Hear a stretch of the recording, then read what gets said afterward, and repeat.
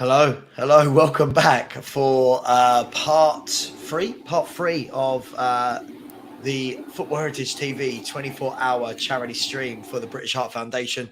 It's been a very interesting 16 hours. There's been a lot of traffic, people coming and going, lots of debates, some very friendly, some laughable, and here we are. We've got a new character with us. Paul, how are you, my man? You good? Paul.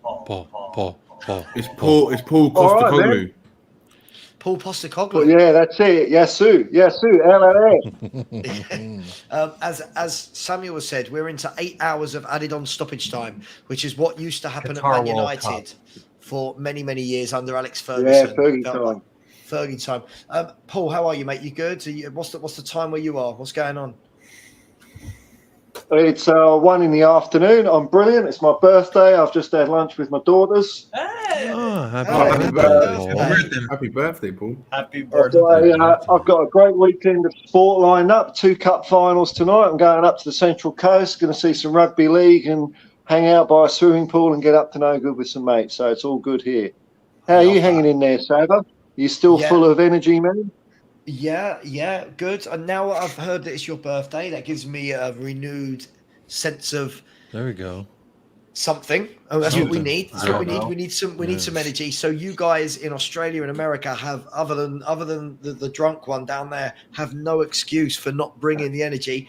Alex, I feel like needs a great big boost of something.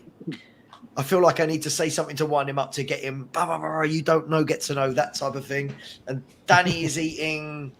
God knows what Danny is eating. I think it was a sandwich and some tomatoes. Whenever It's he Melba showed it. toast. Melba toast. Oh, Melba toast. I like Melba toast. Where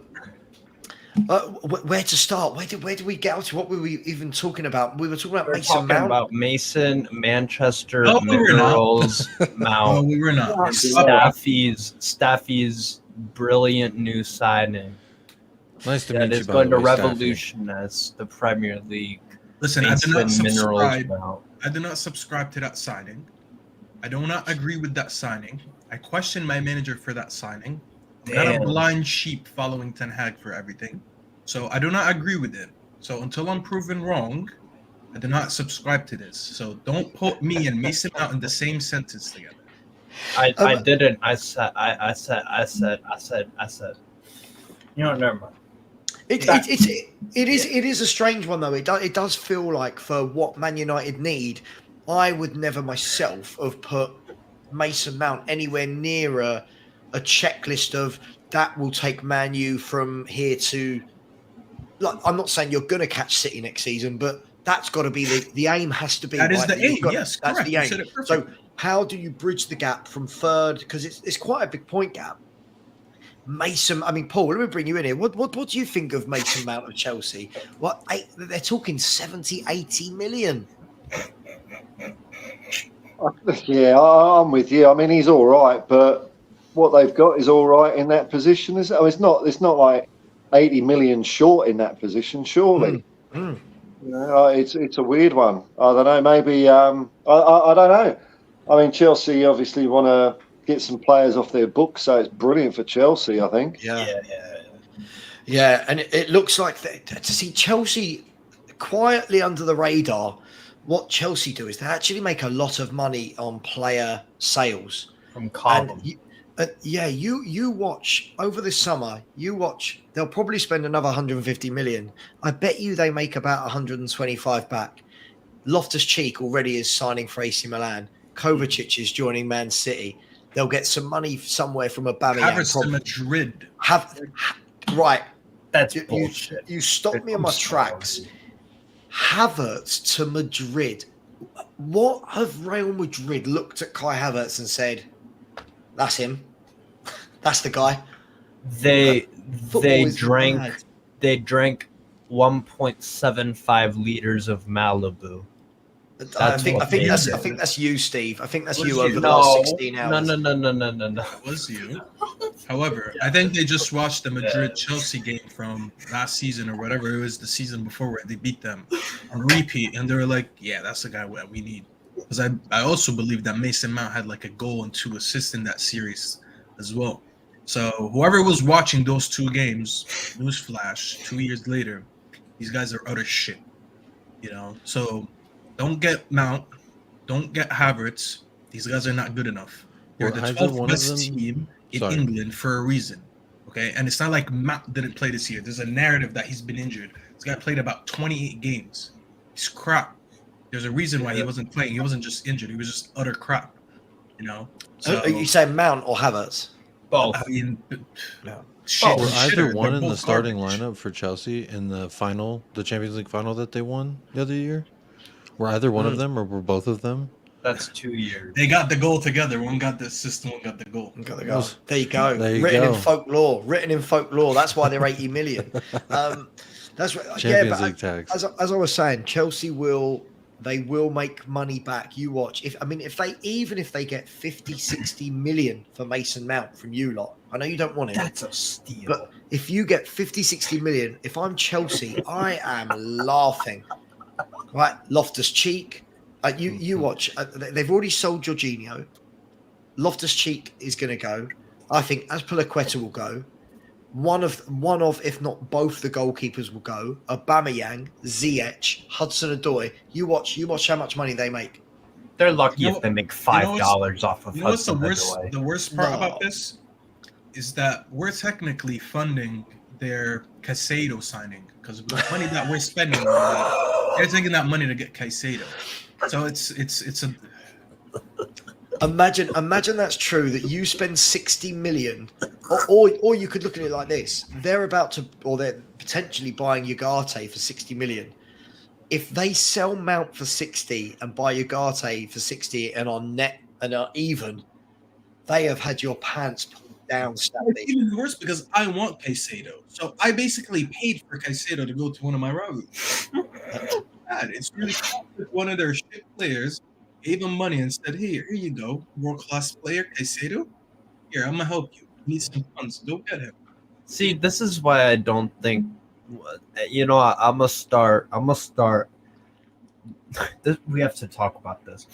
I think the Premier League is a very good league, but is it head and shoulders above the rest when you got Mason Mount, and these average ass players, just like there are average ass players at these other big clubs in Serie A, in La Liga, in the Bundesliga, Liga? I'm not going to call for Ten Hag out. Listen, I can't just call for him out because he made one mistake. Oh no! Not you. No. I'm just answering the Okay, comment so- section because someone said call for Ten Hag out. Just like how I'm not gonna praise him for every move that he makes, because as I said, I support my manager. I don't blindly support my manager. So I am not a sheep who's just gonna follow every move he makes. I have to question some of his decisions, and this is the one that I'm gonna question.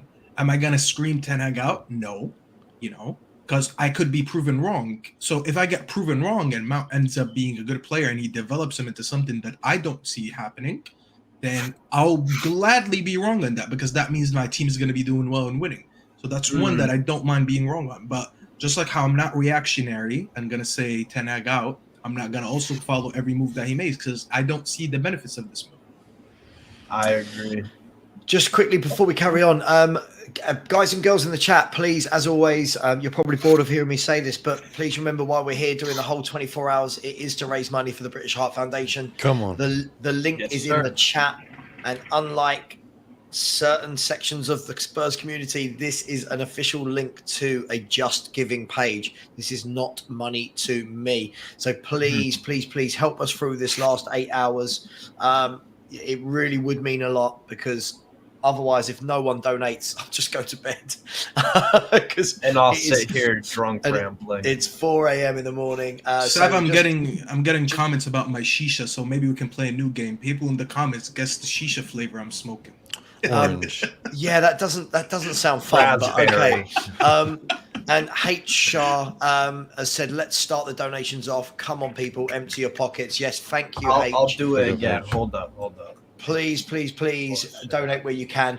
Paul, let me come to you. You said you were going to watch 2 cup finals today. I'm guessing you're talking about Postecoglou Celtic and the FA Cup final. Yeah. I'll be awake for the FA Cup final, or the Scottish one's earlier, I think. Whatever way round. Scottish Cup is 12:30, so it's 2.5 hours. Whichever one's earlier, I'll watch that one. I'll probably be asleep. FA Cup's earlier. Yeah. But to answer your question, I think the Premier League's crap. I think it's. Thank you. I think it is. It's Overrated. Yeah. Yeah, I think and I'm just going on.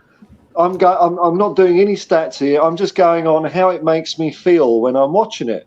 Yeah. And the way I feel when I'm watching it, like, put it this way: when I used to watch football years ago, I used to go to matches. I would still then watch as many other matches as I could, watch all the highlights, watch all the goals, everything. I couldn't get enough. Whereas now I watch Tottenham and that's it. I'm not interested because it's so stale. It's so risk averse. You can just see that they're overcoached. You know, it's like if I'm in square A2, I know that there's only a 5% chance of me scoring from here, so I shouldn't shoot. So I've got to pass it to someone who's in square C2. There's no spontaneity or passion in it.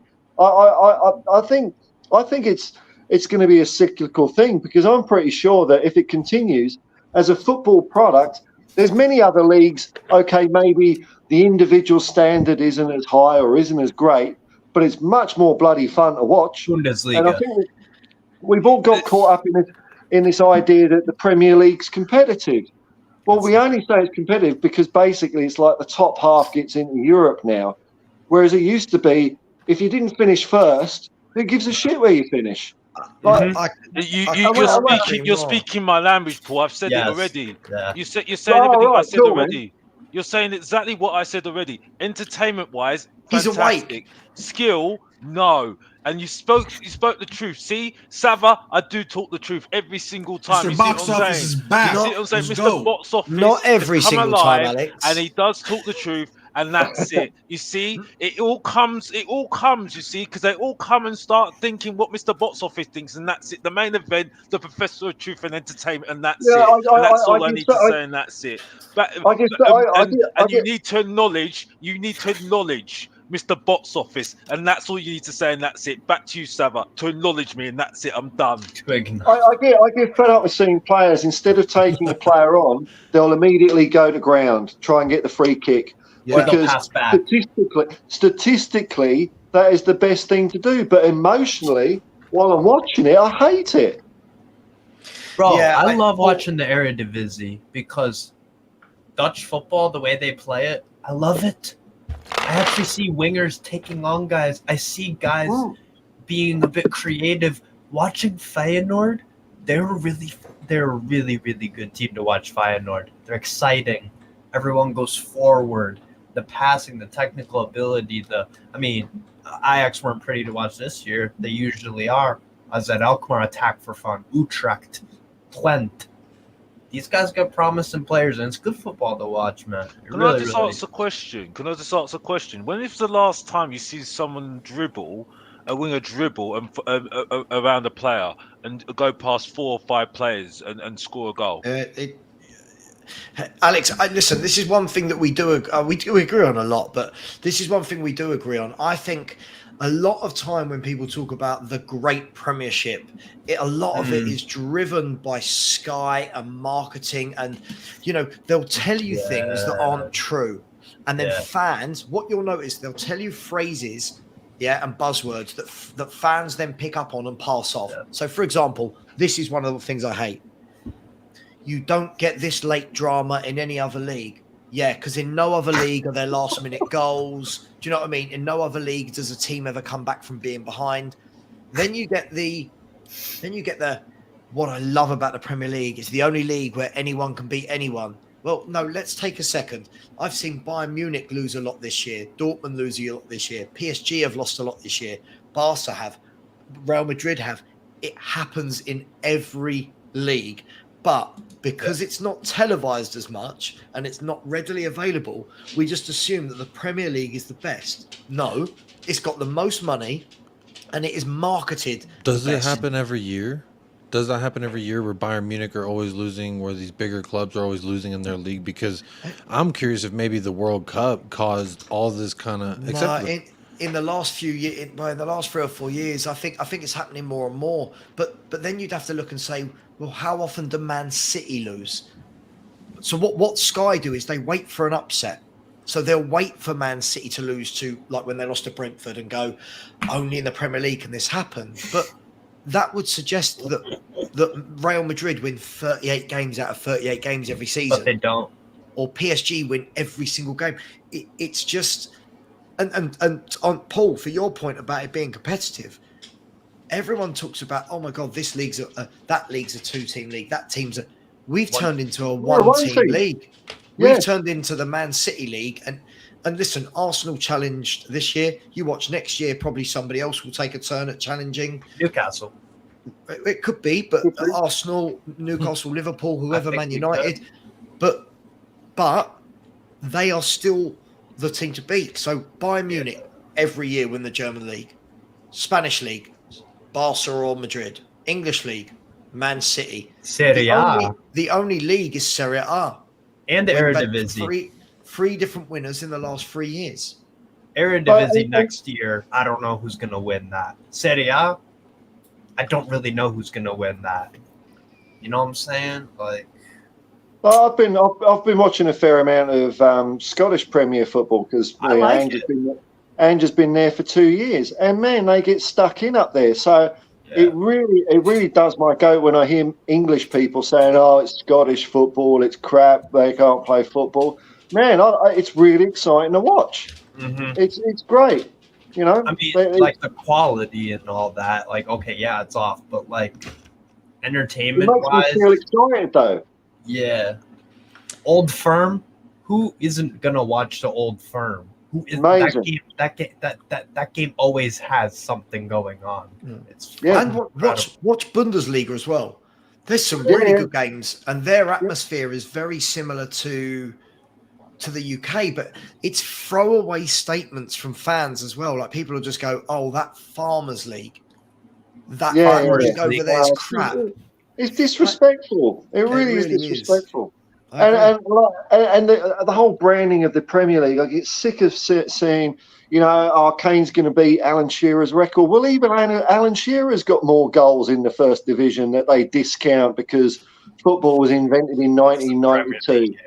And, you know, and I saw a comment there earlier, do I watch cricket? And I do watch Test match cricket. I'm looking forward to England beating Australia in the Ashes. But when they show cricket statistics, you'll see something there. It'd be like 1930. You know, I don't care if we used to play more games in the first division. I would love to see all-time scorers, and you'll see like Dixie Dean, Jimmy Greaves. I mean, Harry Kane is about like 6th in that, even worse in that list. What's wrong with Jimmy Greaves he's got like over 400 goals or something. Yeah.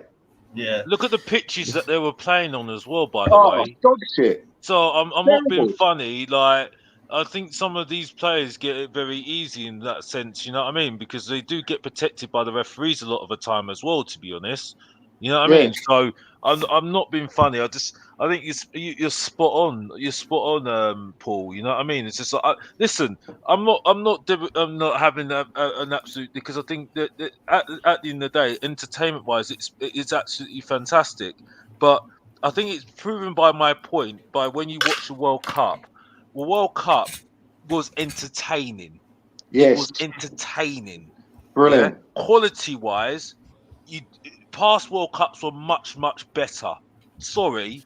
You know what I mean? I remember certain World Cups where you had Sudan, the likes of Batistuta.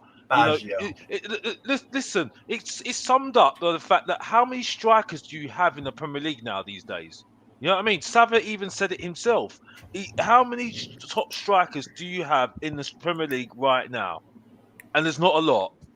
There's not a lot of decent strikers anymore. You know what I mean? Because either just a hold-up striker or, you know, a striker that can do everything. You know what I mean? But then as soon as one of them is a decent one, like Ivan Tony, they go and gamble. yeah, that's what you know. They're gold dust. You know what I mean? Because that's why everybody wanted Vlahovic, didn't they? You know, and look how it worked out for it worked out for Juventus with him. You know, so Because you see.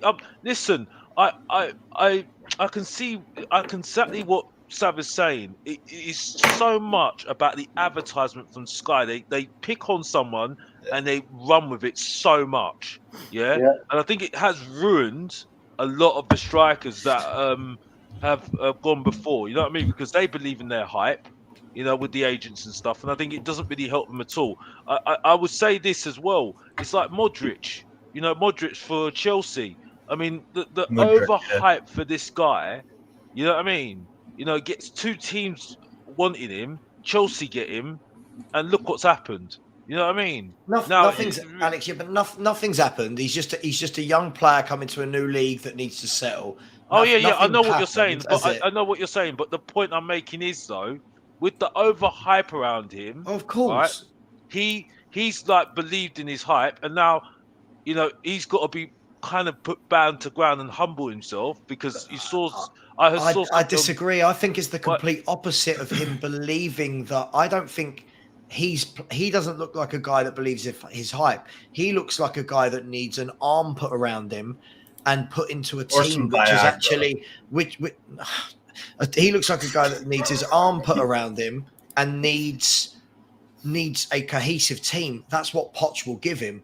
But you're right in the instance of the fees these players are going for now. We just said 80 million if they're talking about for Mason Mount, right? Bellingham's going to Real Madrid for what, 100 million, 110 million, whatever it is. The fees banding around for Declan Rice at 100, 120 million. It's absolutely ridiculous, but that's where we're at, right? But you know what it is, Saba? These teams now pay for potential. They don't. Back then, you used to pay for proven talent, where you had to prove yourself to get this big move. And this is why football has went down, in my opinion, is because you see any potential and you're trying to snatch him before another club does, because everyone now has money, and a lot of clubs don't need to sell these players because they now have money, especially in the Premier League. So for you to get these talents off them, you gotta pay. But you pay for talent and potential. You don't pay for like someone who's already done something. And that's when football switched for me. It's not even that. It's just like in every sport. Someone was talking about it in the NBA the other day, and they were saying all these big kids coming from college into the NBA, you get these big contracts based on talent. And unfortunately, it's been a thing with sport in general. Just nowadays, kids get paid if they look good without proving anything. So I think in terms of if you want to get, I think clubs need to start looking outside, like for potential players. Like you can find good players. You can find good players with potential. that's what Pep did with Alvarez. He got him for nothing from Boca Juniors or River Plate, I think. It was River Plate, yeah. River Plate, yeah. So for the Argentinian. Bro, league. go to Argentina. Mexico has been a bit of a decline. Major League Soccer's got some players. Philadelphia Union Academy, that's been producing some good players lately. You've got the likes of Africa. It's been like this far back. FC Dallas Academy is better than Philadelphia Union. FC Dallas Academy is very good. And they partnered with Bayern. Look how smart. Well, Bayern just ended it to join with LAFC, actually. And PSV. I think that was just recent. PSV partnered with Austin FC as well, right? I'm not sure about that one. I don't know. You might be right. I don't know. But yeah, bro, like the thing is, more clubs have to get creative with scouting, but unfortunately, they don't have Steve's where you're watching FC Twente and being like, yo, this Václav Černý guy, this Czech winger at Twente, he's fire. So what Steve is saying, if anyone from the Premier League is watching, hire him as a scout. Because he watches all these talents around. He said except Sunderland? What's your beef? Oh, you're a Newcastle fan, that's what. Yeah. I ain't working for no Sunderland, but maybe a few others. But no, but seriously. Eredivisie. Don't read the chat. No, don't read the chat. I think players are just being overcoached. They're having any individuality and expression. It just coached out of them. They're all because it's all statistic based. You know, I'm sure players during matches they'll sprint to take a throw on to get that intensive run counter up. It's horrible, absolutely horrible. Yeah, I don't know, man. It's just like that's why I like the Premier League. I like watching other leagues more. If I'm honest, I really do. Well, if you're thinking that, there's probably other people. Maybe this is the peak of the Premier League. Maybe this is it. Maybe other leagues will take over and catch up. I mean, the Premier League's not going to be number one forever, surely. It goes in cycles, doesn't it, Paul? Like when I was growing up, the Italian league was the best league in the world by a country mile. Long way. The players there, but I think the thing is there's this misconception like that when we go, there's so many teams that challenge over here. No, there's not. It's always two teams. There's always two teams. There's never four teams that can win the league. I know they want to build it up as that at the beginning of a season, but when the season pans out, there's always Man City and another, right? It hasn't been a four leg race for a minute now. When's the last time that happened? It was probably when Man United, Chelsea, Arsenal, and Liverpool were close to each other. And it hasn't been like that for a minute now. Yeah, it's so true because I think as well, back then there was more stability. I don't know if anyone agrees. I think there was more stability with managers keeping their jobs longer. When teams bought players, I don't remember transfer windows having 7 or 8 signings. If anyone remembers, you'd have those photos where it was the manager with their 3 new signings or their 2 new signings all together. Now it's like every club's making 7, 8 signings a summer. Managers are changing every 10, 12 months. Yeah. And all these systems and get rid of the old players from the old system for the new system. It's just all got a little bit. For me, the joy of football isn't what it was. It doesn't feel as pure. It feels regimented. I don't know how you. It's like you reading my mind, Saba. To be honest, you're speaking my language. I don't even know what to say there because I feel the same. I feel the same way. I've felt the same way for a long time. You know is it the language of love, or is it English? And I'm just saying, well, no, it's got the language of love. It's just a language of just common sense, and that's it. You know what I mean? Coming from Mr. Bots office saying that, I can't believe it. But like I said, the individuality is just not there anymore. You know what I mean? It's like a robot. You see one player, it looks like the same player that you saw in another team as well. You know what I mean? It's just like I said, Alex, it's all about systems now. I hate this whole era of systems where people, you know what it is? I was asking people, convince me why I should be okay with Mount, and people tried telling me things about ball retention and stuff, and I'm like, half turn. Have we reached that level where you're telling me I should be okay because we're sending a player for ball retention, and he's costing me potentially something between 60 to 70, whateher he is? Staffy. Did they give you a stat? Did they give you a stat, Mustafi? Because I heard that he has 9 assists in open play assists in the last 4 years, and that is a real stat. That's not a joke. Yes, I looked into it, and they were trying to tell me that his best season he had 21 GAs, and guess what? 16. No, listen to this, Alex. You want a better reason to laugh? 16 of the 21 came against the bottom 6 teams, something like that. So I was like, so this guy was stat padding versus Norwich and them a few years ago, and people are using that as a stat to why I should be happy about the signing. What's the DA? Please help me. Please help me. I don't want to know. Please help me. Honestly, when someone says about stats, I just switch off. I really do. I can't do it. Alex, I'm with you, man. I can't stand it. I can't do it. Alex, the stat didn't even make it better. I was hoping the stats at least deceived me, and they didn't. No. I hate the stats didn't help. When you used to watch football on the telly back when I was a young man, back when Spurs were good, on the TV, you would just see the game. You wouldn't even see the score or time.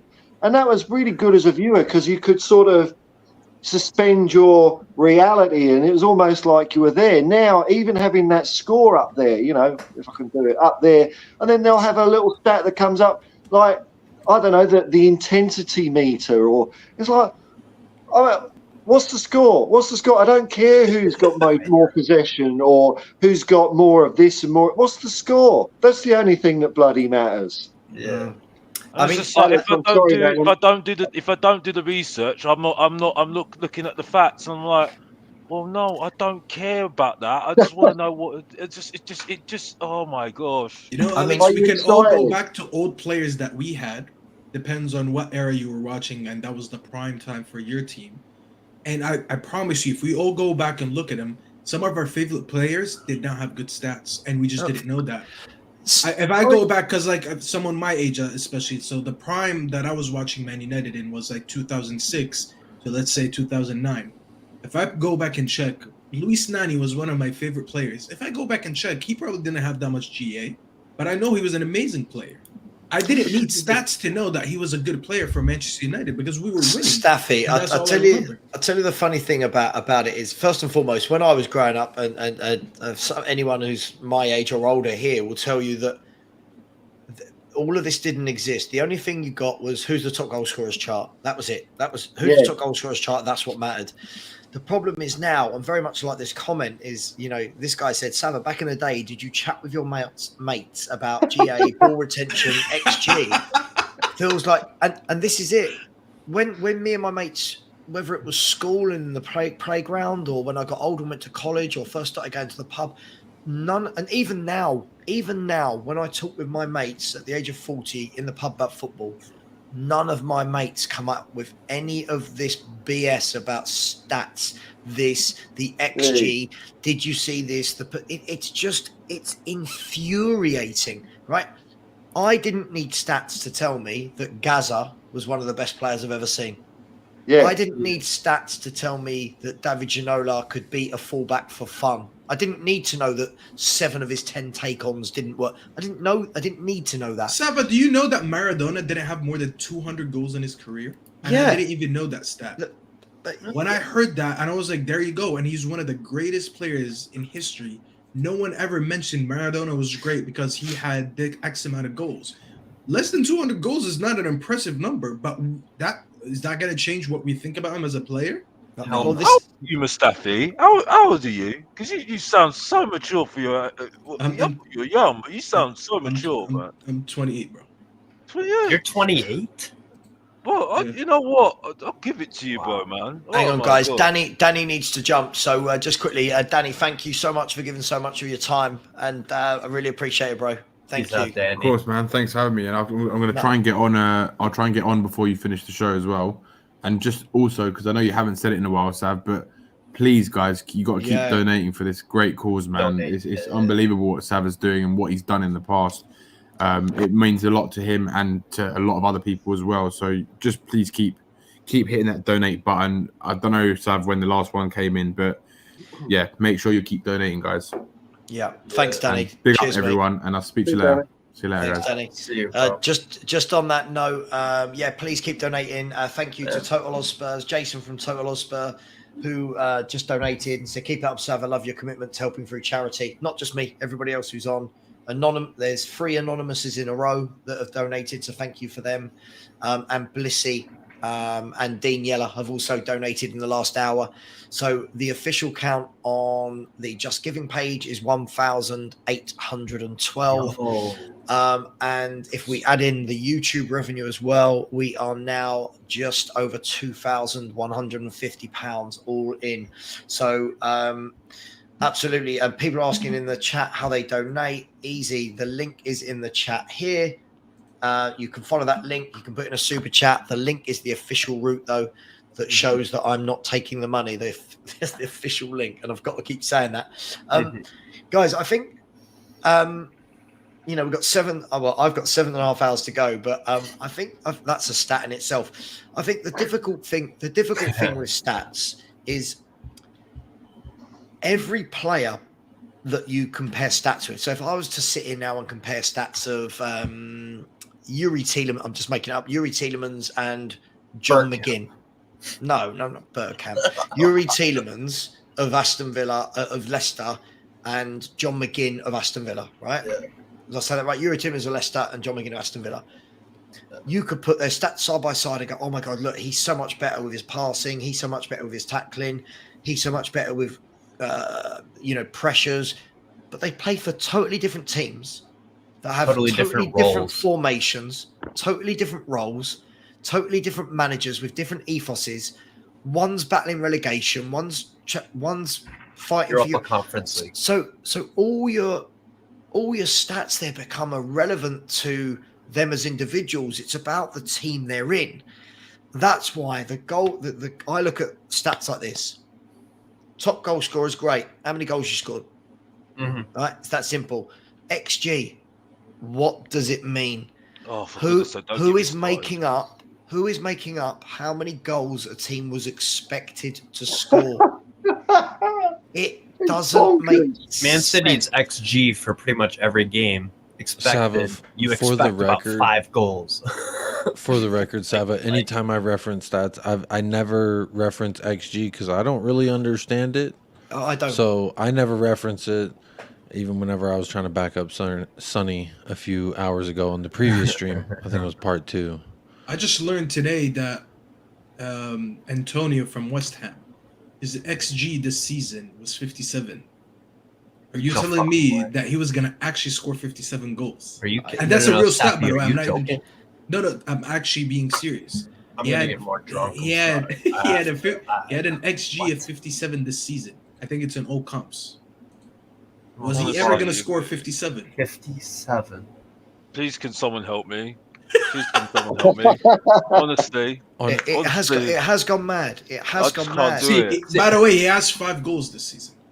Honestly, I just shout out Mikel Antonio. Can I have my football back, please? And Antonio and Wilson will talk shit over Charleston. But I also want my football back because honestly, people now are on stream now. They call themselves stat names now because they people are so focused on stats. Honestly, what is the world coming to now, please? Honestly, I can't do it. Mr. Box Office, I'm going to be unleashed. I can't do it.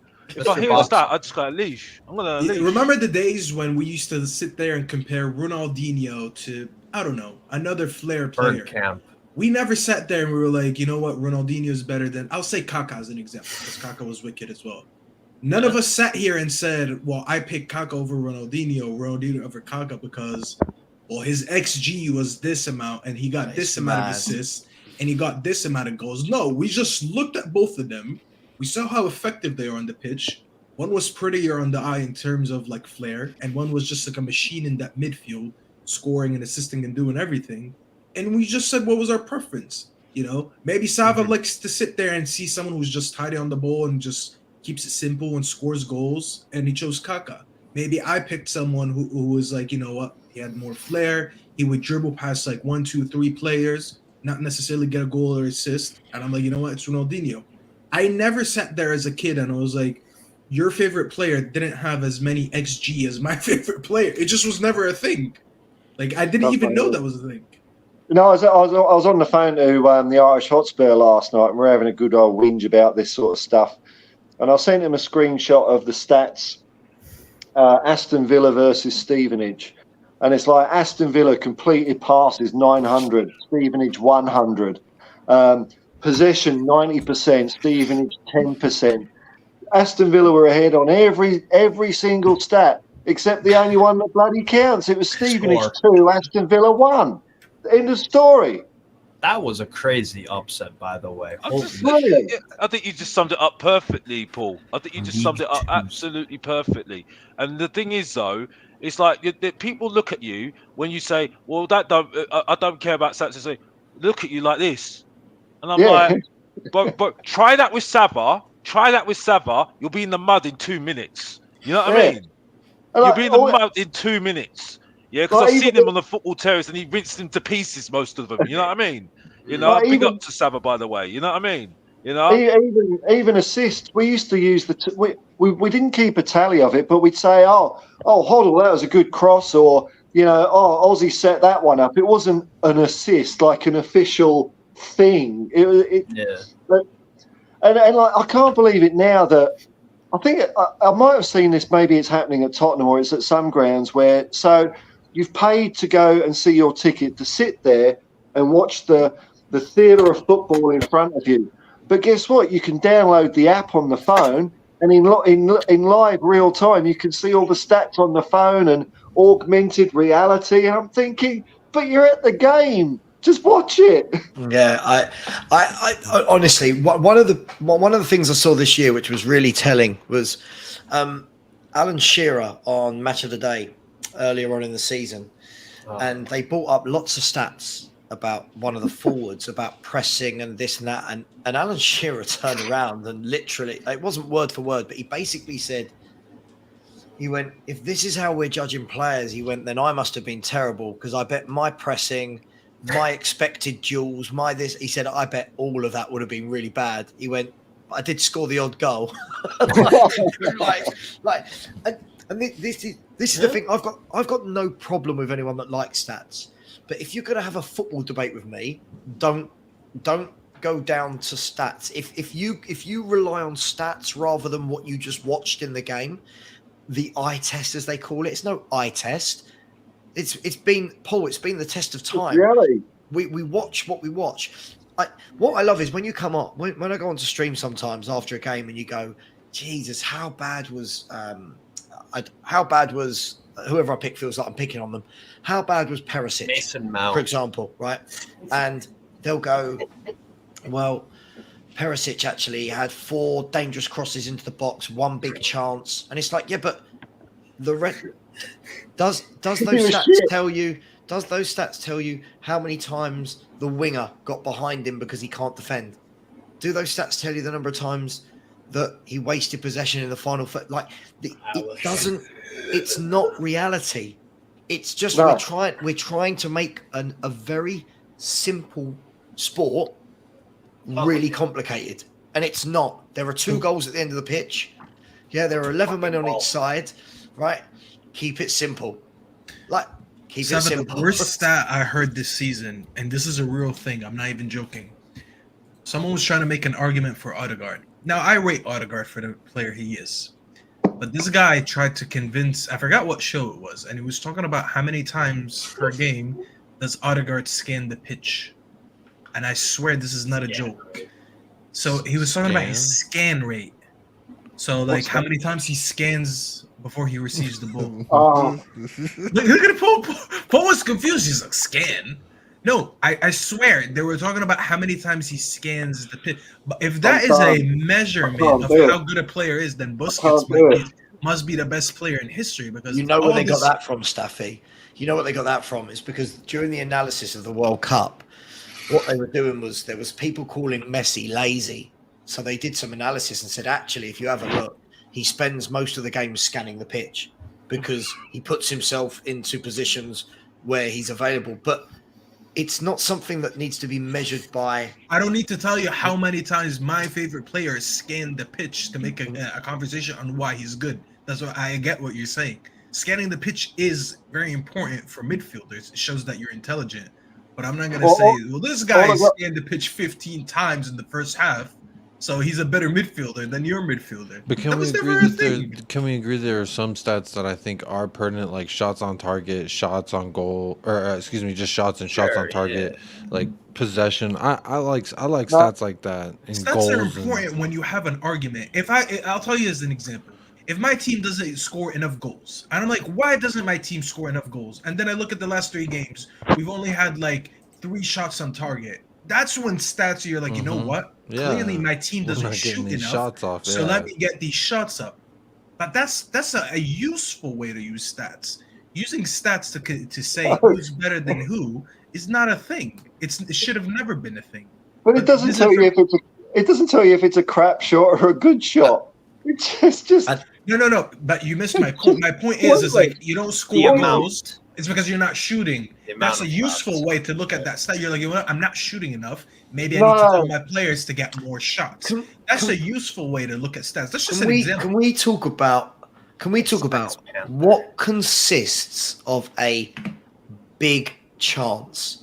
When they're going, we had 5 big chance. What does that mean? Sava, if I played a ball for you on a plate in front of goal, and you don't even control it, so you didn't touch it, is that a chance created? Because I don't know what that is. Because I another don't. player might have put it in right away. But Saba doesn't have a good touch, so he completely missed it. And the ball was missing. What's wrong What with is that? These are the same idiots that say Eric Dyer's a good player because he's got a high pass completion rate. What they're not saying is all his passes are hospital passes. He's just Otto passing to the Romero closest player. and whoever's to his left, and they're sideways passes. Yeah, I get what you're saying. Honestly, anybody that says that Dyer, no, we need to call What is it. a big shot? What is a big It's chance? Virgil van Dyer. It's Virgil van Dyer because we were calling him last season Virgil van Dyer, by the way. Yeah, who flopped completely against Leicester, by the way, who got relegated, by the way, and we lost 4-1. Yeah, it's showing us how he's a great defender. Oh, but Also that's showing us Romero's fault. how he's That a one great was Romero's defender. fault because he got sent off. And also showing how great he's a defender, yeah, against Liverpool, which I was there live and proud at Tottenham Hotspur Stadium watching him, how he got flopped. And also the best one, Mustafa, you're gonna like this one. Rashford, the way he absolutely rinsed into pieces, and it was beautiful, absolutely beautiful at the Tottenham Hotspur Stadium, by the way, Where he absolutely beautiful. The ball was dropping too, and he miskicked it and went to a striker, and he put it in right. I think it was against Man City. I forgot which game it was. The ball was coming to him, high ball, just to kick it, completely miskicks it, goes to the striker, and he puts it in. Liverpool. I don't know. I think it was a Man City. I think it was game. Liverpool too. It was one of the had Liverpool, because I just remember Expression's reaction online, and that was insane.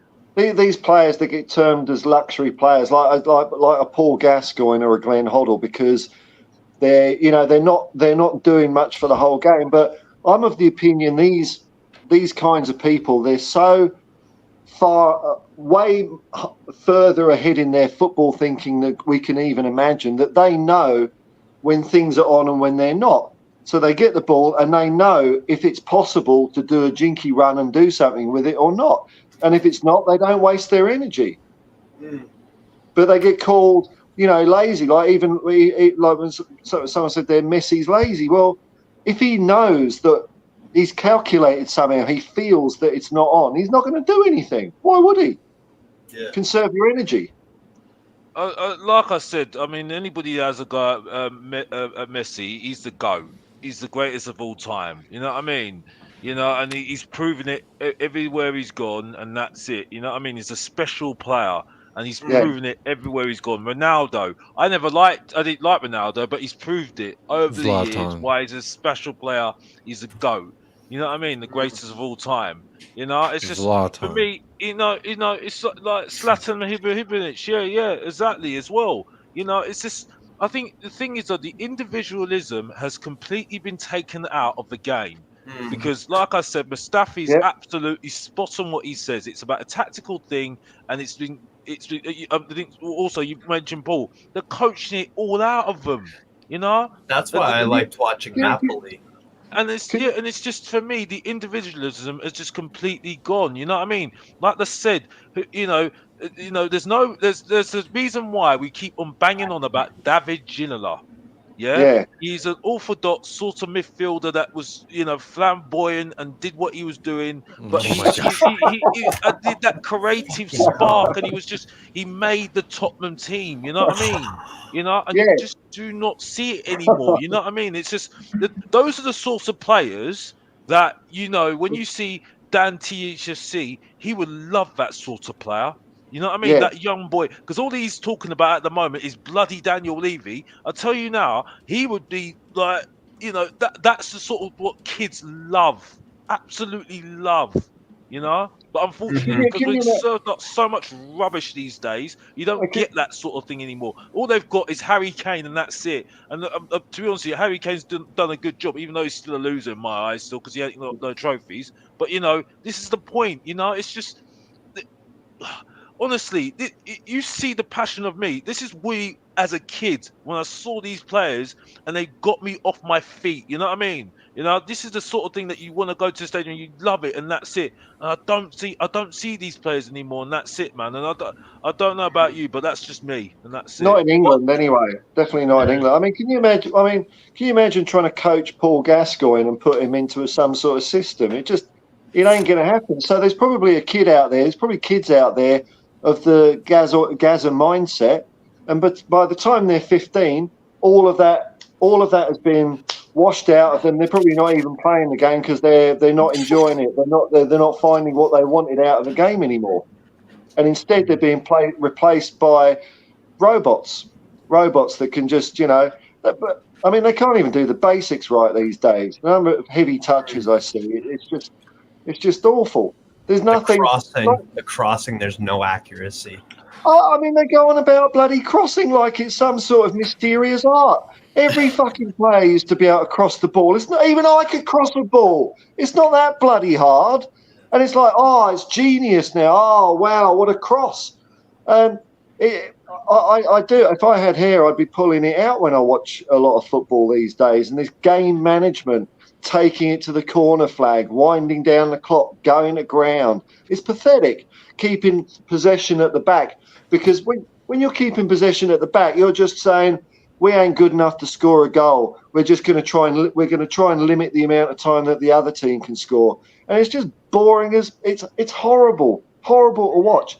And when I used to go and watch, there'd be like Hoddle or Waddle or Darren Anderton. Whenever they got the ball, you could feel the whole crowd breathing in at the same time. It's like, because we didn't have a clue what they were going to do, not a clue. And then they would do it, and it would just be the most amazing thing. Whereas now it's so predictable. It's not, but you can find football like that in other countries still. Definitely not in Australia.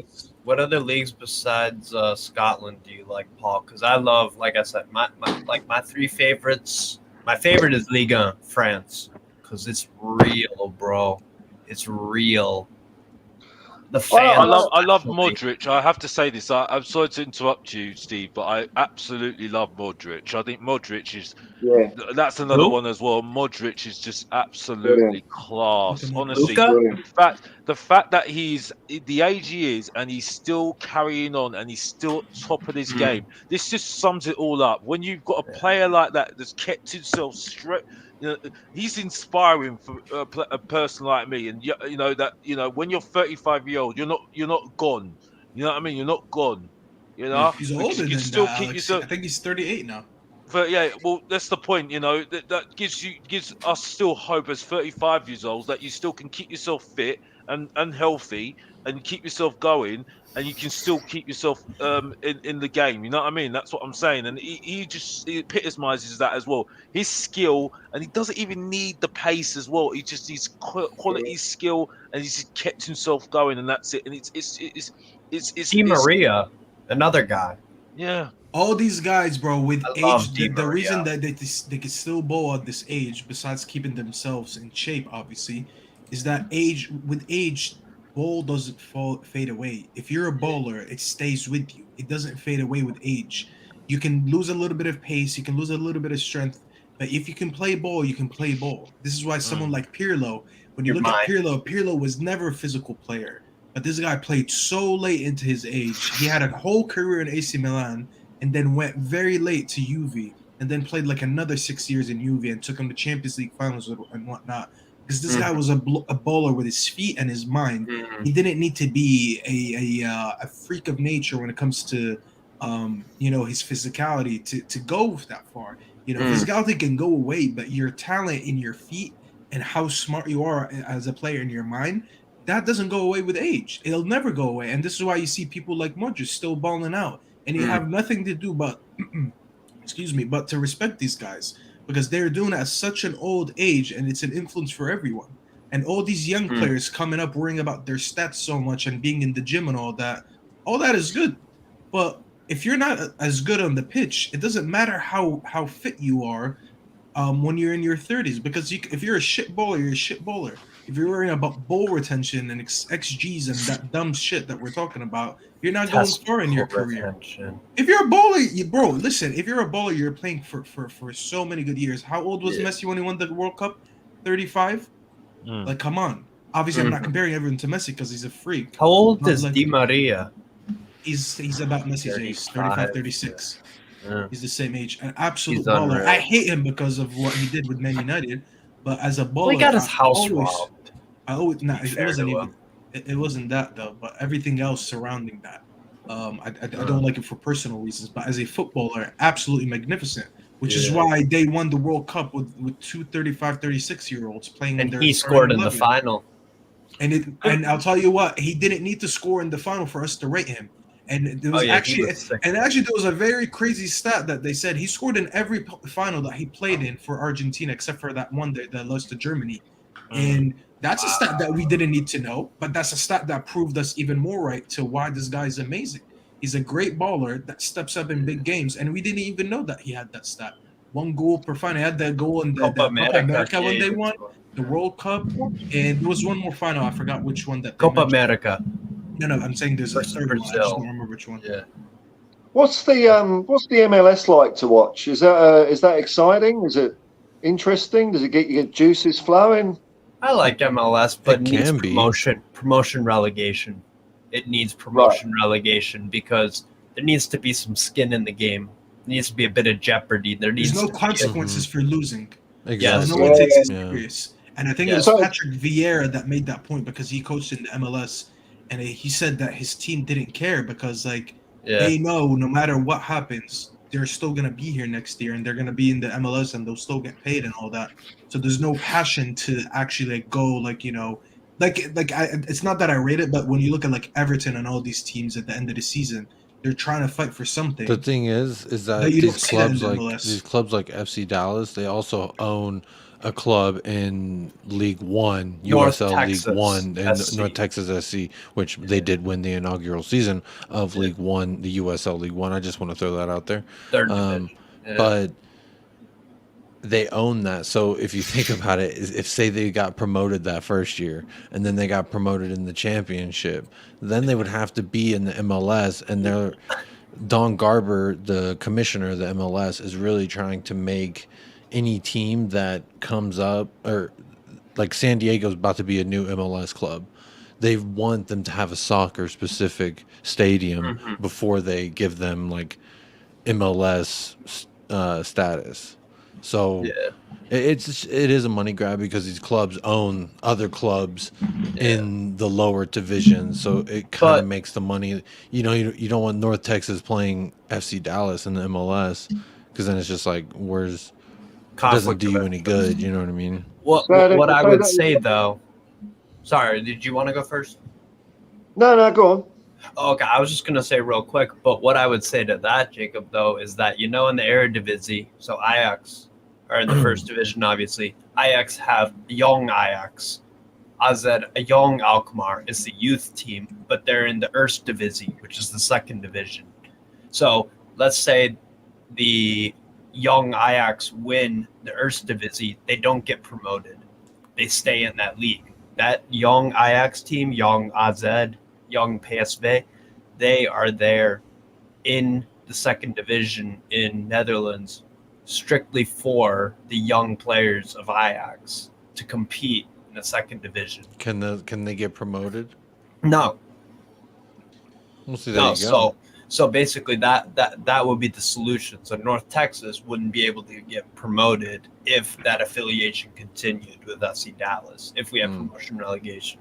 But I know what you're saying. It is tricky, but I think most MLS clubs have a 2, right? They have New York Red Bulls, San Jose 2, Earthquakes 2, United, New York Red Bulls 2, Austin FC 2.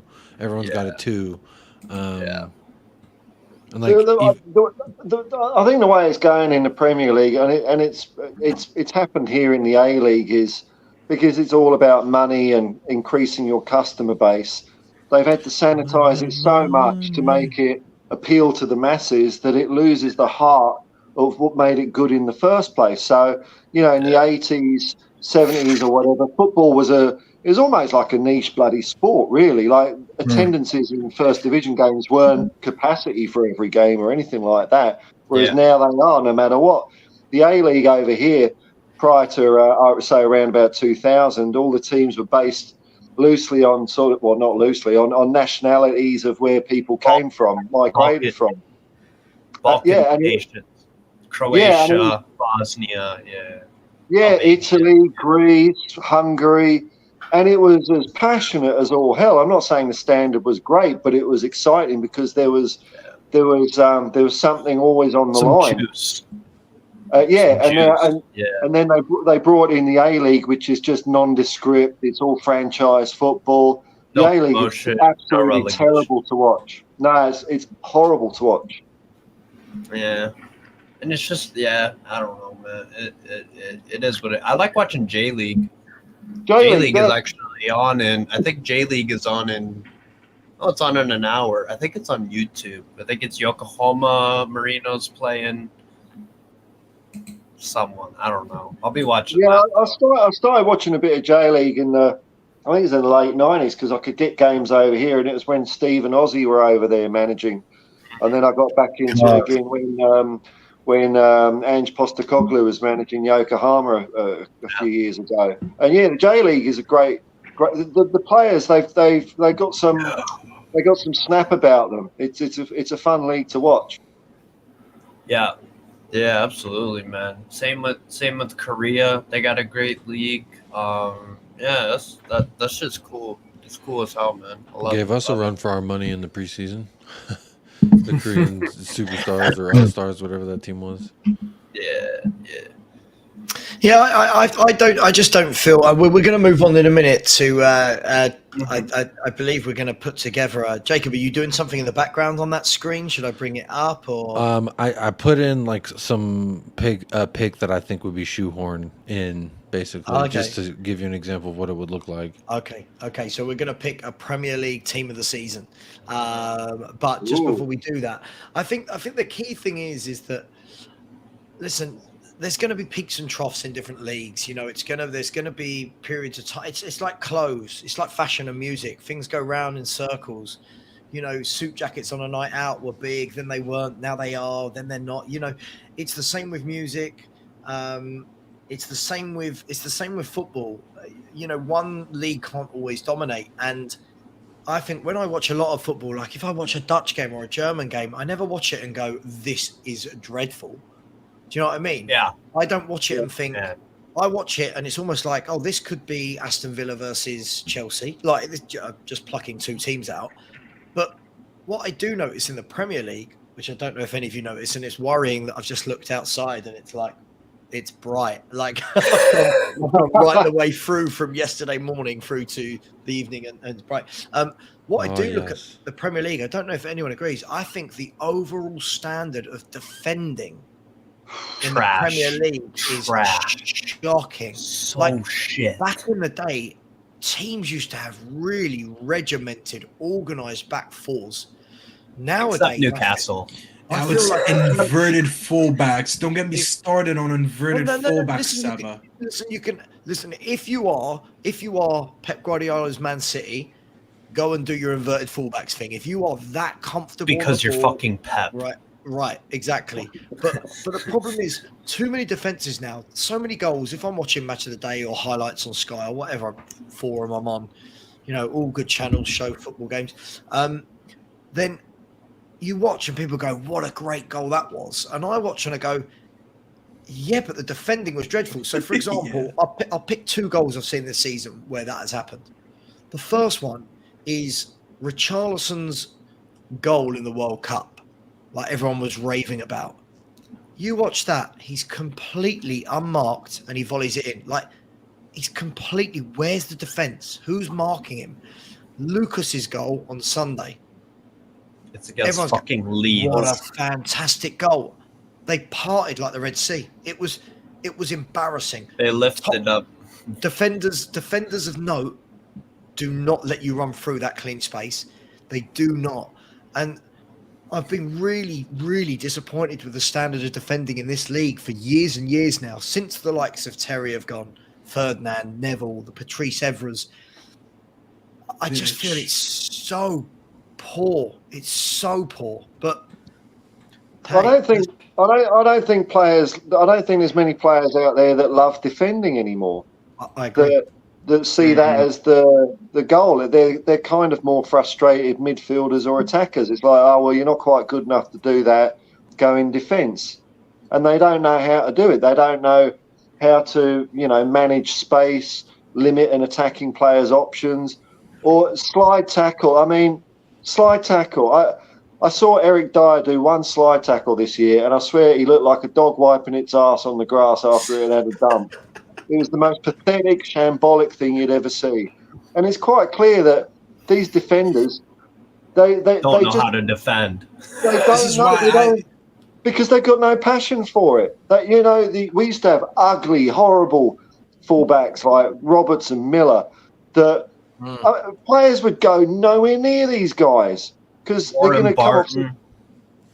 Yeah. I mean, there's been so many of them. Oh, this is why, for me, as an example, for my generation, I miss the likes of Nemanja Vidic. Vidic wasn't tidy on the ball, and he couldn't pass from the back and all that. Like, he could do it. He wasn't amazing at it, but he wouldn't do it. But this guy, like, if I'm being real, this guy used to come out every game bleeding because he would go into every tackle. And I saw people trying to compare him early in the season. There was that big debate. Was he better? Was Van Dijk better? And all that. And I'm not taking a dig at Van Dijk because obviously he's been amazing the past couple of years. But just like, I didn't need stats of how many times a defender was dribbled by to tell you that Vidic, when he got the chance, he was either taking the attacker or taking the ball, if not both. And that was a proper defender. Like, I wasn't old enough to watch the Roy Keane era. So that's why, like, a lot of people say he's the best Manchester United captain in the Premier League era. That wasn't my era. I didn't watch that. But for me, until this day, I just miss the days where we had Nemanja Vidic captaining that team. Because every time I saw this guy go on the pitch with the armband, I was confident.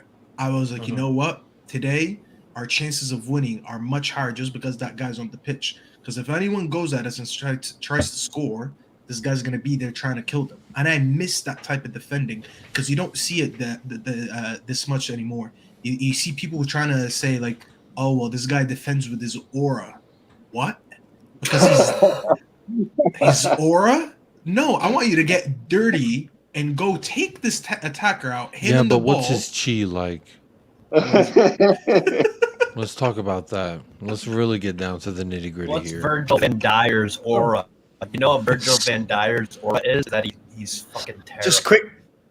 Just quickly, welcome back, Soren, to the chat. Soren, what are you doing up at 5:10 in the morning? Me, this is late for me. This is what? I'm normally at work by now. Oh, God. So, is that a background or is that actually, like, is that a liquor store? No, this is my house. Oh, because I just saw all the liquor behind you. Yeah, it's real. I thought there was a background. I was like, that looks amazing. No, it is real. No, you're right. Like a green screen. I swear, I thought there was a green screen. I was like, that's I can see why you say that. I can see why you said that. Do you see it? Because like the lighting is not doing it justice. Perfect. No, it's perfect. That's the thing is it looks too perfect. Oh wow. Look at See, that. It's not a green screen. It's not a green He screen. said no, that's my house. What's your Soren, what's your favorite bottle there? What's your favorite drop? That one. Argonateshkin. Oh. I don't know how to say that. Okay. Fucking illiterate, man. What is it? What is it? Is that a whiskey? Yeah, so that's a 1979 32-year-old whiskey, and it is gorgeous. So it's older than most of the panel. I just saw Yeah, Steve's probably. eyes just boggle like that when he saw all the alcohol. Yeah. You ever had Look at Steve. Steve would love Tito's to go. handmade vodka from Austin? Yeah, no, I'm not a vodka drinker. Literally only drink whiskey. That's about it. I tell you what, Soren, my whiskey collection is very much geared around Johnny Walker Blue and Gold Reserve and some Jura. Yeah. Johnny Walker Blue, I think is stunning. It's a gorgeous drink, that. Yeah, it is a gorgeous drink. Yeah, it goes down really well for how much it costs. Do you know what I mean? It really does. Listen, good morning to everyone. It is 11 minutes past 5 in the United Kingdom. I'm sure we've got a lot of different time zones around this panel. 12-11. Please keep please keep the donations coming in. We are approaching the last 6.5 hours or 6 hours and 50 minutes now. Please keep the donations coming in. So far, we are in the Just Giving page. We're at 1,832. If we can get that to 2,500 plus the 250, 300 quid that's in YouTube, we'll be nearly at 3K. So that would be amazing.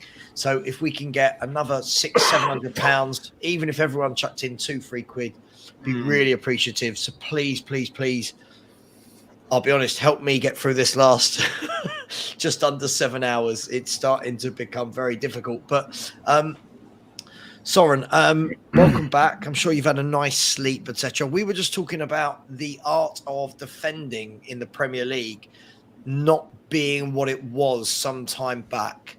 I remember the days when all at the same time you'd have United with Rio and Vidic, and Chelsea would have Terry and Carvalho, and Arsenal would have Toure and Cap. Like, it just feels like that seems to have died out of football now, and it's about who can bring the ball out rather than who can keep the ball out. Yeah. You missed out Dyer and Sanchez, you know. He definitely did. Sanchez. And Romero. Mention Romero.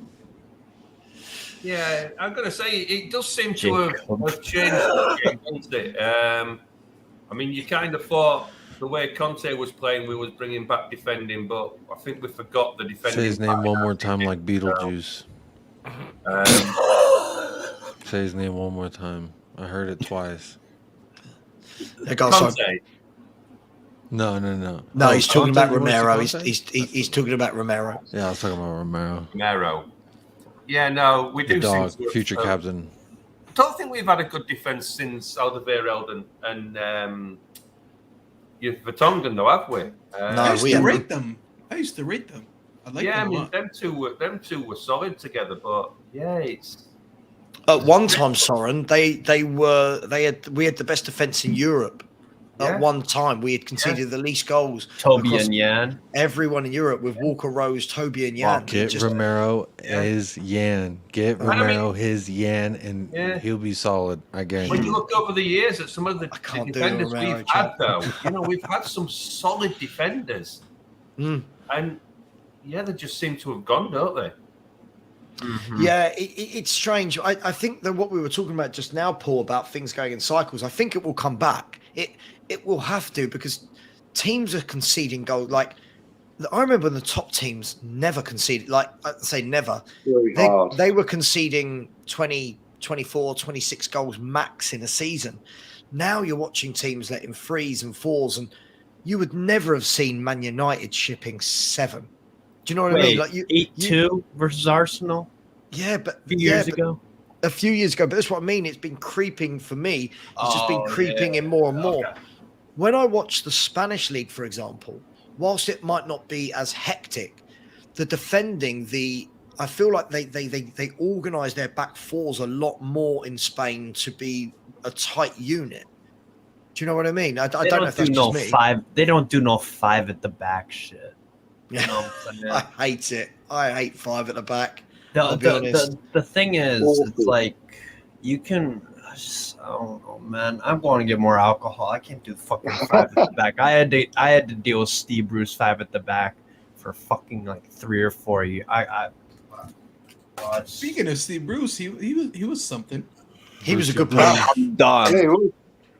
Steve Bruce was a very good defender, wasn't he, guys? Back in the day, tough nut. Him and Pallister, right? With Irwin and Parker. Yeah. Would it have been Paul Parker? Parker and Dennis Irwin. Yeah. Tell you what, when we were talking about top fullbacks earlier on, Dennis Irwin is someone that never gets a mention. What a consistent footballer he was. I mean, it's mentioned a lot in the Man United fans when they compare him. Who's the better left back? Was it him? Was it Evra? They compare Eris. He always gets mentioned. But you didn't need 5 at the back because you'd also had. They were. I wouldn't even call them defensive midfielders because they could all score goals. The likes of like Roy Keane, Stuart Pearce, players like that were. They were like midfield generals. You couldn't even get the ball past those guys before you even got to the back 4. And they weren't defensive midfielders. It wasn't really a thing. You always had your midfielders. That's it. There was no attacking midfielders. There's no. I'm hearing the new one now for the Mason Mount supporters. He's an advanced 8. That's a new thing now. I can't. I swear this is not a joke. People told me, I was like, who is Mason Mount? Where does he play for me when he joins my team? And they said, well, he's an advanced 8. So there's an advanced 8 right now. So he's not even an 8 where he's a box to box. He's an advanced 8. Wouldn't that make him an attacker? But you know what? There never used to be. Sorry, go on, Paul. This is bloody ridiculous, you know. Like players are so goddamn specialised now. If they're a foot away from their natural position, it's like they forget how to play football. Like, and like when back in the day when you used to have 2 substitutes, and those 2 players would have to be kind of general utility players because they would just go on as a fresh pair of legs anywhere, and it was usually like Gary Stevens and Mickey Hazard every match, or Paul Walsh. Whereas now it's so specific. It's, you know, can Pedro Porro, can he be a fullback or is he a winger? He's a football player. Why the bloody hell can't he do either? I watched Sir Alex put John O'Shea in left back, center back, right back, midfield, wherever he needed him. And he always did a job. And he wasn't the best technical player. He didn't have one specific position. The thing is as well, everywhere. It used to be, and I guess Soren and Paul probably more my age for this one, but it used to just be, you'd say, who's playing midfield today? You'd have your 2 midfielders. There was no, their numbers were whatever, but there was no which one's the 6, which one's the 8. It was kind of like you just had 2 midfielders. Yeah, it was a giveaway. There was no, can they play in a double pivot? Like there was none of this. It was, like when I was growing up watching Spurs. Double pivot. What is a double pivot? I mean, it's just exactly just making up phrases for the sake of it. Like, it's a high press, it's a low block. It used to be just generally, putting the other team under the pressure, or closing them down. Now it's so specific. It's like, God, it gives me a nose. Yeah, this is what I'm envious of. We struggled to break down the low block today. What you mean? You struggled to break down a team that defended well? Like, if you think, look at the Man United '99 side, right? 4-4-2. Everyone knew Keane and Scholes in the midfield. Yeah, obviously Keane was more of a midfield general, but Scholesy worked bloody hard. I mean, his tackling was rash, but you know, he would work hard. He'd score some goals. Keane would chip in with goals. They'd all work hard. Everyone knew it was such a simple life. Now it's like fans go, yeah, but the problem is, you know, he was asked to play more of an 8 and he's actually a 6, and you know, he really struggled with the. You're like, what? Yeah, You're a central midfielder. Like, but this is all because of money in the game now, isn't it? I mean, the game was so much simpler before. You know, you just look at it now, and it's all about money. Every player had to be. But I thought that terminology was derivative from coaching. Like when you were coaching and doing the numbers on the board, the dry erase board, magnet board, whatever. At least from my exposure. At the MLS level to coaching that I witnessed, they use that kind of terminology. So that's where I thought it was derivative of. I mean, possibly, but it's terminology that's definitely come in the last sort of 5 to 10 years. Whereas before, when you were talking down the pub with your mates, you'd never go, who's playing at, who's your number 8, like if Spurs were buying a player, you'd say, let's just say Tim Sherwood, for example. When we bought him, you'd go, I like Tim Sherwood, good centre midfielder. There was no, I like him. He's a good central midfielder. And the central midfielders in our day, when I spoke to, I guess it's like trying to hone in on what it is that makes him a quality central midfielder for your squad. Is he going to be kind of forward? I guess the easy terminology would say, he's a forward 8. Whereas if he's going to kind of play back and be more of a defensive mid, then he's but this is what back this 6. This is what we're saying. That was never a thing, Jacob. Like for example, if we look at what was I going to say? If you look at in a 4-4-2. Right. Sorry, that's what I was going to say. When I spoke to Paul Stewart, he was kind enough to come on my show, and I was speaking to him about like modern day football and that, and he was like, when we were playing, if you played in centre mid, you played in centre mid. You got back and defended when you needed to. You went and joined in when you needed to. You tackle when you needed to. You'd head when you need to. Your job as a centre mid is to win the ball, drive forward, or get back, win the ball. Now it's just all over complicated. Like what you just said there was just so complicated for what central midfielders are. Steven Gerrard. What was Steven Gerrard? He was a midfielder. The midfielder. He was a midfielder that did everything, didn't he? Yeah. Everything. There was no carried Liverpool on his To my back. understanding, He that played would box be to labeled box. as He just played a standard 8, right? That's my But why? understanding. You know why, Savak? He played Because he a played 10 box would to be like box. a strict, a 10 to my understanding is like a strictly attacking like what midfielder. Dele Alli was. Dele Alli was a 10. Yeah, but obviously that's not a central midfielder. A Dele Alli, and Odegaard and Madison. These guys aren't in the midfield two, are they? They're floating, doing what they do. I'm They're the talking head about of the midfield two for me. I'm just saying that's like the number when you're putting a number on it. Like a 10 Madison would be. be like a 10, and Dele Alli would be a 10. Basuma, the way he played at Brighton, would be a standard 8. He got forward when he needed to get forward. He got back. So when it comes to Steven Gerrard, I'd probably say he would be a standard 8. Gerrard played as I said, he played as a Didn't box to Steven box. Gerrard play games for Liverpool at left back sometimes? I think it's his And debut or something like that. That's different. By the way, just Like quickly, as Robin youngsters, you get Robin debuted I've never said that anybody needs to be extra physical. The top defenders back in my day weren't all extra physical. They were just very good defenders that stayed on their feet. I'll tell you, They in marked fact, I'll people. give you a good example of that. Alan Hansen for Liverpool. Great He player. he didn't actually put in many slide tackles because his positioning was so good. He could either intercept the ball before the player got it, or just narrow down their options that they would end up making a mistake. So he was physical when he needed to be, but 9 games out of 10, you wouldn't see him lay a boot on a player. Well, I mean, Maldini. a little bit more forward. Even before my time, one of the best defenders out there, Ledley King. How often did you see him go to ground? Never. No, he was. I was gonna say before Jacob my won't time, like this. Yeah. I keep having these conversations. Top defenders do not go to ground unless it's an emergency. Yeah. Sava, Well, people like sure. Baregi and But Ronald where are the Koeman. photographers at? Where are He's- the clutch photographers at? That's the one you want to slide right in front of. Baresi and Koeman, these guys were obviously way before my time. But when I hear about them and I learned about them, these guys were amazing footballers in defense. Yeah. And when they had to get dirty, they got dirty. But they were amazing footballers. Oh, you're talking about when you start talking about Baresi, Maldini, Koeman, you're talking about the elite of the elite that Cannavaro. they And ran these guys weren't just known to be physical. These guys read the game so they well. ran the game. They ran the Yeah, game. exactly. from the back. Zanetti. They didn't need to Zambrotta. have pace because like, oh, you look at defenders are like, well, he needs to be pacey for his recovery pace. How about you read the game and don't have to actually put yourself in situations where you have to have recovery pace because you didn't need to put yourself in that situation because you read the Bro. game all. Like Ledley King, to me, he looked like a player, and I wish I'd seen more of Bobby Moore playing. But Ledley King was like a Bobby Moore. He could just snatch the ball off someone before they knew it, without breaking their legs. Oh, I've got the phone going. I'm gonna go. Sorry. I thought the ice cream truck was pulling up.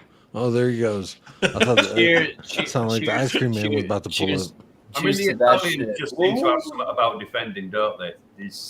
You look at most of the best defenders that have been over the last 30, 40 years, and a lot of them have been Italians. Oh, Oh, they're the masters of for defending. sure. But their Sure. defenders ran the I'm game. gonna like ask a Savas. question, Yeah. and it's purely guys- just a question, so no one kill me about it. Did those top defenders that you have, did they have a partner in crime? Did they have a Batman or a Robin type of partner? I know where you're going with this. You're going to say that Sven- Romero Sven dives in Botman because he has hasn't got a Fabian partner Schär. in crime. Come on. Romero- I look to my left, I Romero- got Eric Dyer. I look in front, I got Oliver Skip. I look to my right, Pedro Porro, who looks like Bambi on ice defending. But you can never answer this whenever I ask you. Just because he's got those players next to him doesn't mean Romero needs to rush out and absolutely clatter people. It No, but makes I no will. sense. You know- I will agree with Jacob on this one. I do think that he looks How? Mm, around him and thinks, he loses his head, just thinking, I've You ever seen got Kill to Bill? do something here. And Yeah. you do look at it. If you look when we're having a really good game on those two times a year, and we're kind of defending quite well as a team, Romero does look a lot better, and he looks confident, and you can see in his game. Whereas when you see that was, Dyer starts making mistakes, all of a sudden he starts going out and being rash. What about the games when Dyer's not playing? Well, we've generally got someone like Sanchez. I'm sorry. Listen, I'm going to stand so firm on this. I am not. It's not just Dyer though. Who else was playing? Hang on. I'm not prepared Sanchez. Hang on. I am not prepared to just blame all of Romero's rash idiocy on other players. Oh no! I'm not saying he's completely blameless for his decision making, because at the end of the day, when you make a choice as a player, as a human, as a man, obviously that is your decision. You have to live. But what I'm saying is, it reminds me of in Kill Bill, right? When you hear the it's good. It's seeing red. It's code red. It's always code red with our back line. So that's how I see it. Wait, So you let don't me like ask you a it. question. When Take it's, it, look, Jacob, you lost me when you said such and such player is a root 3 and he's a 4.5. But I'm on the Romero train with you, buddy. Yeah, Romero. Yeah, get back on the train. Come on. If you looked at Romero for Argentina, he was a different player. He was a lot calmer. He was a lot. Funny how I'm much not saying he better wasn't rash someone this looks time. when they're around, and they also have a manager and something to play for. It's interesting when you have that. There's too many excuses for this guy. There's so many excuses for this guy. It is unreal. I mean, I've never known so many excuses. Aston Villa away. You tell me why he ran 15 yards out of the box when they weren't even near our box to clatter the defender, then leaving his gap, they go and score. You tell me what that's got to do with the players he plays with. That's this. He's not switched on. He's not a very. He's He's like the rest of our team. The concentration is not there. The mentality. If you get him in the right frame of mind, I'm not saying he's a world. I mean, he is a good defender, but he's to me, he's a young lad looking around thinking, he's not young. He's not old, is he? He's 25. Is he that? I thought he was He's 25 years of age. This is what I mean, Soren. It's excuse after excuse. Right. Well, look, he's not in his peak yet. He just recently turned 25, might I add. That was in April. He looks around and you think, I've got Dyer to my Oh, left. that's different than Jacob. What? It is. He's young. 25. Well, you know, He's as a close. man, once you get every month counts, man.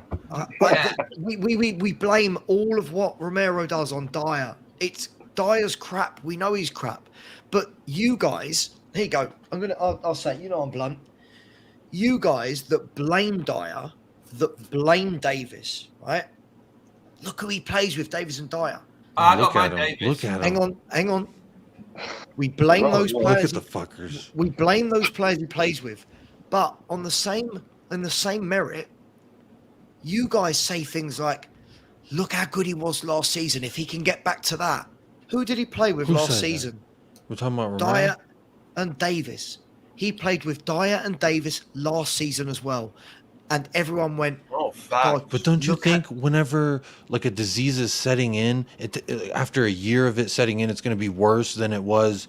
So I'm saying when you get him into the locker room, and I'm saying the locker room is a disease when you have players like Dyer and Davies and Hugo Lloris, a fucking quitter, and like Romero. And Romero is no, a disease. Romero He's just got got there. an He attitude. just got there. He literally just got there, and he was trying last year. He had something to play for and something to prove. This year, it's been all downhill, and so that's it's not. Did you watch the video I sent you that about Rio Ferdinand analyzing Romero when Rio Ferdinand turned around and said, "This guy's not young. This guy's been a pro for many years, and he's still rash. But he's look still at it. I want to see Rio. Yeah. Hang on. He's still doing the same things he would have been doing when he was 17, 18, 19, 20. He's not learned.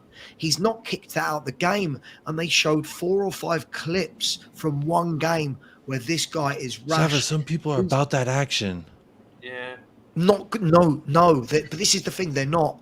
Good defenders are not about that action. Good defenders are about positioning, calmness, reading the game, and making the right moves. Romero does none of that most of the time. And you know what he's got? He's got cheerleaders like you that just go, It's not his fault. It's not his fault. Yes, it is his fault. He's not. He's not as good as you think. Our man. No, hang on. He's not as good as you think. You know, I reckon he'll have a great. He'll have a great season next season when Ange Postecoglou comes in and we get back Cameron Carter-Vickers, who I know everyone hates. But if you watch how good he was for Celtic, he was amazing. The thing is, though, Sav, you've got to look at it and think, out of all our defenders, he is probably our best hope. Now, that doesn't say a lot. Saying a lot, is it? Yeah, no, I'm not saying it does, but I'm just saying. But that doesn't make him good. That doesn't make him very good. No, but he's the best of what we've got. So we've got. I'd change him in a heartbeat.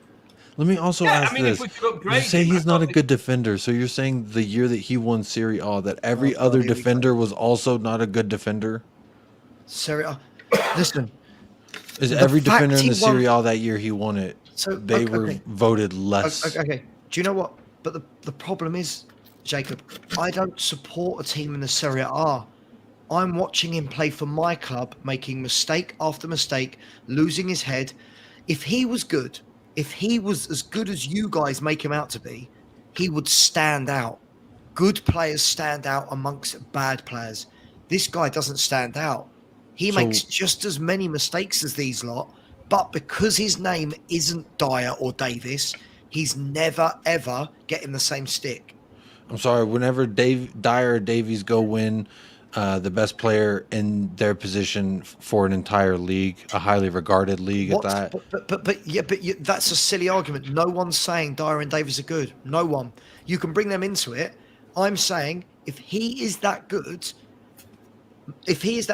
one of the best. How can a defender shine when there's no? Hang on.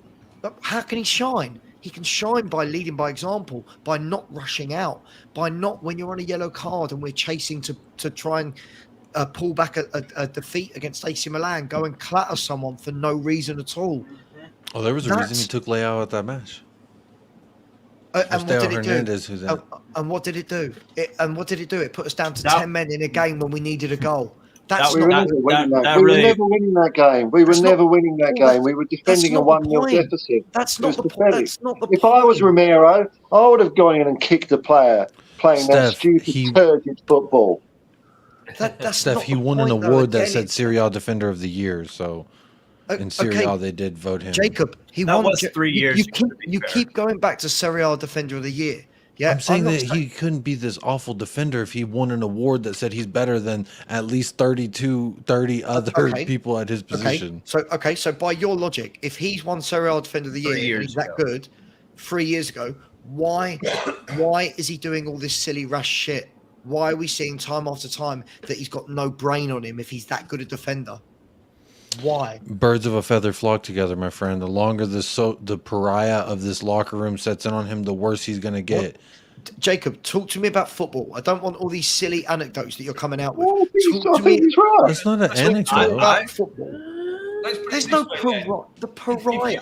If you look at a lot of our team last season, I'm talking about the culture in our locker room. If you look at Eric Dyer, he laughs at the fact that we don't win anything, and he's been here 10 years. And what does Romero do?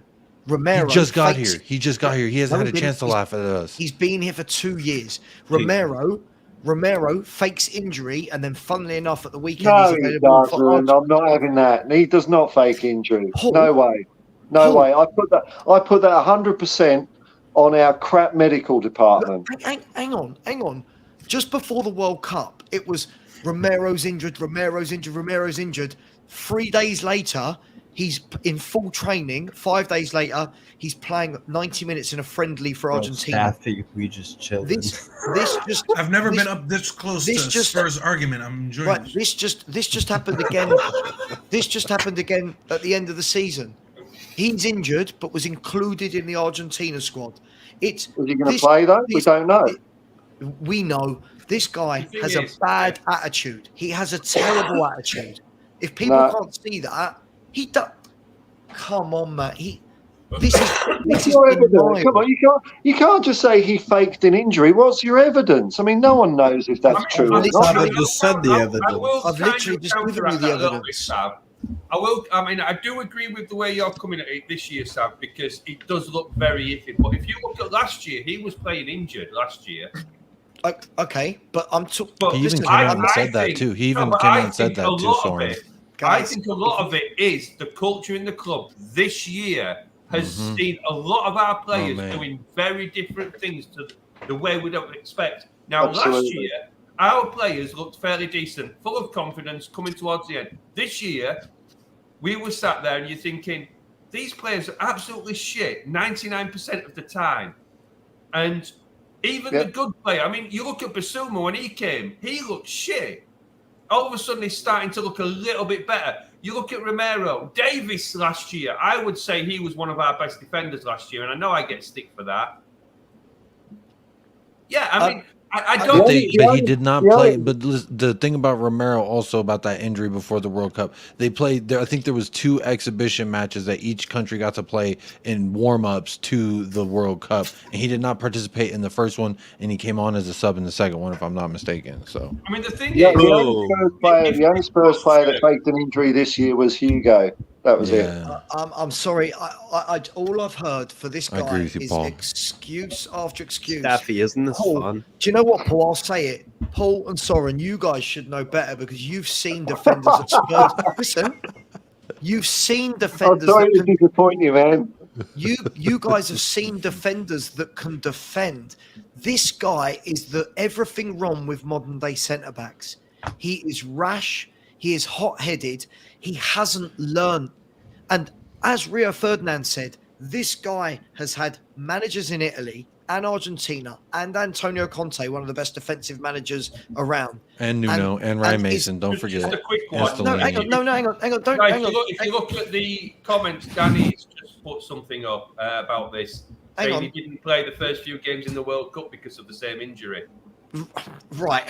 But isn't it funny? Every time there's an Argentina game around the corner, suddenly he can't play for Spurs for a few games. It's listen. But my point on this is, right? My point on That's this because is, you got Peter Sutcliffe in the medical department with his hammer. listen, Oh, you got cramp? Hammer for you, son. the hype surrounding this very average defender is unreal. It is unreal. I've seen so many better centre backs than this man, and he is praised. Share. I'm not saying that he's better than any of those center backs that you're thinking of in your head. I'm just saying he's the best thing we've had in several years, and he at least gives me some hope that there's something better he can give us. For what? What's he the best we've had at what? Positionally, the he's position? awful. Staffy, there's like an crap- hour and a he's half. crap left in the this air. argument. He is crap in the air. I would say he's Positionally, average. Positionally, he's bad. He's rash. He goes to ground like he goes to ground like he's a 9-year-old learning how to defend.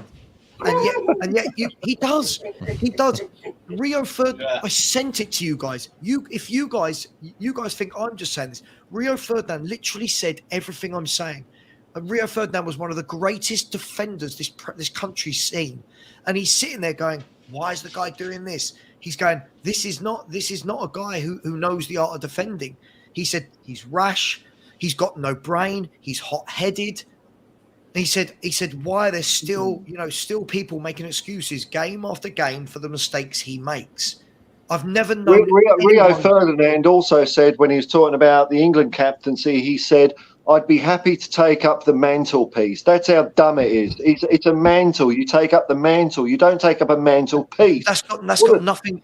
He also probably was one of those guys that blew smoke up Harry Maguire's ass. Hang on. Yeah, I What? bet you're right there. I bet you're right. This is absolutely ridiculous. You know what? You guys. I'm not. Stop. I'm on your side. Actually, this is going to turn into one of those. This is my channel. I'm throwing my toys out. Off you go. No. This is crazy. This is you guys. The standard of football fan now has dropped so badly. This guy is so average, and yet, like Jacob, when you go to me, I love his passion when he's diving in, and that's not defending. He took Holland out that match. I didn't see him score or do nothing the rest of that City match. Hey, Say what you will about it, but he didn't do nothing the rest of that match. What? He psyched that little bitch right out of the game. Boom. Guys, listen, as an outsider, let me. If he was our midfield general, we'd be all lauding him for the way he dives in on players and things like that. We wouldn't. Top players do not dive in like that. As far throughout the match. I mean, Paul I Miller, agree with yourself, Steve but as fans, Kerman, we love it when he Ricky, goes and slides Gary into Mabbutt, all dived in and players. As an outsider, I just want to give my part on this because I actually absolutely agree with Saba. Confused how you Oh, guys. no one away from you then. Savvy. I'm so 17 confused. minutes, you go and take Cyril on. Knowles, Listen, let me Mike finish, Jacob. England, Stop cutting in. Dave Mackay, Make all sure to winnable donate, players. people. I'm so confused how your takeaway from the fact that this guy dives in like bad defenders do is he shut up Erling Haaland. I mean, what? Yeah. No, he didn't. No He one made could stop him one- but us. Why is that? He made one rash tackle on Haaland. What did he do the rest of the match? He did that in the Nothing. 17th minute. Right. He did that in the Jacob, 17th Jacob, minute. okay, let's use some football intelligence because this is starting to sound like I'm talking to 8-year-olds. It's fucking ridiculous how silly this is, right? I'm not even We kidding. can move now. on if you really feel No, that way. Jacob, I don't because take it like Jacob, that. you like- need to be schooled on what a defender is, right? During that game, what did the commentators say during that game about Erling Haaland? He's a pussy.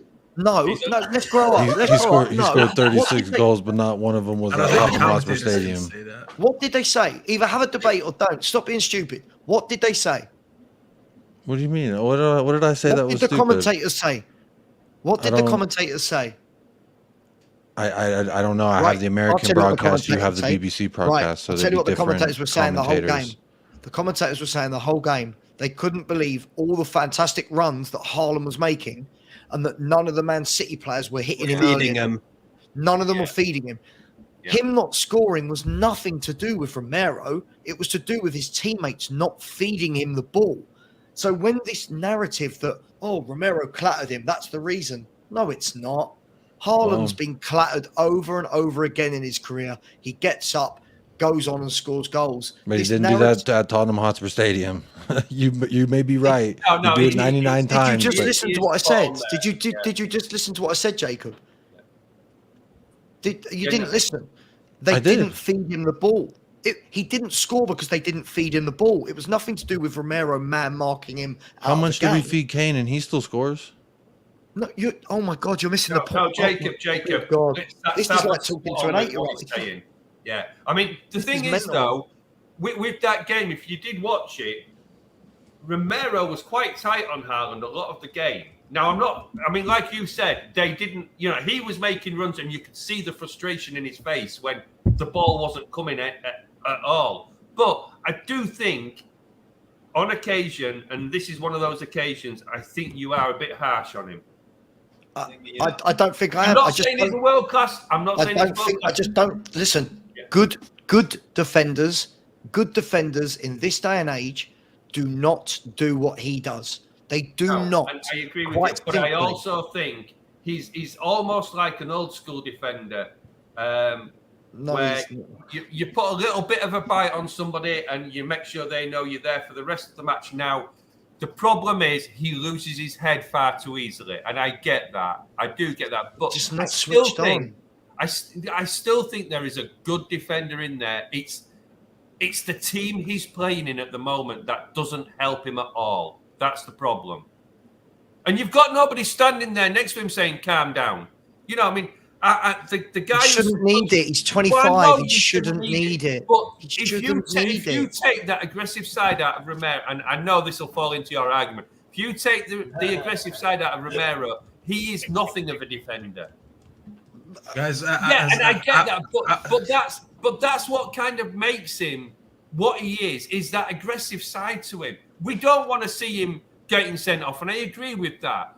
But that is his aggressive side. His aggressive side is never you look at timed how many well. times he's had a yellow card and then he's kind of calmed down. And I know it's the wrong way to do it before you tell me that, but you do want to see a bit of passion. And he is probably one of the only players on our team that kind of does show a little bit of passion. Doesn't excuse that he gets sent off or he makes rash tackles, but with nobody else around him to help, he's what you can't blame him. Then he should. I can blame him. Let me ask a question. He should stand up. He should stand up and be counted. He is 25 years old. He's played football long enough. He knows that you don't go rushing out and clatter people. But every game he goes rushing out and clatter people. And people praise him for it.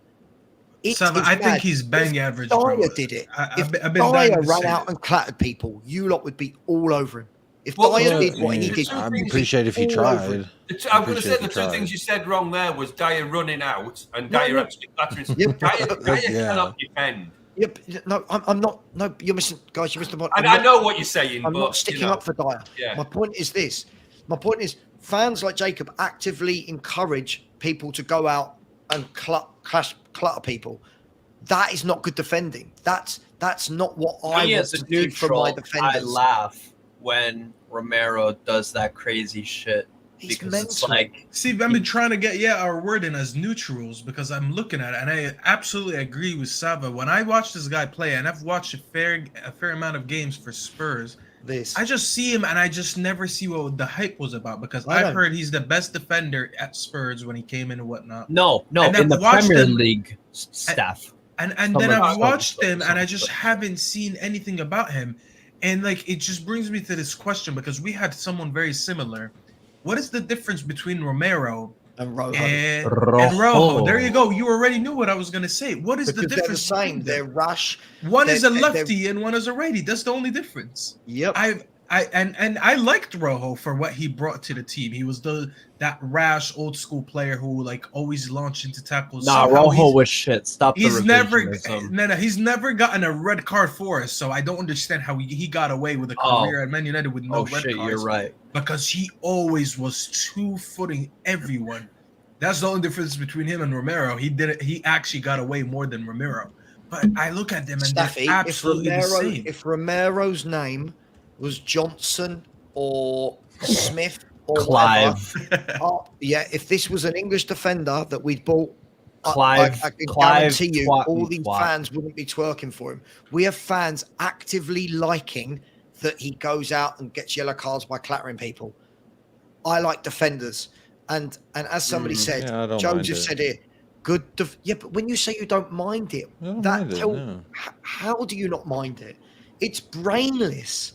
Because when our squad looks dead and someone shows a spark of life, I'm like, okay. That's not a spark of life. That's not a spark of life. When he's getting sent off, I don't understand how that's a spark of life. Because I've seen this guy set you guys back so much. Mari, what's up, Mari? I'm saying if someone looks like they actually give a shit, right? Yeah. That's the same thing that people giving that. This is where you're going wrong. Going out, rushing out 15, 20 yards from your position and clattering someone and leaving the rest of the defense in the lurch is not giving a shit. A top defender, like, again, I keep using the Aston Villa game as an example. There was no danger. There was no danger on our goal, no imminent danger. He ran out 15 yards, 20 yards, clattered Watkins. He had no need to. There was no need to go out there. He ran out and clattered him. They then lost the ball, right? The ref waved play on. They went down the line, crossed it into when Romero should have been, and they scored. That's not passion. That's not showing a spark. That's not giving a shit. That's stupidity. Then, second half, the ball comes into the defender in our penalty area. He's got his back to our goal, though, and Romero just goes, boom. That's not passion. That's stupidity. I like it. Fuck them. No, can I just say, though? This is childish, though. This isn't... When I was watching Rio, though, when I watched that, what he said about Romero, he did say if you time it correctly. So the problem is, Savage, he doesn't always. If he times it correctly, then it's a great tackle, right? It's about the fact that he doesn't time the tackles very well a lot of the time. That's the problem. Because if he does it correctly, then that's a great tackle. He gets the ball, fantastic. That's not what Rio said. He did say about his timing. If you listen to him, he did say about his timing. He said if he times it correctly, then that's a fantastic tackle. But not when he runs 15, 20 yards out the box to punch someone. That's not a tackle. I understand. That's not what the point was. The point was not those ones. But what I'm trying to say to you, to add context to actually what he did say, because I did listen to it, he did say that if he if he times Damn them it, right, Staffy, then you're obviously leaving me. they're fantastic. You know what I'm saying? And then if they're obviously, if he gets those correct, those timings right, everyone bangs on about how, everyone does say that's a fantastic tackle. It's true. It's about the fact that he doesn't time them always, not with the clapping. It's not. It's about the fact that he rushes out and clatters people. Positioning. I understand Positioning. Yeah, but Defenders. you know what? Defenders stay in their position. That goal I was just talking about. When I do get that. that goal. Hang on, Mia. That goal he gave away the penalty. There was no need to tackle. The defender's got his back to goal. He's not going that way. He's got his back to goal. Top defenders shepherd him out. Top defenders nick it away. He's just gone, no, I'm going to ground. Boom. And then you've got fans going, then you've got fans saying, I like it. How? I understand what you're saying. I do get it because I'm in the middle. I think that you're probably being I think that you're being a bit too extreme with your criticism. I think that Jacob. To say like what we said earlier. Yesterday about some people. If you say something bad about a player, people feel like they have to defend it times 10. And I feel like that maybe with Jacob, he's kind of doing that, defending him times 10. Do you know what I'm saying? Like, I'm in the middle. True. Like, I kind of agree. Like, I do agree with what you're saying as well, Jacob. But I do agree with Sam as well. So I'm kind of in the middle with it. And that's the thing is, I agree with a lot of the assessment on Romero that his decision making is highly questionable. He's very rash. But I'm just saying, in a time where I wake up in the morning and I'm watching just a bunch of 11 players run around like they don't give a fuck and they're not doing anything to do anything, and he goes clattering in, I'm like, okay, well, that good morning is how I feel. So no, that's just as bad as the players not giving a fuck. That's never acceptable. This is what I can't wrap my head around. We can't say because a defender runs away from his position, clatters a player where he's got no need to. Take him. Yeah, let me see gives some blood. A shit. Yeah. But Jacob, then you don't like defending. That's why you like bad defenders, because you don't get it. Let me interject.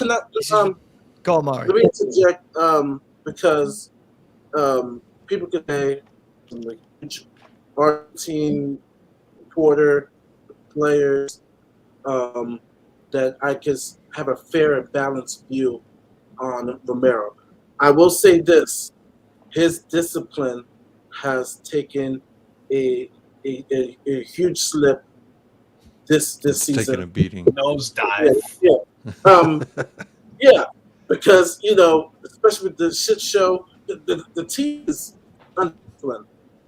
When the thing is, when you're watching him do those tackles, what people don't understand is, in a way, he's trying to start the counter. And I agree with Mia.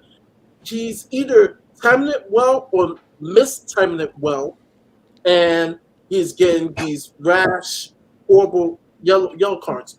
But when he does accomplish it, he is trying so hard to start a counter from these tackles to help offense. That's what you've seen. It's a risk. Yeah, it's a risk. Maury, the tackles, yes. Maury, I agree. I think we're talking about two different things. When he tries to tackle, yes. But when he rushes out, and clatters people, that's not making a tackle. That is just mindless. Yeah, and for me, you've got the two defenders that we've got. With Dyer, we've got someone who doesn't do any tackles, who doesn't do a fuck all. But right? That's not the point. No, listen. But then you've got Romero, who's the other extreme. The problem is we've got the two extremes. We haven't got anybody who's balanced to do. That's why your defense is like the fifth or sixth worst in the league, because you have someone submissive and someone aggressive. But again, the game that I keep referring back to, Aston Villa, where he made the two horrendous tackles for no reason at all. Yeah. Dyer wasn't even playing in that game. Yeah, but Savit, you bring up one game. Look at the other games where he's made fantastic tackles and I can bring up Newcastle, Man United. I can bring up many games where he's done this. This isn't just one game. Bring up games where he's been good. The point is, with him, if you've got a player like that in a team that can be quite rash, and the rest of the team are playing absolutely shit and showing no heart, and he's trying to compensate. Now, I'm not trying to defend him wholeheartedly, but what the examples you're giving against Villa where he comes out, you can't defend that. I get that, but if you're looking and thinking, why isn't somebody bloody doing something in front of me, and you go out, he's lost his head. And there was no danger. There was no danger, Soren. These are all. What I find convenient about this is there's always an excuse for what he does. It's always everyone else's fault. It's him. It's his head. A steady defender would keep his line. We were on the edge of our own box. They were nowhere. They weren't in any dangerous position. Him going out and steaming in allowed them to open up. It allowed our defence to open up because he moved out of position. But the problem is, as I said, and I'm not sticking up for Dyer here, if Dyer does that, everyone goes mad. If Dyer does that, when Romero does it, it's, but the players around him. Do you know what? I think at this point, I think that Dyer's so terrible when he doesn't do anything. I think the fact he might actually do what he's supposed to, fucking defend, might actually cheer people up. They're like, oh, flipping hell, he actually is doing that thing called defending, because he doesn't do defending. The problem is that Romero's the only player in the defence doing the defending. I don't think he is doing the defending. That's the problem. He's not doing the defending. I understand what you're saying. Let me bring up this point. When we first got Romero, and I saw this, and I can share this with you to put it on the screen, but it's funny. They compare cats and dogs with center backs, right? So follow me with this, right? Romero and Upamecano, right? Sorry, it's been a late night. They say some center backs are like dogs, right? They see ball, and frequently they step out to chase, to press, right? They are less likely to step away from play and be conservative. This is the behavior mirrors of a dog. And then you have cats, right? Some center backs who see the ball and are more likely to step back and away, often sweeping up behind their aggressive teammates instead. These players are more like cats. So more like Paul Torres, right, for Villarreal, or Rafael Varane, right, for United. That is the perfect partner for Romero, a disciplined Romero. Because what we envision, right, I envisioned the best of Romero would be Carlos Puyol, who I think is one of the great center backs, one of the great leaders, right? He was tough, rash, smart, he was disciplined. That's what we want for Romero. And you're right, Sava, he has taken a dip, numerous reasons, right? His partnership, which is huge. There's no discipline. I say this weekly. Who is our on-field captain, leader on the field? Sure, Murray, he's 20. He's 25. He shouldn't need someone next to him telling him not to go out and make rash tackles. He's 25. He's an experienced defender. Like we're talking about him, like he's 19 or 20. This guy is. He's not a kid. He's a grown man in the middle of a defense. Now, if people want to, it goes twofold for me. People want to chuck, he's won the World Cup, look at him for Argentina, and he was Serie A Defender of the Year. Okay, then he should know better. Then he shouldn't need, if he's that good, he should stand out. And at the moment, he looks as bad as the others. One question there. Do we look better with him or without him? I think we look equally as crap. I was about to say, but I thought everyone blamed him for that Leicester loss because he wasn't there, so we got battered 4-1. I'm not blaming him for any loss. I just blame him. I'm just saying whenever I argued this point with Perchy, that's what he said. The evidence was shown when he's had a competent partnership, and you're right. He should be able to overcome, Dyer as best as possible, Davies, whoever. But when he's had competent partnership, right? People talk about the World Cup because I love the point when you bring up Mustafi, but then it's incomplete because Mustafi, they do nothing in the Euros. When he's had competent partnership at Atalanta, at the World Cup, His best performance was actually at the Copa America, right? Because I watch a lot of South American football. At Copa America, there is no way Argentina wins that Copa America.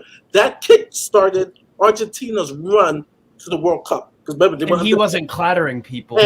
And he was actually any Brazilian. I'm surrounded by Brazilians in Orlando.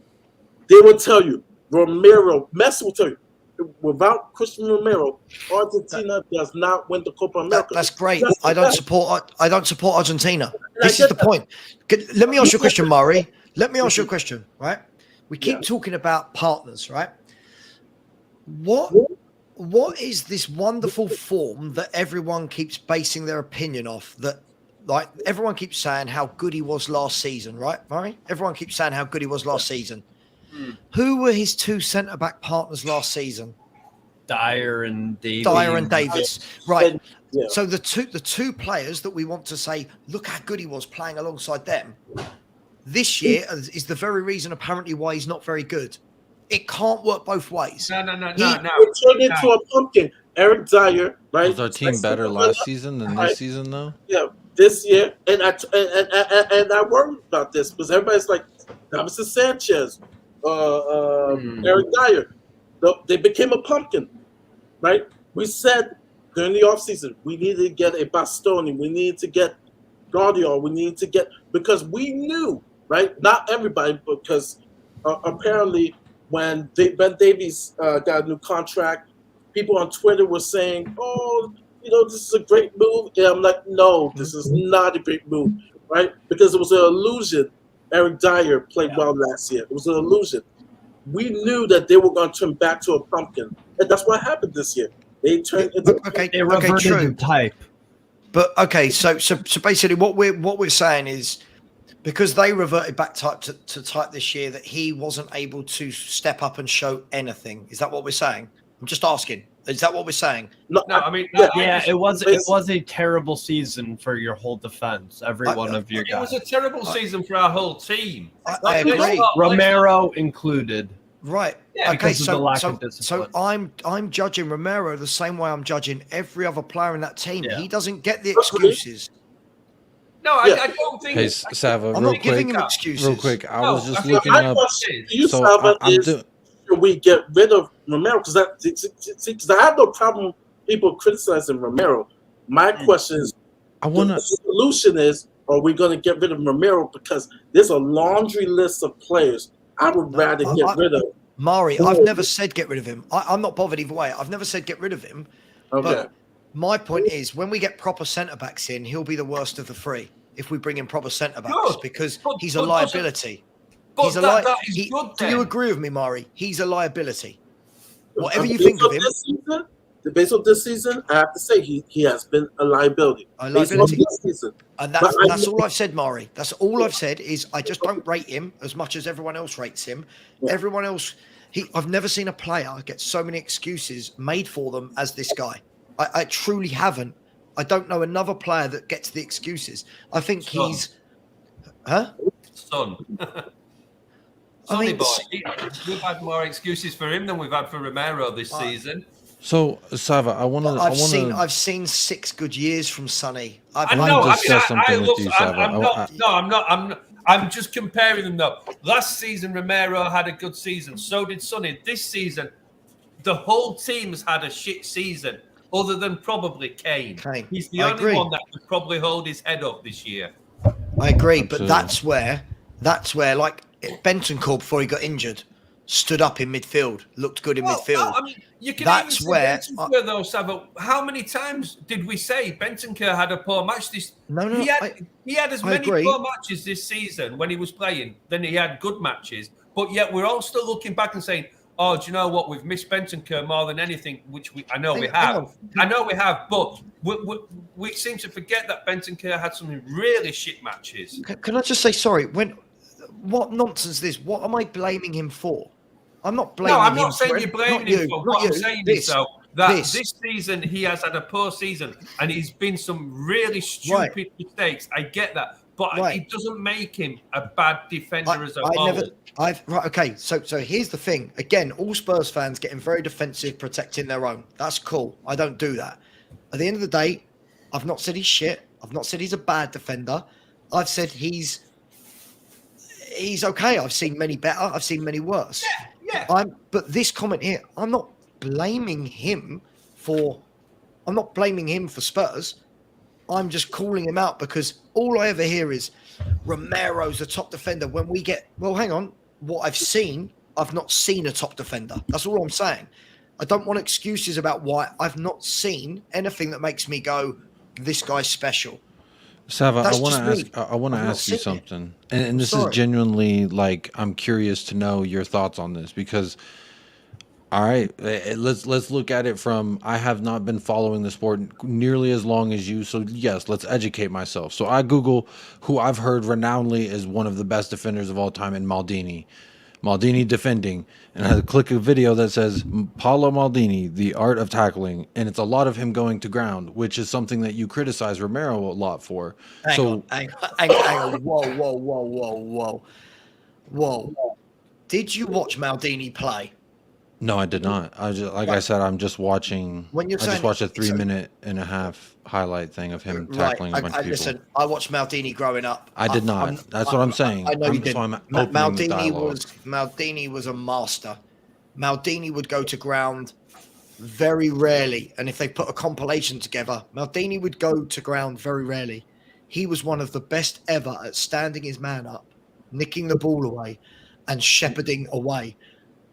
The difference I'm saying with Romero is he just dives in. If a defender has mastered the art of tackling, a slide tackle, by the way, is what I reckon you're seeing from Maldini. So you're twisting what you're seeing. Okay, so like doesn't- Ben hang on, Salah in hang your on, okay. Maldini doesn't dive in. I bet he's slide tackling. Huge difference to what we see with Romero, who dives in. If Romero can stop diving in, slide tackle, but time it without the aggression, I've got no problem with that. But I bet you, if you watch that back, tell me how many times you see him go and clatter people. I mean, proper clatter them for no reason. There was one. There's a couple. I mean, not for no reason, but But in 3.5 minutes, that one would have been a I think VAR. Maldini over his whole entire career had 2 reds. The best that have you seen Leslie King play? No, only YouTube. Yeah, but if you can imagine Ledley King, but slightly better, it's the same style of play where Ledley King would usher people away. He would tackle when he needed to tackle. Maldini was the master of that. Yeah.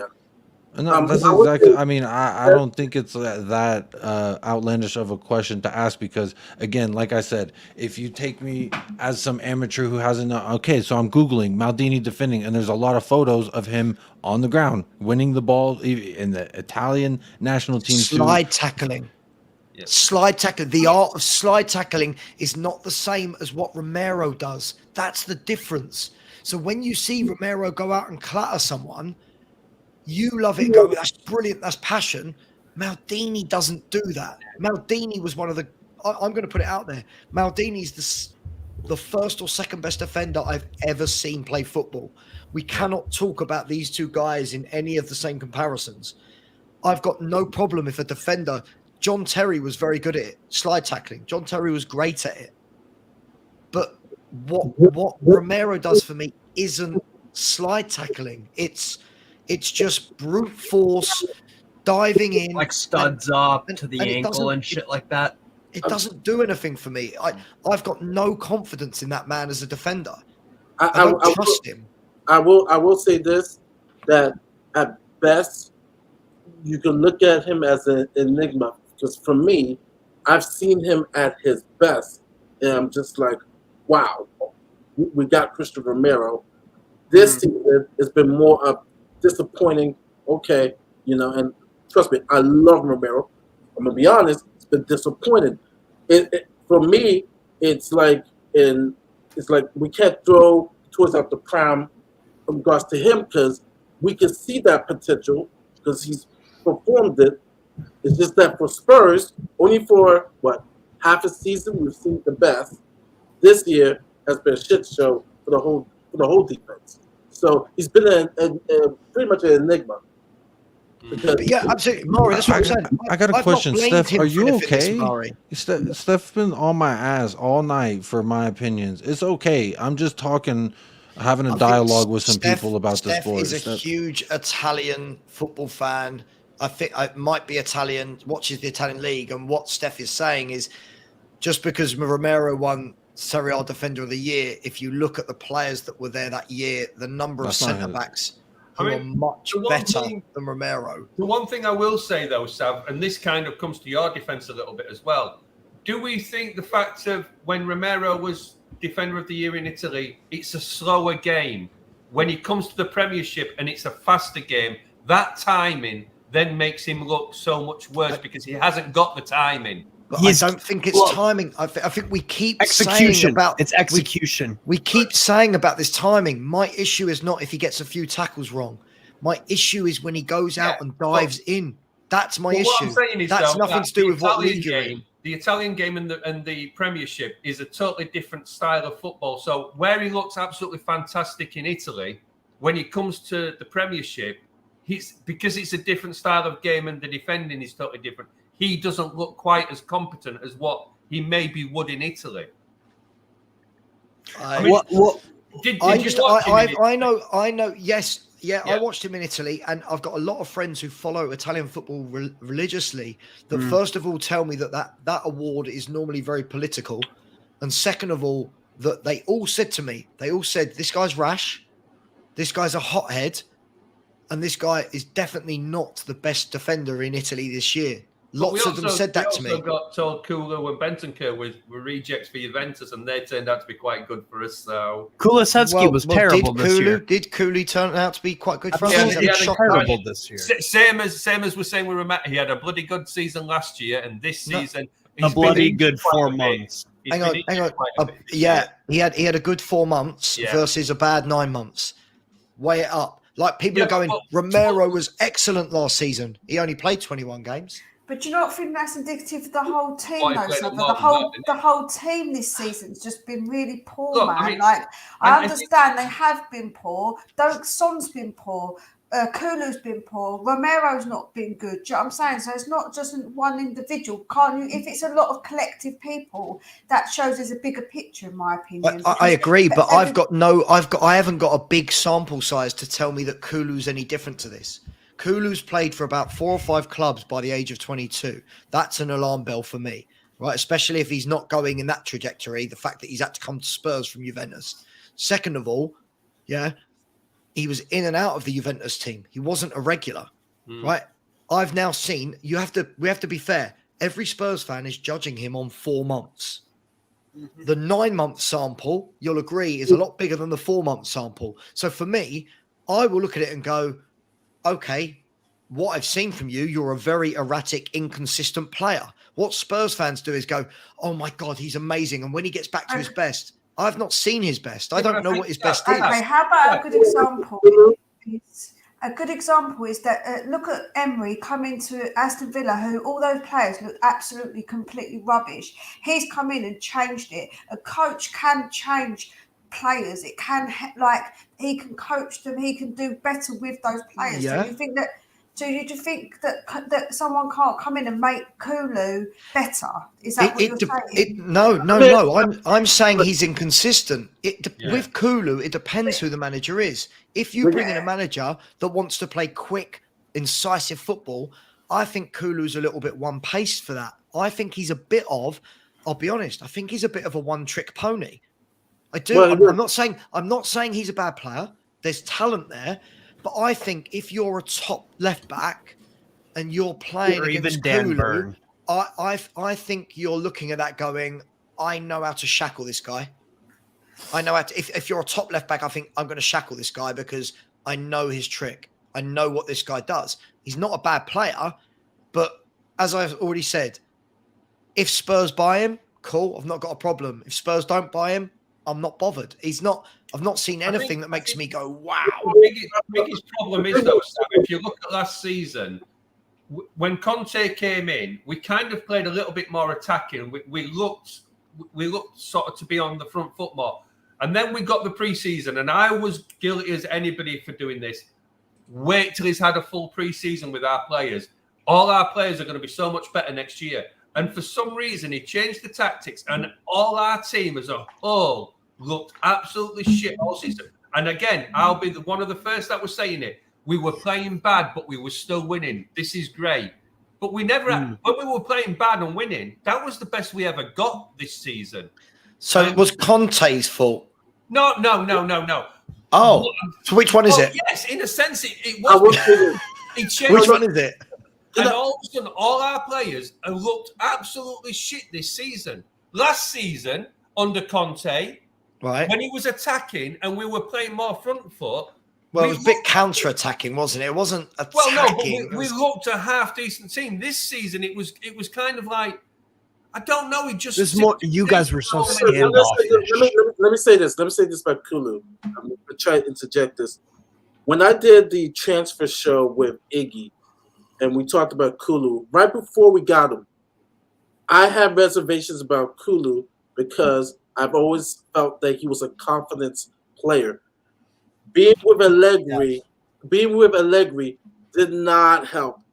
And Iggy was saying, yeah, he's a good player. He has those talents, but he really needs a manager to put his arm around his shoulder to get him his confidence. What happened was when he got to Tottenham, and I'm being really honest, he got that manager bounce. He came in, Conte rolled up the red carpet for him and whatsoever. But the problem is, and this is probably on Conte, is just that he is not the right manager for Kulu. Actually, the perfect manager right now will probably be Big Ange for Celtic, in the sense of, from what people have said about him, to be able to get the best out of Kulu, to get that confidence, like, hey, look, we're going to play this attacking style. Hey, we know that you're good, whatsoever.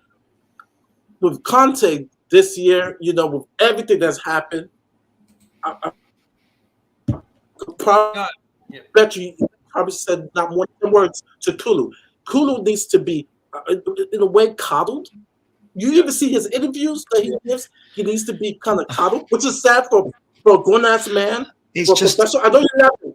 I know you're laughing, but I'm not laughing. It's just the same thing I'm hearing for every single player. I can't understand. When I blamed Conte, and I said I don't like him as a manager, it was, this isn't not you, but this isn't Conte. Conte's great, the best manager we've ever had.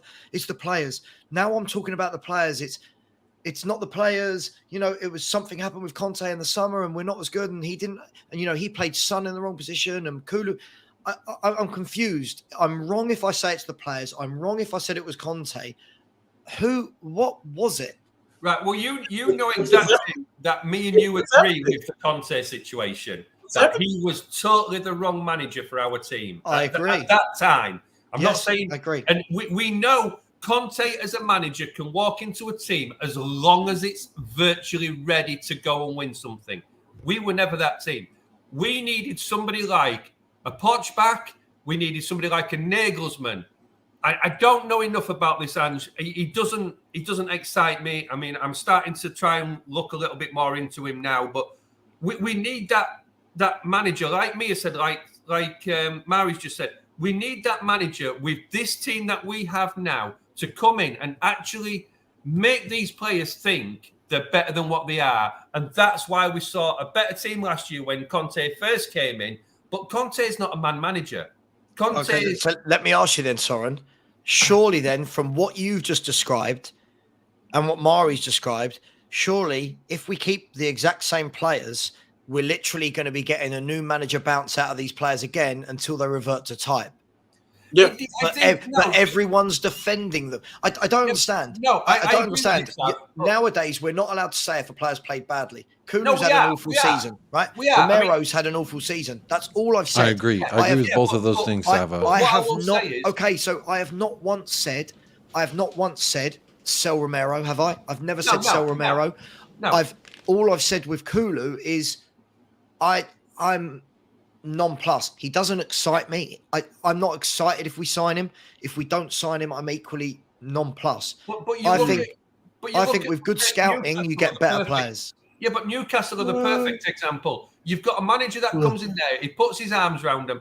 They're not a world-class team in a sense, but they are now a team that has gelled together and playing far better than we kind of expected with some of the signings they've made. Yeah. But if you bring in Tottenham and you bring in the right manager that is going to make these players believe in themselves, it's not just a new manager bounce, but it carries on. That's what Poch did.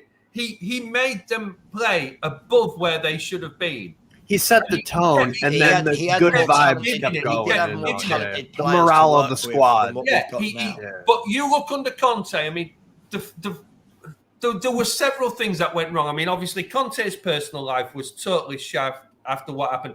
But he wasn't a type of manager. And we all knew the big explosion was coming at some point. He hasn't left the club without turning it into a big soap opera at the end. But you look at him, he wouldn't commit to the team. The team kind of probably already knew he was going. Yep. Everything was just wrong about Conte. And you could see... And look at the stick I took all over YouTube. Yeah, and so did I. We both all did. the stick I took for that. Yeah. Well, at the end of the season, we could step back and look at the whole picture, and because I could see this Conte saying, "All right, you babies need a man, like really need to man up." And you know, when you're calling a man a baby, they're not going to react very well. That's what the players didn't step up, you know, and that's why he had his rant after the Southampton game. That these players, the steps up last year for him. Yeah. Something went wrong, and you could see. I agree. It was. I agree. They came in, and they like a lot of us. I said at the very beginning, Conte was a wrong manager, but we'll get behind him. The players thought, bloody hell, we've suddenly got a world-class manager that's won everywhere, same as Jose. But you could see that the difference in the team when he came in. And then all of a sudden, he's got that preseason, which I thought was going to be the kick on. I was gobsmacked the way we came out and started playing shit. I was one of the ones that was saying, look, give him a preseason. We're gonna be fine. And it just went the total opposite way. Something went wrong. Now, then of course he won't commit to his future. So your players are sat there thinking, well, what's the point in really playing for this guy because he's gonna be gone? I agree. Then I mean, and look, I know this is going to be controversial. You've then got Daniel Levy saying you're all saying back him. Well, if he's not going to stay, why the fuck should Daniel Levy start throwing loads of money at him? I wasn't saying back him. He was the wrong man to back. I know. He was the wrong man to back. He's always going to be the wrong man to back. But that kind of then you look at that and you think this team has played shit this season. Everything was wrong. Our top player last season in Son played shit. Our defence, it's shit before you tell me. But we were even shitter this year. There was no cohesion in the team. You could see you were just waiting for an explosion. And then the reason Conte got sacked wasn't because of what happened. It was because he came out in public and slated the team. If he'd have done that behind the scenes and we didn't really know about it, we wouldn't be sat here looking at the shitstorm of the last 10 games. I don't know, Sorin. I think you would, because apparently even when we was winning, the players were very unhappy behind the scenes. And I think I know they were. I think that what would have happened would have been the players would have still been like this, but we wouldn't have heard the outburst. I think that's the only difference. I think he would have gone. The problem was that when you come out in public and do it, it's a totally different situation to do it in the I do agree with you.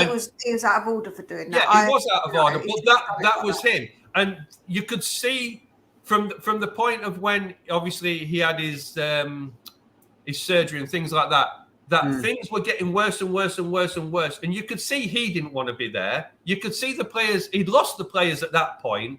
And that was just his parting shot, was to come out in public and say what he said. Now, we all agreed with what he said. I don't just think not how he did it. Yeah, it was just how he did it. And once you've done that, you know, it was a no coming back. I will say this. It wasn't, and I did a couple of episodes to break down the words that he said. It wasn't like, okay, after Southampton game, I'm going to blow up. I just think, like, the levee finally broke, where he's just like, these players, that's it. And he just vented, like he vomited. Just like Romero. He vomited. His frustration. these players are crap. They've quit on the club, and he just bombed it. The thing is, what he was saying could easily be said on him. He kind of quit on us as well. He wouldn't commit a future to us. So why should we commit a future to him? It was an unhappy marriage. Do you think I said this for a long time. My feeling on what happened at the end was very different to everyone else. Lots of people going, "Oh my God, Levy sacked Conte." Let's all take a step back now from our emotions. Now it's months ago, right? Forget if you liked Conte, didn't like Conte, it doesn't matter. Forget if you like Levy, don't like it, that doesn't matter. If we take a step back, for months, Antonio Conte's press conferences were gearing up to this. He was getting more and more animated. He was snippy. Ill, right? Yeah, he was getting really aggy with everyone. Then he got ill. I don't think this was a straight up sacking. I think this was more a case of I don't think he was well. I think this was more of a I don't want to be here. I'm not well. I've had outbursts. This isn't what I want. And I think that's why they had no plan. I think that's why they had nothing to go into, because I think it was more a case of, right, let's just see it to the end of the season. The problem is, because we all hate Daniel Levy, it's easy to bash him over the head. I'm not sticking up for him at all, but it's easy to bash him over the head and go, oh my God, he sacked Conte. I think Conte's words for months and months, his body language, everything said, I'm fed up of Tottenham. And this is why, Soren, when me and you, like last summer, when we were having these conversations, said, I've never doubted Conte's a top manager just because I don't like his style, but I've never doubted he's a top manager. Like the results he gets resonate. Hang on, just not for Tottenham, not for where we were. And the problem is, all I heard from people was, like, I hate this sentence, back him. The problem is, you can't just give Conte 3 or 4 players. Conte goes into clubs that only need 3 or 4 players. So he goes into good squads and they go, right, what do we need to sprinkle over this squad to take them to the next level?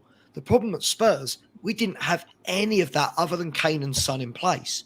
So when everyone's going, just back him, easier said than done, because the players that Conte would want are the Bastonis, are the Guardiols. These are players that don't want to join Tottenham Hotspur, because even though we've got Conte, as a club, it's not an attractive proposition. Now, when I tried to explain this in as many words last year, all I got was a barrage of abuse about you hate Conte, this is on you. It's like, no one's listening.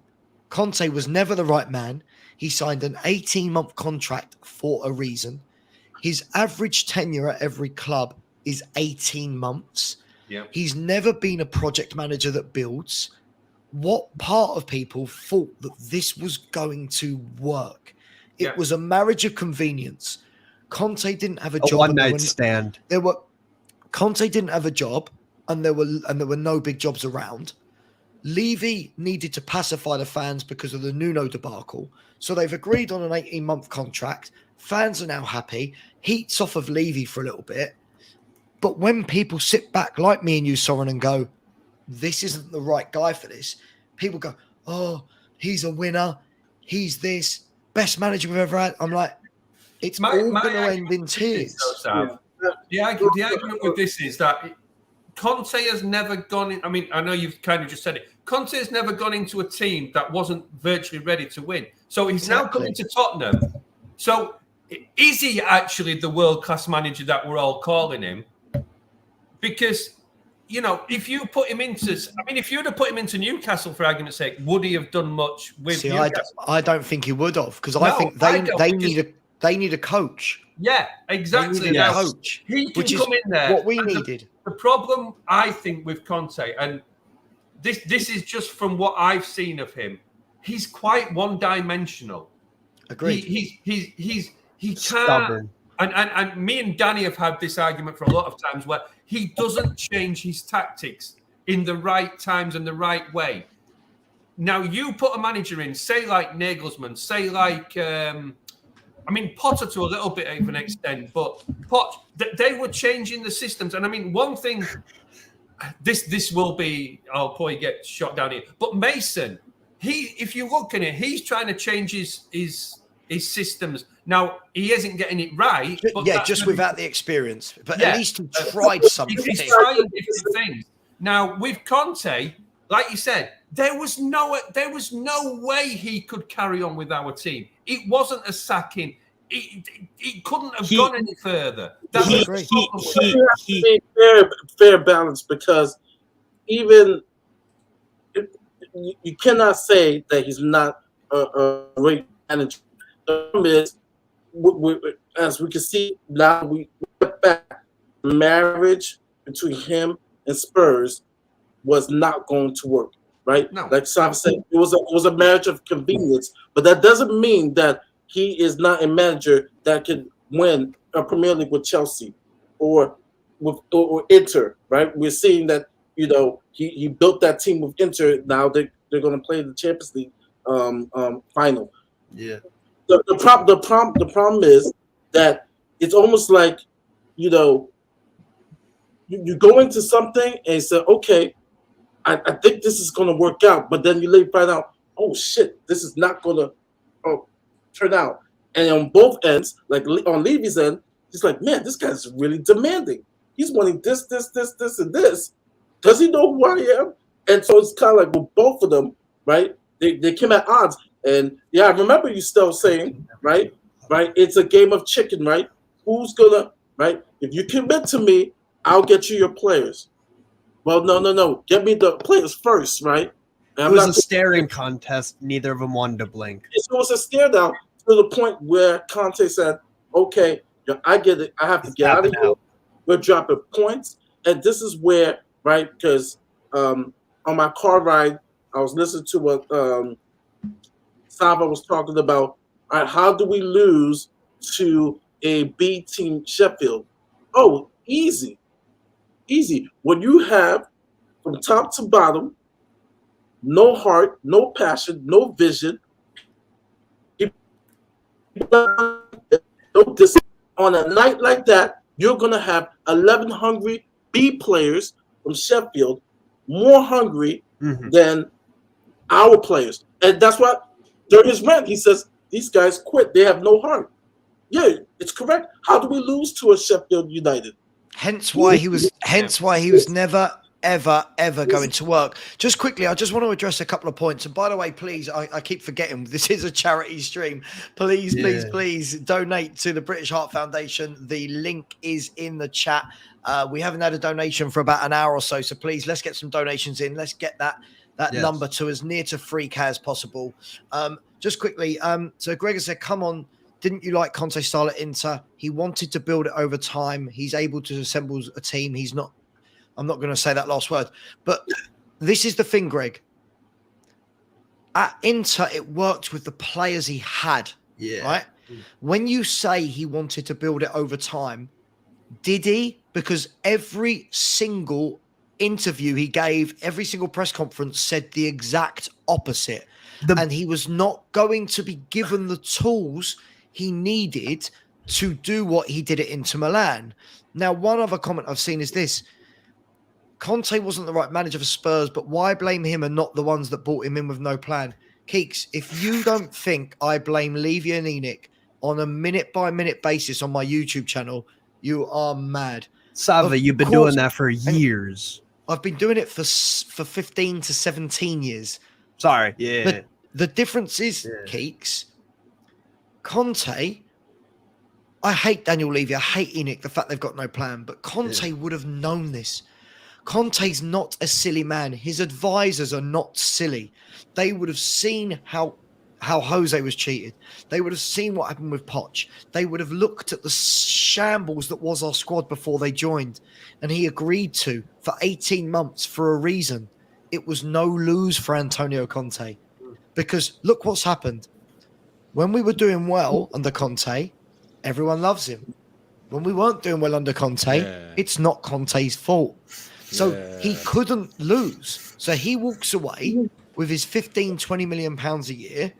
And I'm not knocking him for that. Fair play to him. He walks away, 15, 20 million a year. No one's going to say, oh, your reputation's damaged. Everyone will look and go, oh, but it was Spurs, they're shit. He'll get another job. But anyone who thinks like this is just pure delusion. He wanted to build it over time. He doesn't build. His average tenure is 18 months. The thing is with it, Sav, if you looked at it, and me and you both said the same. If you look at last season when we was talking about the transfer window and that, and I was kind of starting to defend him and saying, look, he's talking about 4 or 5 transfer windows. He needs time. I kind of started to buy into the fact that he was maybe looking at long term. We knew he never was. The biggest thing I think that made me look at Conte in a different way. If he felt this bad about everything, why didn't he walk? Why did he have to wait to be paid out? Bang on.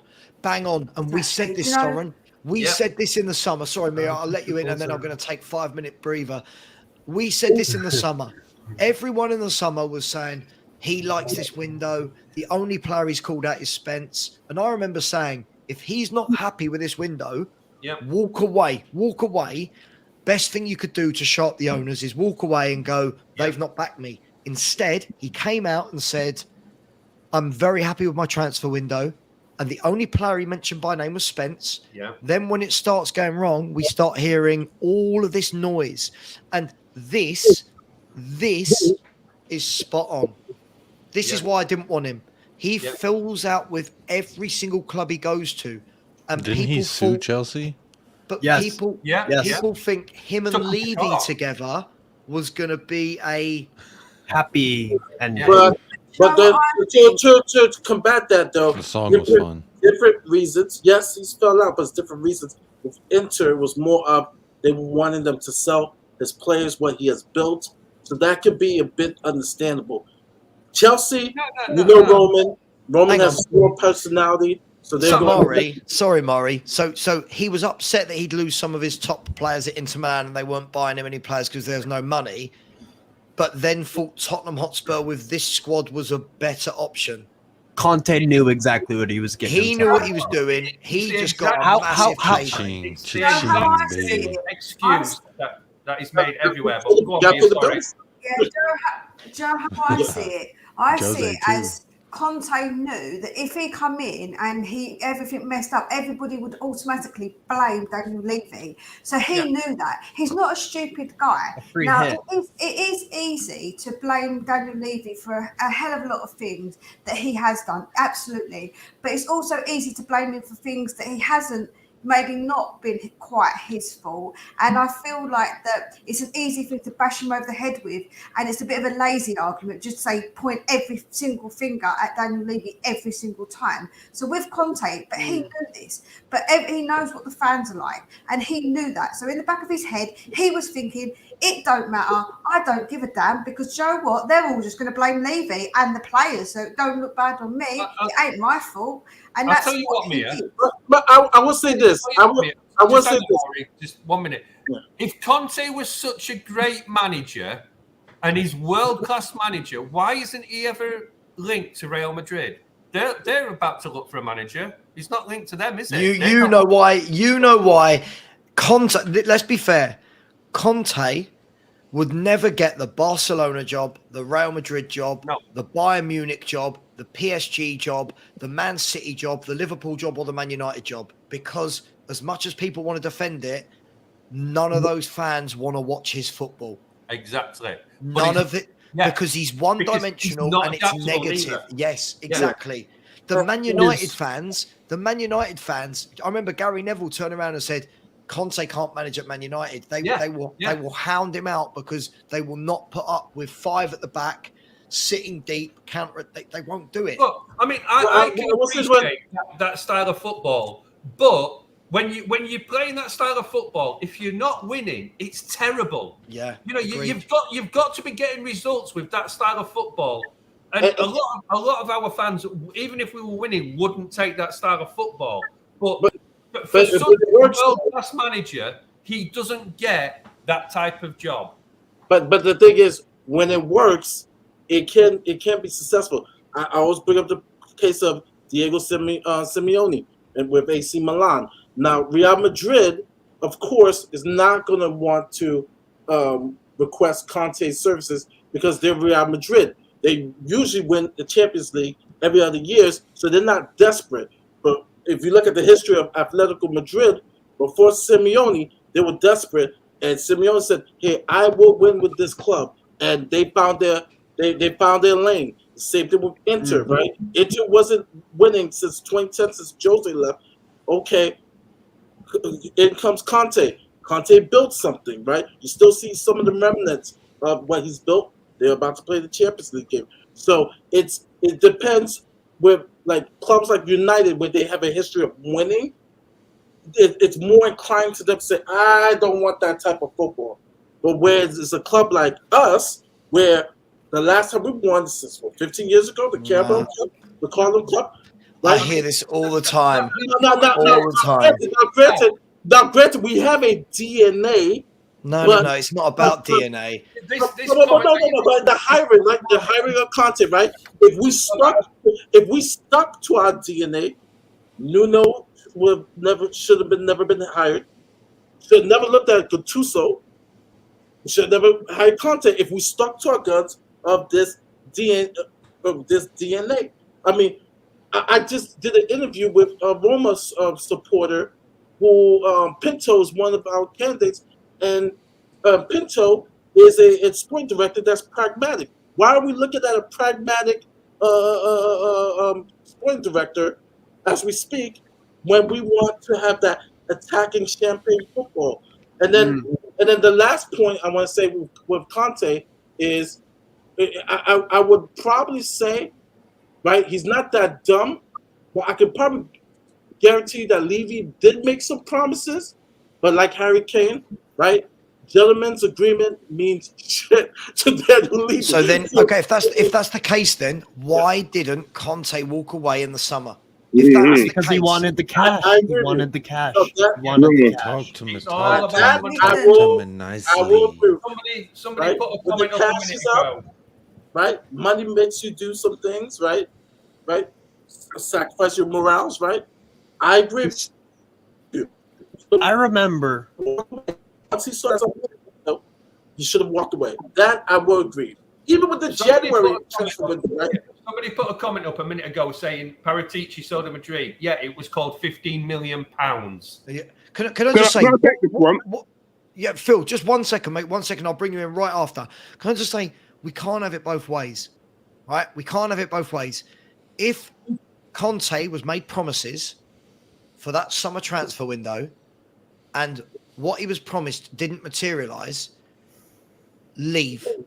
If he chooses to stay, and then when things start to go wrong, starts to have a go at the chairman, my first question is, well, if you weren't happy about it, why didn't you do something about it? Why didn't you do something about it? And this is the problem. I'm not relieving blame from Levy. I'm sure Levy probably said, we'll get you this player, we'll get you that player. But if it really didn't come to fruition, be a man, stick your chest out and go, this is not what I work with. You have not delivered me what I promised. But he didn't. He did the opposite. I'm happy with this squad. Do you know what he Do you did? really think Levy would have promised him particular players rather than saying, yeah, I think he would. Some players? No, he wouldn't. No way. I think he would. I think you're being naive.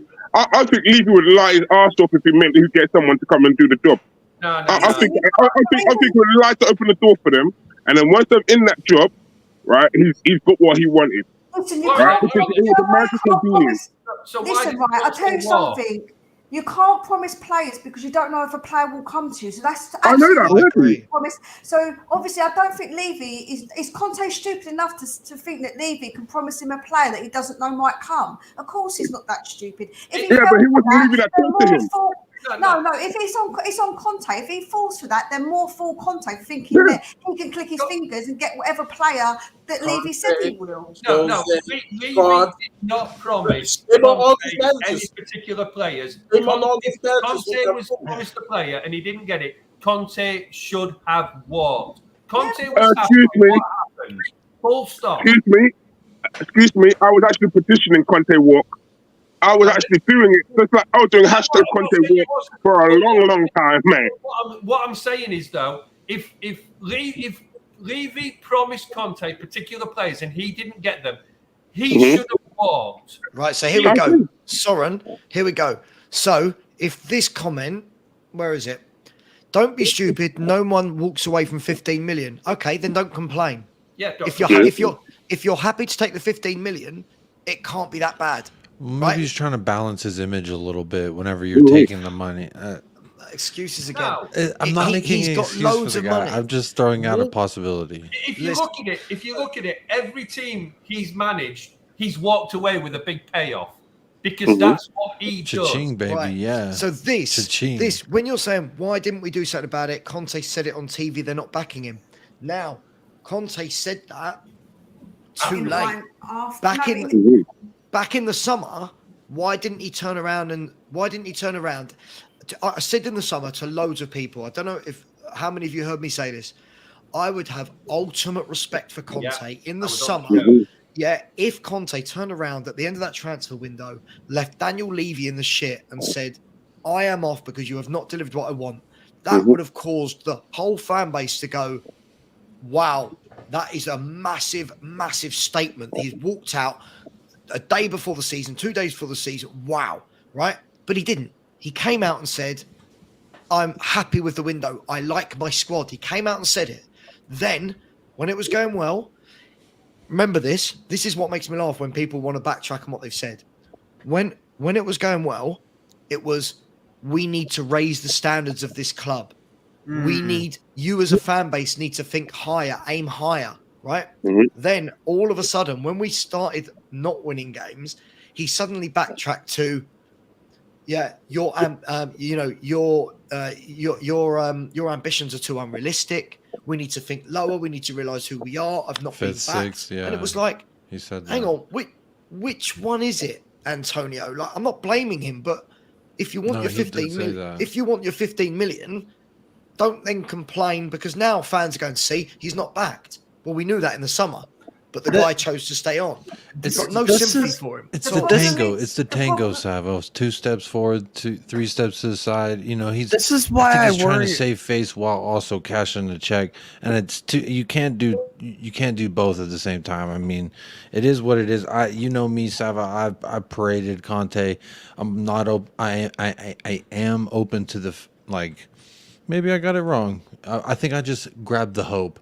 The same thing with Jose, that he's going to come here. He's going to get us over the line in some way, shape, or fashion. It ain't. And something. It was Jake. just like blind hope. You know what I mean? Jake. And I don't know if I could be blamed for that as a fan because No, I wanted to believe. No one's blaming you. No one's blaming anyone for that. At the end, Just 1 minute, Maury, because I've got to go. Everybody in the chat, can you please donate a couple of Donate pounds? at least $1, yeah. It's a charity show. The panel are doing what they can. Sav's been up for nearly 24 hours, and he looks like Same he's about here. to stop.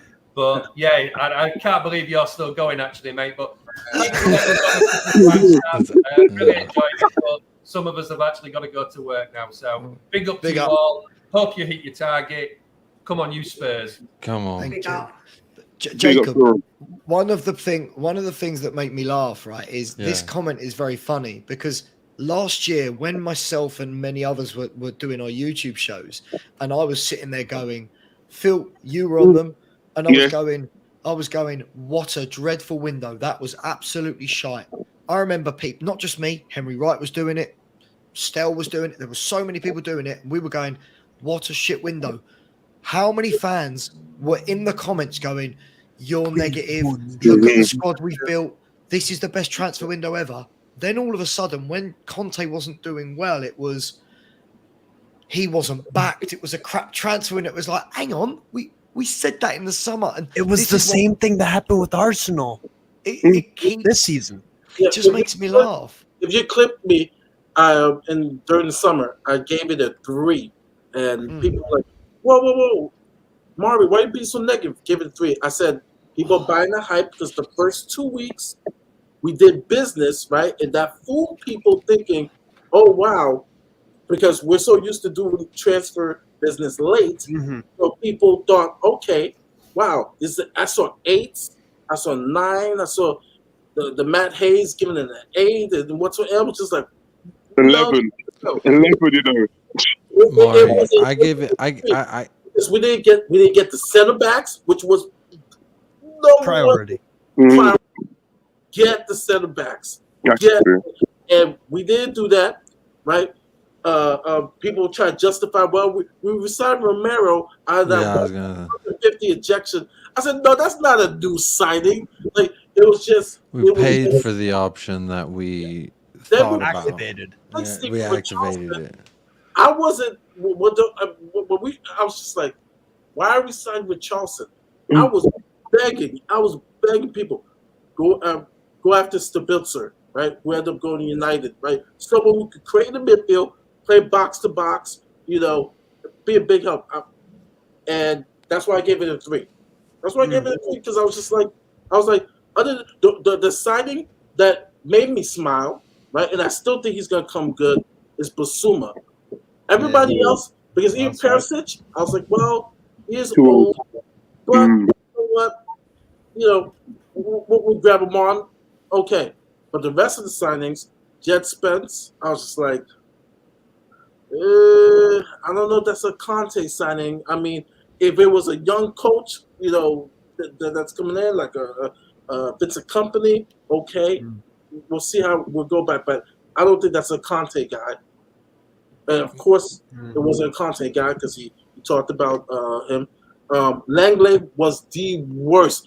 I'm watching another stream. Someone saying, "Oh, Langley is going to be good. He can pass." And I'm just like, Langley is slow. He's playing second back. Murray, me and you, I promised you time ago, I would go on your channel, and I mean it. I'm going to find a way to go into your channel, man. Big up and enough respect from me for you. You know this, and I've met you on Twitter, and you know this already. Yeah. Now, each and every one of our signings last summer was bad, dude. Right? Perisic, like you just said, was too old. I didn't like Perisic anyway at that age coming in. But Conte wanted him, so he brought him in. And it was a free transfer, so he didn't have to pay for it.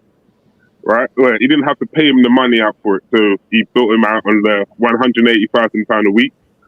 So that's the first one. The second one, Fraser Foster. I said, what's Fraser Foster going to do? He's not a young man. He's another old man, same like Luke Lloris. So you're going to have replacement like for like here, basically. No, that's not going to work for me. I don't like that one. What's the next one? Longley. Right, we get told all summer, we're after Bastoni. We're not getting Bastoni. Why would Bastoni swap into Milan to come to Tottenham Hotspur? Look at the form from there, man. Look at the fight from there into Milan to Tottenham Hotspur. That's not even a joke, Rubai. Why are you going down levels, Rubai? At 23, because Antonio Conte. I think it was the hope that Antonio Conte to draw the allure. Oh, Champions League football. All we hear is Champions League football can lure these players. Get these players and get them on the little. I know for a fact, and Iggy was saying this. We talked about this, the whole Bastoni situation. I personally wanted Inter really needed to sell. They really needed to sell Bastoni, and this is how it went.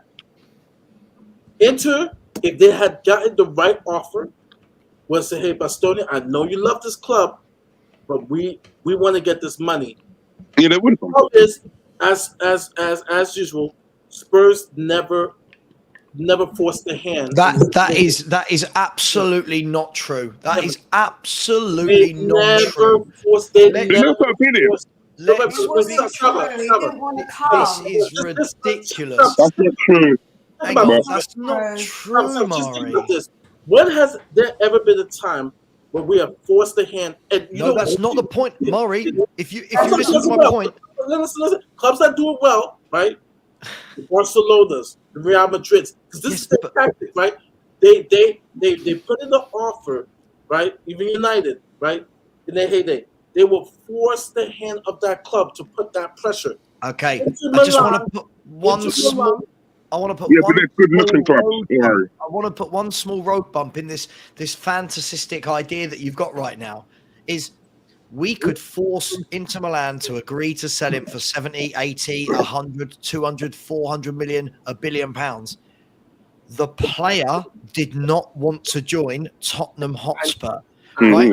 It doesn't matter if we want to force the club. This is what I need people to understand.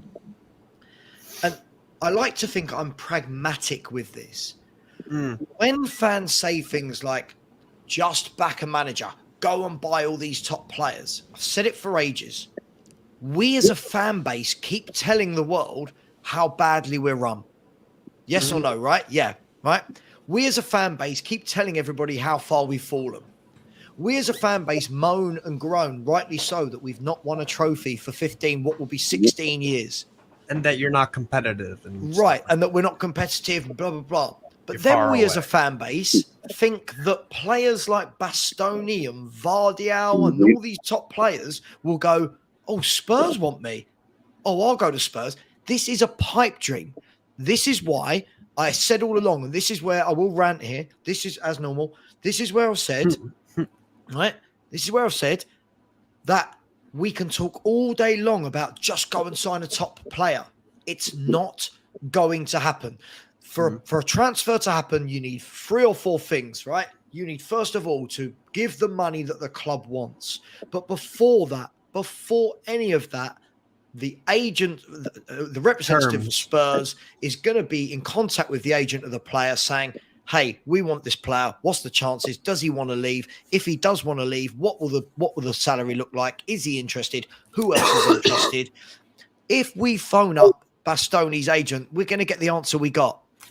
No. The club would sell him, but he doesn't want to leave. He wants to stay at his boyhood club. And to be honest, he wants better than Tottenham Hotspur. Spurs fans think that it's Football Manager that we just go, there's 80 million. Thank you, Bastoni. Come and join us. And this is why this all ties in with why Conte was the wrong man. Because if you hire a manager that needs top players to even get the ball rolling, you're in a deficit. This is why you need a manager now that builds with an ethos. Now, that won't mean winning in the short term. And all these fans, we need a trophy. We need a trophy. We need a trophy. I have a question. I have a question. Because I'm of this belief, 2023, money talks, bullshit talks, right? My problem with this club is, right, everybody knew Inter, and they still do. They still, because the Italian clubs are still struggling. You're Bastoni, right? Here's my question, right? Your club comes to you, right? It says, look, this club right here just put down 85 million for you, right? Yep. Your boyhood club telling you, we don't want you. We don't want you. You want to say that there's not an inkling or a part of yourself saying, damn, no, because Tottenham's throwing the money, and my club, my boyhood club say, we don't want you. Okay. You do some type of way? Mari, you're forgetting the key thing. You're forgetting. If Bastoni does not want to go to Spurs. If I'm contracted and you come to me, if you're my chairman and you go, hi, Richard. I called myself Richard. I never called myself Richard. What happened there? I'm getting tired. Hi, Sava. Hi, Richard. Hi, Richard. Hi. Hi, Sava. Listen, we know Spurs are your boyhood club. We know you don't want to leave, but let's say Spurs, who's sort of stepped down from Spurs, but Wolverhampton Wanderers, no offense to Wolves, Wolverhampton Wanderers have bid this 85 million for you, Sava. We want you to go there. We need the money. I'm going to turn around as the player and go, well, okay, I get you need the money. I will move, but not to Wolves. I'm not going to go from in. I'm not. This is the Frankie de Jong situation. You're not going. De Jong. You're not going, Mari, from Inter Milan to Tottenham Hotspur if you don't want to. Leave it out 2 things. They have Champions League and they have your former coach. But Mari, he was never staying. It's not like you bring up Wolves, right? I would say 99% of the players in that scenario are going to say no because Wolves are not in Champions League, and I don't have a. But Mari, this is the thing. As a fan, you and many people praise Champions League to the point where you think it's the be all and end all. The difference is Bastoni will be turning around to his agent saying, okay, if I really need to leave, find me a better club. Find me a Real Madrid. Find me a Bayern Munich. Find me a Man City, Liverpool, Chelsea, United. Mari, anyone on the panel, and anyone at home, how good do you think Tottenham are? Listen, I'm not disputing that.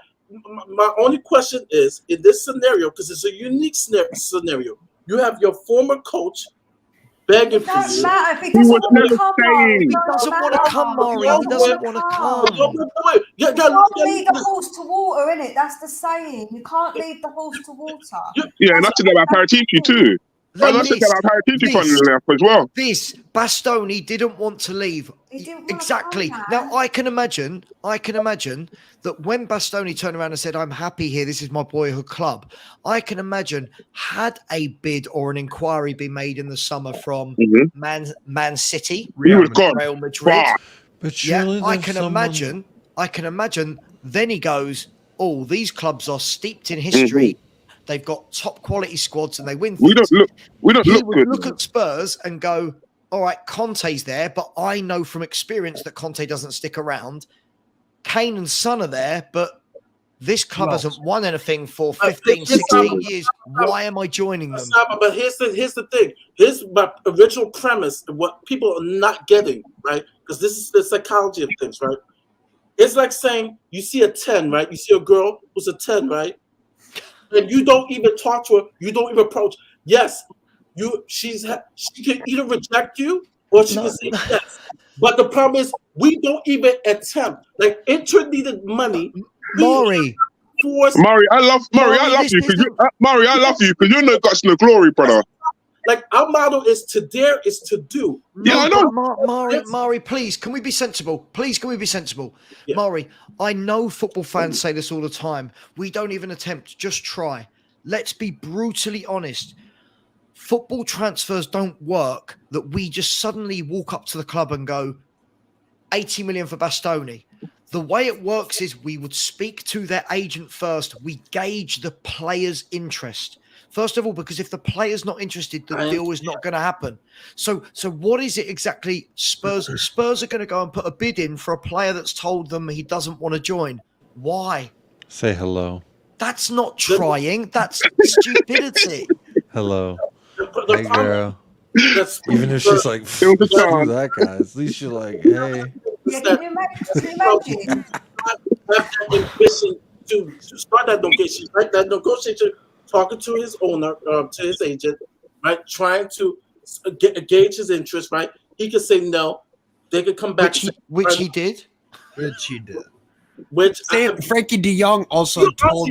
Do you honestly think that we actually interested FC? Do you honestly think that we attempted to get Bastoni? No. I believe we would have reached out to his agent and said, "What's the story?" That's it. The same way every transfer works. You don't speak to the club at first. You speak to the agent. What's the story? We want Bastoni. I'm really sorry. My client doesn't want to join Tottenham. He wants to join a Madrid or whatever it may be. This notion that you can just pay and get who you want. And this comment here is just absolutely ludicrous.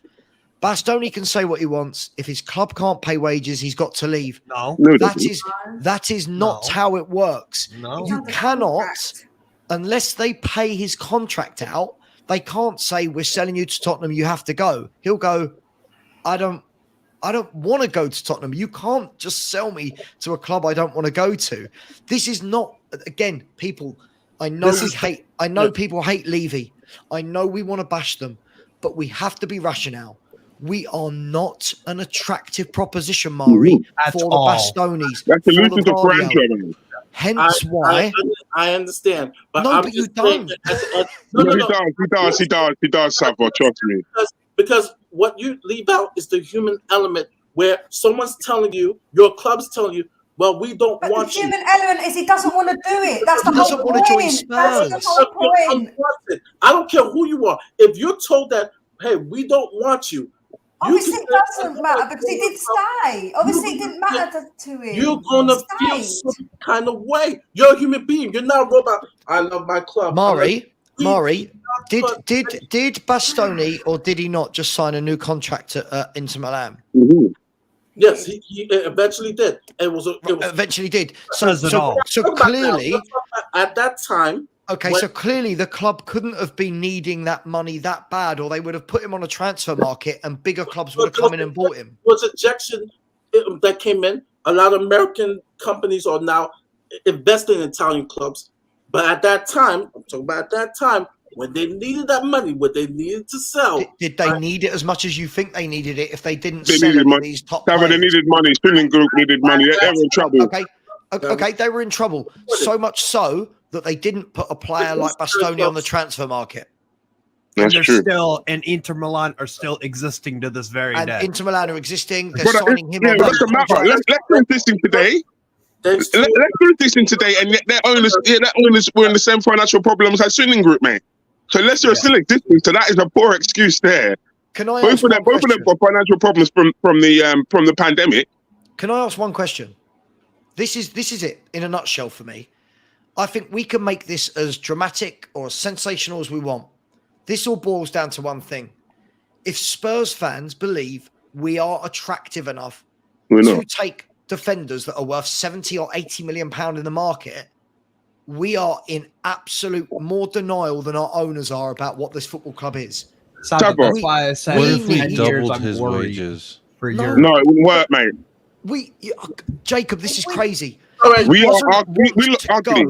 Hang on, he doesn't want to join Tottenham because Tottenham triple doesn't your win. wages. Oh, this is listen, even if you do that and he says yes, then he's a mercenary because he's just coming for the money. It. That's not what you want anyway. Big up me off. You want that, man. What ridiculousness are we talking? Okay, we can't confuse the point of like right now, Spurs are right now the most unattractive rock point bottom. ever.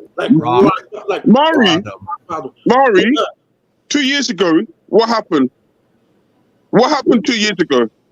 Before Paratici came into this job, we went 72 days without a manager. To me, that is blacklisted, my friend. Because that means that every time someone picks up the phone to you, you put the phone down, brother, because you want nothing to do with them, blood. Yeah. We were in that situation 2 years ago, right? We're going to break that record too, by the way. Yeah, we're going to break the record, believe me, we are. But Paratici, the first thing he did was bring in Nuno, right? So he was the one who stopped that 72 days. We ain't got Paratici this time, mate. We're breaking that record, guys. Yeah, but it's slightly skewed. That number is slightly skewed. It's not straightforward. I know it is. I know it's not. The season was still running, but this time we're still breaking the 72-day record, mate. Come on now. I agree, but I just can't understand this. How I feel like I keep saying this in every stream I do. I feel that we are so far removed from reality that we're talking about just double his wages. These players do not want to join Tottenham Hotspur. It's career suicide right now. Under any circumstances. Attractive. Hence why Conte wasn't your guy. We needed an Eddie Howe character. Somebody that comes in, coaches, will do it with players that are 30, 20, 40 million, not 10 70, million 8, even. 10 million, but not a manager like Conte that wants Vardial, wants Bastoni. I see every day, Mario, I see people come into my YouTube channel and say things like, just go and bid for Vardial. Yeah. Vardial, the most sought-after defender in the world, is going to join Tottenham Hotspur Football Club because we've got a Chinese stadium. We need to get real. We need a manager that can and a director of football that can find the gems, that can build. Secretly, I would say you'd need someone like Anfoster Coglu. It's mad. If we can't, like I said, I'm not talking about present now. I'm not talking about the time where we hired Nuno. If we cannot attract a Bastoni or Bastoni-like at the time of just getting Champions League and having Antonio Conte, right? At that time, serial winner, right? Because he left Inter, but he left Inter winning Serie A. Then we are fucked. Because no, we're not. No, we're not. No, Mari, you're confusing, right? You've got to remember this world now. top players want to play for top clubs. Just because we make the Champions League doesn't make us a top club with a plan moving forward. So we'll use Bastoni as the example because we've been using him all along. He's going to turn around and say, him and his agent will have the conversations with their advisors and everything and go, okay, let's have a look at the prospects. Who's bidding for us? Okay, Tottenham, this club, that club. Okay, let's look at Tottenham. What's good about Tottenham? I don't know. Well, they've had 4 or 5 different managers in the last 5 years. Yeah, they've not won anything. They don't look like.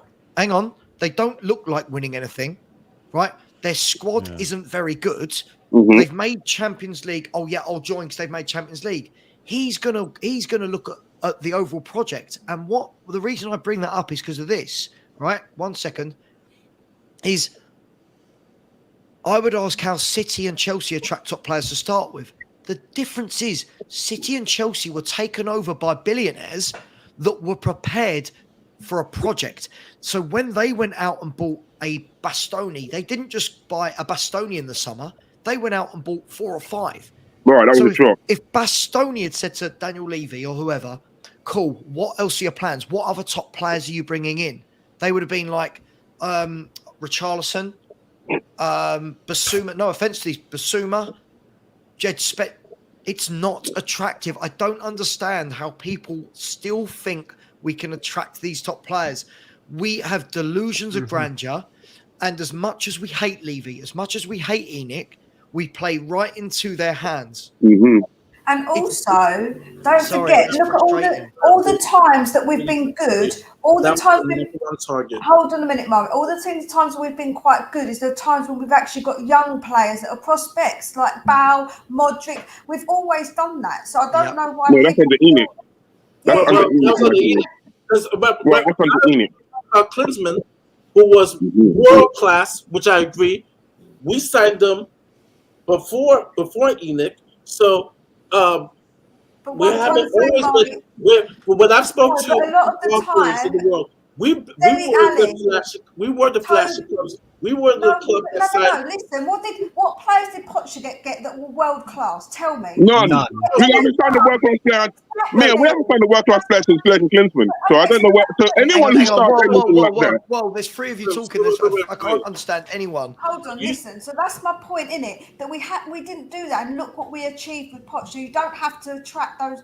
It's not about that. It's about spending wisely on the right kind of players. It isn't about having to spend all of that money. So all this world-class player talk, saying we're giving big wages so they come, it's just ridiculous. It's absolutely ridiculous. But we did that in the past before Enoch. You just said that. Who did we do it with? But Mari. Things. No, hang on. Who did we do it with, Mari? Our last big signing, right? A world club. Right. Klinsmann. Right. Okay. Right now, let's put this in context. That was in 1994. Right. Yep. Oh, that was 30 years ago. Right. 30. If we are going to use, hang on. If we're going to use the signing of one player 30 years ago to talk about how we can sign world-class players now that they all cost 70, 80, 90 million, we're in denial. As I said, half our fan base doesn't understand what we are as a club.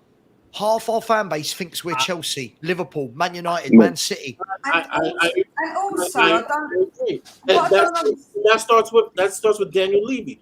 Amen. I've preached. Forbes just came out. We were third. We had 2 NFL teams. But hold up. That's got nothing to do with what you were talking about, Mari. That's got nothing to do with Bastoni. Wait. You just gotta listen. You guys gotta listen. Spurs are fascinating. He said a big Cynic club that has always got young players. I'm saying that's not true. I'm based on what she said. Maybe it's semantics. I'm saying we were just talking about Klinsmann, right? And before that, right, when we signed the Argentinian 2, Ardals, and beyond that, Jimmy Greaves. You're going back half a decade.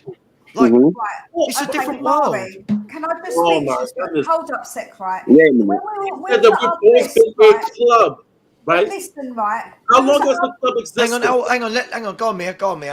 Right, so we was at our best, you admit it, yeah, when we had Poch. And I just said to you, what world-class players did Poch bring in? He brought in none. So that just proves to you that you don't have to have those world-class players to achieve I it agree or to with be you. good. So what is this big fascination with having to bring world-class players when someone like Poch did not do so, and we all rant and rave about how good it was under Poch? I don't Right, Mia. Well, because Mia, I'm going to say something to you. Wait a minute, go on, Murray. When we brought furniture, right? When we bought it from IKEA, it lasted, 3-4 years. But if we wanted furniture that lasted 20 years, we buy Italian furniture. What's that got to do with what Mia just said? Wait. What's that got to do with what she just said? Really, Sapo. You say that under Poch's reign, we got right? I said, yeah, I agree. That's what we did, and we were successful to a point. Yeah. But then she brought up the point of we don't need to get world-class players. So I'm going back to the point. The point. Mia, please tell me if I'm wrong. The point Mia is making is, let me add my own bit onto this as well. Mia, is to get to the point where we get to world-class players, you have to build. You have to build to a point where you actually have. Hang on. But no, you don't. You keep saying you agree, but then keep harping back to Bastoni and players like that. Spurs need to do. Hang on. What is wrong of taking the tap? But you have Italian. Hang on. Let me finish. This is basics of running a football club. We all hate leaving Enoch for whatever they've done, for whatever reason, right? But the basics are, you cannot just turn around now with the mess we're in, chuck money at world-class players and think they're going to join this club. There's nothing attractive about it. There are 5 or 6 more attractive clubs in England, let alone Spain, France, Germany, Italy, etc. So we are nowhere near the top of that pecking order. We're probably about 18th or 20th in the pecking order of top clubs that can attract top talent. That is a fact that Spurs fans need to deal with. So we need to do what we did when we had successful teams that were working under Harry, Redknapp, Martin Jol, and Poch. All of those teams were built on young, hungry players that were all molded into a team, a philosophy, a shape. So why do all our youngsters leave then? Hang on. Let me. Because anything goes so far. Hang on. Let me get to my point. All right. Okay. So where Enoch and Levy went wrong is they got us to that point before where we had the young, hungry team, and this was the problem. When we hit that brick wall and we needed to smash through it and then start adding the world-class players, the cherry on top. Whilst we're second, whilst we're third, whilst we're constantly in Champions League, they didn't do it. The problem is, guys, we are now where we were there. We are now here. So to get back to there, we need to build from an infrastructure. You can't just go out with a crap squad like this and say, Bastoni, you fancy joining? Barella, you fancy joining? These players will get snapped up by the biggest clubs in world football, not by Tottenham Hotspur. And until we learn our place in the food chain, and it's the same thing with managers. All of these people belittling every manager. It's madness. Let me give you a scenario, right? And just to understand where I'm coming from, right? Because this is it's not even Nagelsmann, right? This is Antonio Conte, right? Which I 100% agree it was a bad marriage. That's why I don't want Luis Enrique. Us going after Luis Enrique.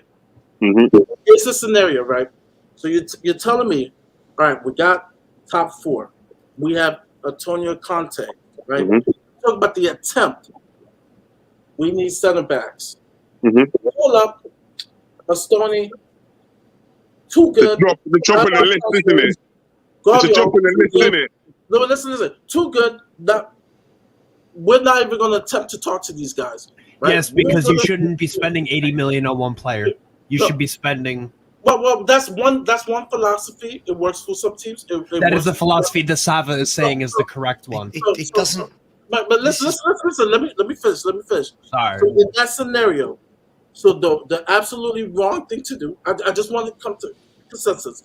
the wrong thing to do was even to attempt to think about a Bastoni or Guardiola. Is that what you're telling me? Yes. Yes. We should have got on the business, Mari. Mari, yeah. If you can't get Bastoni, this is the bit I hate about Daniel Levy, and it's really, really bad. It's the drop off in the list.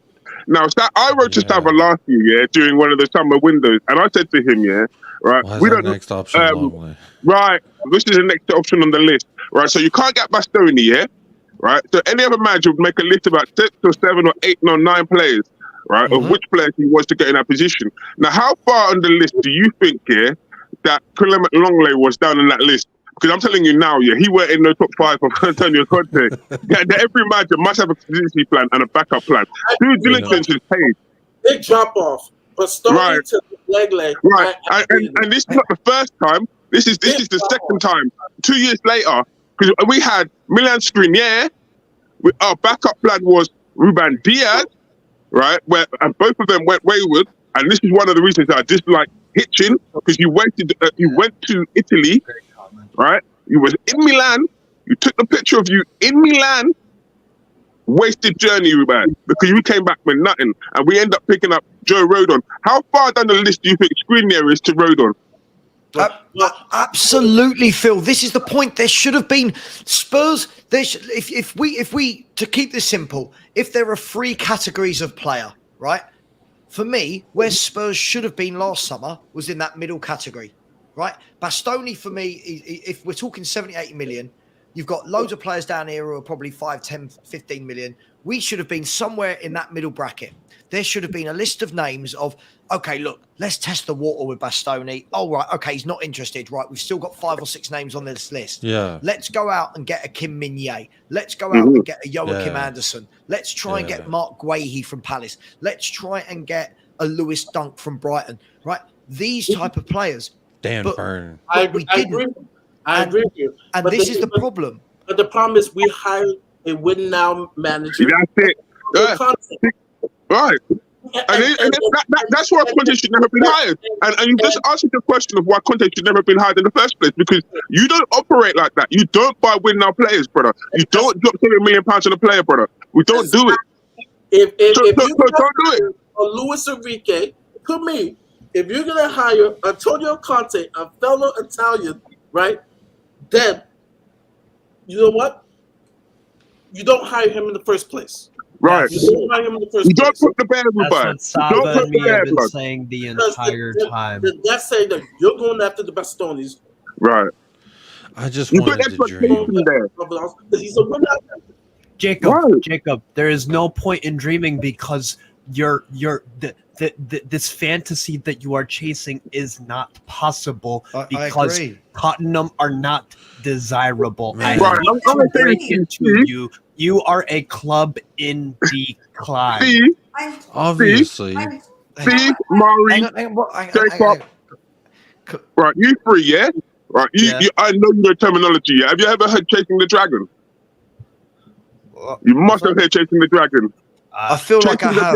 I feel it's something rude, but no. It's not just nothing rude, right? It's chasing something that you, right? You know when you look, right? Saba, I know you used to be gambling and that, yeah. When you're gambling, yeah, and you lose money, you chase it. You chase it. You chase it. You lose more and you lose more and you lose more. Right. Yeah. We had the opportunity, yeah, when we finished second behind Chelsea. After we finished third behind Leicester, we finished second behind Chelsea. We had this opportunity then to kick on. We didn't do it. We looked appeasing at that point. Yeah. We could have signed the Bastonis at that point. When we got to Champions League final, which covered cracks, which I said at the time, we covered cracks, the 500 days, blah, blah, blah. Mm-hmm. Daniel Levy was chasing the dragon of, I'm going to, that time, that moment had gone. Until there's nothing left. That moment had gone. So why, if we're collectively agreeing that Antonio Conte was not the right hire because of the processes, why did myself and so many other fans get so much shit for saying this guy shouldn't be at this football club? Because people like to prove their point. People like to drive home their point. I said to you, Antonio Conte wasn't the right one. I said, did Tottenham not pay due diligence? Did you not have a look at the manager's TV? Did you not see at Inter Milan how he operated? Did you not see at Juventus how he operated? Did you not see at Chelsea how he operated? Look at the defense. Look at Nagelsmann. Juve or Chelsea? Right. Look at Nagelsmann.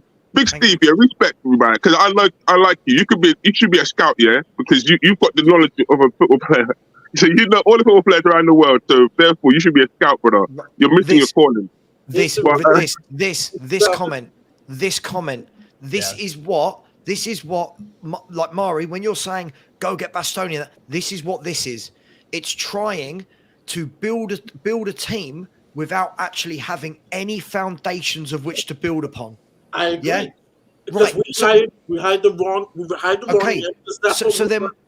So then why are you still saying that we should have got Bastoni? Because that's who we hired. We didn't hire a project manager. We didn't hire a guy to. Okay.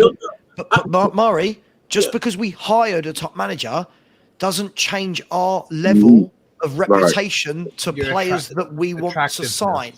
This is the problem. Everyone thinks that players will join for a manager. Can I give you a prime example? You can't join for a manager if you turn around and look at the club and like Maury, if you were my best mate, right? Mm-hmm. And you had a club, and I'm currently working for Phil's team over here. And Phil's team over here is Inter Milan. We've won Serie A's. We've done well in Europe, whatever. I'm used to the taste of glory. We're a big club. We're always challenging at the top, no matter what.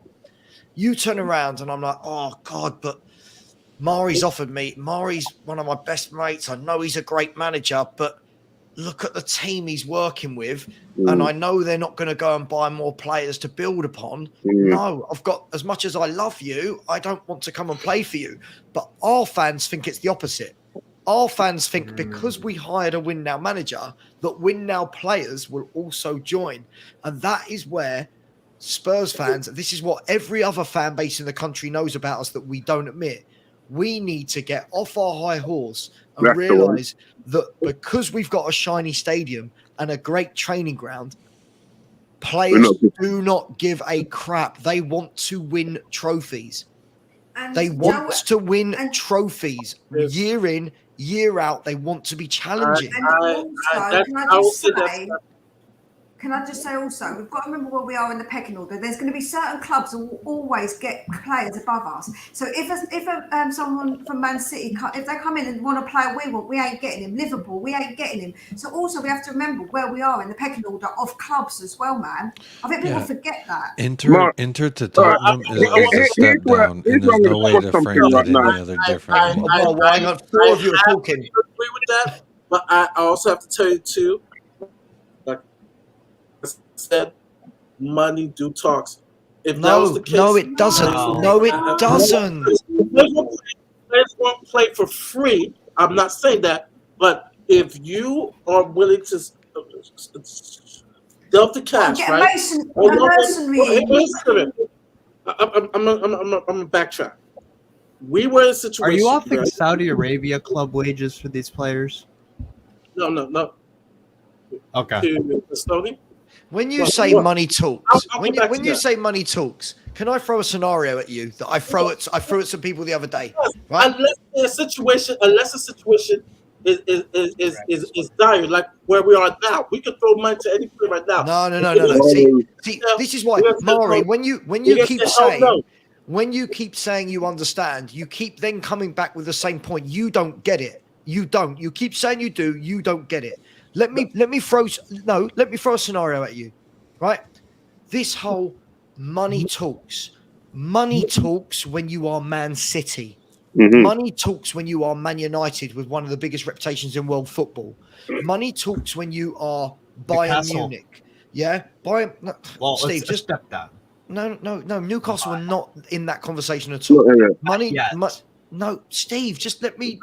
Money talks when you are Man City. Money talks when you are Chelsea. Money talks when you are when you are even a Juventus.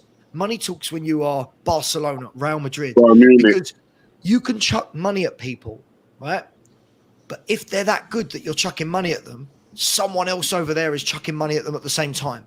So if Spurs go in for a top player, that is on the market, do you truly believe, Mari, that we're going to be the only one if they're this top player going in for them? Now, when we go in for them, we can say, okay, we've matched the bid of Man City and Liverpool and Chelsea, right? We've matched their bid of 80 million, depending on who the player is. Right, now we're going to sit down with their agent and the player and talk. Brilliant. What can you offer me? Because Man City and Liverpool and Chelsea have agreed to pay my client 450 grand a week. Okay, well, we can't afford to pay you 450 grand a week. Okay, we might be willing to let that go. What's the project? Well, we've just finished 8th. We've not won anything for 15, 16 years. We've had 5 managers in 5 years.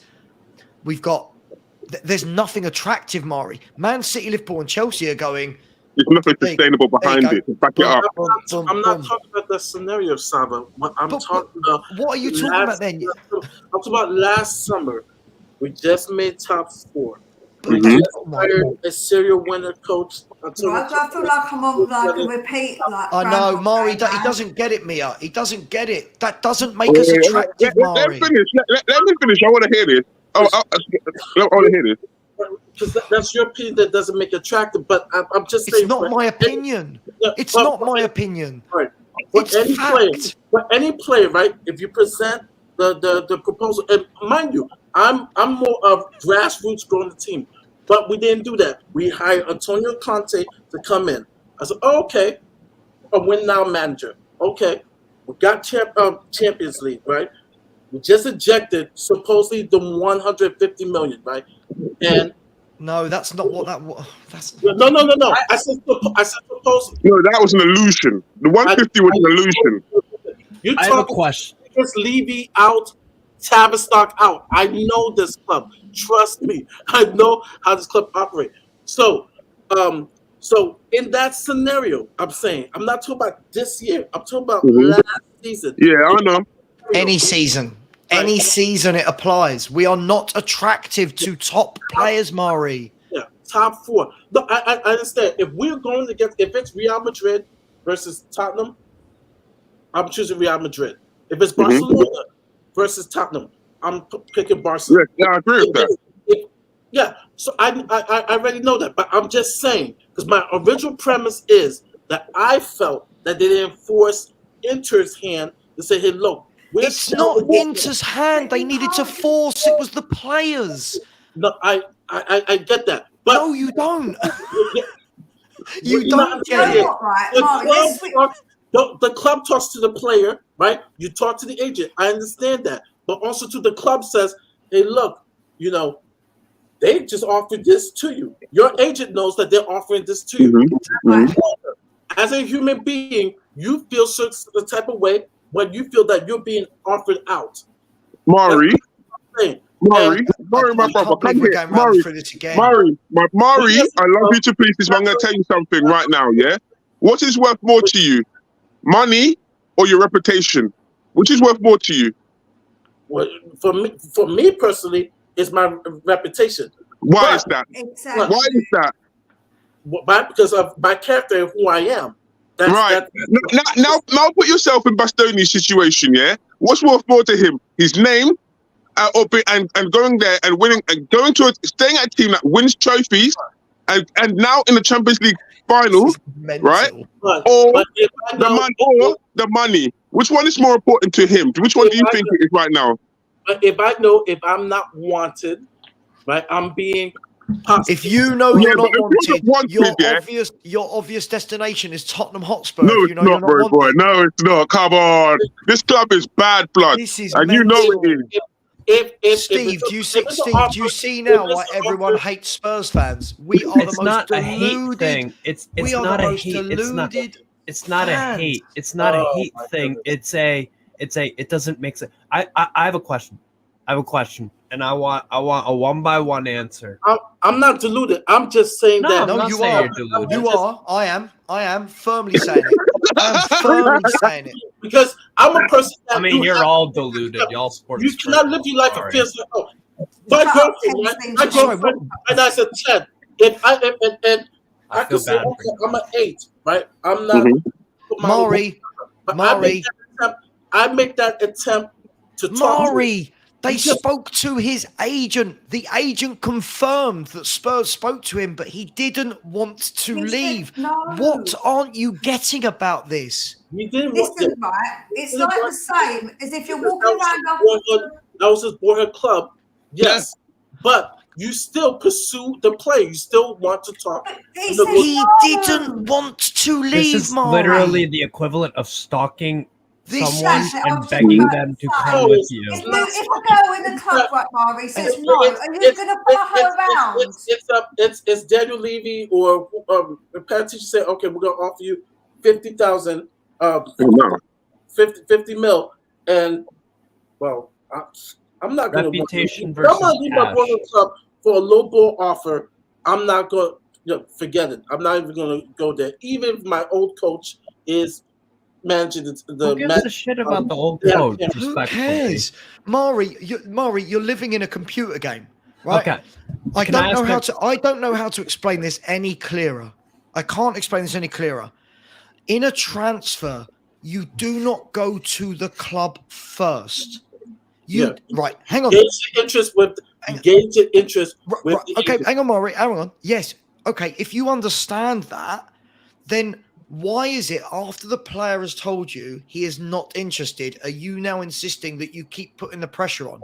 He has told you, I don't want to join Tottenham Hotspur for whatever reason. Mm-hmm. And you think that Spurs then should still keep making an effort to get a player that's told you he does not want to join your club. Yeah, I feel that Spurs didn't present right, Mari, can I just ask you a question? Right? Say, oh wow, this Mia. Doesn't matter how you tell it. That's my God. It doesn't matter how you tell it, brother. It doesn't matter. It doesn't matter. It doesn't matter how you dress it up. It is what it is at the end of the day. You can't dress it up any more better than what it is. This club is a mess. Absolute mess from the top all the way down to the bottom. It is a mess. I want to ask everyone. I want the defense to be ripped apart more than anybody else. Mate, last summer I went on Savage Chat, and I destroyed every single member of our defense before the season even started. I said it's going to be the Emperor's New Clothes. Only now this week, I hear Sim saying, it's like the Emperor's New Clothes. Duh. Yeah, I kind of said that last summer, mate. I don't want to see this show. I already know where it's going. Actually, you know what? I want to vote Tottenham for the British Soap Awards this year. Because that's how bad it is in the club, man. It is a joke team, blood. It is bad from the top to the bottom. And basically, all we've had for the last 5 years, at least, is the Harry Kane Save Our Day show. It's coming like Smallville. You know when you hear, save me? That's what I'm seeing every time with Harry Kane there. Every game, brother. Super Kane, SK, every game. No, I don't want to see that. I don't want to see a one-man team. I don't want to see Tottenham reduced to that. But that's what I'll have to see. Phil, it's painful to watch. Do you know the difference, right? This is the thing. I know we're just using Bastoni as an example, but if you look at any player, look at Ugarte, for example. Why would he come to Spurs? Right, now, hang on. Chelsea and PSG are in talks with Ugarte for 60 million. Mm-hmm. You know, when those two clubs go in to negotiate with that player, what they can sell is brilliant. Now, Chelsea may have had a bad year this year, but what Chelsea will turn around and say is, here's how much money we're chucking at it. Here's how much money we've already spent. Here's our trophy cabinet for the last 20 years. Are you interested? By the way, we're going to give you 500, 450 grand a week. Straight away, it's attractive. What can you sell at Tottenham? Because our fans, no offense, Mari, but fans like yourself, you go, we're in the Champions League. It's attractive. It's not, because there are loads of clubs in the Champions League. Right. We make it sound like it's we make it sound like it's a special thing that only Tottenham achieve. Right, big time. What you guys are not understanding is the attempt. I just felt that. I'm not talking about the final yes for a player, because eventually they're going to say, yes, I'm going to go. Club Mari, his agent said he did not want to leave. I don't know what attempt you are thinking. No, I know what he's saying. I can attempt to ask out Rihanna 9 times in a row. If she says no. Can I ask again? I'm confused. What attempt? I feel that as usual. Stop feeling, not what you feel, reality, not what your emotions are telling you, reality of the situation. My reality of the situation, I think they gave a weak feeler, like, hey, we're interested in you. And of course, Pastor's like, no, I'm not. Oh, so you're saying they didn't try? Yeah, so you're not there enough. They offer to the agent. They weren't serious. That's the word I'm trying to say. Yes, yes, I hear that. Not serious. That's why and that's what most signings look at when they come here. So we're not serious, brother. Interested. Right. Okay. I'm going to say this to you. Yeah. This Poro deal, every deal that we've made here, the last ones here, have been loan. Club is so why should this club take you seriously? Yeah. If everything that you want to do is a loan, it's to show that you're serious because you ain't got the money to back up your claims. So why should they take you seriously? That's why every one of them drags on so late is loan with an option to buy. We'll pay in the future. Why should they take you seriously? Where's the money that you have? This is one thing I hate about Daniel Levy. Another one I hate about Daniel Levy. You have money because you've got revenue streams that other clubs don't have. Yeah, we can't. What was it? We can't compare with oil states. That's fine. We can't compare with Man City. But guess what? We got revenue that Liverpool don't have. We got revenue that Man United don't have. We got revenue that Arsenal don't have. We got revenue that. But how are they competitive? But Tottenham aren't. Because they're big clubs. Because they're big clubs, man. Because you've got. Oh, you're a big club, so you're a poser then. Yeah, so you're a poser. Phil, she's answering your question. I'm asking a question. Listen, right? Because I already just told you about the tiers of club. We're not in that big tier with those clubs, man. We've got to be fucking real. What is wrong with people? We're not a big club like that. We're not. I know we're not. So why would we be in that league then to try and don't charge more than them. If that's the case, don't charge more than them. You are a poser. That's a separate conversation. That's a different conversation. As part of this conversation, because it's not like you can't keep bringing stuff in. That's not the conversation. The conversation is we're not as big a club as them clubs. So automatically them clubs will be getting those players in that conversation. We ain't going to be touching those players, right? That's just the way it is. And it has been for a long time. Like I say, the last big player we got was 30 years ago at World Cup. We're not in that conversation. We have to be realistic. And the promise of throwing money at it doesn't work if there's no substance behind it. Yeah. We have to remember that if we keep talking about from a human point of view, the emotion of the player, if you are a player, a top player in your life, ideally you don't want to make more than 2 moves, right? Ideally you want to go somewhere for 5 years and maybe another 5 years or stay somewhere for 10 years. It's a big decision for people to make. If I'm looking at Tottenham Hotspur, bearing in mind, I'm a bloody Spurs fan. If I'm looking at Tottenham Hotspur right now, realistically, even last year with Conte, I'm looking, the first thing I'm going, why have you only got 1 year left on your contract? Why isn't that being sorted out right now? Who are you signing this summer? Why, what's going on? What's the infrastructure at the club? What's the process? What's the plan? Where do you see yourselves in 5 years? These are questions that agents will be asking. This is why agents are paid millions of pounds, because they will scope out a good deal. Agents know Levy. Agents know how this football club is run. Bastoni's agent won't be an idiot. He would have been approached by Spurs if that's the case and asked, what's going on? Bastoni is then sat down by his agent and he'll say, I don't think that's a good move for you. I don't see how that is furthering your career. By the way, if Inter Milan don't want you, I will make some phone calls and I will make a deal happen to some bigger football clubs. But as football fans, we take all of that and replace that with emotion. We replace it with this fantasy that Mari's going, that attempt. You have to attempt, but it's like me going into the house market right now, right? And I always use this. By the way, my house isn't worth 1 million. I use that number because it's a nice round number. If my house is worth 1 million, right? I know how much money I'm going to make. So your house is worth 1 million, Savin? It's not worth 1 million. If my house is worth 1 million, right? I know how much money I'm going to make from selling it. I therefore know when I go to the estate agent and say, hi, I'm looking for a house, they're going to say, okay, what's your budget? And I'm going to go, this is me, right? And they'll go, but I can pay now up to 2 million for my next house.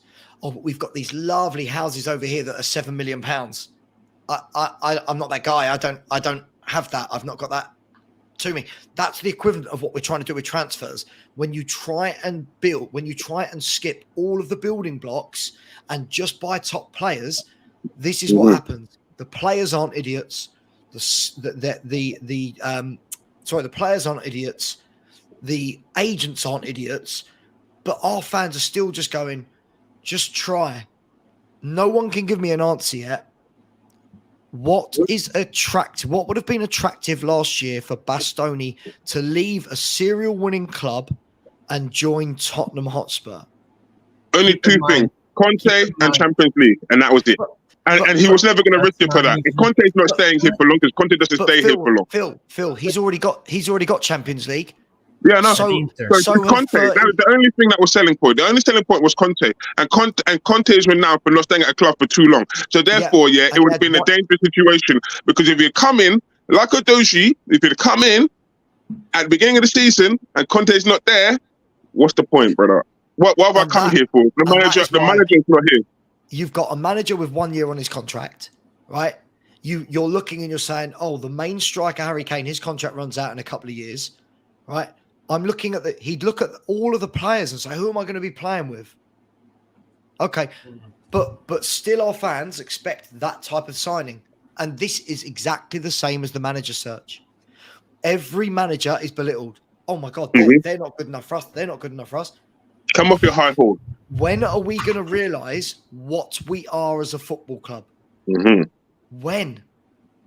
You're in People don't want to hear it. I know they don't want to hear it. But we are not. No, Steve, we got past decline, Steve.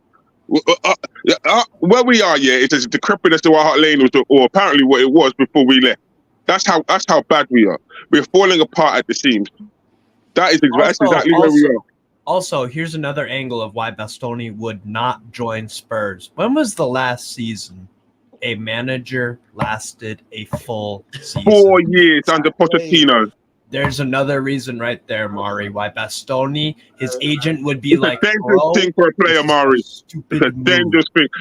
Imagine being a Doshi right now, yeah? Imagine being a Doshi right now, yeah? You've signed Tottenham Hotspur for Antonio Conte, right? When he comes in, where's Antonio Conte? Antonio Conte's gone. You signed because of Paratici. Where's Paratici? Oh, yeah, Paratici's not here. Paratici's gone. So now, he's coming into a new club where he's got nothing around him. Now, that's a dangerous situation for someone his age. You build from the ground up for 2 to 3 years. You steady the ship. You get a nice lot of playing staff that want to be at the club. They don't have to pull up trees. Then you start going to the next level of players saying, hey, these are the foundations we put in. We need to go to the next level. Are you interested? Then when you get to where you were with Poch, you go, right, this time, now we go for the Bastonis. Right, there you do. Mr. Bastoni, we've just finished second in the league. We've been in the Champions League for 4 years in a row. We've just signed this top midfielder, this top forward. Do you want to join? Oh, I like the sound of that project. Listen to the selling point, Mark. Listen to the Tava, and the selling point right now. Right, you've got second place in the league, so it means that you're going for something, right? And you've got Champions League football. Players will come just because you're in a Champions League final. Your players will come because now they're realizing that you're serious. You go to a Champions League final, so the better players would want to come to your team now because they'll say, well, if we come to that team, maybe we can take them over the edge like Liverpool did. And also, you remember that? Phil, don't forget that if there's a project and we continue the project, we can show them that we've got this project. That's attractive. It isn't just where you're thinking. It's the attractiveness of what you're going to tell them we're building. It isn't like a short term. We can say, listen, look, we've been building this and we're going to continue to do this. That's more attractive. There's nothing tangible at White Hart Lane. This is what I said years ago. There's nothing tangible at this club whatsoever. There's nothing that grabs hold of you and says, every window is a disappointment to me. This is why I respect Savile, because first time I ever heard him on Henry Wright, he said, you know what, this window makes me sick, mate. This window makes me more than sick. Every window, for the last 4 years has just been draining blood. Every one of them. I look at them and I can tear it apart in seconds. Because he's looking at it and thinking, right, you haven't got the player that you needed for the defense, because that defense is wayward blood. Right, one pass through, we could have got licked off 5 against Leicester. We were damn well lucky it was 4-1, right? We could have got beat up here. We got pulled apart here against Sporting Lisbon, I see Eric Dyer on his backside fall down like he's getting pulled by a horse and carriage, mate. My man was on his arse, guy. And that was by Marcus Edwards, a failed youth academy project at Tottenham Hotspurs, who left him on his backside. Well, let me just quickly do an update. Now we have Liverpool, with Salah. Now we have Man United, right? But So our defense here, if you're rebuilding, you start at the back. You start at the back. You fix up your defense. Now we've had problems in there with Romero. Romero is an exuberant youth here. He needs somebody there, a man there like Otamendi, to beat him into place, brother. Stay where you are. Keep on your feet. Go backwards. But really and truly, Sava is right as well. Is that the quality should be in Romero to be able to stand up there and know when to come out and know when not to. Know to come and know when to drop. But that's not in Romero's mindset at the moment. So he needs somebody else Know to tell when him. to donate. Right. Know when to donate, right, Sava? Because I haven't deactivated my channel yet, because I joined the Tottenham Away channel. My very first video, exactly what Sava said. And it was at a time where we fired Nuno, and I just sprung up my channel. I'm talking about we got Antonio Conte, right? To cover the fan base, wounds, right? Put that temporary band-aid to cover all the deep wounds, right? You got them to roll the dice, right? Go to Vegas, you roll the dice, because this is no long-standing project like what we had with Ponch. We started from scratch. We got rid of all the dead wood, the wonderful 7 that came in, right? We got rid of those, the Fazios and whatsoever. We build a proper team. I'm not disagreeing with that. Daniel Levy, in the last couple of manager hires, have hired win now managers, right? This is what he has sold to us, right? Yeah. And the selling point is, well, we got Antonio Conte. When we get Champions League, this is what we're going to do. We're going to roll the dice. Who said that? You as a fan said that. The club never said that to us. When the club bought in Conte and Jose, not once did they ever tell us fans that we're going to roll the dice and go big. No. What they did by bringing in Jose and Conte was was put a band-aid over what was surgery needed. Now, and raise the expectations of the fan base. I know, but that. But that's what I'm saying. When we needed a tough, as Pot said, a tough rebuild, rebuild. We did not do that. We diverted from that plan, right? By getting a Conte, right? Because, like you said, he is not I'm gonna stay here 5 years, 6 years to coach to build something, right? I want to win like instant rice, right? Like an instant meal. You put it in the microwave, right? Instant, right? So when you're hiring that, you're telling the club, this is the type of manager that we got. This is the type of place that we're going to go for. No, but that's not true. That's not true. You're making that second bit up. You've just said it. They hired those managers as band-aids for what actually needs surgery. Wow. Right? They papered over the cracks. So what they actually done was pacify the fans, because everyone was so angry with the Nuno thing that when Nuno got sacked, everyone was livid. And then 24 hours later, Mari, everyone's going, oh my God, we brought Conte in. Now, fans amongst themselves that keep believing these delusions decided, oh my God, we must be going big. We got Conte. Other fans that have seen this for 40 years went, I don't know why everyone's getting excited. We all know how this ends. Well, right? He's not. Hang on. And Brian Daigle said it. I remember when he said it. He said, now this is a proof point.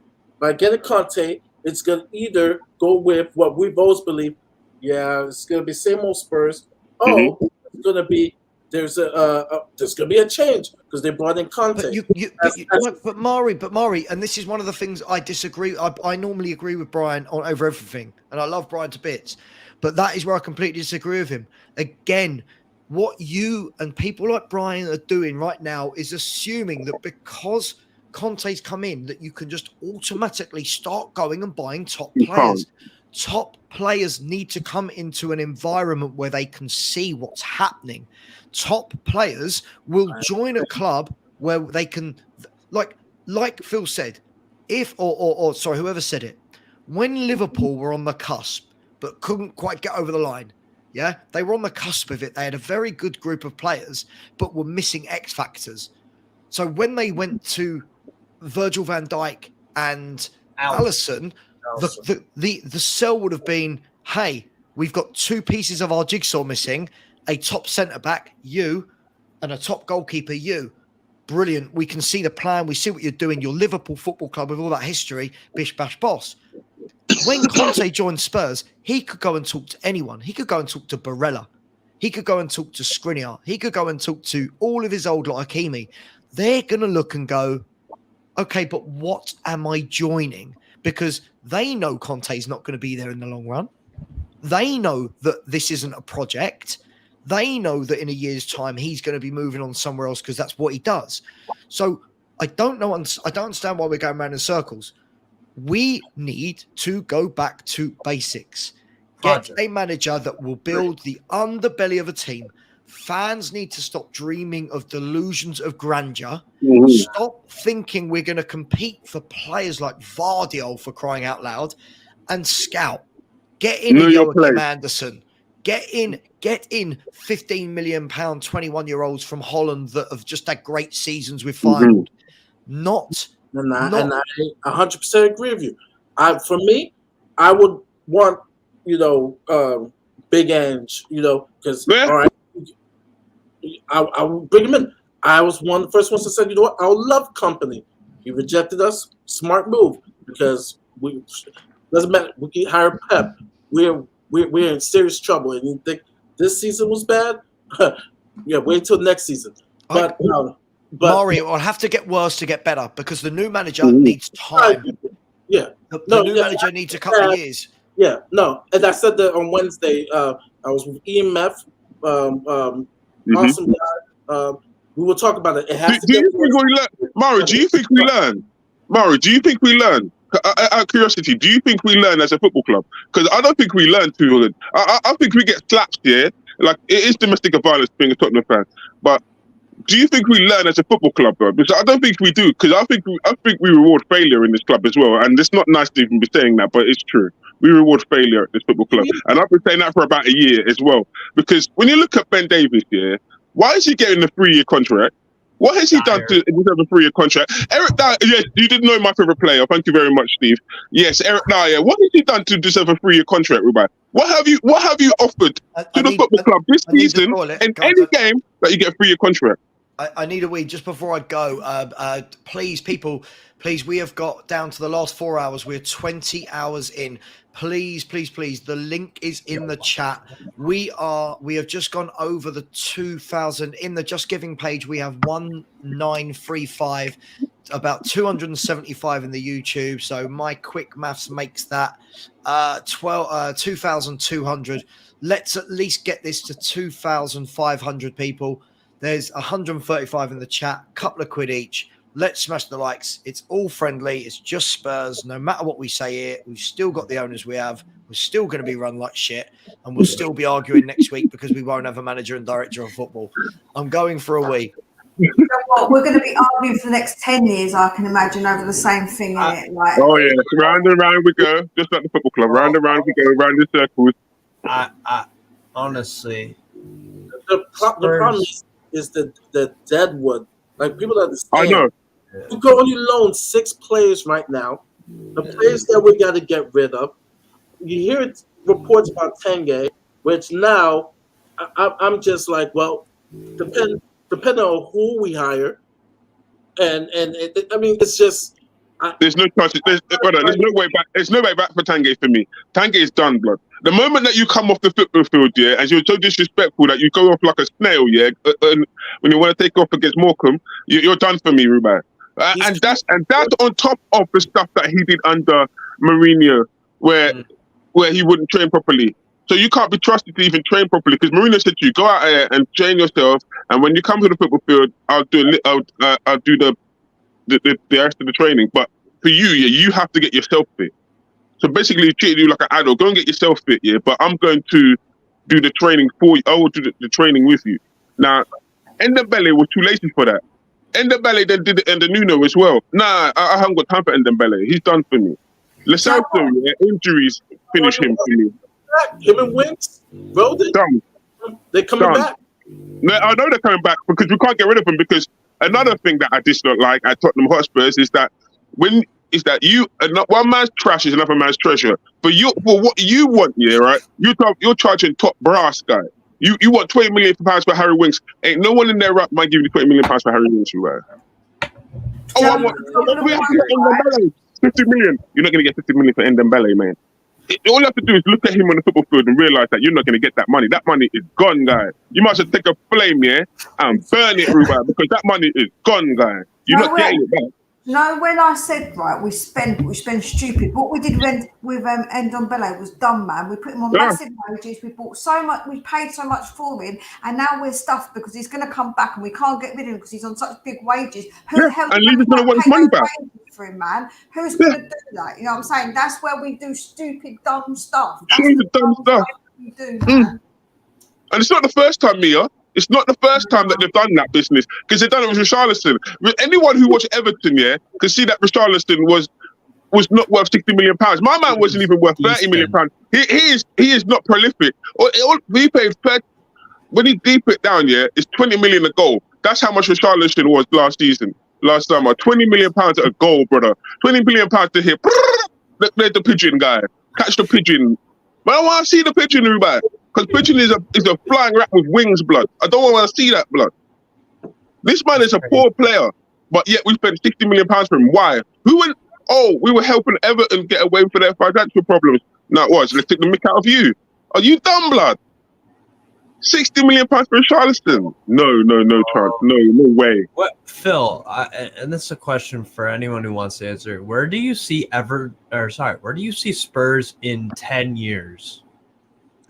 Mate, if we don't sell, if ENIC don't sell, because right, this is where ENIC, yeah, I'll give you praise here for the stadium. I'll give you praise for the infrastructure. I'll give you praise for the Poch's era, some of it, not all of it, because you actually stood on the snake's head, yeah, when you did the 500 days. That's why I call it a premise, because that 500 days, yeah, is what we're suffering now. Because that was the days where we were actually attractive as a football club. We could have got the likes of Bastoni in them days. They didn't do it. Yeah, they said the money was there. Daniel Levy even stood up there and said the stadium will not impact our spending. Lie. Barefaced lie. It did impact our spending because we were at 500 days without buying a player. So we actually stagnated. Oh, we got the best 11. What? Tell me how it's the best 11. Did they win a trophy? No. So how is it the best 11 then? It's not the best 11 anymore. It's a lie. To answer your question, Steve, making money. That's in terms of do you see yourself as a 10th place team, a top 4 team, a 15th place team, or where do you see Spurs in 10 years? Mid-table, and this mid-table, Steve. And another 12? One. I'm going to dispel something right now, right? Selling Harry Kane here it is, right? If I didn't leave, it doesn't sell Harry Kane, and Harry Kane says, I don't want a new contract, that's gross incompetence. Because right now, you're £80 million, right? And if you give that to the new manager, that will show the new manager that you mean business.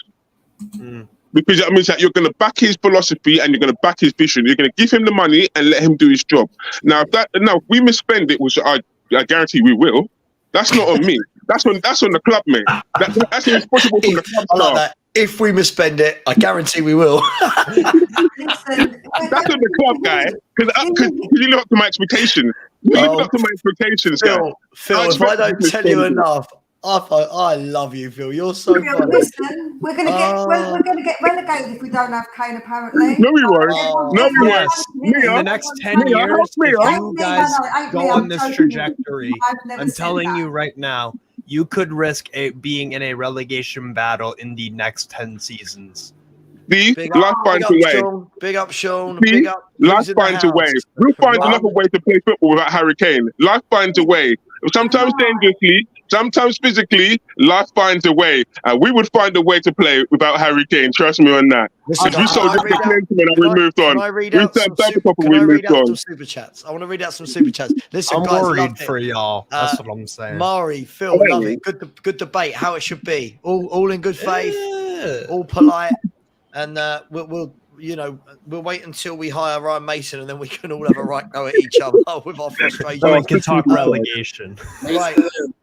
bear with me a second, people. I need to read out a number of super chats. So, first of all, Daniel Montandon has said the Premier League is overrated. Come down to the EFL. Big up, Daniel. He's donated a lot over the last 20 hours.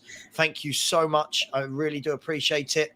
Shantanu Ganatra, thank you very much. I said, great job, everyone. Yeah, absolutely. Everyone involved has really, really chipped in. And I don't know how we talk about football for this long, but we do. We keep doing it. Still drunk off my ass. I was ready to talk about movies too.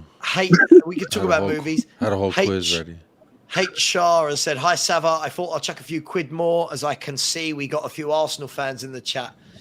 Yeah, any reason to put some money in? Thank you very much, H. Joe Hallworth has said he's bang average and only gets rated because he clambers into people. He's talking about Romero. People who rate him only started watching in the past 10 years. Let's not open that up again. Sorry, but it's true. Yes, Joe, you're correct. Moving on. Shut up, Adrian Chia. Big up. I said, big up panel. Maldini is a top defender, but he had another top defender in Baresi playing alongside him. Your partner matters a lot. Yeah, Adrian. But I reckon Maldini could have played in the back one and been successful.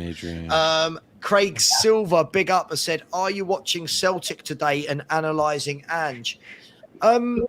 9.5 hours. To be honest, I think I'm going to watch the FA Cup final and then I'm probably going to crash out for about 15 hours if I'm brutally honest with you. But hey, why not if I'm up? Keeks has said, sorry, that's not one. I think I've already done that. Michael O'Connor has said, Conte is a serial narcissist, Sava. He wants you to hate him or love him as long as you give him attention. Of course he'd take the 15 million. I'd be a serial narcissist for 15 million. I'm not going to lie to you. Anyone who slags off Conte for taking 15 million for his contact is full of crap. Ooh, who would walk away from 15 million? I definitely wouldn't.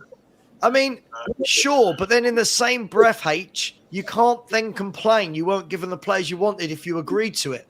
So Daniel is back again with another one. He said, I've just stepped back in from work. Let's keep the donations going, people. Thank you, Daniel. Please keep the donations going. There are some more super chats, but I've just put the link in the chat. Let's get it to £2,500, please, people. Steph has said Sempre Milan for Heart Foundation. I don't know what that first word means, if anyone knows.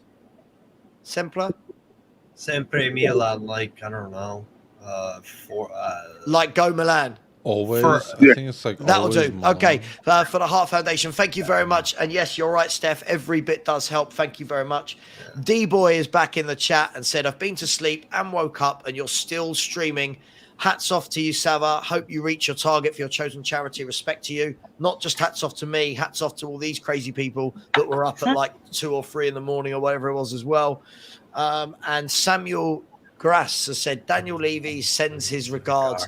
I tell you, I bet he didn't. I bet he wouldn't even chip in a $5, would he, the tight kid? You know what I mean? Well, there's a theory going around that Daniel Levy listens into Twitter Spaces and YouTube. Yeah, there's he does. Theory I think he does. I don't mean to... I'd be really worried if the CEO of a global corporation has time to watch YouTube channels. I'd be but he has people in line that listen to it. You know what I mean? Yeah, that's what the department's for. And Jacob, sorry, man. I was just gonna say, if it's between Son and Jermaine Defoe, I'm taking my boy Defoe. I'm taking Me too. I'm taking Defoe, man. I'm sorry, you know. I'm an island boy, man. I gotta take Defoe, man. I'm taking Clint Dempsey. I gotta go my island boy, man. I gotta keep it in the family. How long were you waiting to say that? Mari's been holding that one in his top pocket for about 3 hours. Hours ago. I miss Defoe. Defoe in that era when we had Defoe, Keane, Ben and Pavlyuchenko or Berbatov, whoever it was just like, it was so great because, you know, if it wasn't working, you take off 2 and you put on 2 and you got this dynamic. And can you imagine Defoe coming on now in games when we were struggling to score instead of I would take Gary Lineker right now over Richarlison as a replacement for Harry Kane. I would take Gary Lineker. I'm telling you that now. At this age. That team was one of my favorite teams, even more than the Champions League team run. Like I really loved that team, and I mean, we didn't win much, but it was just exciting, man. I was them days, Mari. Them days, yeah. We haven't had them days in years. Come on, Mari, really and truly. Now it's just placid and boring. We haven't had them that moment. Can everyone see this? Yes. Can everyone see this? Somebody, we need £20 to get the Just Giving page to 2,000 plus the money that's in YouTube. We'll be at about 2,300, 20 quid to go in there. And if we can get another, listen, we have got just under 4 hours. We can get 500 quid in 4 hours, right? Surely we can get another 500 quid in 4 hours. I'll do something stupid if someone gets up to. Steve will do such. What do you mean, Steve? Been doing stuff stupid all night. Mia, what I'm trying to do it for sure. I like it. Mia just comes in with some deathly jabs every now and then. I love it. I heard them earlier, and I was just like, man, Mia's coming with sharp knives. She was killing Alex. Hey, you know what? I could take it though. I don't even take myself seriously, man. Why should Mia? You know what I'm saying? Steve, you're brilliant. Steve, I love you, you know. Steve, you're brilliant because you got every nation. Brother, half them shirts here, I don't even recognize, man. The Turkish second division team, round. Where are you getting these names from, man? Like I said, you should be a scout, brother. Seriously, because there's no way you know every single team across the world. You know all the players that play for them. Yeah, really, I think you do a better job than Paratici. And as long as you don't cook books there, that's your better than Paratici anyway. Bro, I'm telling you, man. If Kulusevski don't go to Spurs, go get my boy Vlachev. There's this right winger at Twente who's Czech. Get him for like 15 million. Vlachev Cherny. That's who he is. He's 25 years old. Is Steve slowly but surely going this way and falling into a sleep? Is this what's happening? Is he like you know? Nah. I gotta get it. I'm baiting him. Look at him. He was getting comfy. You're right, Savage. I was getting comfy. Jacob, this guy's had like a whole crate's worth of bottles Malibu. of Malibu. I'll do another shot. Do a shot of some water. I've been drinking water. Good. It's all good fun. Just quickly, big up to Alejandro Perez. That sounds like a real striker's name, doesn't it? We've signed Alejandro Perez from Mallorca. Maybe you should do your Prem 11 of the season. Yeah, I think we were meant to do this 2 hours ago, but it would probably turn into a 1 hour debate with Jacob trying to put Romero and Son into the 11. Did you do your thing, Tabba? I started it last night. Yeah, I watched some of Alex and Lauren. But did you do your did you finish your 1 to 17? Oh God, no. There's so many topics left on there. Just before we do that, also Gav North, big up Gav. I love Gav. I mean, Gav is we completely disagree on so much, but I still love you. Always got time for you. You know that. Said skint now, can't afford a pint at lunchtime. Yes, but think of all the good hearts that you're saving, and your own by not having a pint. So, Gav, thank you so much. Drink responsibly, everybody. Don't be like Steve. I am the example. Drink responsibly. Yeah, that's the takeaway from this stream. Drink responsibly as Steve's been drunk for the whole 24 hours. Don't be like Steve. Don't be a Steve. Yeah, be less Steve. Be less Steve. I mean, does everyone want to attempt to do their Premier League team of the season? No, Hell yeah. After last night with that 11 that we did with just over Sonny, man, that was ridiculous. I went to bed, I put it on for a bit, and you're still talking about it. I'm like, why? All right, then let's talk about. Run it up. Who got into the front three at the front two, by the way? Was it Berbatov and Kane? I take it. Berbatov and Kane. Didn't Son win it or no? Am I mistaken? No. Son wins it in your dreams, you know. That's about it. Bro, what about a front two? This was when in my dreams. Did in real life. Vlad Riches make it at center back? No. No. Nah. Fazio. Oh God, yeah, he was slow. He couldn't turn. Poor thing. Rico Fazio was terrible, man. We should 8 million. I would have gone with Ledley and Vertonghen. We put Ledley King and Mabbott in. Oh, so leader of men. I would have loved to see Mabbott. That was the one before my time, but I wasn't watching Premier League when Mabbott was there. I was watching a lot of international. Mabbott was a leader of men. Mabbott was a brilliant captain and a leader of men, and it's very rare to see that. Like when you see like Tony Adams, that is a leader of men, guy. That is that kind of defender that you look at and you just, if he says to you jump, you say how high, sir. That's the kind of level of authority that Gary Mabbott had. And when I remember the 1991 World FA Cup year, because I fell in love in the semi-final, mate. I ain't gonna lie.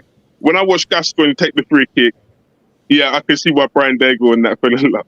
But when I saw how my man Gary Lineker, who I get to see every week on Match of the Day, my hero, scored 2 goals, and how we beat Arsenal 3-1, and it was dominating. Everyone fell in love with Spurs that day because we were the plastic underdogs. We shouldn't have won. We weren't favourites to win that game whatsoever. We have always been the underdog. And living in Arsenal shadow, we have been living in Arsenal shadow. So people say, "Oh, we've been living in Arsenal shadow," right? To go into that game, yeah, and to win that game 3-1, and the team that ended up being the champions, yeah, right, showed everything you need to know about Tottenham. I didn't even know at the time, yeah, about the background about Scholar and all that. But it's later on I learned about how if we didn't win the FA Cup that year, we were close to going out of business. Alan Sugar then bought the club, yeah, and took it as far as he could go. Now, like I said earlier, yeah, and respect to Sean Butler, respect to Mia, and anybody else who are on the fence and decided. I praise Daniel Levy for what he's done for the club in aspects of building it up off the field. But on the field, yeah, it's been too many gross incompetent mistakes, mistake after mistake after mistake after mistake, and it culminates from the 500 days and it goes onwards, right? From that moment, it's been 1, 2, 3, 4, 5. It's gross incompetence. Now, if you were in any work of life or any job, you'd have been sacked for gross incompetence, brother. Phil, you get me misunderstood because actually I've said I don't think they can take us any further. They can't take us any further on the football field. They're not willing to. What I'm trying to say to you is that people misunderstand what my point is. My point is that people easily they try and bash Levy over the head with stuff that isn't necessarily his fault because it's an easy, lazy argument. Instead of actually arguing the true points that he's done wrong, they use stupid little things or they use things that actually, like a kick of a ball, say like they always say it, but the Man United game that we didn't win, that wasn't Levy's fault because we lost it on penalties. So little stuff like that where we could have got a trophy, so it's fine margins. Them things I can't say that is always in Levy's direction. Other things I will absolutely blame him for, and he's it's a snowball effect. Like honestly, I'm not stupid. I wouldn't do that, but I just can't bear it when people use lazy arguments. Yeah, I agree with that. Or to use conjecture as a fact. So they use their conjecture as a fact to prove a point, and you can't do that. You can't use conjecture as a point. Like it's like I say, it's lazy and it's a unintelligent way of trying to debate your point. That's how I see it. I agree with that. I try and back stuff up with facts and not conjecture. I try and use what I know, and I try and put a logical point together. I use history, my dear. That's what I use my eyesight and I use history. I've looked at every aspect. I know my club. This is why when people are like, "Oh, we're gonna win 3-1 this week," excuse me, mate. I know my club. We're gonna get 80 points this season. Excuse me, mate. I know my club. I know my club. I know their limitations. I know exactly what's going wrong. I can see it, and it spills out into the public world. And it's like, put that away, man. Or no one wants to see that. Like Paratici. You've opened the door to Paratici. Paratici ran away from Italy, knowing the charges were coming. He ran away from Italy. He came to England. He thought he was clever. I'm coming to England. I won't get the charges. No. Wait there. I'll get away with the charges from Italy if I'm in England because I'm no longer in their jurisdiction. Banned worldwide. No jurisdiction for you. No running to England for you, sir. Daniel Levy knew exactly what he was getting into. Oh, I didn't know that he was in trouble. Oh, that's all over the news. So what are you telling me? Why are you telling me that you didn't know that he was dirty up to his eyeballs? Even when the people left Juventus, like Niven and that, They pointed the finger at Paratici. It was his fault. Paratici did it. He was going down. He's going down, dude. He's dirty as hell. I'm worried now for the deals that he made at Tottenham, like Romero. I'm worried about them deals now because if my man could cook books here for Juventus, what makes you think that he hasn't done dirtiness at Tottenham? Daniel Levy has sponsored. Thank you very much to Daniel Levy in the chat. Really appreciate it. Guys and girls, what you won't be able to see, if I just scroll this down, you should be able to see right at the top. You can see there that, look, we are edging closer and we're going to try and get this number to 2,500. If anyone hasn't already, please do subscribe. That's a different show. Please do donate. God, I am absolutely shattered. Sava, I ran out of money. I would. No, I'm not talking to you, you donut. But listen, thank you so much to everyone that has so far. Yeah, as you were. Keep slagging off Daniel Levy. It's fine. I like it. No, that's all right, man. I have rants coming, Rubai. I've had rants coming here that make Dago look small, blood. I just don't really want to go and lie because I'll end up swearing and stuff, and I know myself, Rubai. I don't want to go that far. But I had a rant outside White Hart Lane. If you want to ask someone, go ask Graham. Yeah, when I went to the NFL protest, I had a rant outside White Hart Lane, big time, with the security guards. What are you doing here, brother? What am I doing here? There were people who didn't even know who played in the stadium, mate. I was like, who plays at the stadium? It's a blast popcorn on top here, but no one knows who plays in the stadium. The Cowboys. Yeah, right. They closed down the road. Brother, they closed down the road here for the NFL, right? Mm-hmm. All of it closed down. They were commercialized everywhere. There were people, you could even be your favorite NFL player. You put your head on the shoulders of the NFL man there and you take pictures. That's how bad it was. There was no mention of Tottenham Hotspur whatsoever as I walked to the stadium. When I met Daigle and I met Graham and I walked with these mans there, right? There was no mention of Tottenham Hotspurs whatsoever. Wow. Yeah. So that's why I think I've seen a few videos from inside the stadium, bro. That club shop is fucking massive. It's like the size of an IKEA. It's huge. Mm-hmm. They make serious amounts of money, Dubai. Trust me on that. I've never seen anything like it. Which goes to my point that if you think that Daniel Levy is going to sell, look at the Forbes report, they are the top club in the world. They're only behind two NFL clubs, the Dallas Cowboys, which is every year the most valuable franchise of all sports. New York Yankees.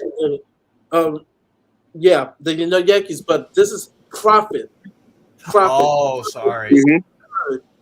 Third behind the Patriots and Dallas Cowboys. The Cowboys made 1.2 in profit.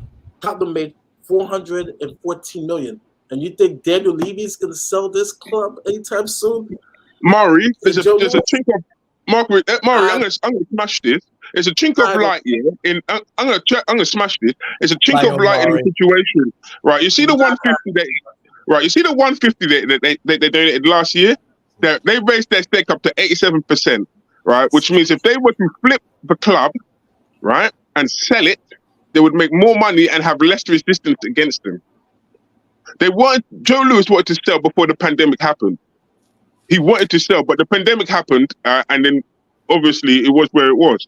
But Joe Lewis wanted to sell. I'll be honest, I've said this all along, and I know it's not what people want to hear, but I would love the owners. I'd love to wake up tomorrow morning to see that Spurs have sold or are in talks. Yeah, I would. But if I'm ENIC, and I'm not defending them, by the way, but if I'm ENIC and Levy and we've spent 23 years to build the business, notice I didn't call it a football club, build the business to this point, why would I just sell now? I would keep raking it in. I think they're property developers. Sava, you've seen Homes of the Hammers, innit? You see how the people come into the homes here and fix it up the home and then they sell it on. What's up, That's Sean? what I think they are. Well, this is the longest episode of Hammer Under the Homes. It's 23 years. This is a really long episode, mate. Big up, Sean. Oh, you tired, Sean? Did you get any sleep? Listen. He looks good, man. He had a shave and everything. I have had a shave, yeah. Thanks, mate. How you doing, buddy? I'm good. I went to bed and I fell asleep. I don't know what time it was, probably like midnight or something, right? And I fell asleep with this stream on my TV, and I can't tell you the dreams that I've had listening to Sava and Jacob debate Romero. Sean, and was the it arguments this? you guys. Oh yeah, and there was Ginola. Yeah. There's that was certainly in there somewhere. Yeah, I thought we were done. Wait, I thought we moved on. Oh, I love my man Ginola. At some point last night, Sava, at like 4 o'clock in the morning, I think I woke up and sort of I was watching what was going on. I felt like you must have been getting to the point where you were that you were exhausted and also so frustrated with other people's opinions. I was like, Sava's about to lose. Sava's about to like rage. You have a country moment.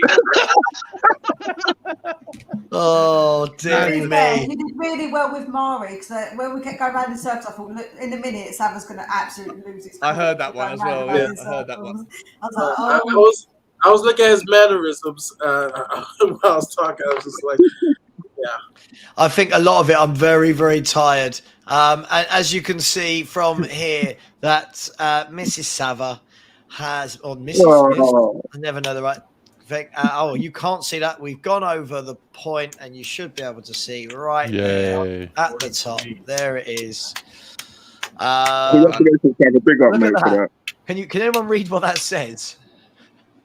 Well done. None of you want a boiled egg. I mean, obviously, yeah. If you stream for 24 hours, boiled egg. Can I suggest? Can I suggest a conversation that you guys could have, and I'll be a part of the start bit before breakfast. I've heard you've done your best Tottenham 11 since 1990. Could we argue for the worst Tottenham 11 since the 90s? Oh God,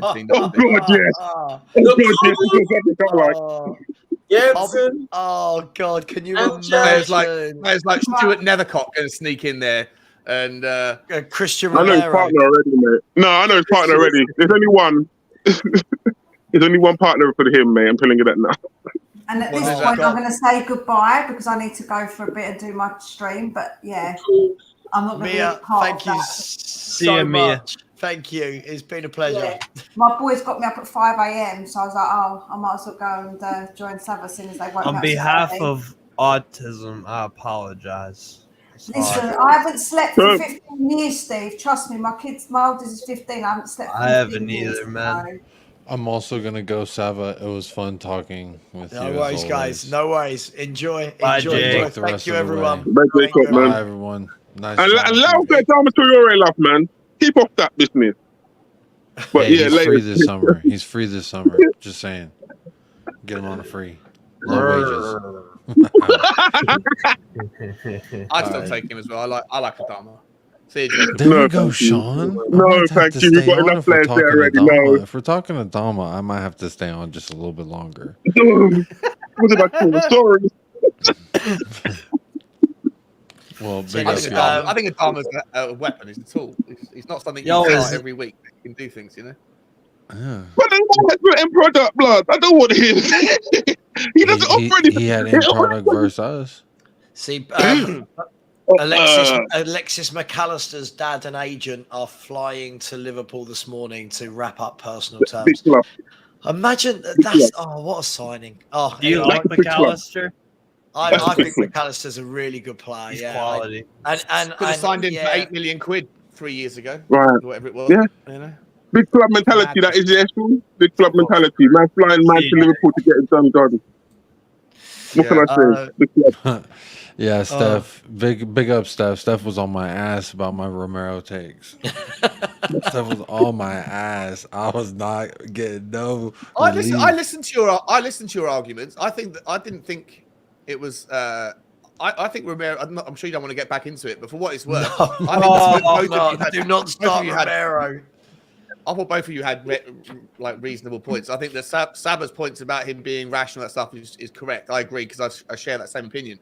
But I do think he's I think Saba, you go a little bit too far with the criticism of him. A little bit too far. Like, do you know he's why? Not as bad as do you know why? Only because so many fans go the complete other way of this is the best centre back. Like, I've got people in my YouTube comments daily, Sean, telling me that this guy is better than Jan and Toby, and it makes me so sad. It makes me sad inside to think that people watch this bloke and go, oh my God, this is prime Toby and Jan. Yeah. But I'm not getting back into Romero. I know. Oh, Steve is falling. Steve is crashing. Steve's Look at him. going. He's been getting cozier and cozier. You know it is. For the Premier League top 11, out. Back Romero. Steve, you I was ready to do a 3.5 hours Premier to League go, mate. 11. You're a champion for doing this. You're a champion for staying up for. I'm trying. You don't have to, Steve. You've done a good job. Steve, you've done a brilliant job, mate. You've done it all night. Well done. Keep donating, y'all. Keep donating. And Have a good rest of your day as well. I would, if I had been drinking, because I've given up alcohol, right, because of my health issues and stuff. But when I did watch Saba do his 24-hour stream the last time, I saw him being very, very, very disciplined and only pull out the whiskey in the final few hours to help him get the last leg. Like, the one thing I do know as someone who drinks quite a lot is that if you start heavy early, you don't make it. But so, Steve, fair play to you, mate, because you were drinking like half pint glasses of Malibu at 1 o'clock yesterday afternoon. No, at like 9 a.m. my time. No, 8:30. Oh yeah. 8:30 was exactly. Hey man. The only time I feel it's acceptable to start drinking at 8:30 in the morning is if you're going on a stag do, right? Like, I feel like it's a stag do. I don't think I've ever woken up and gone, it's 8:30, I'll crack out the whiskey. Do you know what I mean? Like, I just don't do it. Do you say what's the stag do? It was his evening, wasn't it? You finished work, hadn't you, Steve? So it's your I work Steve, overnight. did you ask what a stag do is? Yeah, what is a stag? I never. Stag do is what do you guys call it in America? Bar hopping. Bachelor's weekend. Bachelor party. Yeah, bachelor party. So when someone's about to get married, and you take go out with the guys. Groom, you go with the group. So bar hopping for a wet. Okay. All right. Yeah, like you go off to a stag weekend or a Hindu weekend is for women. A hentai weekend. No, Hindu. Hindu is a bachelorette party. Bachelorette party. Yeah. All these new terminology, bro. Jesus Christ. It's not new to you, mate. It's not new terminology, mate. It's new to me. I went to my mates went somewhere past the Pennines for a weekend, and I went north of Manchester, and it was like stag weekend. I'm like, okay, that means bachelor, and so that's why I learned stag do. Well, this probably won't mean a lot to you chaps out there in the States, but literally 2 weekends from now, this time in 2 weeks, I'll be in Butlins. I don't know if that means anything to you guys in the States. Watching East 17 of the main act for a stag do with 2 nights there, and then we fly away to 2 nights to somewhere I can't say just in case he's watching. And we're all dressing up on the Saturday night as Baywatch. Yeah. It's just going to be atrocious. You're going to be the Popeye yourself. Didn't the guy, one of the singers from E17, get macheted in the head in a nightclub in Nottingham? I thought he. I thought something the man like that. I'm sure he got macheted in the head by some bouncer outside a nightclub in like the student area of Nottingham, and he was then like crippled or something. But what's even funnier than that is, funny enough, we were talking about this the other day. This is completely nothing to do with football. What day is it? It's like Monday or some shit. I don't know. No, it's Saturday. Yeah. Oh yeah, Saturday. Oh yes, FA Cup final day. Here we go. This is about Brian Harvey. For anyone who remembers E17, the lead singer of E17. It says, on the 31st of May 2005, he was readmitted to hospital in a critical condition after falling under the wheels of his car after eating 4 jacket potatoes. What the That's on his wiki page. After, I just. How do you I'm going fall to out of lose. your car? I don't know, but he had 4 jacket potatoes. The greedy git.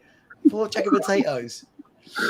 What is with that? I'm not being nasty here. What is with that? This is like the Beckham thing of he went to the petrol station, put his wallet on top of the car, walked inside the petrol station. When he came off, he drove the car away and left the wallet on top of the car, so that basically he lost his wallet that way. That is carelessness and all kinds of wrong, man. Just quickly, sorry, ship it. Yeah, I do realise that I do realise this, but listen, if you offered me Lo Celso or McAllister, I'm sorry, my friend. I think you'll be hard pressed to find a Spurs fan that would choose Lo Celso over this guy. There are levels to this game, and he looks a bit like me. So let's. But McAllister cares, right? McAllister's got like a level of interest in his club career. Lo Celso doesn't seem to share that same vibe. I don't think. Well, at least this is incorrect. Yes, we did win a trophy with David Ginola. Yes, we did. We won the 99 League Cup. He was in the 99 League Cup team. Because I remember in the semis, he scored a couple of crackers, if I remember rightly. I want to say, Phil, Wimbledon over 2 legs in the semis. I feel like Wimbledon. I'm not sure about that one. Somebody in the chat will tell me, but I'm pretty sure it was Wimbledon home and away in the semis, and it was when Wimbledon played at Selhurst Park at Palace's ground. Mm-hmm. The crazy game. Yeah, I seem to remember. I think I was at that away leg. Yeah, I was there. I was there, probably standing next to you, Sean.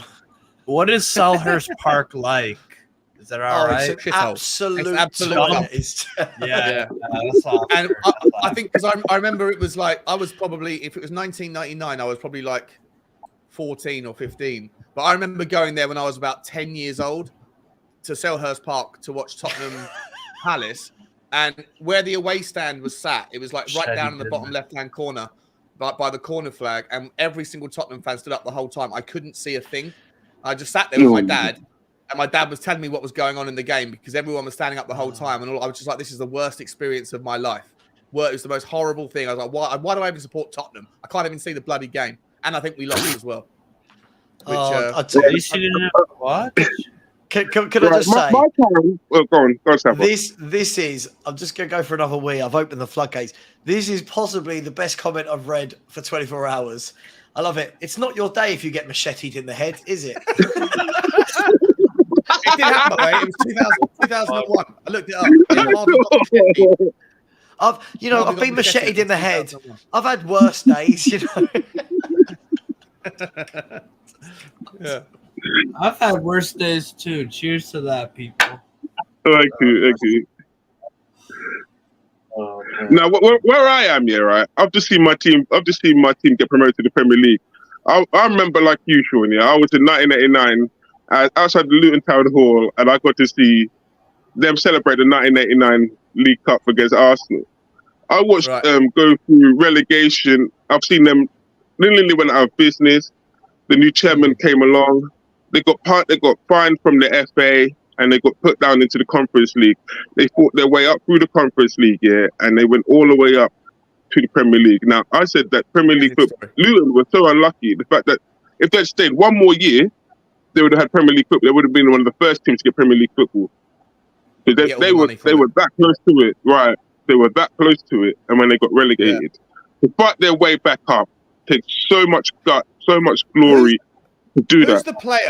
Who's the player? I'd say I don't really know that too much about the Luton team. I'll have to do my homework on them this summer. Who's the player? I read this week that there's one of the players in the team, an instrumental player, has been a part of that squad all the way up from the Conference League all the way through. He's been at Luton his entire career, and he's gone up with them. I think it's the captain. I think it's the one that got injured in the cup final. Is it Lockyer?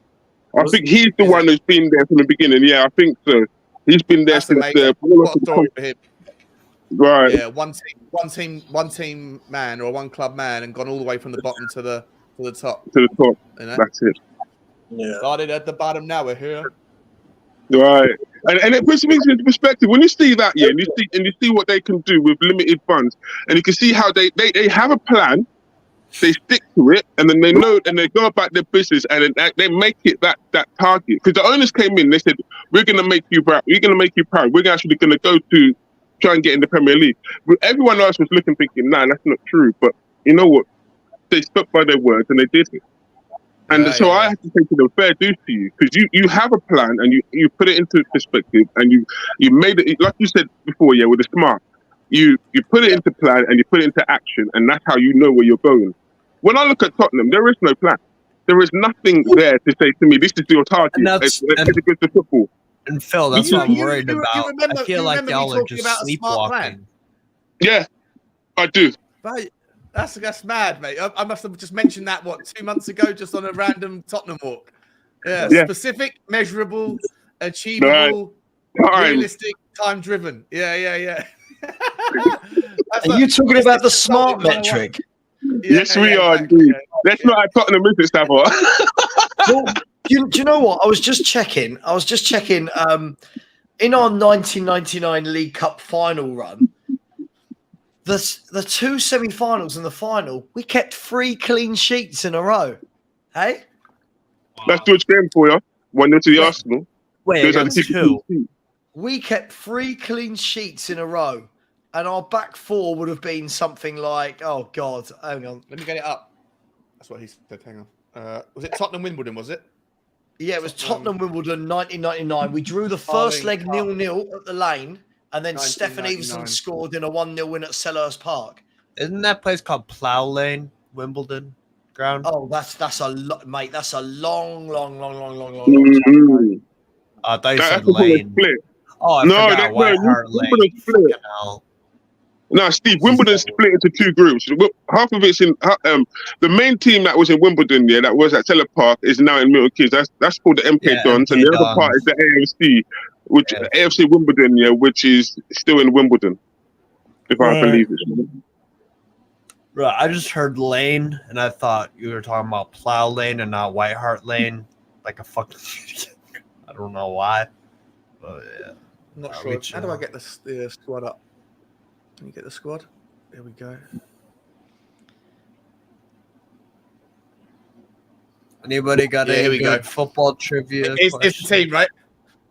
So second leg when we beat Wimbledon away at their place. Stefan Everson scored the goal. Ian Walker in goal. Stephen Carr right back. Justin Edinburgh left back. Sol Campbell and Ramon Vega were the centre backs. Alan Nilsson and Stefan Freund were the midfielders. Anderton, Ginola, and Iverson and Ferdinand. And on the substitutes bench was Luke Young, Andy Sinton, Espen Bardson, my favourite goalkeeper of all time, Rule Fox, and Chris Armstrong. That's the same 11 that played in the cup final when we won 1-0. We went down to 10 men. Everyone remember who got sent off?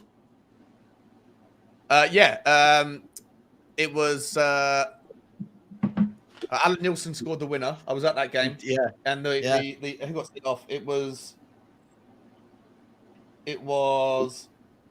rest in peace. Justin Edinburgh. It was. Yeah.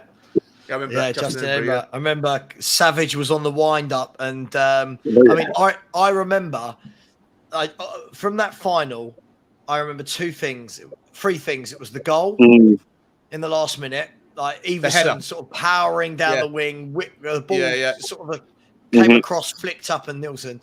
The sending off, and I remember that Emil Heskey was bearing down on goal, and from nowhere, Ramon Vega turned into prime Baresi, and does anyone remember that? And he just just an amazing tackle. Absolutely him, amazing. I was at that final because I was sitting in the lower tier of the old Wembley, and they didn't have like the backs to the seats. They just almost like little stools, and everyone was up after the game for like an hour, dancing, bouncing on the seats in the lower tier of the Wembley. Right, I was by the corner flag where Iverson whipped that ball in.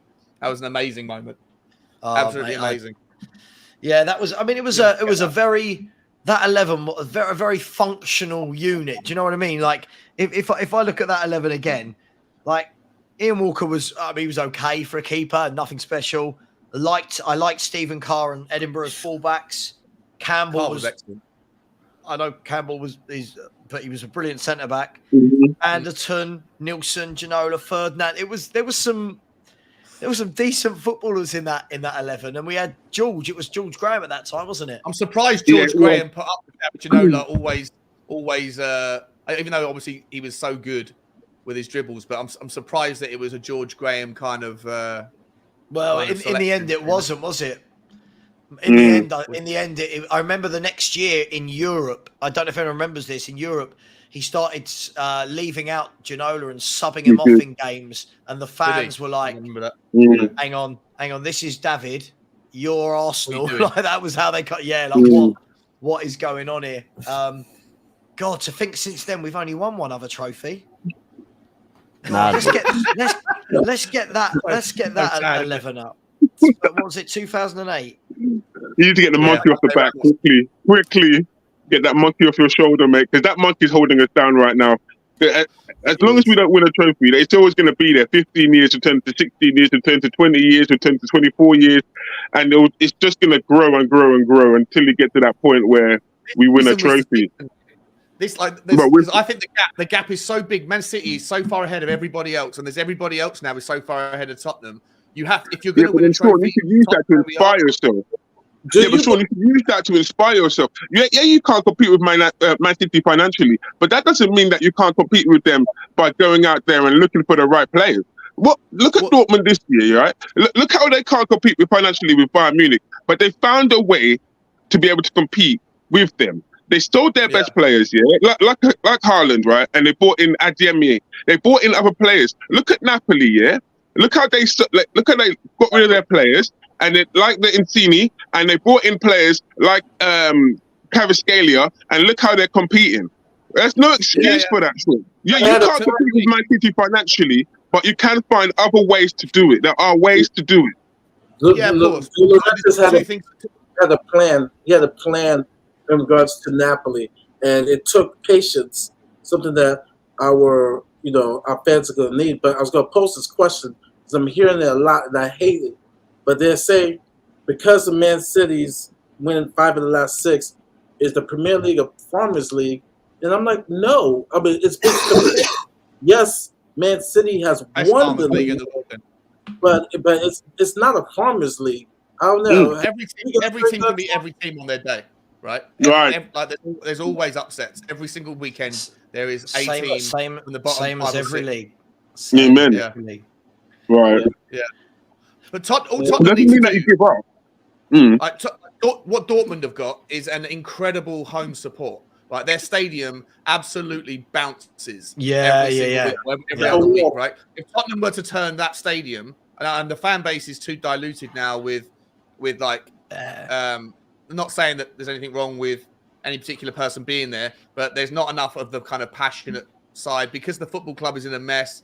But also, I just think that the passion is not there like it was at White Hart Lane for whatever reason. Dortmund have a home support that is just phenomenal and intimidating. And on top of that, if Tottenham do want to win a trophy, I remember Sava was making this point on one of his daily streams this week, and someone in the comments brought it up.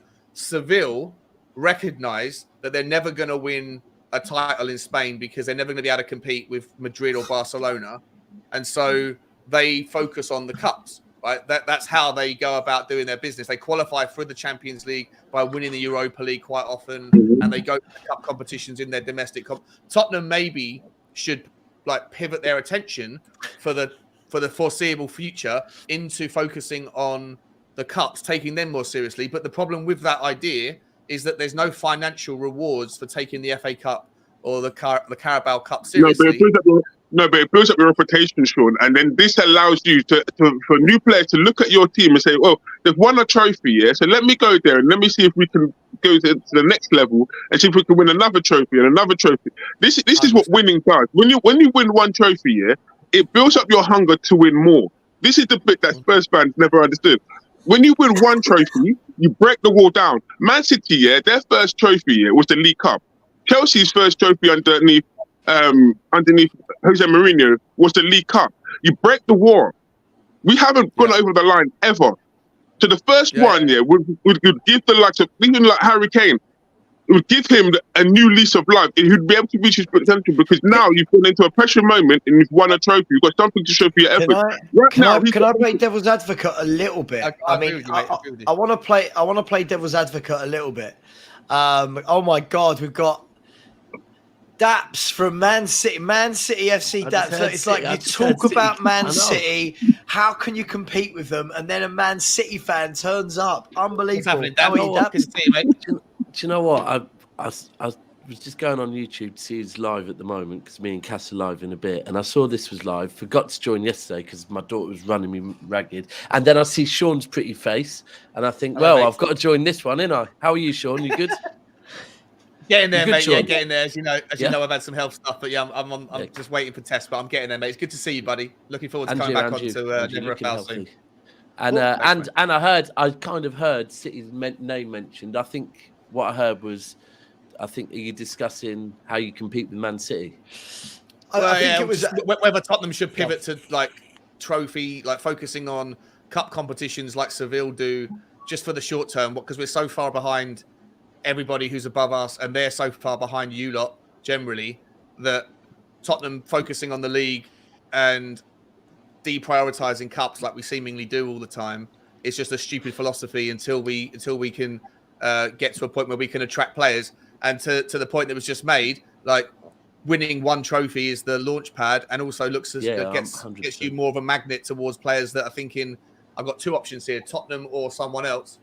Tottenham just won a cup, maybe I'll go there. There's two things you said there. Firstly, on the whole, what should Tottenham focus on?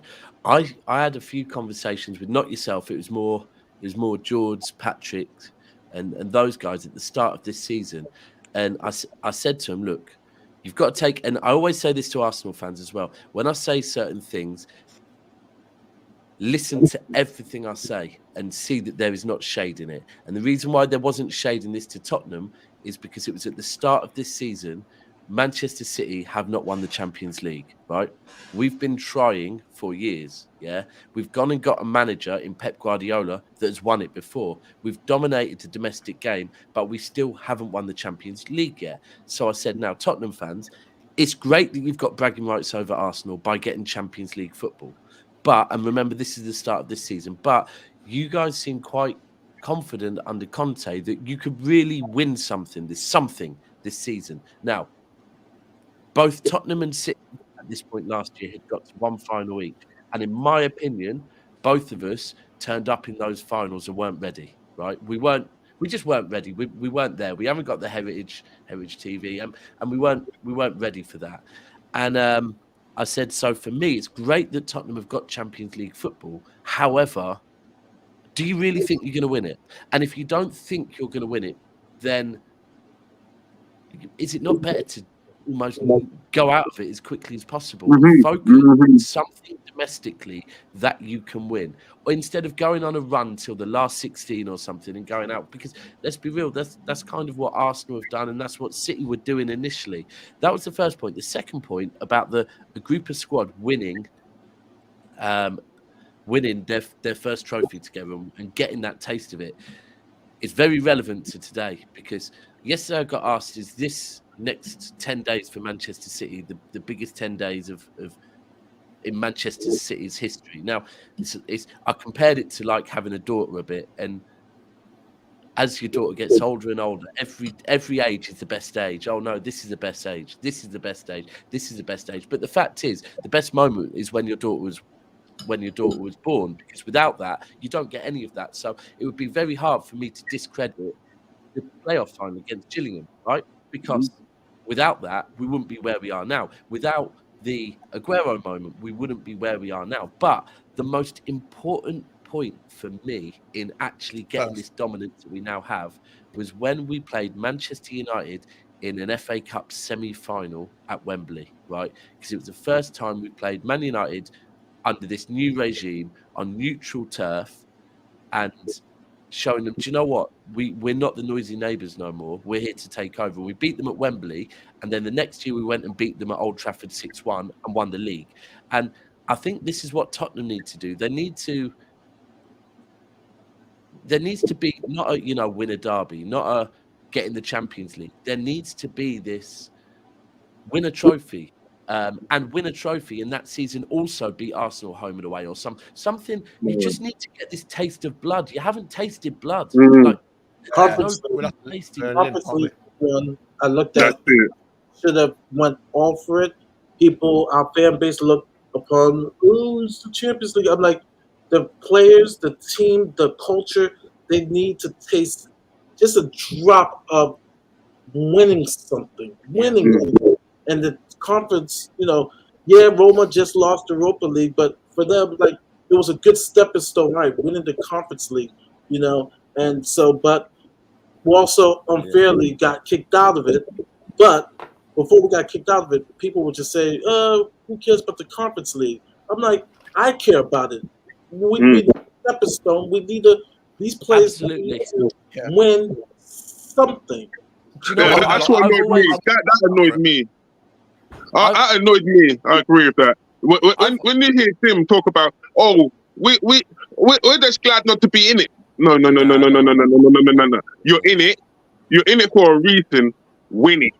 Do you know what? I've always felt that maybe our European success over recent years has taken longer than it would have if when we were in the Europa League, because we had a very short spell of being in the Europa League. I think only maybe two, maybe 3 seasons before we jumped up to the Champions League. And I always thought, do you know what? If we would have gone on and won the Europa League, then maybe that would have put us in better stead to then go into the Champions League and know what winning in Europe. Because look, the last time we won a trophy in Europe is the Cup Winners' Cup in, I think, 69. So it's none of us know about Europe, and we've had to build this all up. So yeah, I think you're right. I mean, look at Seville, man. Seville. There's no one can ever downplay.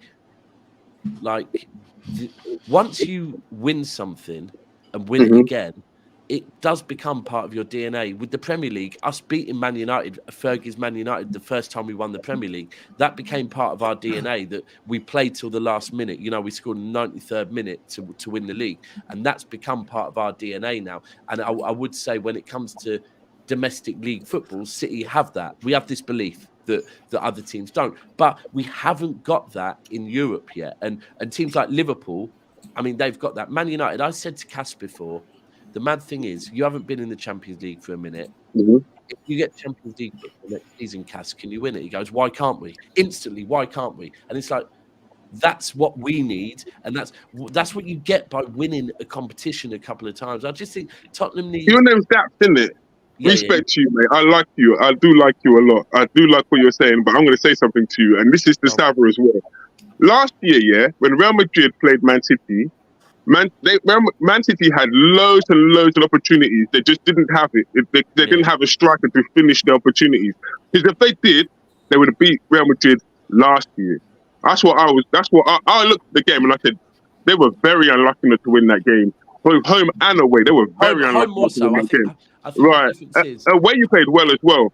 But at that time, I went away. But for me, you know what? Last season was just. Everyone always says you have to lose a Champions League once and before you can come back and win it. I've had last season called a bottle job. To me, losing to Real Madrid in the semi-final of a Champions League should never be seen as a bottle job because they just know how to do it. They were hungry. They had something to prove anyway because after the financial business that they were going through, they had something to prove anyway. So they had the hunger and desire to go and win the trophy anyway. So that's why I said, well, when they beat Chelsea, they were going to win. Their name was written on the trophy for me. That's why I said Real Madrid would win the trophy. I mean, regardless of who was in there. Mad. Their run last year was insane. It was. But then their name was on the trophy after they beat Chelsea because you don't beat Chelsea the way they did. They were losing, and then Modric did that outrageous pass there, and it's like that swung the game into Man City, into Real Madrid's favour. But like I said with Man City, they couldn't finish their dinner last year because they didn't have a striker to finish it. Yeah. But this year, Pep learned. Pep said, you know what? I'll go and get Haaland. Yeah. I expected them to beat Real Madrid 4-1. I'm sorry, I did. I knew it was lamb to the slaughter because I looked at their back line, I looked at Real Madrid and I thought, yeah, now you've got a striker, you're finished, guy. And this time they took advantage of it. And Bayern Munich as well, they took advantage of it. Yeah. Now, I can see them whipping Inter Milan. I ain't going to lie. Inter Milan will sit back here and defend, but they're not going to hold out. Does Inter Milan have a shot? They're not gonna... Yeah, they do. They do. Same as Man United, both of them. Hold tight, Nobbins. He said it yesterday on Terrace, spot on, that, do you know what? If the best City... And do you know what? Back in January, when we were looking really, really bad and Arsenal were leading the league, I said, look, because Arsenal... there was this thing going around that City is scared of Arsenal. And I said, look, let me be very clear with you. We're not scared of anyone. What I am scared of is us not being the best. No, bro. Pep said it. Pep said it. Listen, if we did the treble, did you not see the interview with Pep where he said, that's our trophy.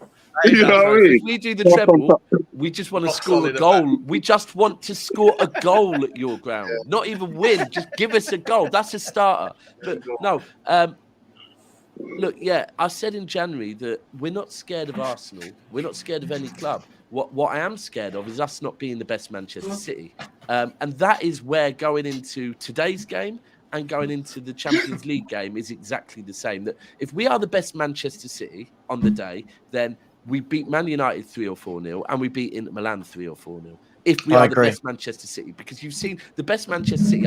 You know what? I'll be honest. I'll put the performance against Bayern Munich at home above the performance against Real Madrid. I think the performance against Bayern Munich was just different gravy because that was up against maybe a lesser old midfield, equally as good midfield, and the way we dominated that. But both of those performances were just so professional. And yeah, that was the moment of truth. That was the moment where you broke through the glass ceiling, and people looked at you seriously. Yeah. With Arsenal, I say this to you, with Arsenal, the game against Liverpool when they were 2-0 up. And then Liverpool scored 2 goals. Was the moment that the league swung into Man City's favour. It was like, here you are, Man City, go and take it. Because when they got to the biggest moment in that season, that Liverpool game was the biggest moment in that season. They were 2-0 up going into the game, going into the second half. They were back, and Liverpool scored late. They got the equaliser. That was it. It was like, Man City, here you go. That last comment, the one about people forget that Man City. No one forget that because Man United fans have been making sure they remind everyone of it every single moment of the day. We don't forget that at all. But like I said on this yesterday, when people are going into games, they try and hang on to every single factor to try and convince themselves, right? Now, yeah, I get that. Our performance away from home this season against the top teams hasn't been great. But whenever we've needed to, right, we've done what has had to be done. Yeah. Secondly, when you're talking away from home generally means 2,000 to 3,000 away fans maximum and 40, 50, 60, 70,000 home fans, right? Today and next week, it's a split. It's not. It's not 3,000. It's neutral, isn't it? It's neutral. So, but look, I'll be honest. I usually wake up on Derby Day, and that's where the nerves kick in. However confident I am on the morning of it, the nerves kick in. I'll be honest with you, probably because it's the FA Cup. Last night, the nerves kicked in early. I am nervous, and the reason is because everyone thinks City should batter United. I think you will though, Daps. If I'm really honest, I think you'll batter United today, and I think you'll also take Inter Milan to the cleaners. I think the problem. Well, but look, what I've seen. I mean, you can tell me you're a City fan. I'm not, but from what I've seen, the difference this year is in the big games: Bayern Munich, Real Madrid, the Arsenal game at home to swing the title in your favour. Yeah. It's like Pepper's got them so fired up. Mm-hmm. He stopped tinkering in those big games. Like I almost feel like I could name your 11 today if everyone's fit. Whereas before you're like, what's Pep going to do? We know your 11 today if they're all fit. And you seem to be going out there fired up as if Pep's saying to them, go and shut everyone up. Go and, do you know what I mean? Go and get this done. And I think, I said it earlier to Staffy. I said, look, yes, it's a cup final. Yes, it's a derby. But I just feel if City get a goal in that first 15, 20 minutes, I feel like City almost relax after they get the first goal, and the football starts free flowing, and then the other team is just chasing shadows for 90 minutes. That is exactly where it is. That if we, with both these games, with this game this week and the game next week, that Man City can, if we turn up and play our game and get an early goal, that's very important.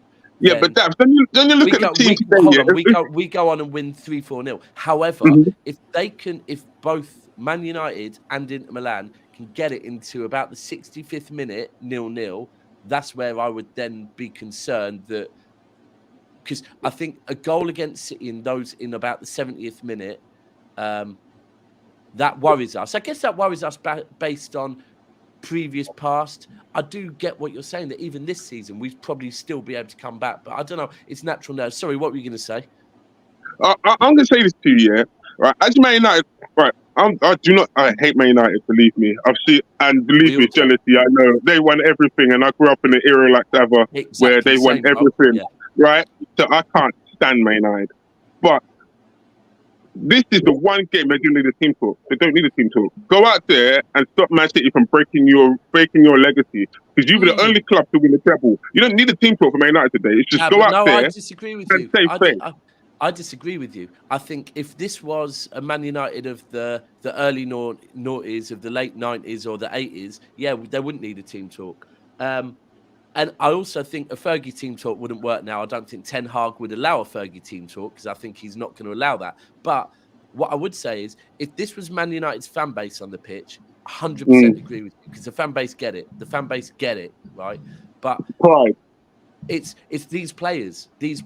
Ten Hag needs to make this group of players. I don't mean your Rashfords, probably your Casemiros, but there are going to be some players in this Manchester United squad that don't really care about the treble, because the treble don't impact them, right?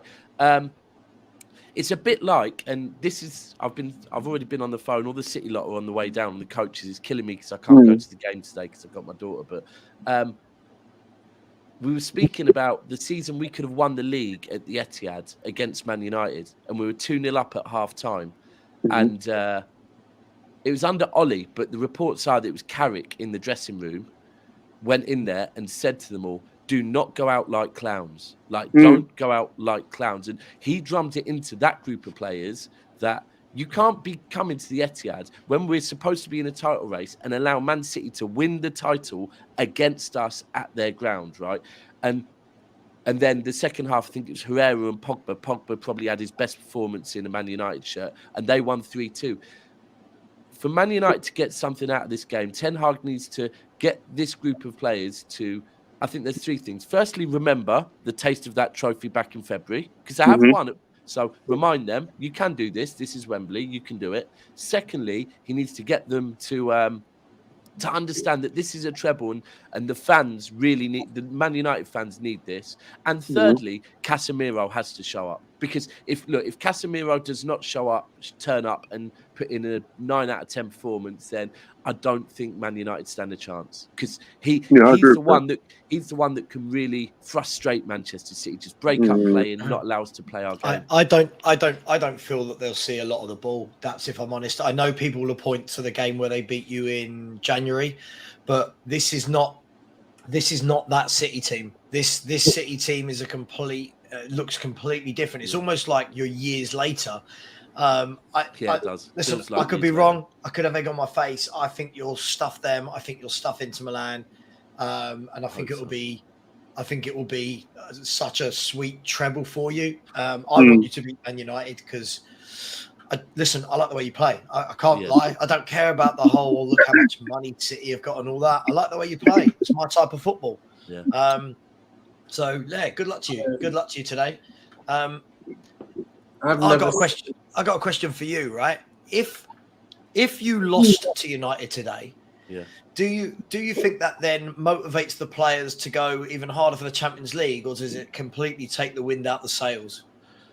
Do you know what? I would usually, just probably the pessimist that I am, I would probably go with that it would take the winds out of the sails. However, I feel like this group of players, because do you know what? The one thing that we're very, very lucky at Manchester City is that I trust the board and I trust the manager.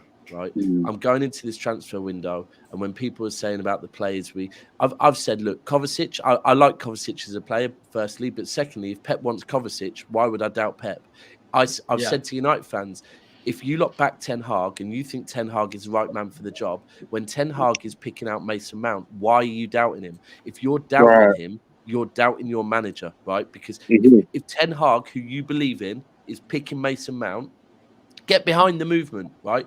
Otherwise, you're doubting your manager. And I think that's where I am as a City fan. And I think most of us are now, that we just trust our board, and we our board have done one or two shady things with tickets this season. That's a different story. But overall business, we trust our board. And I think the game against Brentford the other day showed me something. The fact that Pep he rested.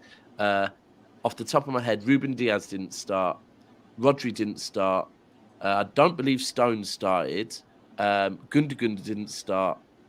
Bernardo Silva didn't start. De Bruyne didn't start. Grealish didn't start. Haaland didn't start. Now, some said Pep should have given them some minutes, and they didn't come on either, by the way. Some said Pep should have given them minutes to keep that momentum going. But for me, I feel like Pep just knows with this group of players that when it matters, and we've seen it this season, when it matters, they know how to hit the switch. And I think that's with today that I'm nervous. I'm looking back at the last result against Man United, and I shouldn't do that because the last result against Man United was only a couple after we lost to Tottenham, and we weren't in good form. We've got to be real. Just as we started to get it cooking in the second half, we had a decision that went against us and completely changed the momentum of the game. But I'll naturally look at that and go, oh, you know what, United could get something.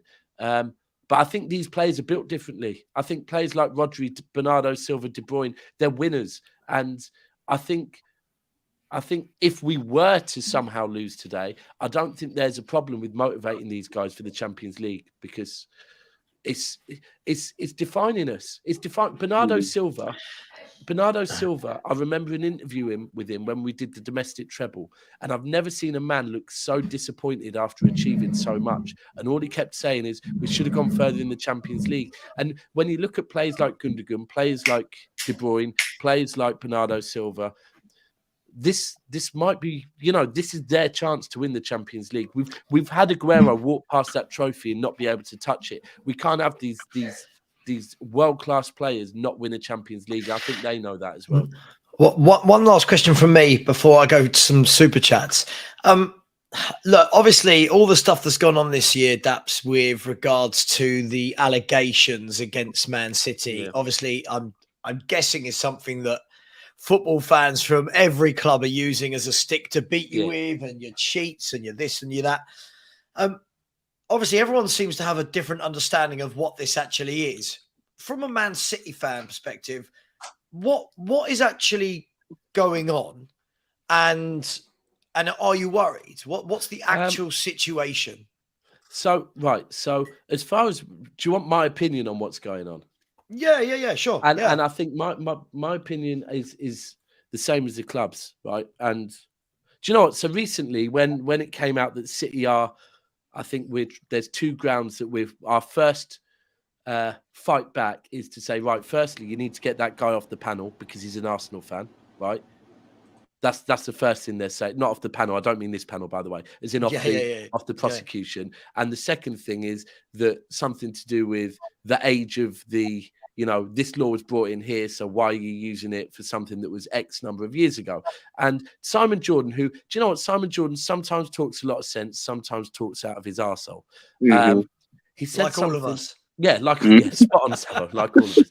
And he said something. He said, people saying, if this is all Man City have got to fight back with, then, they haven't got a chance in hell. And firstly, I said, you think we're playing Lord Panic this much money to come in and come up with that? No, this is a process. And the first process is to remove the first lot of hurdles, right?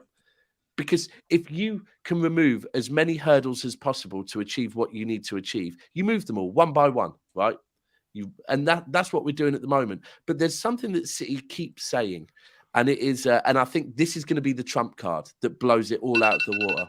Sorry. They keep saying, we just want consistency.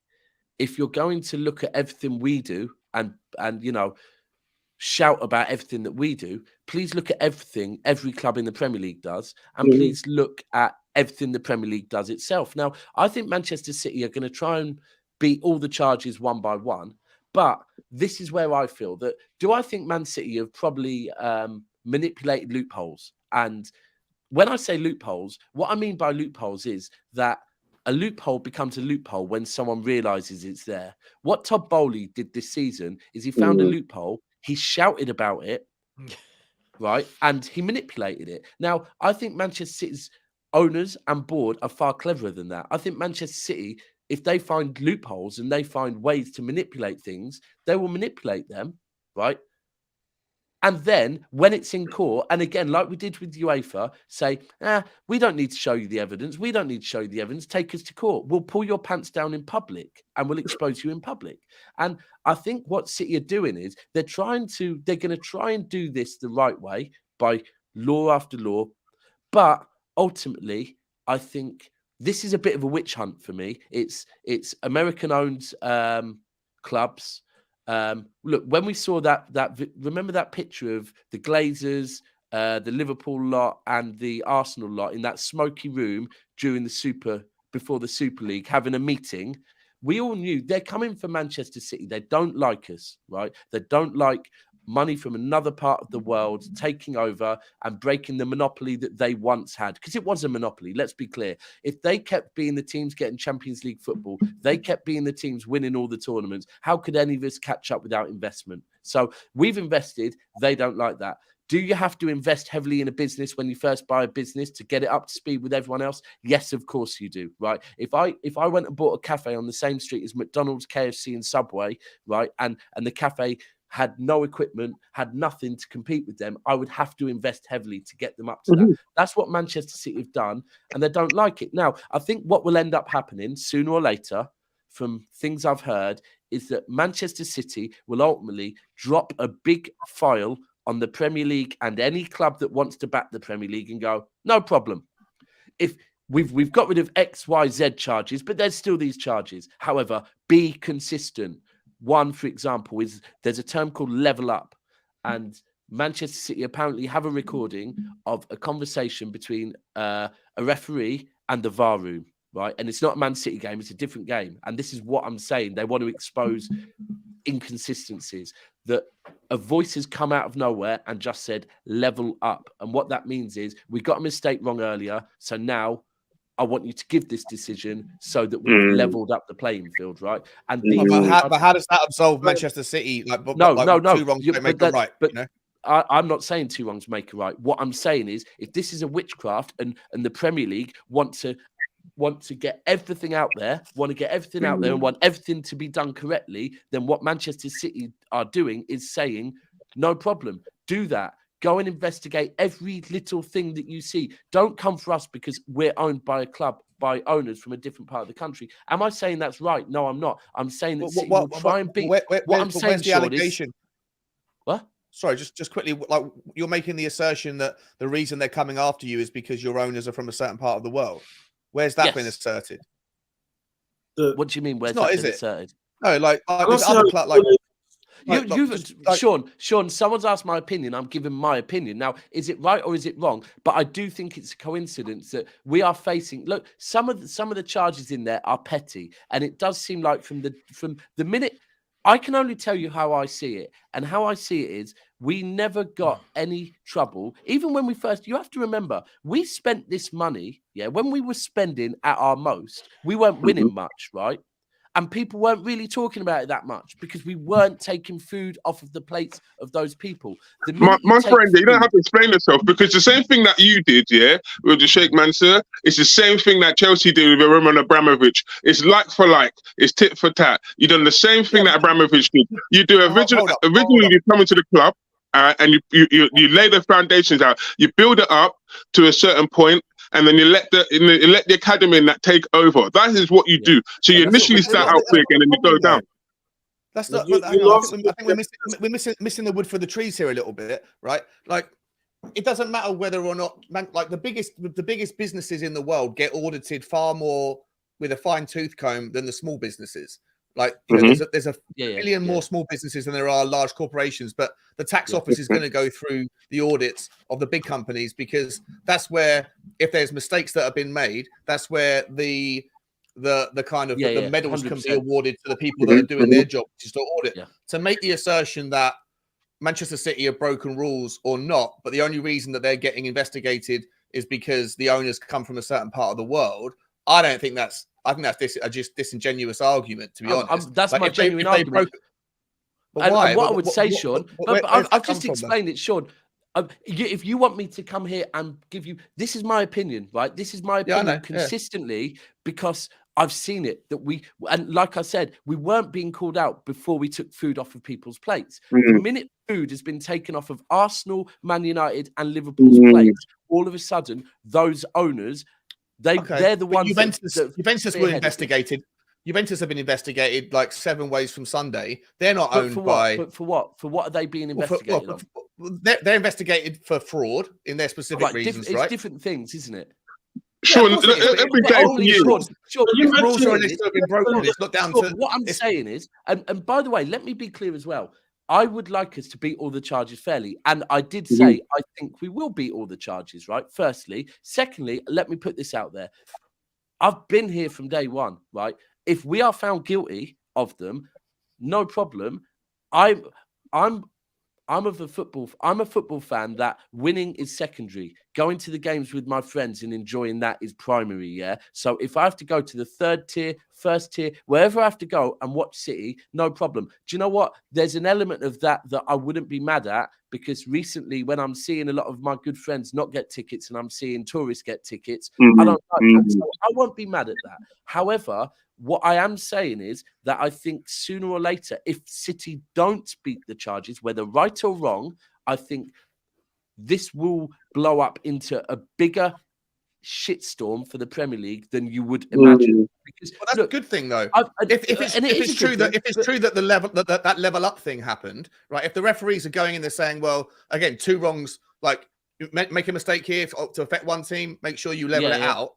If that's happening, that should be exposed as well, right? But I don't necessarily see the link between the allegations. What I'm saying is that's the final stage of it. But the other thing is, the truth be told, Gary Neville got it spot on, right? When he came out and said that, and this was several years ago, when City were going up against it with UEFA, Neville came out and said, do you know what? Financial fair play was brought in to make sure that things like Portsmouth, things like Leeds, you know, sugar daddies can't come in, buy a load of players loaned against the club, put them on massive wages, get bored, F off, and leave a club basically sinking, unable to pay wages, having to pay debts off because they actually don't own any of the players.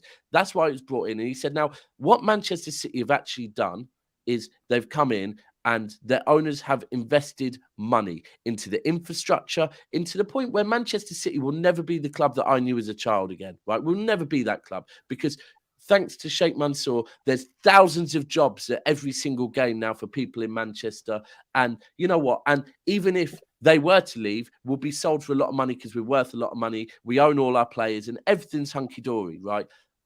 But then again, his narrative changed for some reason. Now, how a human being can change his narrative completely, Sean? Whose narrative? Neville, because Neville's now is, you know, everything that Man City are doing is wrong. Whereas a couple of years ago, his narrative was that everything Man City is actually correct, right? And for me, is it coincidence he works for an American broadcast company that now his opinions change? I understand what you're saying, right? I totally get what you're saying. Individuals can have motivations, right? He's a Manchester United fan. He doesn't like the noise neighbours down the street, like leveling up, whatever, right, and getting above you and taking like what he thinks that Man United probably deep down, as much as he wants to be impartial, deep down, he's furious that Manchester United have lost the stranglehold over the competition. And that's fine. Individuals can have their biases. Individuals can have their positive, like their influences one way or the other. That said, to make the suggestion, to make the link or the leap that the only reason that Manchester City are being investigated is because, or in no small part, because the owners come from sovereign funds, I don't see where that. I know it's your opinion, but I'd like you to explain why that's your opinion. Like, what has led you to think that I just gave you a but perfect there's opinion. That's Gary Neville has nothing to do with. No, he does. He works for He works for an American broadcasting company. Right. But he's got nothing to do with the rules and regulations. Let me give you a really good example. One of the issues is that people have with Manchester City is that right. So you've got the Sheikh, and then you've got other companies in Abu Dhabi, right, that are sponsoring Manchester City, right? Mm-hmm. And that's wrong because you shouldn't help your friend out, right? Yeah. However, are you telling me that all of these powerful guys in America, they ain't cool with each other? They ain't helping each other? No. That's not the allegation. There's nothing. So there's nothing wrong with having. There's nothing wrong with having sponsorship. Hold on. If you want me to discuss the allegations, I got to interject that because I study a lot of sports business. Yeah, go on. And a lot of the sports, like Kroenke has a sports entertainment company. He owns a couple other teams. His team is in the NBA final, and they put it all together. They're in the there's a website I can give it to you. Pull up on my phone where they have the top 20 most valuable sports franchises. Right, they work together. A family that work together. It's the MCO model. The Kroenkes use the MCO model, just like City Football. Another group is the LA group. They have the Dodgers. They have the Lakers. Yeah. There's loads of them, Murray. There's 777 partners. Yeah. There's Black Knight Entertainment Group. There's hundreds of them, right? Yeah. So hundreds of those groups. What the hell is going on? Now the accusation of they're helping each other. That's kind of hard, especially that would be impossible to kind of pull off in the American system because you're taking two different. It will be a conflict of interest because then one group has an NBA team and another group has another NBA team. It will be kind of be like a collusion. So that has to be thrown out the window. And then my second question, Laurie, it's much simpler than that, mate. Right? American Cup, like the reason why with sovereign wealth. By the way, I'm not meaning helping each other financially. What I'm saying is, I think they have a vested interest in a thing far greater than football, and that is the economy of America and the economy of other parts of the world. Sovereign wealth funds have. Like they pull money out of the ground. Like money is not an issue to them, right? It's about something different. Their mission is success, and on a different level. The allegations of one sponsorship, like of why there might have been problems in the past with Manchester City, is because of distorted amounts of money, irregular amounts of money. Like the Etihad sponsoring Manchester City, for example, for a fee that is 60-70% higher than any other relatively similar sponsorship deal when they come from connected third parties, when ultimately the same owner is the same thing. You're robbing Peter to pay Paul. It's different when you've got American you've got American companies where profit is the key generator. There is no benefit in them having irregular distributions of money. Where we're getting to now, right, is we're getting to a point where this is me and you, although I know you're a pretty clever geezer, I'm not, right? So me and you can't sit here and have this conversation when we're looking at the evidence, right? Because ultimately it's over my head, bro. But what Savo originally asked me is my view, and I think Manchester City's view, and I do look. Maybe that's because I probably see more Man City. What's the term?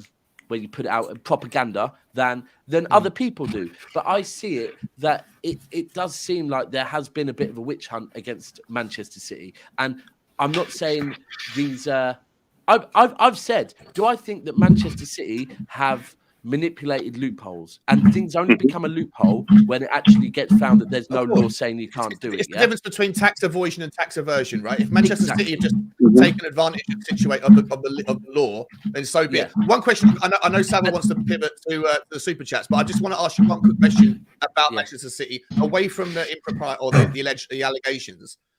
The City Football Group, right? You know, all of the success that you've had. Like, you are the best example of an MCO. Red Bull is a good one, but there's hundreds of others, and most of them are unsuccessful when it comes down to it.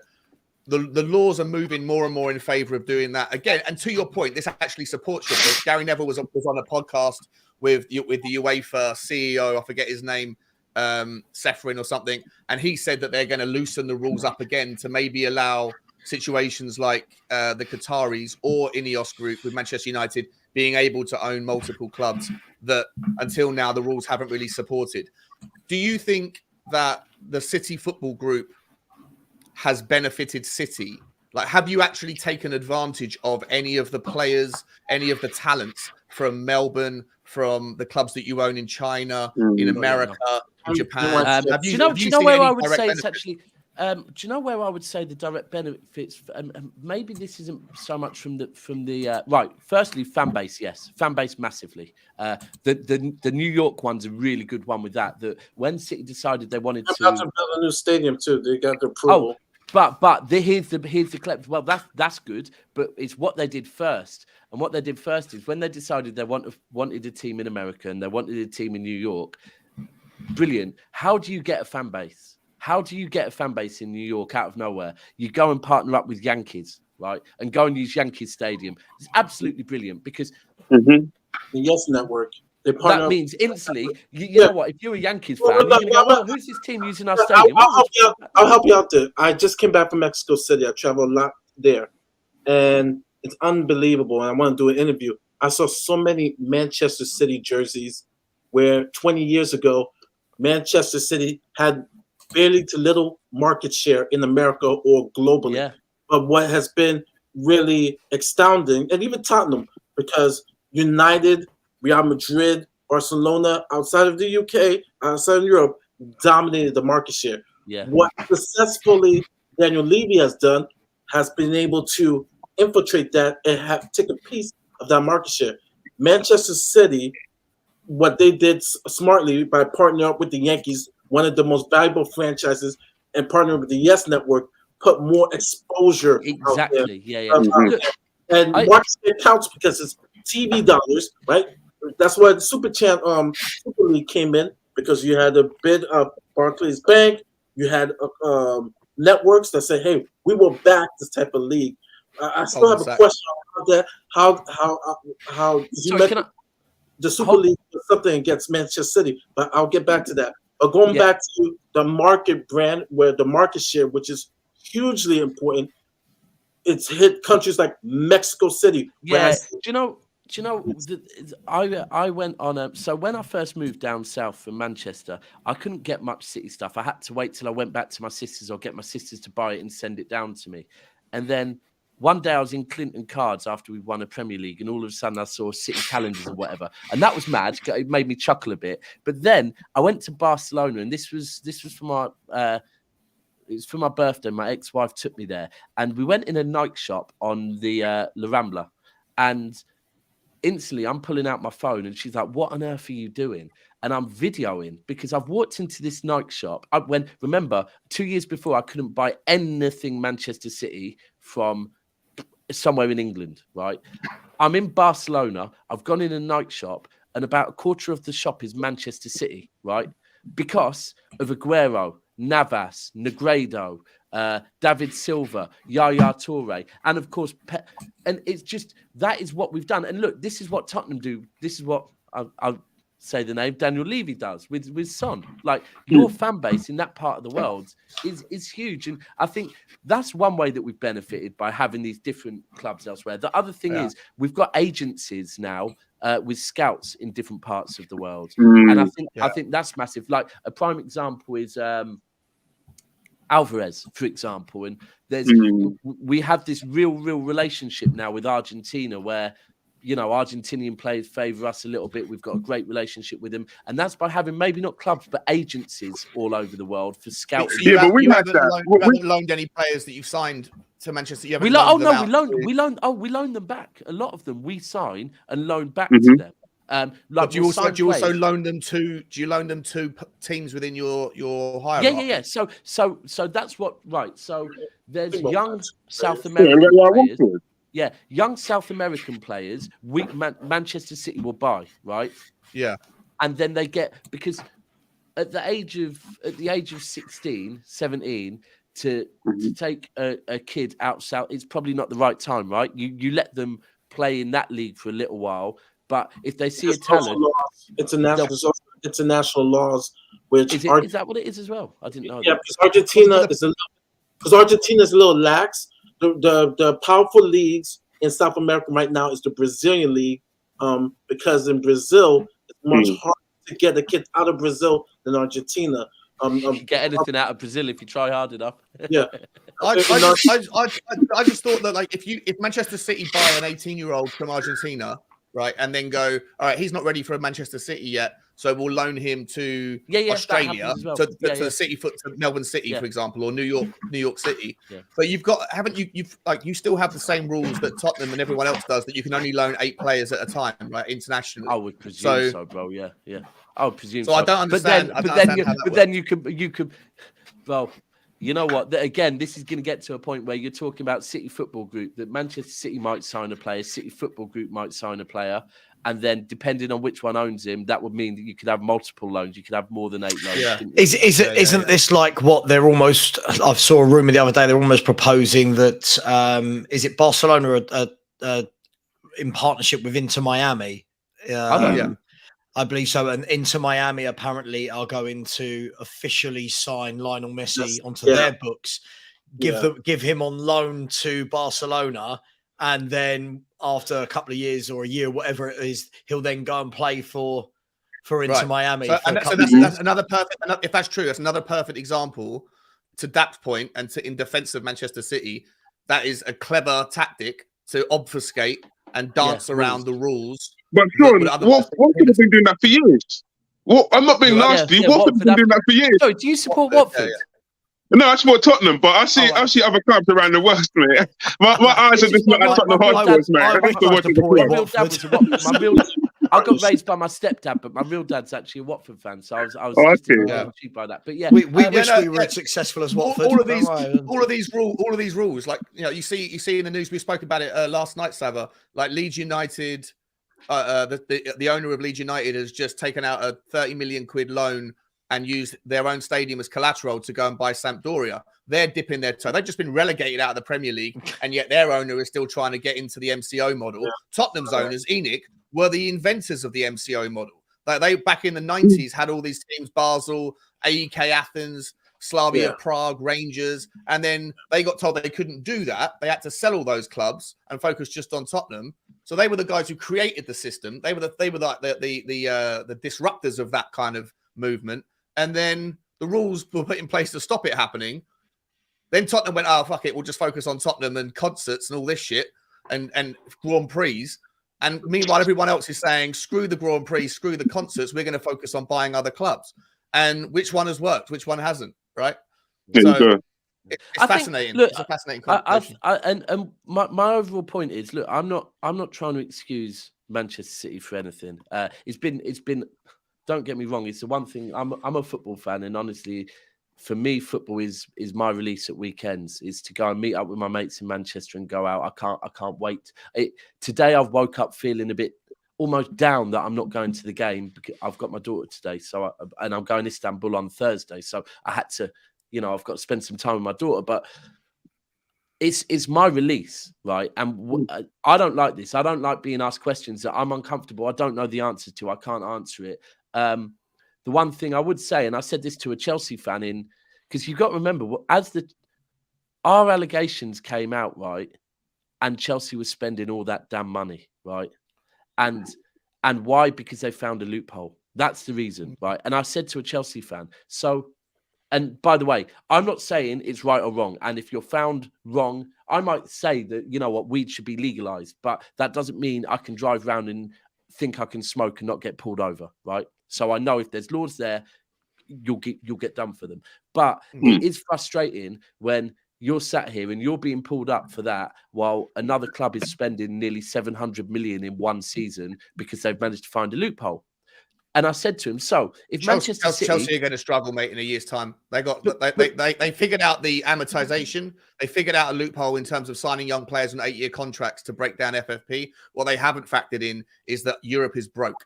And when they pay top dollar for all of those players, and they end up trying to sell some of those players in the next 6 months or a year's time, and there's no ready buyers. I mean, some of their players are good enough that there'll always be a bid.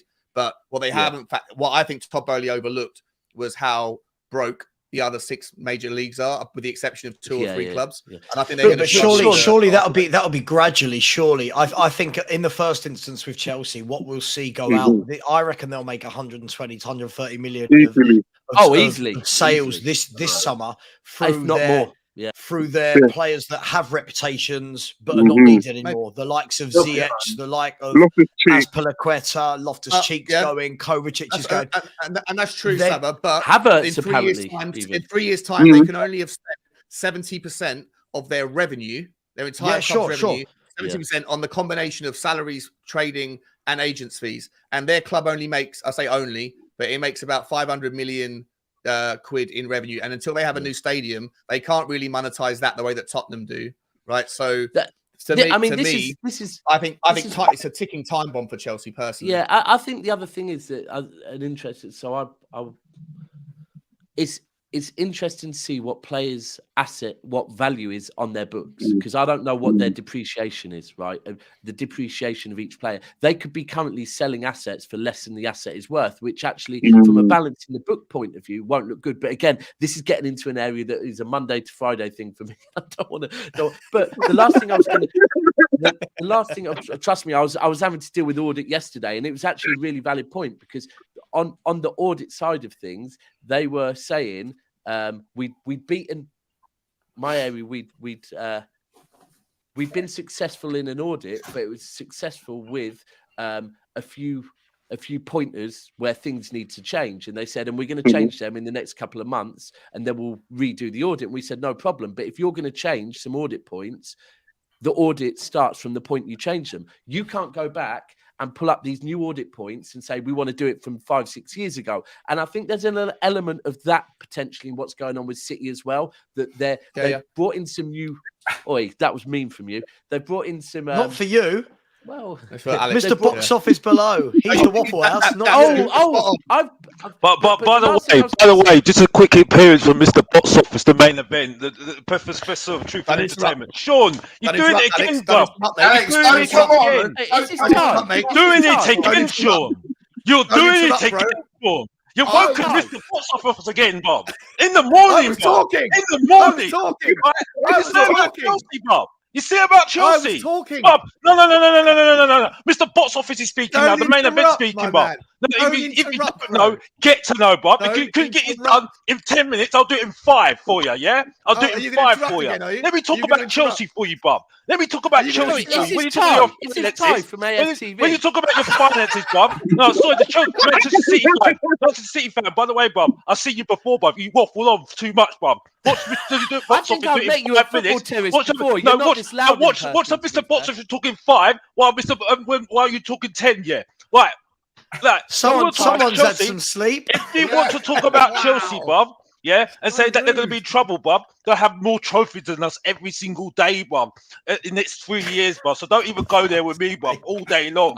You know what I mean? That's all I need to say, and that's it. So if you want to talk about finances, Bob, I'll talk about trophies with that team every single time. And who's the manager of that team? Pochettino, our ex-manager, who I said was the wrong team. That we should never sacked him as well. And that's Mr. Box Office talking the truth again.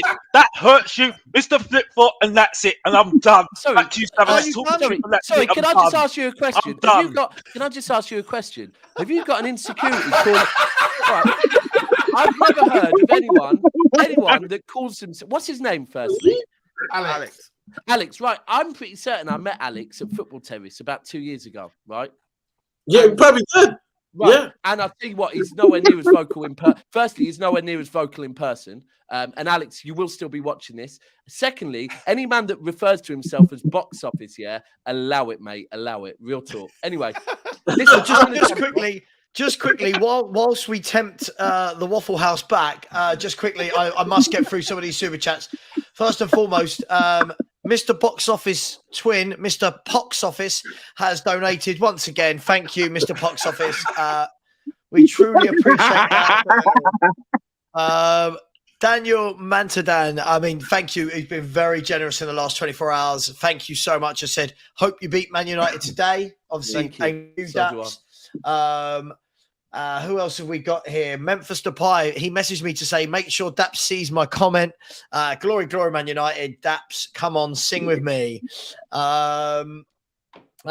We've got Mohammed Sahal saying, big up Sav on the panel. Man City going to win today easily from an Arsenal fan. We've got 10-inch Alan Sibley. It said, morning all. I want to see the photos of Sava dressed up as Pamela Anderson. I can assure you that will be more the stag's job than it will mine to dress up like that. I'll be more Zac Efron type Hasselhoff. Oh my God. Yeah, I thought you were a bit of a hybrid. Yeah, Look, you know. I'm Zac Efron or David Hasselhoff. How hybrid? Look at me. It's all about you, Sam, isn't it? I'm just telling you who the stars were of the Baywatch films. So are you going to go slow motion, Sam?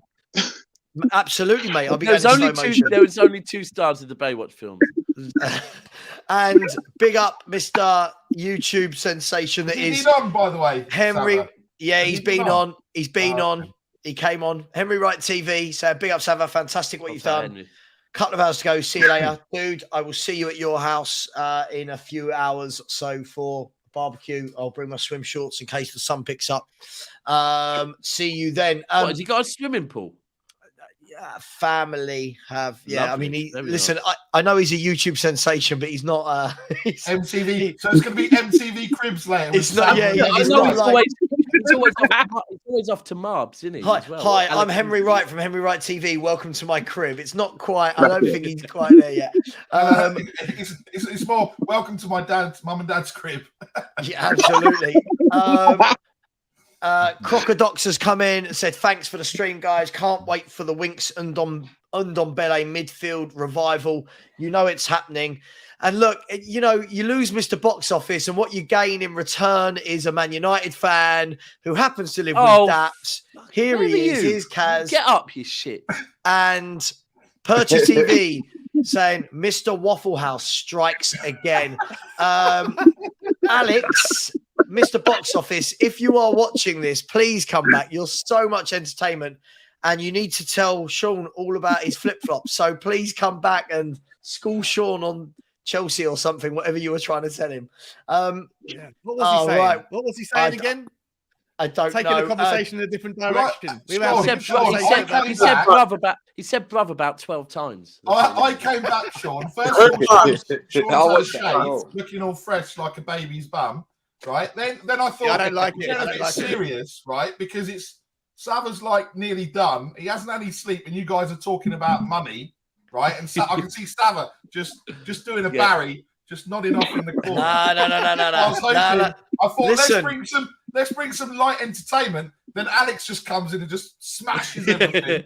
Like, listen, Barry, I'm 22 hours in. I've done it all. I've done the full 24 hours by myself. Steve attempted to. He attempted to, but he drank about 2 liters of Malibu, and it started to show. Early. Just before I come to you, Kaz, Jonas, who's a channel member as well, so pick up the panel, watching and listening for 8 hours yesterday. In my dreams, we beat Man United in the Europa League final. Felt good, and then I woke up leaving Inic out. Fair enough, Jonas. We all have these dreams. Kaz, you well? You good? Yeah, man. I'm just back. I'm just tired. Here we go. He's going to tell you about how he played in a football game yesterday and how good he was. I played at the Molyneux and just gave a Zinchenko performance. You know, what can I say? And I got zero fitness. Wolves fan cast, all the Wolves lot that done the, you know, they played against a team of content creators, which I was involved in with months. And yeah, man, put in a clinic. But what can I say? I'm only here for Sean anyway. It's not you, Sava. I can't lie. Kaz, don't bring that banter so quickly, because when Daps' lot whack you 5-0 today, all I'm going to do is spam you with WhatsApps all night. Don't worry, my phone's going on DND, and also I can actually back up Daps on one part. I met Alex, Mr. Box Office last year at a football terrace party. The guy barely said a fucking word. Oh, Alex, you're I'm being not called joking. out. He looked awkward. He looked like the person that was stuck in a corner waiting for someone to talk to him. He looks like. Am I right? Am I right? He looks like Kanye West, doesn't he? Yeah. No, not really. Apart from with him, it's Kanye East because he can't stand up. I swear he looks like Kanye West when I saw him, but I'm sure it was him that I met. I have asked him to come back on. He is good fun. You've got to give him that. I don't even know. I feel like there was a conversation, and then I feel like, do you know what that felt like to me? I haven't watched it for years, but like when I used to watch the Royal Rumble in wrestling, and someone would just run down every 60 seconds and just get involved and then get thrown out immediately. And then the bushwhackers used to do it. They'd walk in. It was that instantly. It was just very weird. What were we even talking about? I don't even know. Man, he's scamming the football world. No, listen, sorry, I need to jump off now, but before I do, Cass, do you want scrambled egg?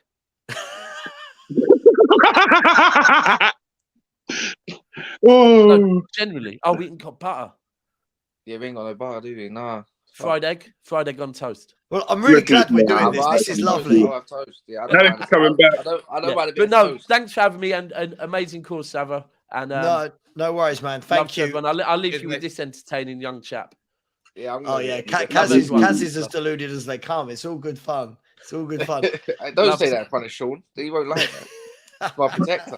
I know, Sava, what you've done is wicked, man. I was thinking about it yesterday on the way to football anyways, thinking, shit, I can't even jump on your stream or nothing. But I'm thinking, someone stays up 24 hours. And I've just about flipping, what's it called? I can just about get 6 hours sleeping these days. What you've done is wicked.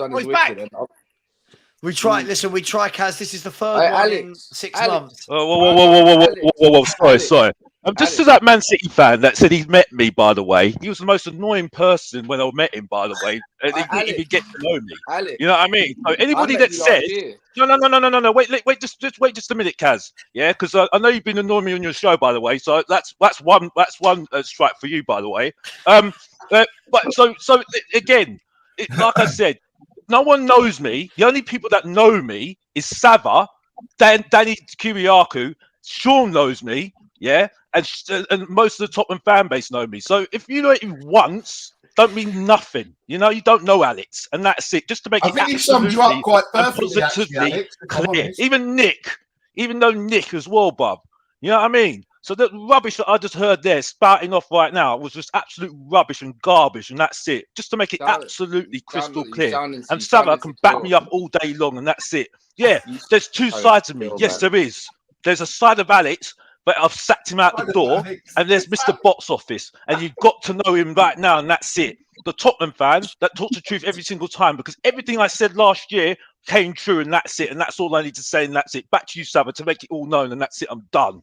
Yeah, Alex, no one cares, mate. Anyways, Kaz, they do get it, Kaz. Oh boy, Kaz, you really want to go there today on a Saturday on the 3rd of June? You really want to go there with me, Bob? You really want to go there with me, Bob? Let's go then, Bob. Let's go then, Bob. Just porridge. Let's go. No, Bob. Let's go. If you want to go there, Bob, let's go. Let's go, Bob. Come on then. If you don't care, come on now. Let's go. We're on the charity stream, Bob. Let's go. Come on. Sean, have you had some breakfast today, mate? Oh, let's go, bro. Let's go. I'm all pumped. I'm pumped, Bob. Alex, can I just ask, what is it that you want to go on? Like, what is? Bob, if he wants to battle me all day long, Bob, about football, let's go. Well, not that I've got any time anyway, because time's ticking anyway. But anyway, let's go. Right, okay.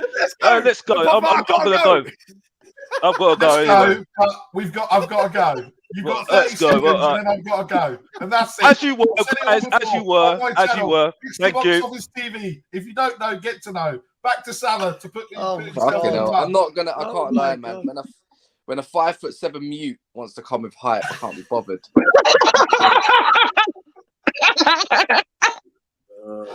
Oh my God! So Kaz, talk to me. Are you winning this FA Cup final today? No, I'm optimistic. I'm not going to put disrespect on Man City's football, and I'm not one of them ones that are going to run away and say we're going to smash them 3-0, 2-0, whatever. We're definitely conceding a goal. Do you know what I mean? Like, so we're definitely conceding one way or another. The only way I see Man United can, I think that summed it up. If Casemiro and Rashford and Wan-Bissaka, for me, on their best behaviours and on their best ability, we have a chance. It's just about getting to the half time 0-0, and after half time, I feel like that's where Man United are probably going to be a bit more dangerous, because I think Man City are going to want the ball a lot more, and then they can be prone to the counter a little bit. Because I don't think we're not going to outplay them. Let's be honest. We know it's a derby. Anything can happen. But yeah, you got to back the team though, innit? You can't just. I'd never go into a game saying, "Yeah, we've lost this one." That's because you don't support Spurs. But Cassie, I'm not being nasty. But Cassie, I'm not being nasty. You wouldn't, like I said to you earlier, you don't need a team talk today. You don't need a team talk. All you need to do is to go out there and show the respect and honour of the team that won the '99 treble. Go out there and stop Man City from breaking your record. Go out there. I don't really want to look at it as like stopping him. I want to look at it as I want a double. That's the way I look at it, and then everything will be a little bit more sweet. It's like adding.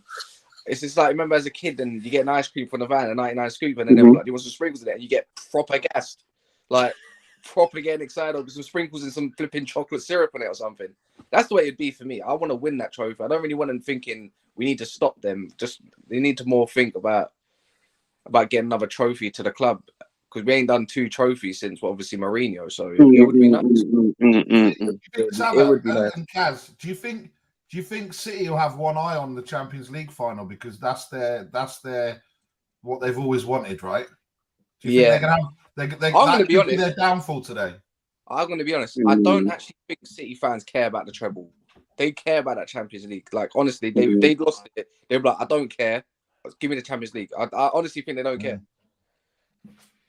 That's just the way I look at it personally. But obviously, it'll be a bit down tooling. But how many finals has Pep Guardiola lost?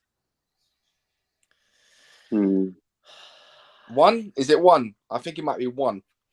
That's the Mourinho, isn't it? That's Mourinho, isn't it? There's the one that he lost. Some good omens in the air. Mourinho lost his first final. I mean, yeah, true. Oh man. But I'm gonna pop off and go get some food anyway. Yeah, go and get some eggs. Go and get some eggs from Daps. I think it's really cute that he's making you some eggs. Mate, so been there for 3 weeks, and that's the first time he's doing it. How is your living arrangement going? No, it's all right. Obviously, I've got a room here for the now, but my room, when it's actually properly done, it's going to be wicked. And hopefully see a few of you at the barbecue if Sean and yourself can make it and so forth on the 17th. That would be sick. I would love to, but I'm at Butlins on a stag do, dressed up as Zac Efron. So you guys, you do what you do, don't you, Kaz? You do what you do. Yeah, right. But no, listen. Thanks for jumping on, Kaz. Always a pleasure. It's always good fun. Yeah. And listen. Let's set up a stream. You and Box Office. That could be. You know what it is, Sav, right? I don't mind having a chat with someone where you can actually talk and then everything. I don't really want it to be a shouting match.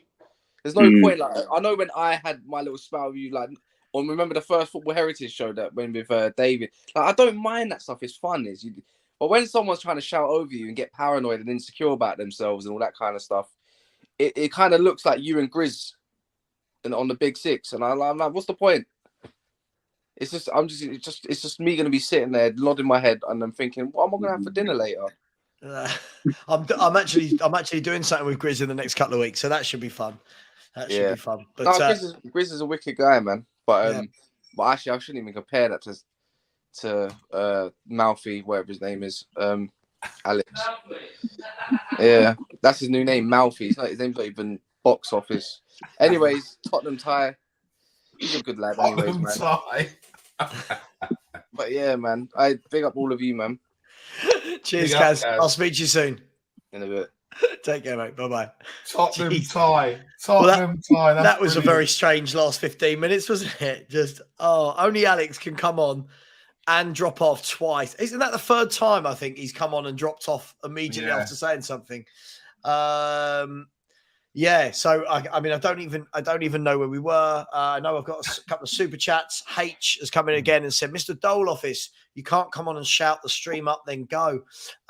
He can. He does. He does what he wants. He's Mr. Box Office. And Perchy, don't know. Get to know. Absolutely, Perchy, big up, has said 2 hours left. Please make a last push to donate. Sorry, I'm feeling very tired. Yeah, please do last push. Let's get this to at least to £2,500. £435 to go. Let's have happen what happened last time. I don't know if Barry, if you remember this, Sean remember it, where it went all a bit mental with people donating for the last 2 hours.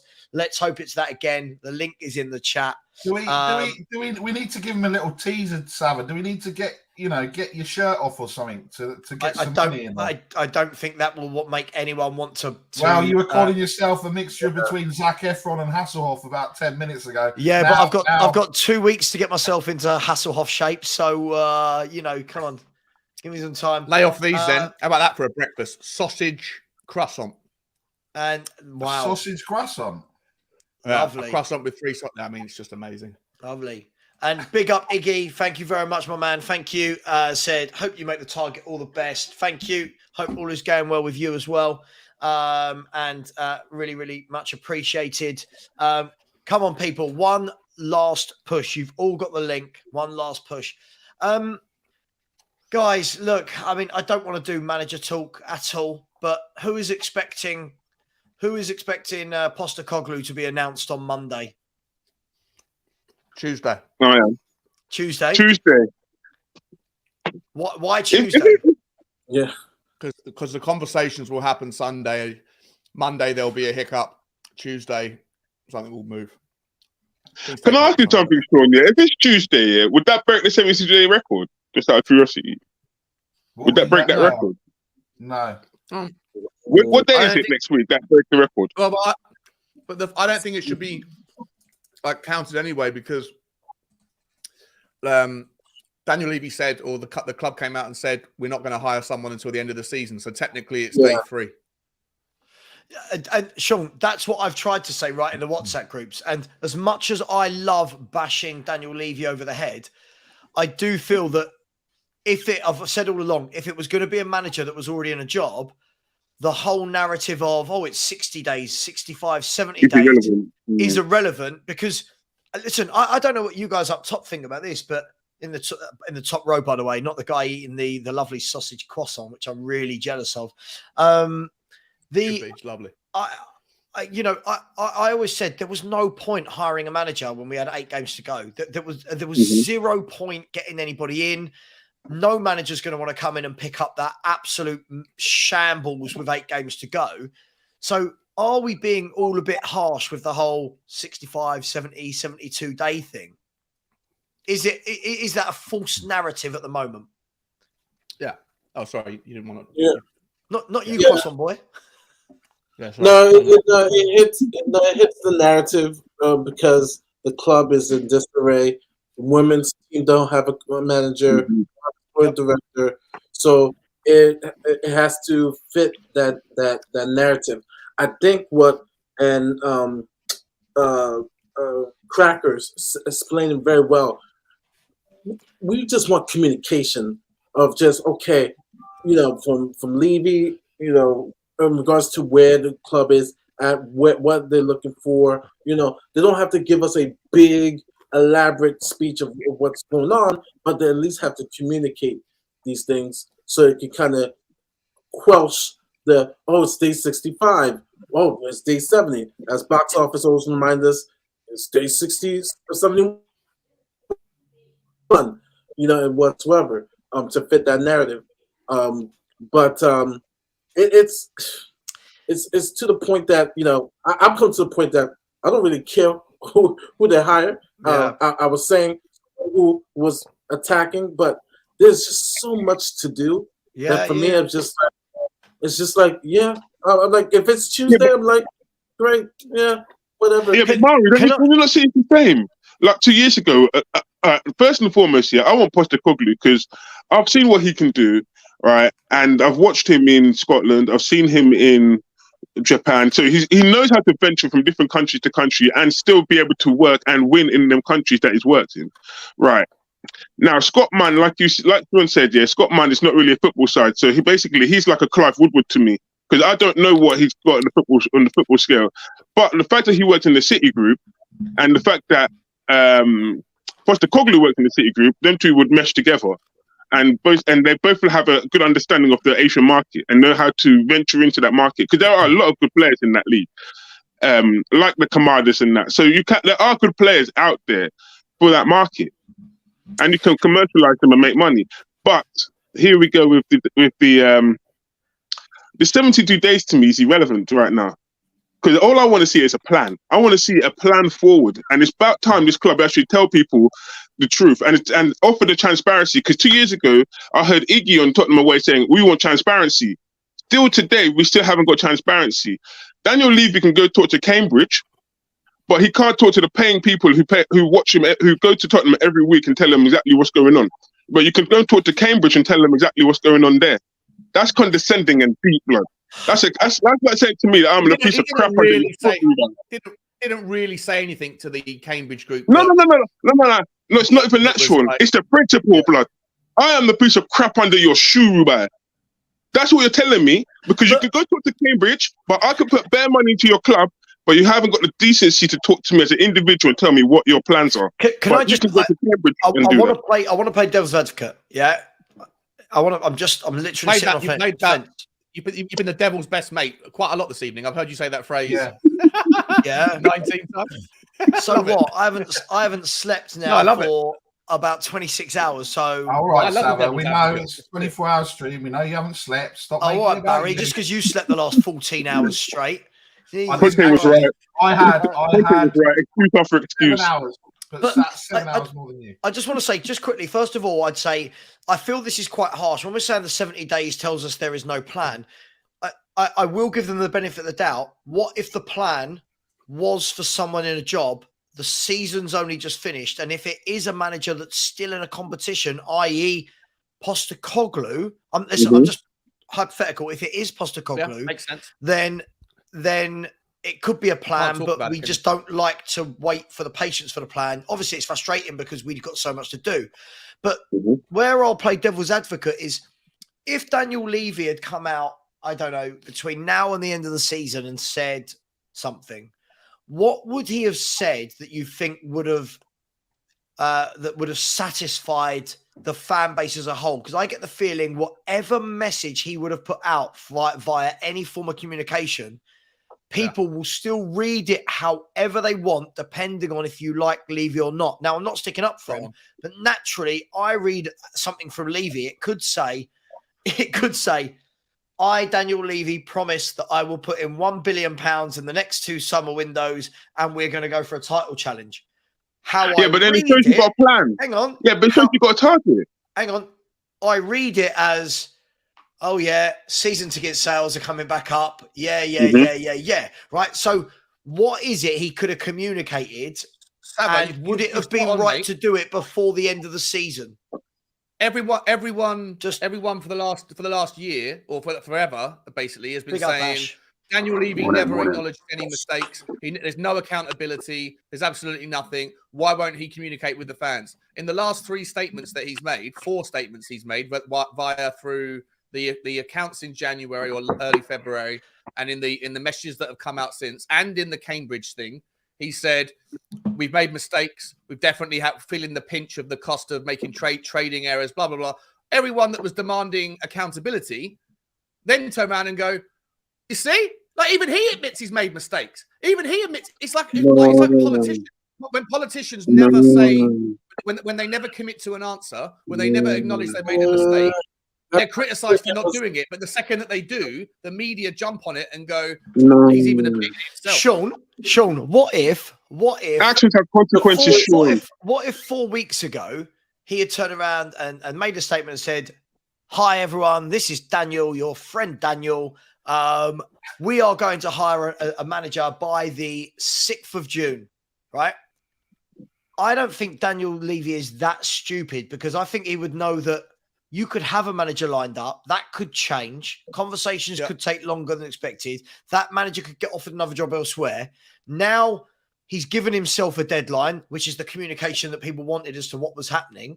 When he gives himself that deadline and it doesn't follow through and he rushes a Brendan Rodgers through because he wants to hit the deadline, and then fans are going, oh my God, it's Brendan Rodgers. Yeah, exactly. Damned if he does, damned if he doesn't. The 70-day narrative Yeah, but is I see us winging it, blood. All I see at the moment at Tottenham is winging it. You're winging it, blood, because you've got there's no plan, there's no target. So you're winging it. You're living on the seat of your pants. Phil, do we know what's going on behind the scenes? It doesn't take an edge. Like Sharon said yesterday, it doesn't take a rocket scientist to see the club, see the club and see what it is, what's going on there. You don't need to be a rocket scientist. You can look at the club, mate, and see it there. I 100% agree with you, Phil. Whilst I 100% agree with what you're saying, mate, all the evidence that is visible points towards a shambles. At the same time, all we know is what the media reports tell us. And one person putting out a statement, like for example, that Sammy Mockbell or whatever his name is, the journalist for the Daily Mail. He's got this horrible track record of getting bored, coming up with some name in his head, and then putting out a tweet with the word "could" in front of it. Yeah. Tottenham could turn their intentions to Marcelo Gallardo. If you put the word "could" in front, you could put the word "could" in front of anything. Sean could have a shit live on stream right now. Doesn't mean it's going to happen, right? Doesn't mean it's going to happen. It's just nonsense clickbait headlines. Suddenly, all the aggregators get hold of it. All of the content creators talk about it. And then you have the entire fan base comparing whether we should go for Marcelo Gallardo or Ange Postecoglou.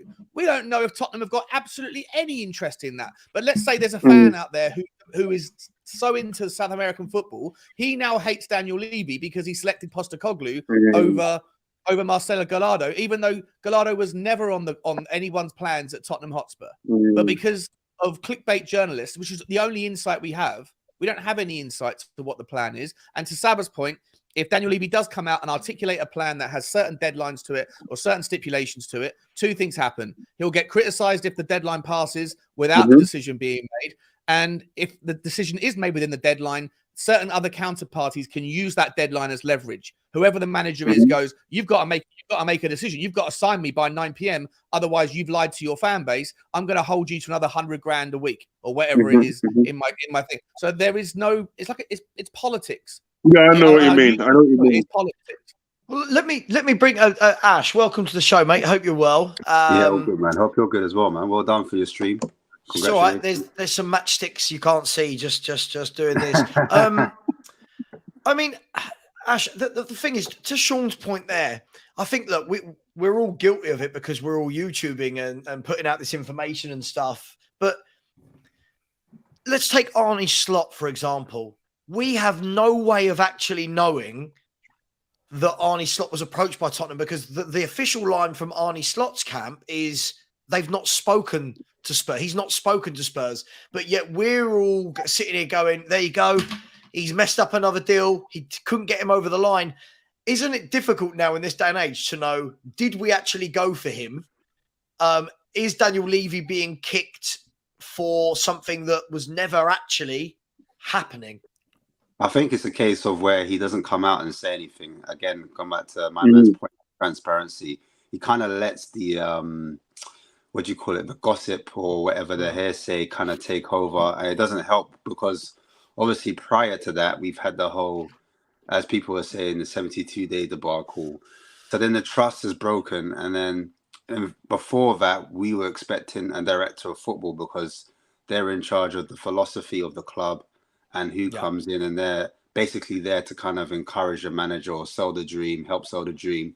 And then obviously Daniel Levy's meant to be in charge of that because of, our sporting director was sacked. So that didn't help either because the narrative of that started to build up. So it's not just like, we don't know. That could have been the plan all along that we wanted a manager.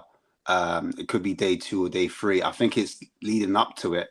Things that have put a bad taste in a lot of people's mouth, and the fact that we finished poorly just doesn't help. It's just story a lot of different ingredients, right? A lot of different ingredients. It's not. If it was just one thing, then like you could say, fans are being a bit harsh or a bit cruel to Levy, and it's like because the narrative's been there, and he's not super decisive in terms of when you're trying to get managers in, or apart from the only time I thought he was decisive was when he got Mourinho in, and that was coincidentally with the Amazon documentary. Do you know what I mean? And it was like it's all kind of felt orchestrated. The cameras are on me.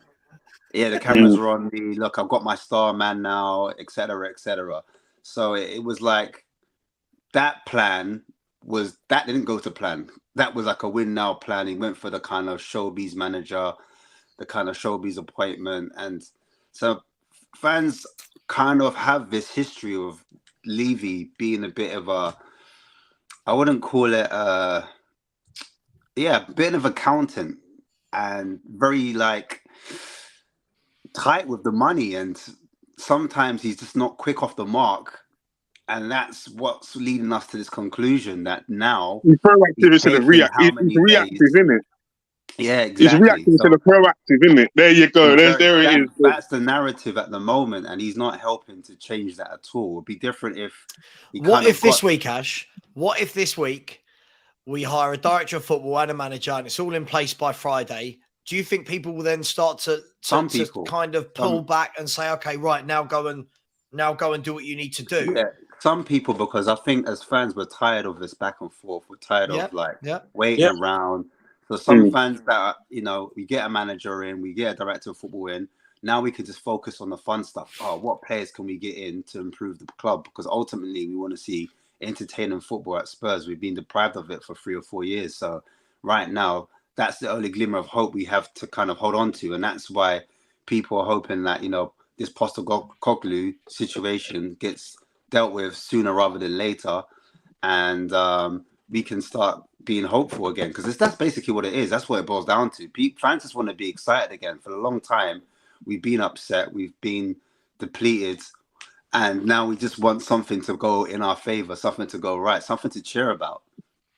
Yeah, but Ash, when we're playing games with the manager, like Sean said yesterday, all these teams like Man United and Newcastle and that, they are flying they are past the starting line and they are flying towards the future. We're still playing catch up because we haven't even got to the start line because we're still like, who's the manager going to be? What's the system they're going to play? What players are they going to bring in? We haven't even got to the start line yet, so we're already behind as it goes already. And then all you're going to get is fucking bucket.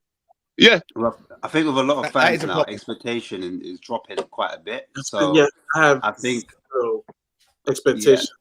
Can I just?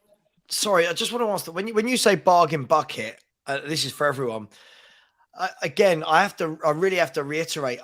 I feel though that we're in a position now where I think the fans' expectation of who should come in versus where we are as a club is at loggerheads with each other. So you see lots of people in the chat going, "Oh, don't lower your expectations, Sava." But again, I don't feel it's fans like me lowering my expectations. I feel it's a reality of where we are in a snapshot of time. And I feel that whoever we bring in to manage this club, there's just going to be this complete divide. I don't know. It just feels all a bit. Levy can't win. We can't win. You know it's just a mess. I feel like the chest is too high. Yeah, I came in the back end of Ramos, and I thought, all right, the Carling Cup.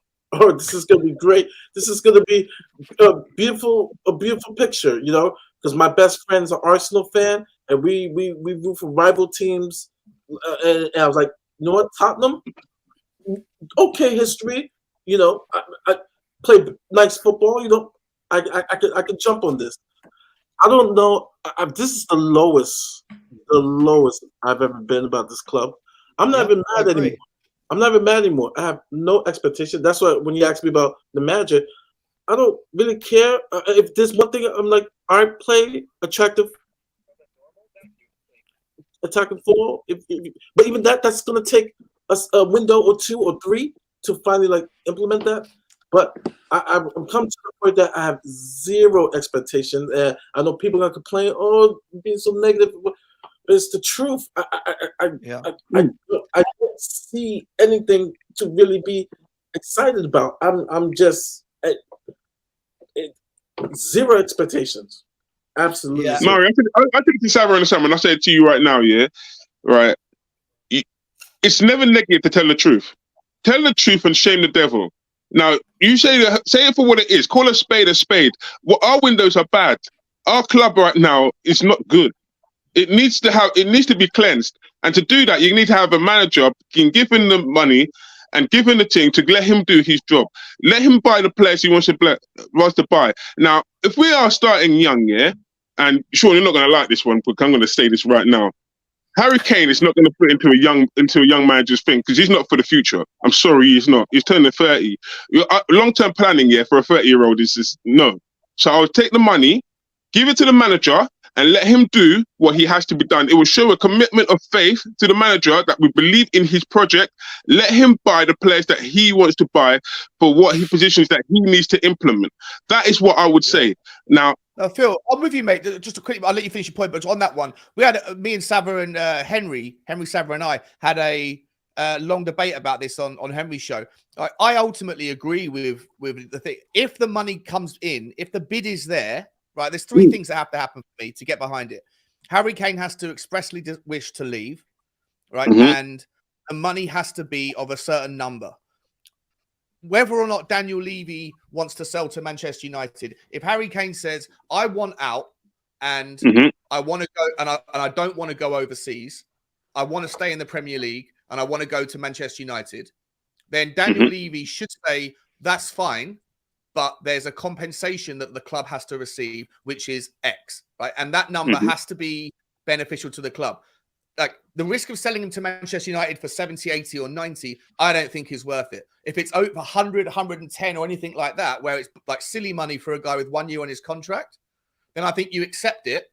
I think you let him go to Manchester United and then you hope that Ange Postecoglou or whoever it is can come in and then find a way to spend that 110 plus the money you're going to already have from the budget, plus the 50 million from the investment, plus any player sales. And suddenly you can put together a transfer kitty of 280 million quid, something like that. And then Tottenham can go and get all of the players you need, right? All of them. You can go and find, you're never going to replace Harry Kane, but you can do somewhat, you can put, and Tottenham can go in a different direction. However, if any of those three things are not met, if Harry Kane doesn't put in a transfer request or the bid isn't of a specific number, then I don't necessarily think that Harry Kane will leave. I'm not saying he shouldn't leave. It's more about whether he will leave or not.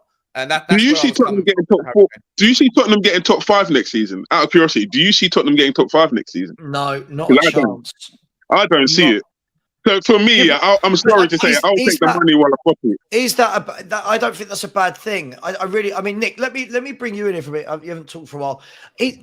I don't think it's necessarily a bad thing. I think for a year or two, I think we need to stop chasing. I'm not saying you were, Phil, but I think we need to stop chasing a league position or a trophy. I think for a year or two, we've just got to kind of batten down the hatches and actually concentrate internally on what we're building. But my biggest worry is that I don't think fans will be patient for that because they've had some Champions League campaigns in succession and almost feel entitled that we should be doing that again. But for me, I don't care if we finish 10th next year, no trophies, as long as what I'm seeing being implemented on the pitch gives me cause for optimism. Do you agree or do you think it's important? Yeah. I think, look, I think we've all said it. Oh, we want to be top 4. We want to win a trophy. We want to do this. We want to do that. I don't think we're, in terms of everything, I don't think we're, the same with the players. We don't want that player. We don't want that manager. I think we're probably the most entitled fan base in the whole of the Premier League because we think we deserve everything. And actually, the way that we're at, we deserve nothing. So finishing wherever we look, it's going to be another interesting season coming up because look, I don't think Newcastle, Brighton, these teams that are going to have more games, you don't know what they're going to do. You can sit there and go, well, Newcastle have got a load of money, they're going to go and strengthen, but you don't know how that's all going to affect. You don't know if they're going to get injuries. We obviously last season we saw what happened with having the World Cup mid-season. I mean, it had a massive effect. We never knew what that was going to happen, right? We didn't know whether it was going to cause fatigue. We didn't know whether it was going to put people into form, out of form, players that didn't play. came back from the World Cup. They had a great first half of the season. Then they came back from the World Cup and they were absolutely awful. So look, I think you're right. We need to get back to basics. I think the biggest thing that needs to happen is that all the fans need to be engaged more. And I think that's what we're lacking, because we're not engaged. We don't know what we want. Half of us want one thing, another 10% want something else, 30% want something else. I think we just need to kind of almost go under the radar a little bit and just see what happens. Once we know who the manager is, director of football, targets, the whole Harry Kane issue. Look, there's so much that needs to be sorted out with loan players coming back. The players aren't good enough. That's why, Barry, this comment here, like from Mark, when he's saying it will never happen, Champions League is too important to Levy, I think people have got to really, really, really pull back. I don't care if Daniel Levy wants Champions League. We are miles off it, and everyone above us is currently is there anyone above us who is not already prepared and ready to go or already doing bits? Everyone's got their. Man United apparently are in talks with Mount, if that's their target. Do you know what I mean? They're all rolling. They're all doing their bits. I don't think it's quite as simple as to say, oh, if Levy wants fourth, we'll get fourth. I think we're miles off it. I think we need to really take a step back and jump into where we are in 2023. Certainly, there's more than 5 teams that are stronger than us this season or next season, probably. Right? I think there's 7 or 8, if I'm honest. It stands. Even Brentford and Fulham are in a better position right now from what they're building upon, if that makes sense, with their current managers and the structures they've got set up. I would argue, though, that Tottenham this season were massively impaired by a significant a deficit of confidence. And someone like Postecoglou coming in, who has the man management and the motivational skills to constructively criticize the players. I've seen those training ground videos where he criticizes people. You can't be doing that, mate. And the only reason I'm calling you out is because I know you've got it in you to do better. That kind of thing. I think you could see with Postecoglou coming in, I think he could get someone like Sonny back to his like peak, because Sonny is a confidence player and had 0 this season. Decky, I'm not sure if he's a confidence player or whether it's an injury, but he didn't look like the same player this season. But we know there's a player in there. Same with Romero. Yeah, I don't think Decky plays in the right position. Okay, but maybe out. But all I'm saying is that the squad that we have, I know that a lot of people think that some people have different opinions and think that the squad is so bare and it's so basic.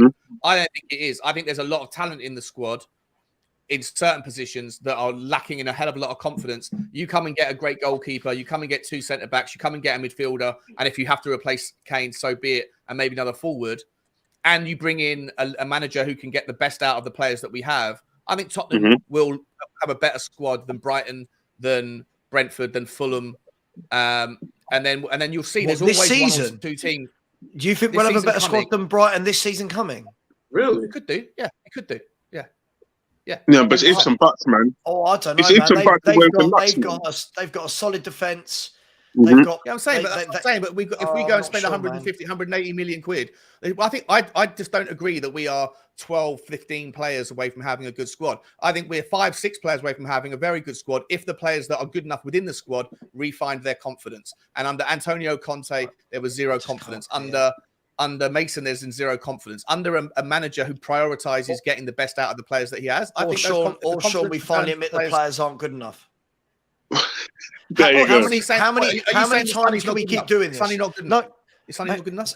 But good enough for what? Sonny's good enough to play the one way that Sonny plays. Sonny might not be good enough to play. Sonny get into the Brighton team? Do you know what? I don't think he would. Because way they play, the way they play is very much keep ball, pass possession. Matoma's very good at it. Son is the opposite. Son is the guy who goes on the shoulder of the last man and is good through on goal. That's a different style. Okay, that's a different style. Would Sonny get into the Fulham team? Would Sonny get into the Brentford team? 100% he would. Sonny at peak form, he hasn't become a bad player overnight. He's had a horrible season because his confidence was down. I know, but we seem to be saying that about every. We seem Same to with do that Zuma. about every player. Like, they haven't become bad players overnight. They haven't. Listen, I'm not saying they have, but the thing is, we talk about like with the Sonny conversation, for example, Brighton might not want a star like that just has one trick. This is the thing. Those teams play as a unit. Those teams, everything is pass, pass, pass. I don't think Sonny's got that in his locker. Sorry, I know that sounds awful. I think you're missing the point, though. I'm not saying does he like literally get into the team. What I mean is that is he of a level of player, if he's playing at his best, that is as competent as the squad, generally speaking, that Brighton have, or Brentford have, or Fulham have, right? Of course, but the problem is we're banking on this yet again. I mean, I don't know how many times we have to do this when we're banking on yet another manager to come in and thinking our players are, they're really, really good, but it was just the manager needs to come in and give them. What if this next manager comes in, it's the same? Then what will happen is Daniel Levy will be accused of, hang on, kept the same players, you didn't back the manager. It's kind of like, what are we... I think the whole thing needs to be, I'll be honest, I think the whole thing needs to be ripped up. When you say 5 or 6 away from a good squad, I don't know what you're watching. So we're playing round peg square holes. We are round peg square holes to see. Most Spurs fans... Basuma didn't hit the ground running at Tottenham, but everyone was excited about that level of player when he came from Brighton, right? You don't know what Yeah, Basuma, right? Basuma. Bentancur coming back fully fit. Let's hope he gets back to it. All right, then. Okay. We'll take Basuma, yeah? Yeah. Right, we'll take Basuma, yeah? Right. If he had played the Antonio Conte system, yeah, that he played at Inter Milan with the 3 in midfield, do you think Basuma would have been better? Yeah. So why didn't we play that? Because Conte didn't want to play, because Conte had to fit around Sonny, Kane, and Decky. Yeah, so you had to force round peg into square holes then, innit? So you're playing round peg square holes, absolutely. That's because Conte was the issue. Conte didn't adapt the squad to didn't adapt his tactics to the squad that he had. He adapted the squad that we had to his tactics. That was a problem in my mind. It was always a problem in my mind. He was stubborn. Right, okay. That's fair. Yeah, I know he was stubborn because he was trying to force it into place when he couldn't. I just don't know how anyone's looking at this squad and thinking, like, I feel this squad is 21 players short. If we're talking about a 25-man squad, I disagree massively. But what have you watched all season then? No, yeah, but this season was a horrible season. Of course, this season was disgusting. This season was disgusting. Last season we finished 4th. Yeah, right? but for me, we were fourth for 80% of the season. This season as well. But yeah, I take your point. This season was a terrible season, but the players were absolutely abject. We're papering again. We're papering over cracks again. The problem for me is you look at the style of players we've got. They don't all fit the same glove. So this is why we need so many. You look at Brighton. Somebody goes missing from the team. The next fella comes in, does exactly the same role. They know what they're doing. You look at just our right back position. Emerson Royale, defensively minded, crap going forward. Porro, great going forward, can't defend. Crap, yeah. on paper, that's an opportunity, not a risk, right? That should be like different horses for different courses. Certain days you can use offensive players, and certain days you don't have. It's a good thing to have players that can be adaptable or that can do different things for the same position. Yeah, but if the manager comes in. If the manager comes in and wants to play a back 4, straight away you can't play Porro there. Porro can't defend. What do you guys think about Spence? He could if you had a monster number 6 and you had a defensive left back. Like do what the Bayern Munich system is, a 3-1-5-1. Again, you can do it. I just feel I truly feel we are not learning from season to season. Right. These feel like the same things I've heard for the last 4 or 5 years. You know, we've got the nucleus of a good squad. We came 4th. Right, because Son, Kane, and Kulu were all on fire. Right. Since then, but we're now 18 months further forward. There's no guarantee. There's no guarantee. 12 months further forward. Yeah. Okay, 12 months. And everyone's had a horrible season. Yeah. Okay, 12 months further forward.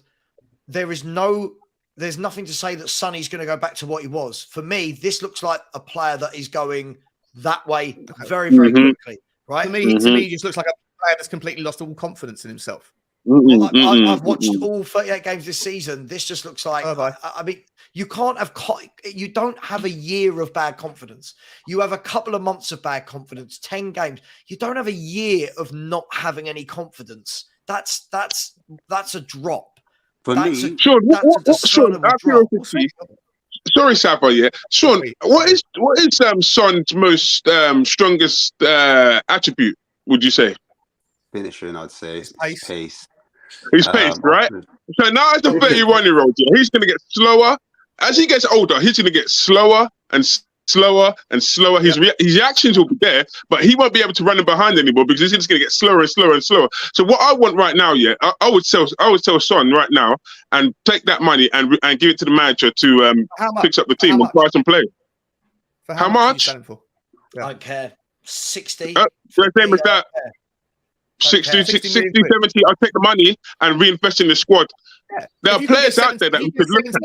If you can get 70 million for Sonny, I probably would take it as well.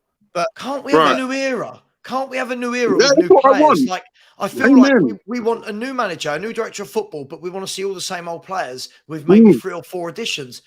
Do you think it's realistic to have 21 new players in the about to say that. Hang on. But I never said 21 in one summer.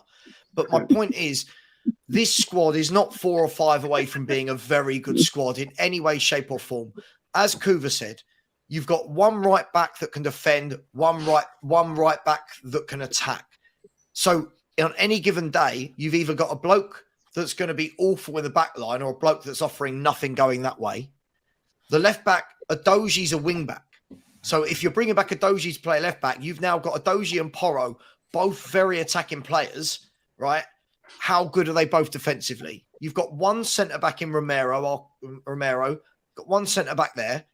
You've got Basuma because Benton calls out until December, might not even come back as what he was. And then you've got at the moment Kane and Son because Kulu technically isn't a Tottenham player. So from that, I picked 5 players from a whole squad that I want to see play football. Respectfully, though, in my opinion, but who Sean? Who do you want to see? Sorry, Ash. Sorry, who? Who have you seen other than those 5? I've explained before. I think that the players that are good enough in the squad right now, I think you've got your Udoji, Porro. But Udoji at what? Udoji at what? Udoji's a wing back.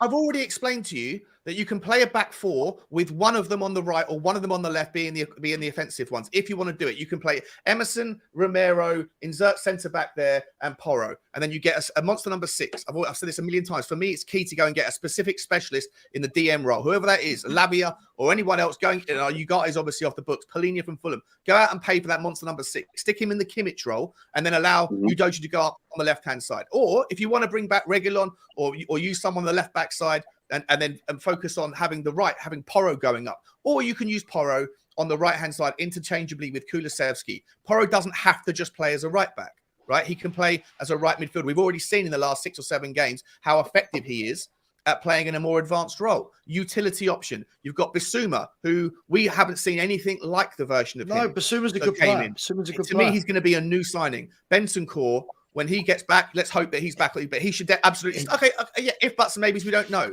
But we don't know either way. But you're starting the season without Bentancur straight away, aren't you? I know. No, but we're going to get new players in. That's what I'm saying. One of the 6 positions that I say Tottenham need to sign is more midfielders.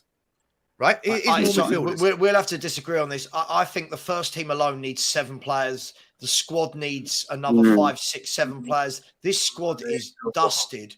I don't know how anyone is watching this and thinking, yeah, there's the nucleus of a good squad there. I think it is a shambles, an absolute shambles. Tanguay's coming home, boys. Tanguay's coming home. He's going to put us all in the mud. No, he's not. We had our disagreement earlier. I put a disclaimer. I was tired. Now that I'm hearing this from Sean, I agree with you. We're going to struggle to get players to say yes to us. even 20, even the lower level players, it's going to be challenging. It's going to be challenging. It really is going to be I'm not sure what you're saying. No, I'm just saying. You're disagreeing with me. You're agreeing with Sabo. You think the squad is terrible. Is that what you're saying? Hasn't everyone been saying for a year how bad this squad is? And now we've got to the summer where we're all going, it's okay. It just neneeds 4 or 5 players. It's a this. I didn't say 4 or 5. Who said 4? Never said 4 or 5. I said six new players coming in, and our squad looks much better. No, I was just saying to appease the win now manager, the people that we bring in, going hard over Bastoni. We'll leave that. Now I was saying that, you know what? I put a disclaimer to that chat. 3 hours later, we're talking about bringing in some players to fix us. The 3 or 4 players. Even that is going to be a struggle to convince a Lavia of Southampton. Another club who's in a better position might go after. Say Brentford throws their hat in. They say, "Hey, this is a good deal." Who you picking, Brentford? I just want to point to Music's just super chatting there, right? He's talking about Villa. Villa didn't have any new players when after the January window closed. They were 14th, 13th in the league. Just the manager alone came in and transformed the same players to go from below in the bottom half of the table to finish technically above us on goal. Our players aren't their players. Just the manager. Our players aren't their players. It doesn't mean because it's worked at one place, it's going to work at another, does it? It's an indication that change, relatively small things can have massive differences. Make massive differences. I'll be honest. I'm sorry. I feel like we've got our heads so far in the sand that when this happens again next year, I don't want any excuse, any of like, oh well, you know, we know what we need to do. The whole, I don't even see 5 first team players there. I don't see 5. I'm somewhere in the middle where I think it's going to take a season or 2 for the manager, whoever he is, to bed in his ideas for things to happen. So I think this first season we're going into, it's not going to happen right away. Whatever the style's implemented, whatever he wants from the players, it's going to take time. You saw what happened with Newcastle. Yep. And you saw how long they took to kind of get it right. Emery was an exception, obviously. He kind of got it right straight away. Even like when Ten Hag came in, he got the first 2 or 3 games wrong. And then it started kind of pushing up. But I still think the players in the squads, I feel like if they are pushed higher up the pitch and we were to buy 1 or 2 centre-backs, that I think that's a big issue, because before we were playing 2 defensive midfielders, in my opinion. It wasn't double pivots, it was just 2 defensive midfielders. And we had 3 centre-backs with 2 wing-backs. So essentially, we had 7 players all playing in our own half. So that's very negative. That's saying the manager doesn't trust any of the players on the pitch to do a job. That's why we were so defensively set up. I think if the manager comes through and he's more attacking, he's more front-footed, we've got more possession, we've got more of the ball. I looked at how Brighton played. Brighton played with 2 attacking mids, and then they had 2 wingers. Now, Matoma was a winger, and in my eyes, Son was playing the attacking mid, which McAllister does. That's McAllister's job role. Son's not that type of characteristic. He hasn't got characteristics to play what McAllister's doing. He's got more of the characteristics to do what Matoma was doing. So I think if Son was playing as a winger, not as attacking mid, he would have had a lot more goals in this season going forward. And I think if we were higher up the pitch, we would have created a lot more opportunities for our team, and we'd have had more chances to have like your Son, your Kane, your Kulus. Right, I'm gonna finish exactly what you're saying now. Right now, right? You push up the field, yeah? We push up the field, like you're saying, right? We have players out of position now. Right, our defense here is like soft cheese. You can cut the defense with a knife, brother. So as you go forward, right, our defense is going to be wide open for a blitz. And you saw the Leicester game, yeah, we see Leicester run at them, brother. I said it's going to take time. I said that's going to happen. I know. But our defense season, you saw what happened with Newcastle. You saw what happened with United. He wanted to play more expansive. They wanted to play more attacking football. And the first season, you're going to get that. You're going to get that because it takes a while. The transitions. I saw it with Celtic in the Champions League. I saw how they got cut open when Postecoglou asked his team to push on better teams against RB Leipzig. Even Shakhtar Donetsk taught them a lesson. I saw what Madrid did to them. So I reckon with this current squad, that's going to happen. But I'm not deluded to say that we don't need 2 centre-backs that have some relatively have pace, have some type of like positional awareness, and the ball's going to come over the top a lot because the space is going to be in behind. But we're going to need to have that. We're going to need to take that as fans. If we want more attacking football, if we want more possession football, then that's going to happen. We're going to have a couple hits where we finish 7th, 8th, etc. But me having Son as an attacking midfielder doesn't make any sense. You need Son in his right position. Yeah, but Ash, as you do that, but like I'm going to say, like you use Ten Hag as an example, right? The first thing that Ten Hag did, was to bring in his defender. He brought in Martinez and said, "You know what? You're my boy, from Ajax. I know how you play. I know exactly where you are. I know exactly what you're gonna do because you're Ronseal to me. I know you as a professional, right? So I have full faith in you." The next manager we have here is going to be forced to book Ben Davies. Oh, Ben Davies signed a new contract. You're gonna have to fit Ben Davies into your system. No, that doesn't work, man. Why am I having to go dumb myself down? Why am I have to force this man into my tactics when I don't want him here? That's wrong, dude.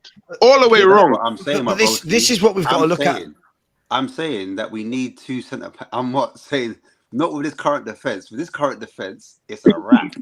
To get it, with this goalkeeper, it's a wrap. Ash, isn't this the thing? Like between what everyone's saying, right?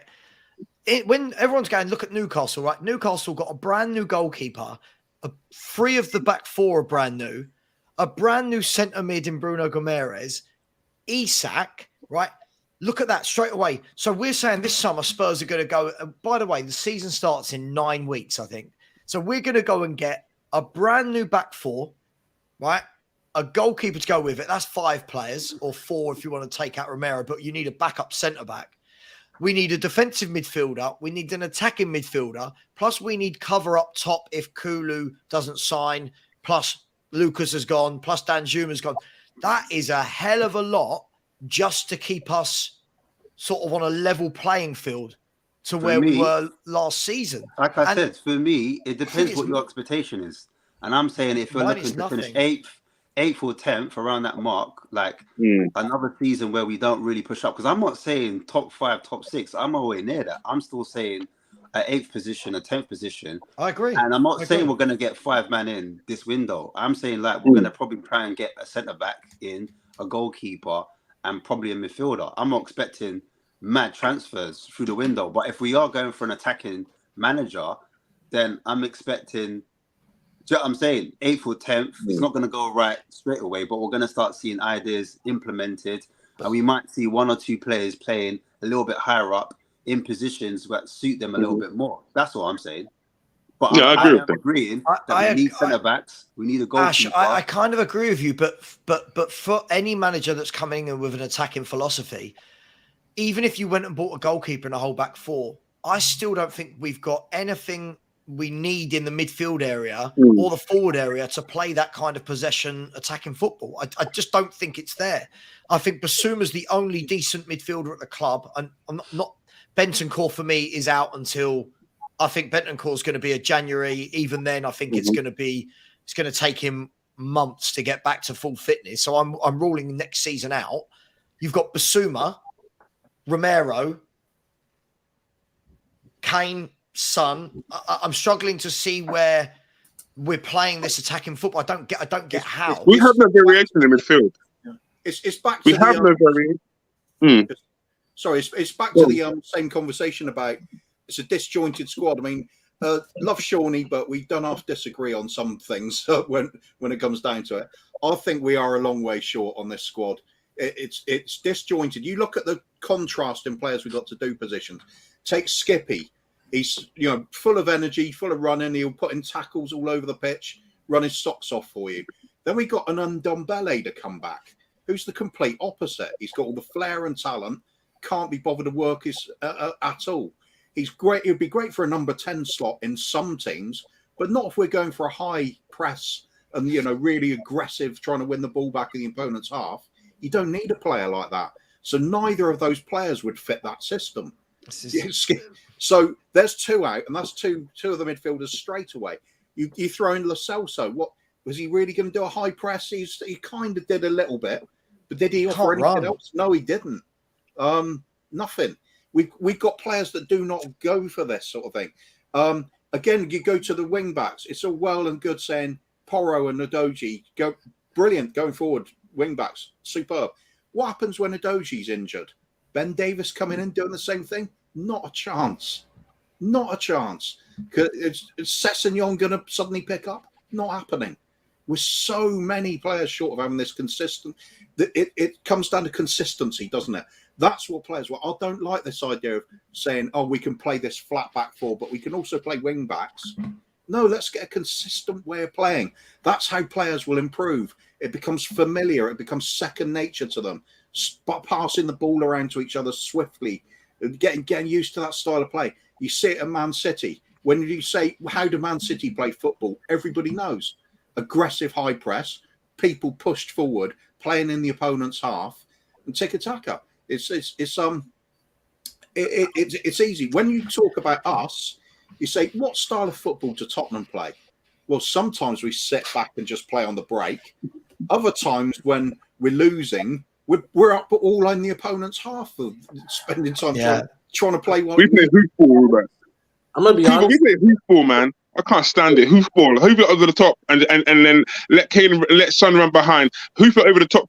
That is so basic as a defender. I'm just gonna hit the ball over the top.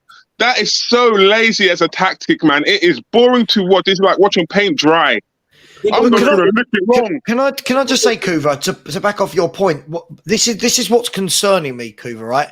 Is we keep watching year after year after year of no energy, no urgency, no attacking players in the squad. I don't mean the front row. I mean like no creativity, no proper fullbacks that can do the job, no proper wing backs that can do their job, no proper centre backs. But then we get to the summer, and again, we then go, "Oh, I reckon 4 or 5 and we'll be all right with this squad." I don't know. I don't know what more people need to see from this squad before we admit to ourselves what a shambolic state we are in. And to take it even further, this is why we would love to hear from the chairman. Here's the plan for the next 5 years. We got things wrong at the moment. We need to start introducing regularly players coming through the academy, integrating them with a couple of young signings from outside the club. And this is what we're aiming at. We've got no chance of the league. Let's work on getting our style in the next 2 years. It's a consistent way of playing. Then perhaps go for the domestic cups. We're way away from winning the league. But in 10 years, we want to have the ambition of this club's gone 60 years without a league title. That's got to be the ultimate goal. We hear none of that. It's always the idea is we'll get players in to be competitive. Every team in the league can say that. People gonna hate that I say this. Arsenal, the way they did it is the way that we should kind of look at it, with our own flavor, in the sense of a true rebuild. In the sense of they let Arteta come in, and within that one window, just he couldn't get rid of everybody, but he got rid of some, and then slowly build back. The only difference is, it's a big worry because you mentioned the academy, right? Our recruitment is so horrible. I mean, I would bet you, because we know Brighton has a better recruiting system than us. I would say Brentford and Villa probably has a better one than us.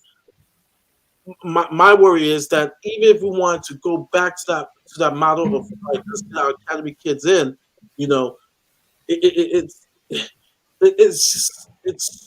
even explaining it is difficult because it's just we're such a shambles as a club. And it's a mess. It's a mess, Mari. It's an absolute mess. I don't know how anyone is looking at this squad and going, yeah, we've got the nucleus of a good squad. When most people are having the conversation that if you take Harry Kane out the team, that we're dreadful. I'd love Sean's optimism. I'd love it. But I've been watching this for too long and my eyes aren't lying to me. These players over and over again they don't even let you down. These players over and over again show you what they actually are. Oh yeah, they spectacularly live up to your expectations. They spectacularly do in many games, many games. Is Alfie Devine really that good? I mean, these are questions that we don't even know because Levy has got rid of so many academy managers. Estelle explains it well. Where the state of our academy. So even looking to the Arsenal model is going to be real hard to do, and then our fans don't have the patience. Finish eighth, fifth. Murray, our academy's blocked. Murray, I'm not even being nasty. Our academy path is blocked. And this is what happens when you bring in win-now managers who don't use the academy players. You block the academy, yeah, so they have to leave, yeah, in order to get first-team football. This is the sadness of what happened, of why you do not overestimate and bring in win-now managers to a club. Because our ethos here was to build up with the academy. This is where you had the Winks and Harry Kane's from. But managers like Jose Mourinho don't usually use kids unless they're good enough. They don't play kids. And it's the same with Conte. So when you bring them into the club here, right, you know your academy is going to suffer. You must know this. So why bring them here? If you want to play academy players, why bring them here? Exactly. Anyway, guys, I need to jump off. I've got to get ready for cricket. So cricket? Cricket? He's a top bowler. Do you not know? What do you mean cricket? What's that reaction, Sarah? Yeah, about Barry, you know. Hey, don't get twisted. Leading bowler. You should. It's a nice summer day. Beers going on. It's gonna be. Big up to Ash. Ashmatic bingo. Ashmatic bingo. We've already had the double pivot. If I don't get the half space in the next hour and a bit, then I'll be disappointed. I'll make sure Barry's a demon fast bowler. I mean, you get like players in the past called Whispering Death. He's called the Sleeper. The Sleeper. Big up, guys. Big up Thank Phil you. P, who's just joined. Big up Perchy. Big up Cooler. Big up Murray. Big up Philly. Big up everybody. To keep donating, people. Come on, there's an hour left. Keep donating for this great cause, and we will see you on the flip side. And we probably won't have a manager, so it'll be fine. Big up, guys. Thanks, Barry. Big up, mate. Right, For Barry, people, man. there Big is 1 hour to go. 1 hour and 6 minutes to go. Please, let's have one last push. This has been a really, really long night. Please, let's have one last push. Like the last time, if you remember, I think Phil P, you were in, and it all went a bit crazy with the donations at the end. Let's try and recreate that. So far, we have got, where are we? Let's see where we are. We have got £2,093 in the Just Giving page, a further 275 in the YouTube page. Quick maths will tell me that is £2,380, somewhere in that region. Let's see if we can get as close to 3,000 as possible. Let's get some fivers in, some tenors in. The link is in the chat so that you know it is official. I am not Bob Spur. The link is in the chat. I repeat, by the way, anyone who has seen a payment in the Just Giving page from a name called Bob Spur, it is not Bob Spur. Please, please, please don't be fooled. Please subscribe. Let me come to you, Perchy. Right, mate. God, I'm shattered. Perchy. Come on, you got this, man. 1 hour. I've got 1 hour, 1 hour, and then I've got. You got this, bro. You're doing well. Yeah, but do you know what? Last time I just crashed immediately on my sofa. This time I've got to drive to Essex to Henry's. I'm just shattered. Cancel it, man. Right. Perchy, I mean, isn't that this is the worrying thing for me? I feel like I love some of the people that have got optimism. I know Phil P is optimistic. I know that Sean are optimistic. I had brief moments in the WhatsApp chat of being optimistic a few weeks back. But I'm looking at it now. The season starts, Perchy, in 9 weeks. Yep. Right? With 9 weeks to go, there's no manager, no director of football. We don't know what's happening with Kulu. We don't know what's happening with Lloris. We don't know what's happening with every single loan player coming back. We don't know if contracts are being ripped up. We need to buy loads of players, sell loads of players, implement a plan on the pitch, all in 9 weeks. Something we've not been able to do for 23 years, but we're going to do it in 9 weeks. So let's be honest. I'll say how it is. Next season, I actually don't care. Like, I think people think in this sort of, we're going to go and get this, we're going to get that. Listen, next season, personally, there's actually a part of me that I'd happily not assign loads of players in this window. I'd happily actually use next season as a season where we go, do you know what? I don't care. As long as we can get rid of and go next season, we use a whole year of proper scouting for the manager that we scout properly across the world and get players that he wants, even if we have to go into Celtic and go and buy the Japanese strikers that he signed over there, if we have to go and pinch a few players at Celtic short term for the long term project, for me, I don't care about next season. I'll be genuinely honest. I think people telling me that, I think you're right. Someone's saying that a sprinkle of good players and we could end up being back in Europe. Based on what? I watch us play and I go, without Harry Kane, we're crap. Like, we're crap with Harry Kane. But and I always hear the notion, and I was one that sort of advocated that sort of without Harry Kane, we'll get relegated. I don't think we'd actually get relegated, but I think we'd be in that conversation, though. I don't think we would get relegated because I think we'd just have enough to stay up. But here's a question for everyone here. If you put Harry Kane at Everton and we swapped us around, if you just put Kane at Everton, do you see much difference in what they're doing to what we're doing? Let's be honest. And Everton just stayed up on the last day of the season. Like, I can't see much difference. I actually see better defenders at Everton. They've got a manager, Perchie. But you sort of get my point. Should we go in for him? I should. Dyche. Should we get Dyche? Let's get Dyche. We'll bring Tarkowski and me in at the back. We'll go and get Chris Wood and Ashley Barnes. Connor Cody get for £4 million from Wolves. Exactly. And just start playing proper football, Brexit football, boring and stuff like. But this is the way I look at it and go. I just recorded a video about players that we should be looking at in this sort of window. I don't want us to be going out there spending 30, 40, 50 million pound on players. I want us to be looking at the Connor Cody short term, the James Tarkowskis, the Amadou Onanas, the Romero Lavias, the James Ward-Prowses. These are players that got relegated. Some of these got relegated, some didn't. But these are players. Listen, I was a massive against it, but Adama Traore is on a free transfer. We've been linked to him for about 24 months. Let's be honest, we're probably going to go and sign Adama Traore. I'm massively against it, by the way. But what does Adama Traore have that we don't have at Tottenham?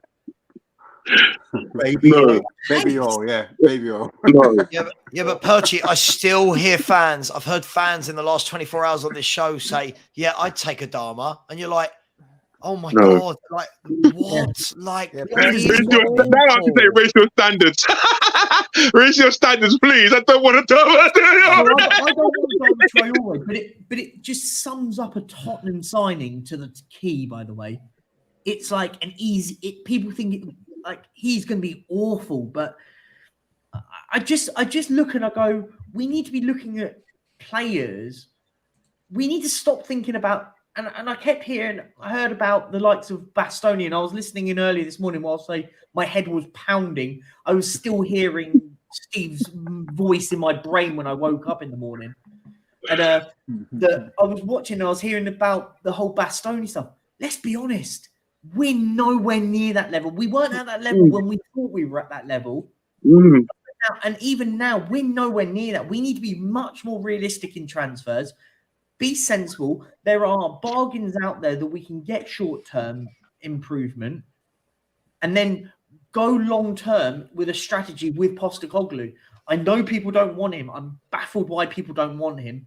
What do people expect? What do we think? We finished 8th this season. It's ignorant, Perchie. It's ignorance. It's the fact that they haven't seen him in other countries. So they just pick up and say, well, it's the Scottish Premier, it's the Scottish League. But here we go, yeah?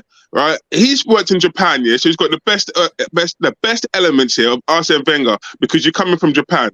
So that's where Arsene Wenger came to the Premier League. You're coming from Scotland, yeah? Which is the birthplace of Sir Alex Ferguson. So you've got that as well. He's a very good manager on his own, even without them. But he's got the best of both worlds as well. So he knows the Scottish League and he knows the Japanese League. He can exploit it. Scott Mann, yeah, has worked in the Japanese League and the Australian League. So he knows the market very well, right? Both of them. And Postecoglou has a good eye for Japanese players because look at who from Celtic, their striker. Look at is it Fukawashi, the winger? Yeah, Fukawashi. They've got some seriously good players, yeah. And stuff who played in the Japan squad in the World Cup. But there you go.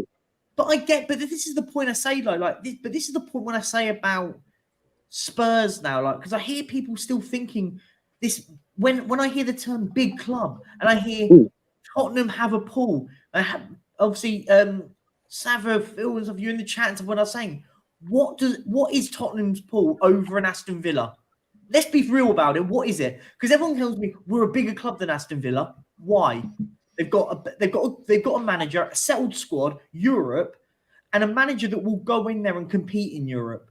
Like then, it's not like Tottenham when we're in these European competitions where we go, we don't really give a shit. Like let's just throw anybody out and then we get knocked out. Aston Villa passed this years ago.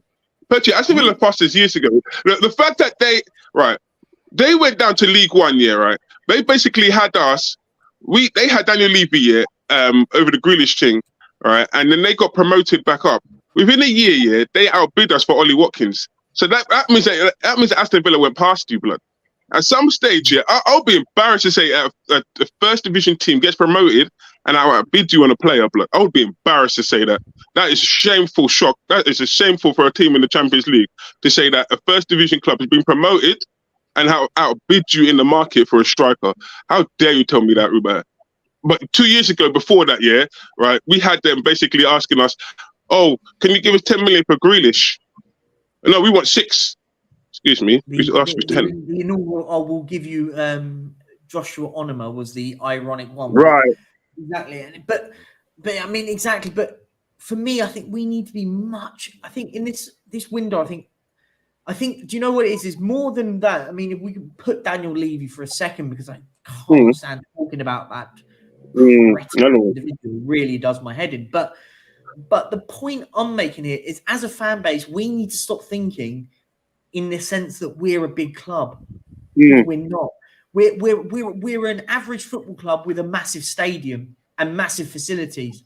That's what we are. And I think the hard truth, fans need to learn the hard truth. We're not a pool. There's no pool compared to any of the teams above us. Let's be honest. If you're a young 22-year-old and someone put down and you wanted to compete at the best level you can, and someone offered you Brighton or Tottenham right now, you're a young 22-year-old coming out. I'm taking Brighton because there's a pathway to the team. You're coming out of Ecuador or Venezuela. You wouldn't look at Tottenham and go, "Oh, I prefer to go there." You'd look at and go, "I'll get an opportunity at Brighton, and I'd actually, if I can use it to springboard my career." And I think I think fans do feel hard. And there's a beach as well, Perchy. There's a beach as well. What's that? There's a beach as well at Brighton as well. So. But I just oh gosh. Could be either of them. Ash, it's all pebbles down there, mate. It's all pebbles, you know what I mean? Do you know what? Come to Espanyol. There's a lovely beach here in Barcelona. Oh God, I hate Spurs as much as I love them. It is hard work, isn't it, people? I've got a few super chats to go through, but please, people, this is the last 50 minutes. Let's make an effort. Let's get some donations in. There's still 211 people. Make sure you like it. Don't worry about all that subscribing stuff. That's not what today's about. Please like and donate. The link is in the chat. Let's have a look at the super chats we have got. So, Ant, Kakaris, big up to yourself, has said, amazing what you're all doing. Also, do you think we will get Ange in? And if so, when? I think we might do. I don't know if everyone else thinks. I think we could see him Tuesday, Wednesday next week. If we don't, I God knows, expect Potter or Rodgers this time next week. Because at some point you've got to have a manager, right? We can't get to July and not have a manager. But thank you, Anne. Loves music, as said. Money talks. Villa managed to get good players. Yeah, I think people look at Villa and don't think they're as in much disarray as we are. If I'm really honest, I don't feel like they're a mess of a club. Loves Music's come back and said, either way, this is a 5-year plan, in my opinion, to fix this mess. I completely agree. I expect to be sitting here in 5 years, probably spouting a bit more grey. Well, I say a bit more. I haven't got any. Some grey. Phil P will still look immaculate, I'm sure, in 5 years' time. Of course he will. Tony Rodriguez, big up Tony, has said, Raya, Mamadashvili, Laporte, Undakar, Romero, Castagna, Bentancur, Ndombele, Basuma, Sun, Kane, Kulusevski. I think you've been drinking very, very early. I'd love, well, not Ndombele, but I'd like the rest of it. T-Rod's been on the Malibu diet as well with Steve. On the Malibu diet. How many Steve, bottles did he go through by the end of it? Before I left, way before he disappeared. Did you miss it when he showed he had 160 football shirts? Sava, I was on when he was talking about the Turkish second division. Yeah. And Wolves Finland with another donation. Thank you so much. A really big supporter of the channels. I want to kick off this bit. We'll go round just a quick fire round. If anyone's got any questions, get them in for the last 50 minutes. We'll ask your questions. We'll do a quick fire round. And by quick fire, I mean quick fire. I think this is Ellie, right? Yeah. This is Ellie. Big up, Ellie. Thanks for all your time earlier. She's put, who on the panel is excited if we get Postecoglou? Yes, no? Should we do the... Yeah. Yep. I'm in. Yeah. I'm all in for the big Aussie. Yeah, we're all good for the big Aussie. Is anyone worried about it? I just think I'm worried, but still excited. It just feels like it could be one of them where it's like, because he's never managed one of the like biggest teams in the biggest leagues. It could be one of them like too big a gap to jump. We've seen that with many managers. So like you saw it with Potter in England. He couldn't do Chelsea. He can step up. So I get those types. Isn't that a bit harsh, Alan? Like if we're saying Potter couldn't step up, isn't walking into that club last season with all those changes, wasn't that like a poison chalice, almost like David Moyes? What do you mean no, Phil? Come on. Crimea River, mate. You had an endless checkbook. Yeah. Crimea, piss off. But that doesn't mean you sign any of those players. Let's be honest. Mate, hold on. Smallest violin in the world for Potter, yeah? Get out of town.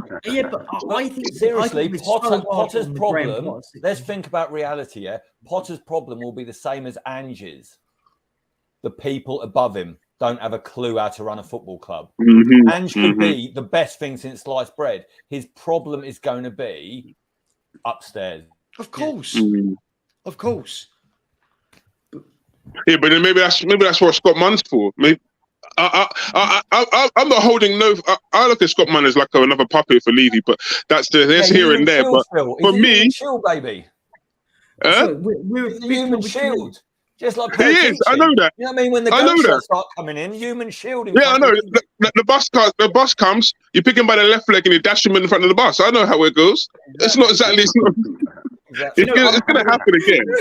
I'm probably going to be the most negative person on here, but if it's Ange that comes in, it's no, basically the way I see it is marketing. You've got Scott Munn coming in, Australia. You've got Postecoglou, Australia. Where's our pre-season taking place? In Australia.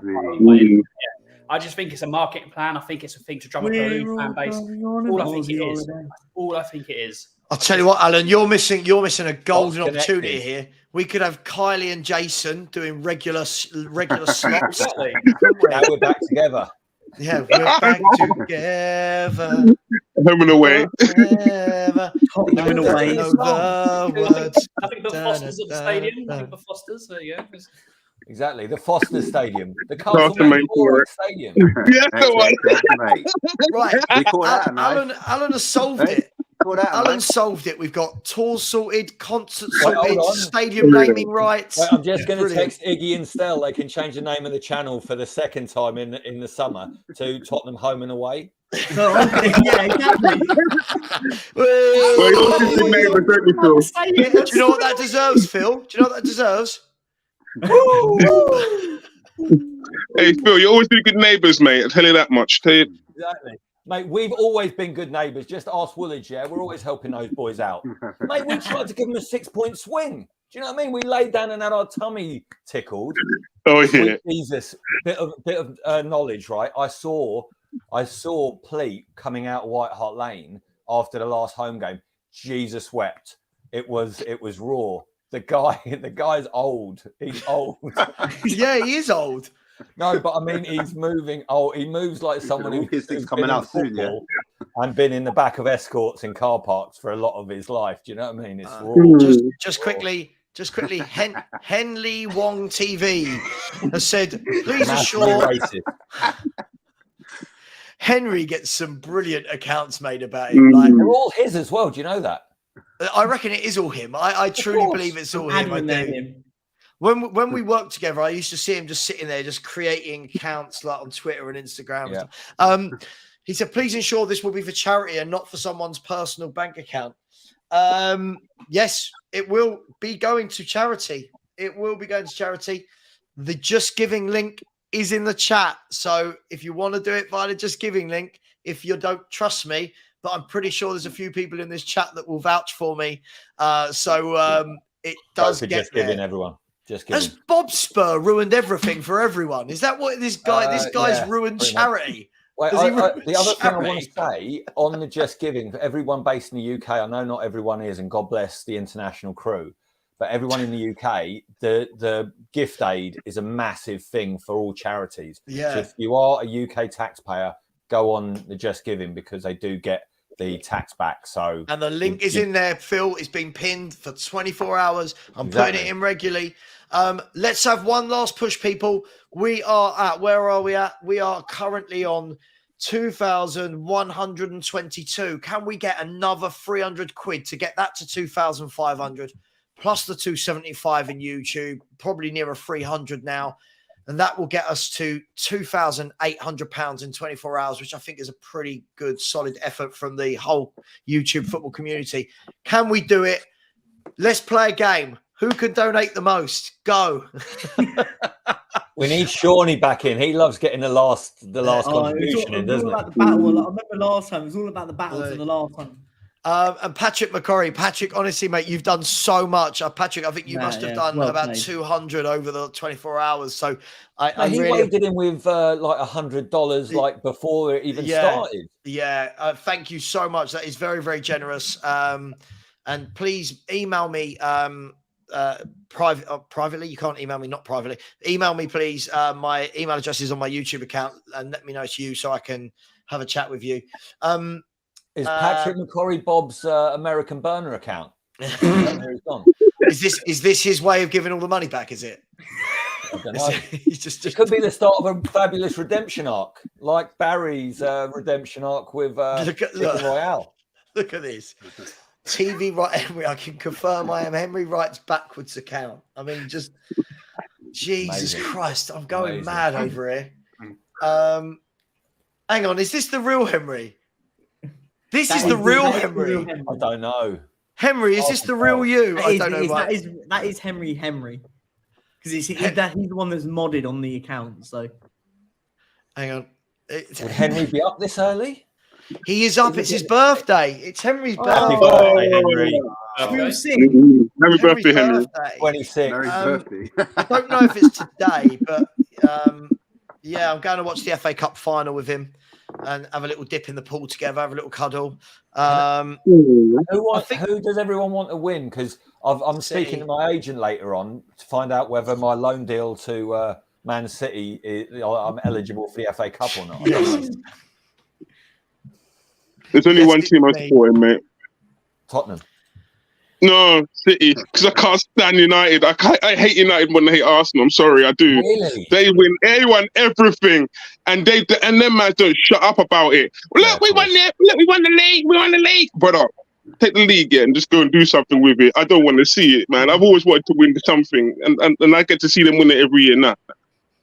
But Phil, the problem I've got is I felt about Man U in the 90s the way I feel about Man U now. It's like the enemy of my enemy is my friend.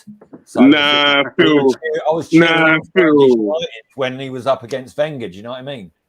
Yeah, I know, but Phil, I'm also had happy that to youth remember. academy, didn't he? He had an amazing youth academy. Do you know what I mean? Bag of sweets, a legend.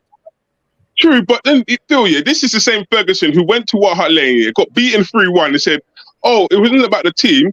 It was the rain. The rain stopped us from winning, brother." What about Tottenham who give you 3-1 and Stephen Carr scored that rocket against you? You didn't say the team. You didn't say Tottenham played well. You said the rain affected your game. Get out of here, man. Don't tell me that rubbish, brother. I don't want to hear that. We beat you on the day because we were a better team than you.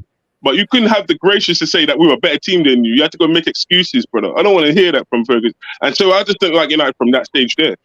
Phil, I love the energy. I love the fact that you've held on to that grudge for 20 odd years. Yeah, I know. I let nothing go either. Hey, but I was Cobra Kai, man.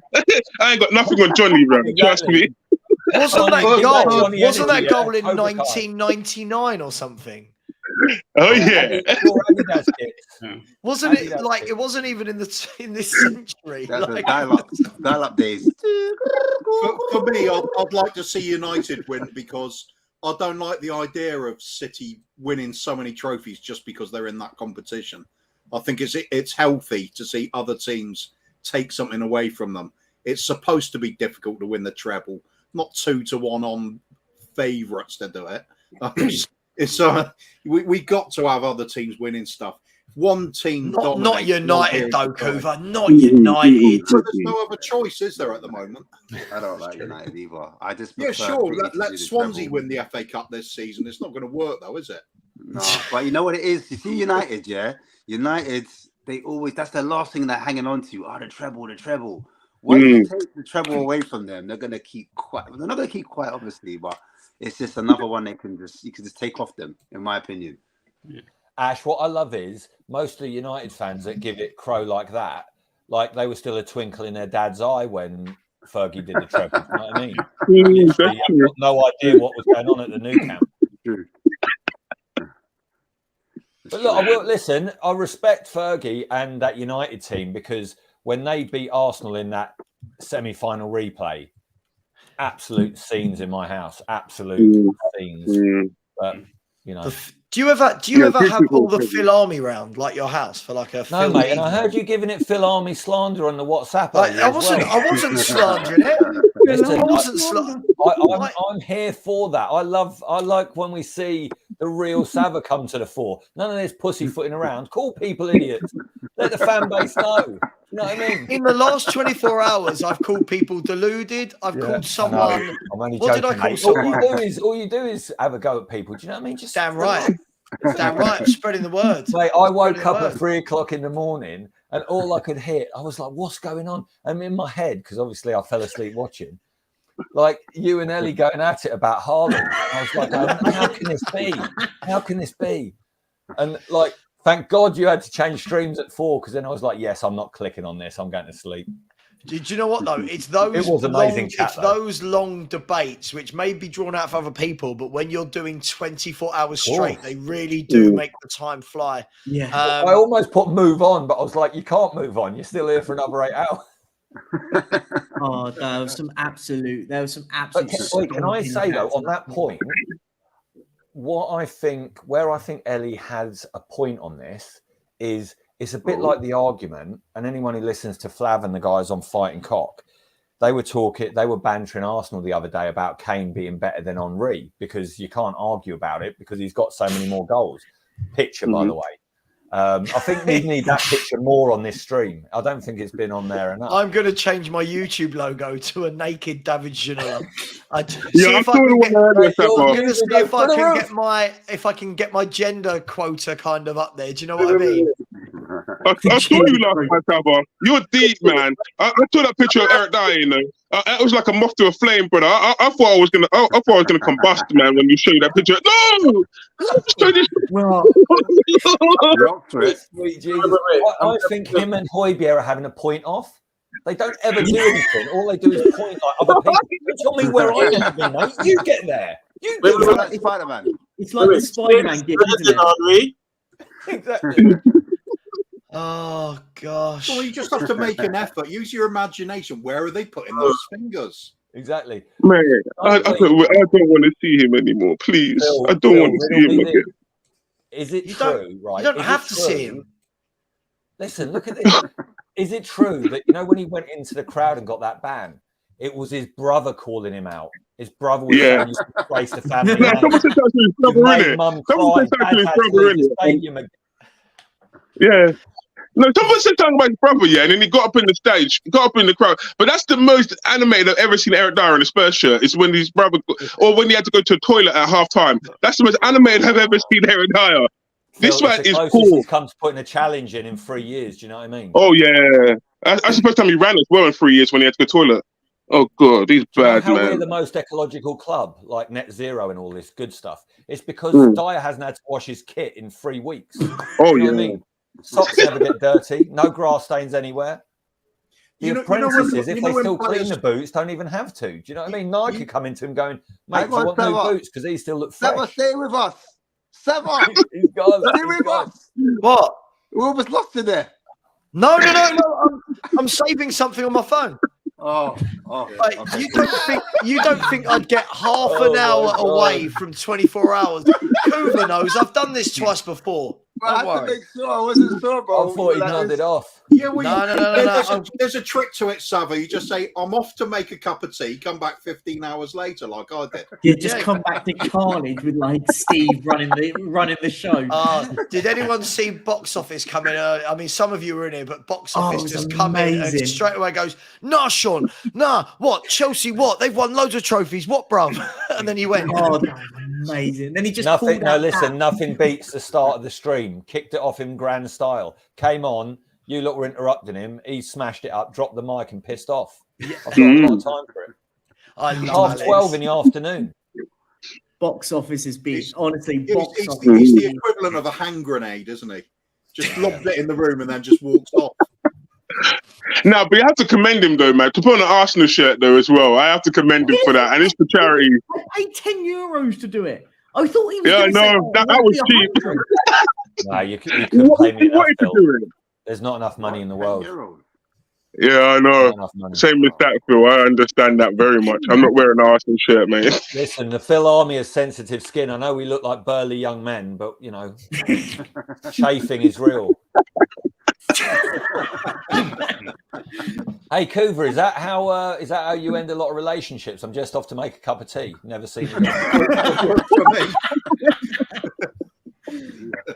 Wait, that's what Conte did. Conte said, "I'm just trying to get my gallbladder out."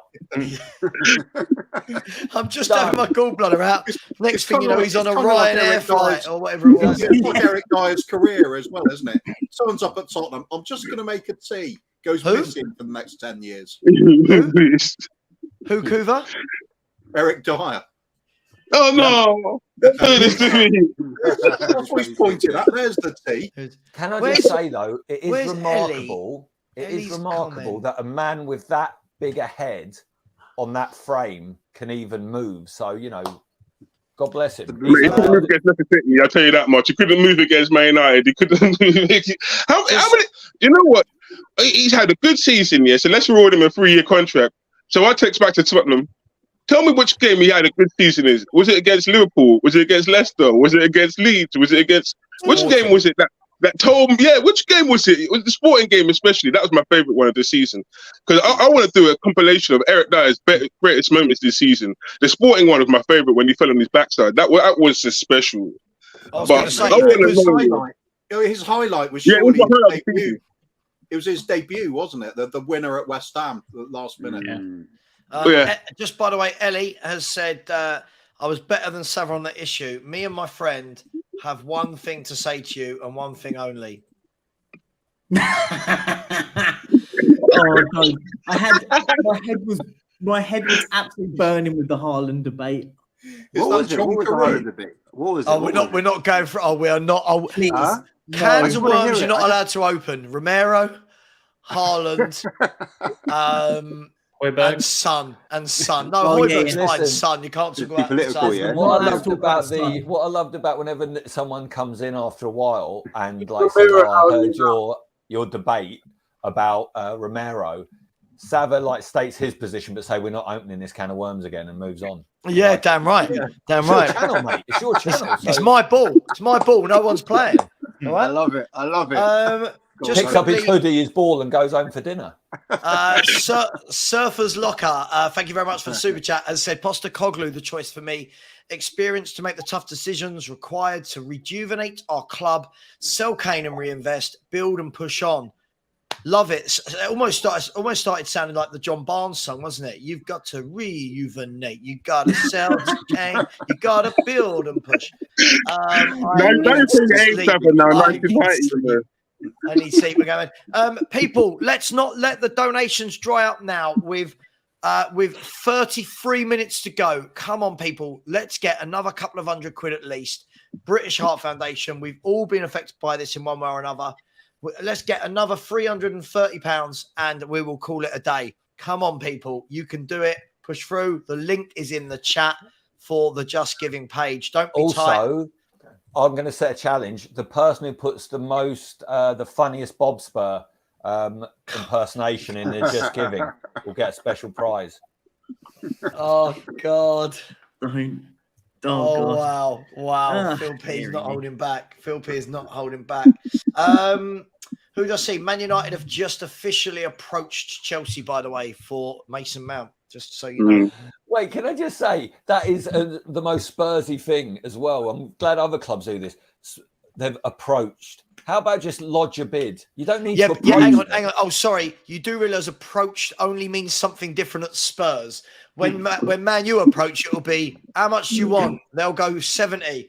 There's 65. Be happy with it. Deal done. I think it's a non-story, isn't it? Well, like, lodge a bid. You don't need to approach anyone. Here he is.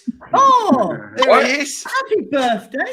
Oh, hang on. And just to complete the magical 10, here he is.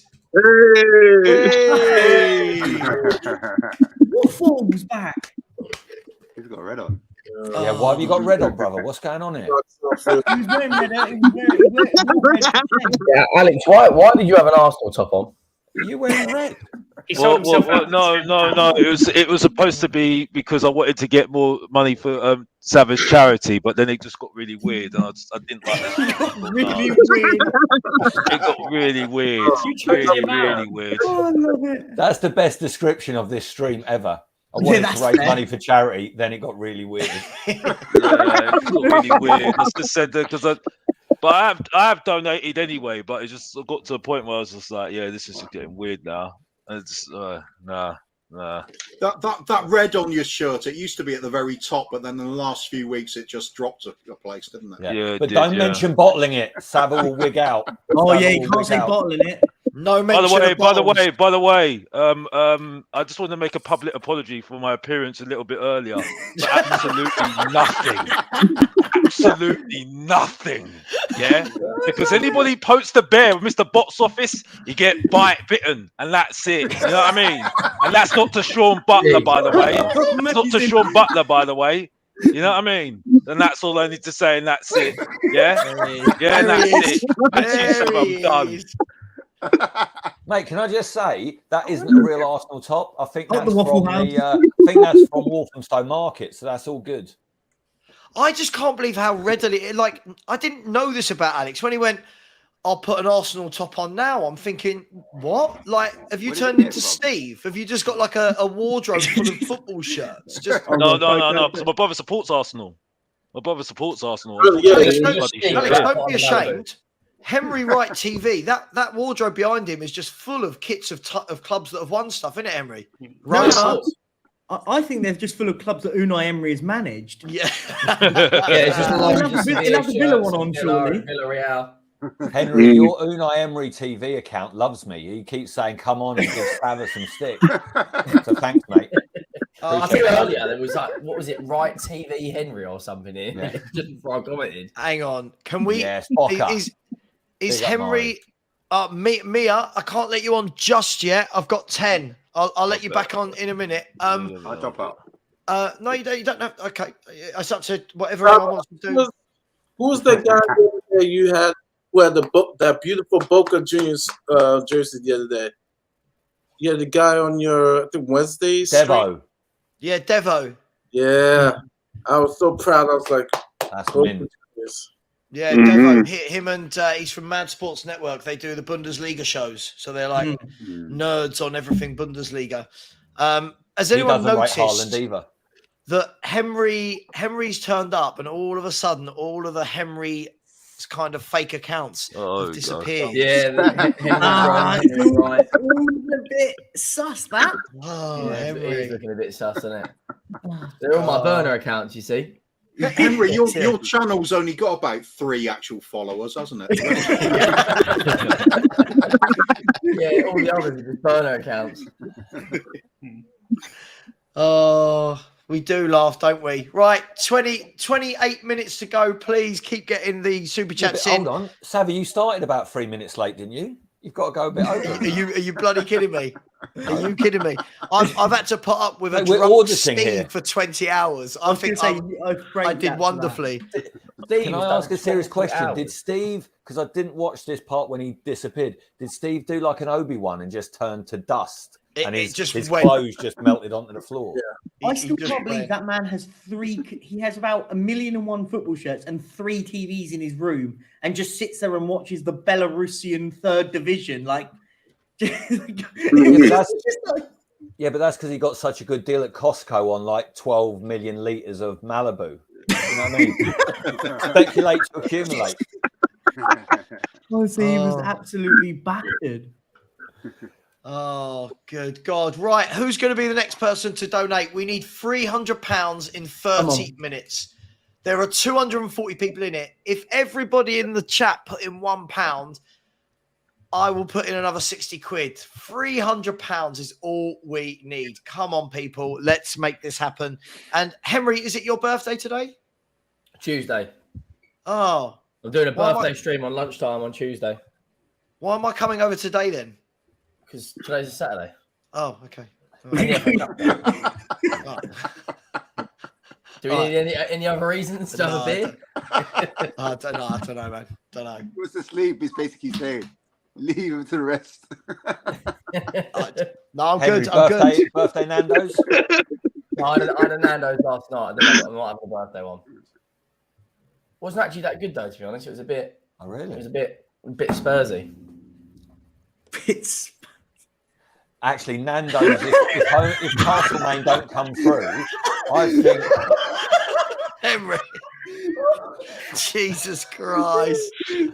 How many different accounts are there? Also, can I just ask, is this outing you that you've only got one ball? What? Like, Henry writes bollock twitches when Lee talks. You didn't deny it. Yeah, they do actually. Maybe it's a play on words. They mean the right bollock.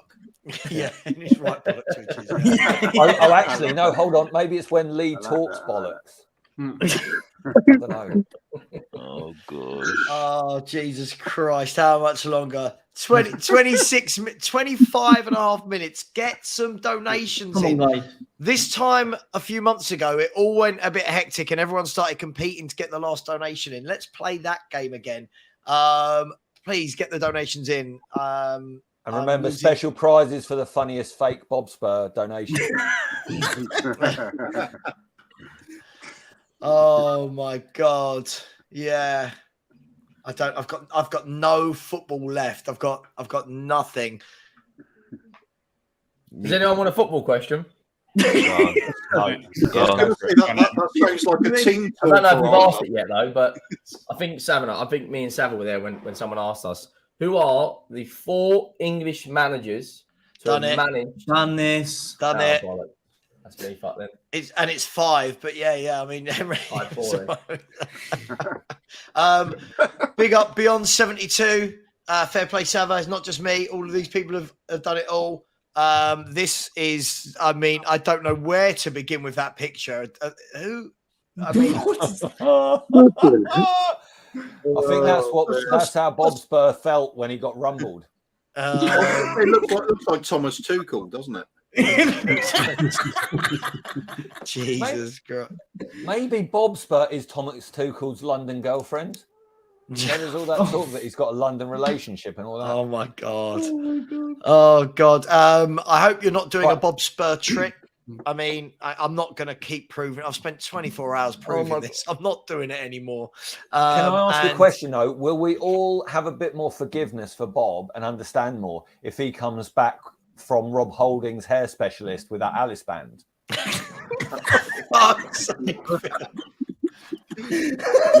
Yeah. I could get behind that. Do you know what? On a serious note, I think if somebody that has been in trouble and wants to change their ways comes back with massive apologies to all those affected and tries to make amends financially and emotionally, then people, I think, will help and support. But if you just vanish with everyone's money, at first I was like, I'm not going to say anything, but that guy's got £700 of my money. Like, do you know what I mean? Not just me. There was loads of people who put in loads of money, right? Yeah. I've got a quiz question. All right. There were only 13 red cards this season, which is the lowest since 1993-1994 season. Which team had 6 red cards this season? Wolves. Sakes. Done that. Kuva, do you remember? If you don't know the answer to a question, every Okay, answer is Wolves. another question. Who was the only outfield player to feature? Tarkowski. Fuck you. Henry, you forget it's been going on for 24 hours. We've gone through about every question of football related at the moment. But also, Sava, you're basically bringing on Steve vibes. You've been with Steve so long that the Malibu fumes have come over the Atlantic straight into your house. Which player made 15 appearances this season? Lucas Moura. Lucas Moura. Right, what is? I can't even finish the sentence. Henry, I'm going to put it out there. Are you reading off exactly the same list that Sava found earlier? Is it the Guardian? Yeah, it's the Guardian. On my phone, I can tell you the answers from A, B, C, and D for every single one. If you want. Good God! No. How long to go? Who won the Playmaker Golden Boot in the 2021-2022 season? Harry Kane. No. Oh, Mo Salah. No. James Maddison got the Golden Boot. Who got the Playmaker award? Oh, last season. No, 2021-22. You know when Salah Wolves. De Bruyne. Kevin De Bruyne. No. Apparently, it was tied between Bowen and Mount, but I don't think that's right. Are you just trying to talk about Jared Bowen? This is again? no, I'm not talking about Jared Bowen. It's like that or Unai Emery, isn't it? Kuva, who? Irrelevant. Who? Kuva? Any updates? Unai Emery. A little bit. Yeah, good evening. I've got a picture of everyone. I've got a question here. Which manager was the only one to be sacked in the debut Premier League season? Mike Walker. You bastard. See if you can get this. No, it's not him. Wait. In their debut Premier League Oh, no. season? Who was... Joe Royle. Oh. No. Oh, who's the Scottish bloke that managed Everton? Moyes. No. Going back to 1992. Walter Smith? No, he was late. No, that was way before that. Walter Smith was a Ranger at that time.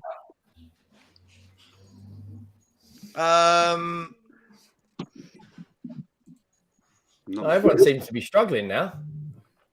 Well, you've asked a question from 30 years ago. Well, you weren't even Who born. was Spurs manager? You were 18 then, so who was Spurs manager? You were doing all right.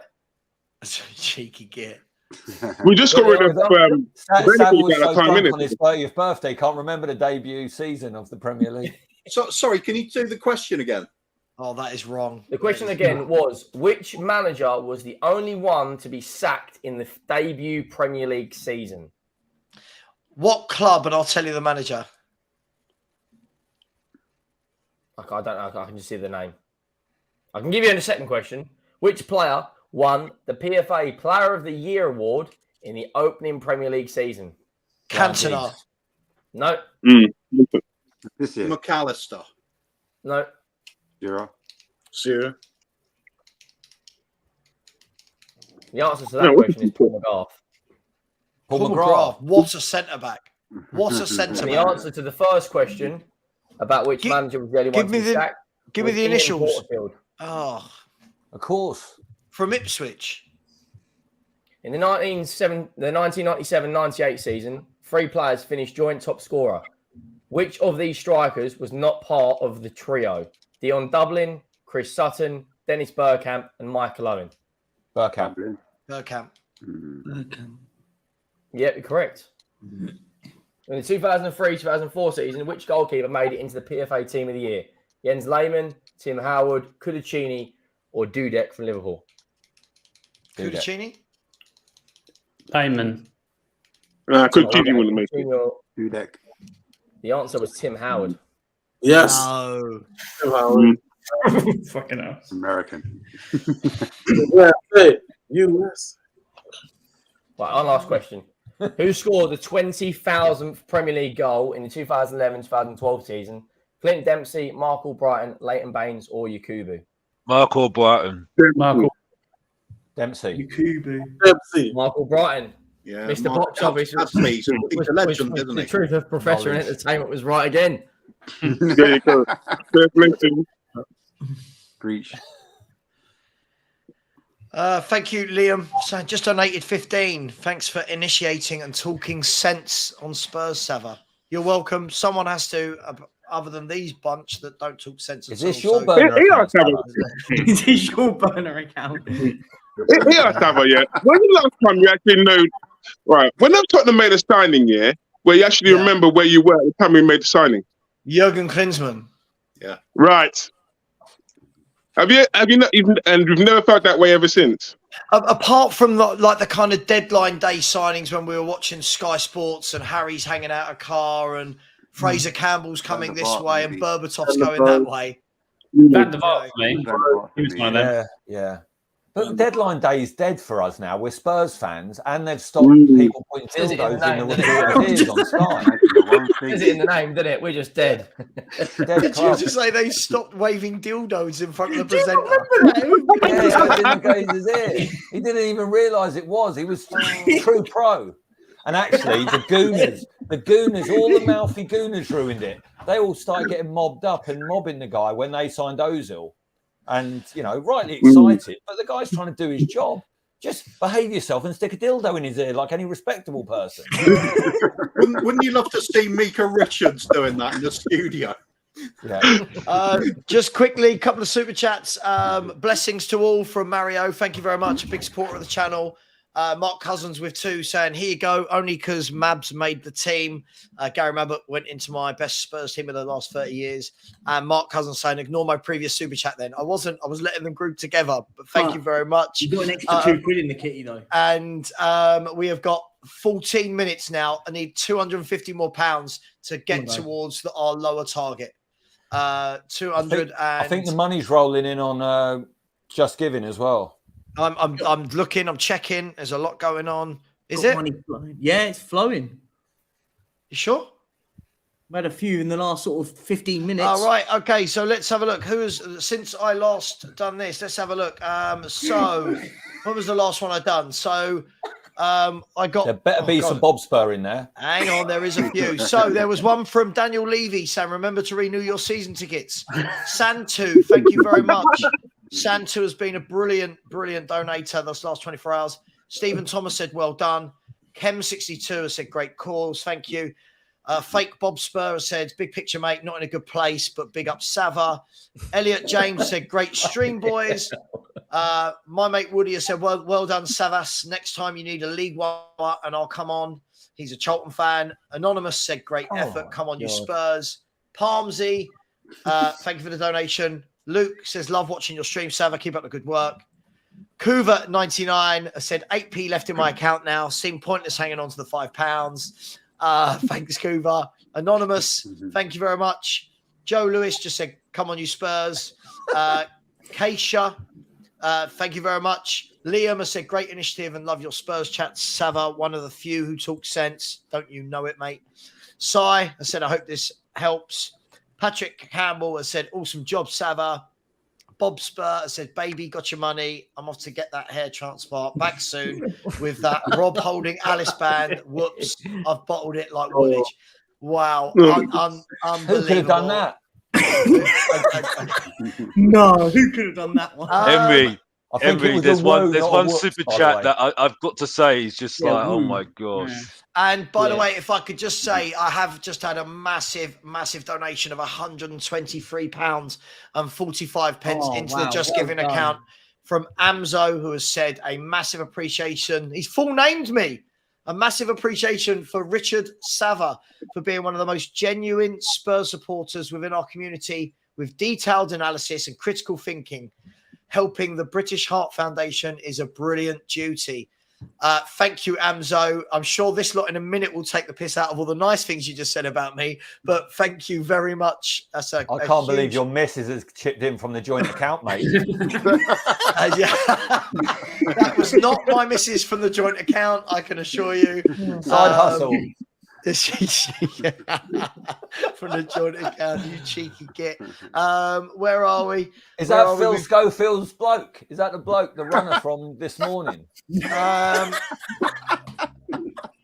Henry Wright Bullock meets his left Bullock TV. It says, "Happy birthday, babe."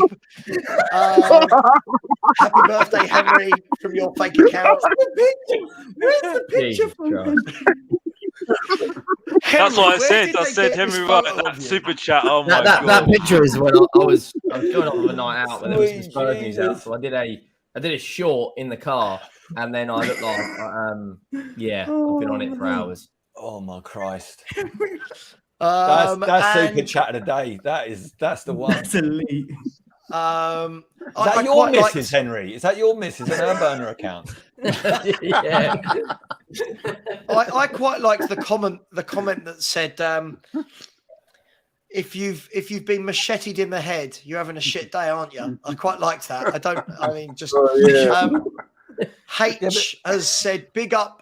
Look at his picture. Look at his picture. Oh my God, what is going on? I said, big up Sava and to all involved. It was an I'm gonna absolute get blast. clipped now. This is gonna get Alex, clipped. my G, you made it easier to get through it all. Big up.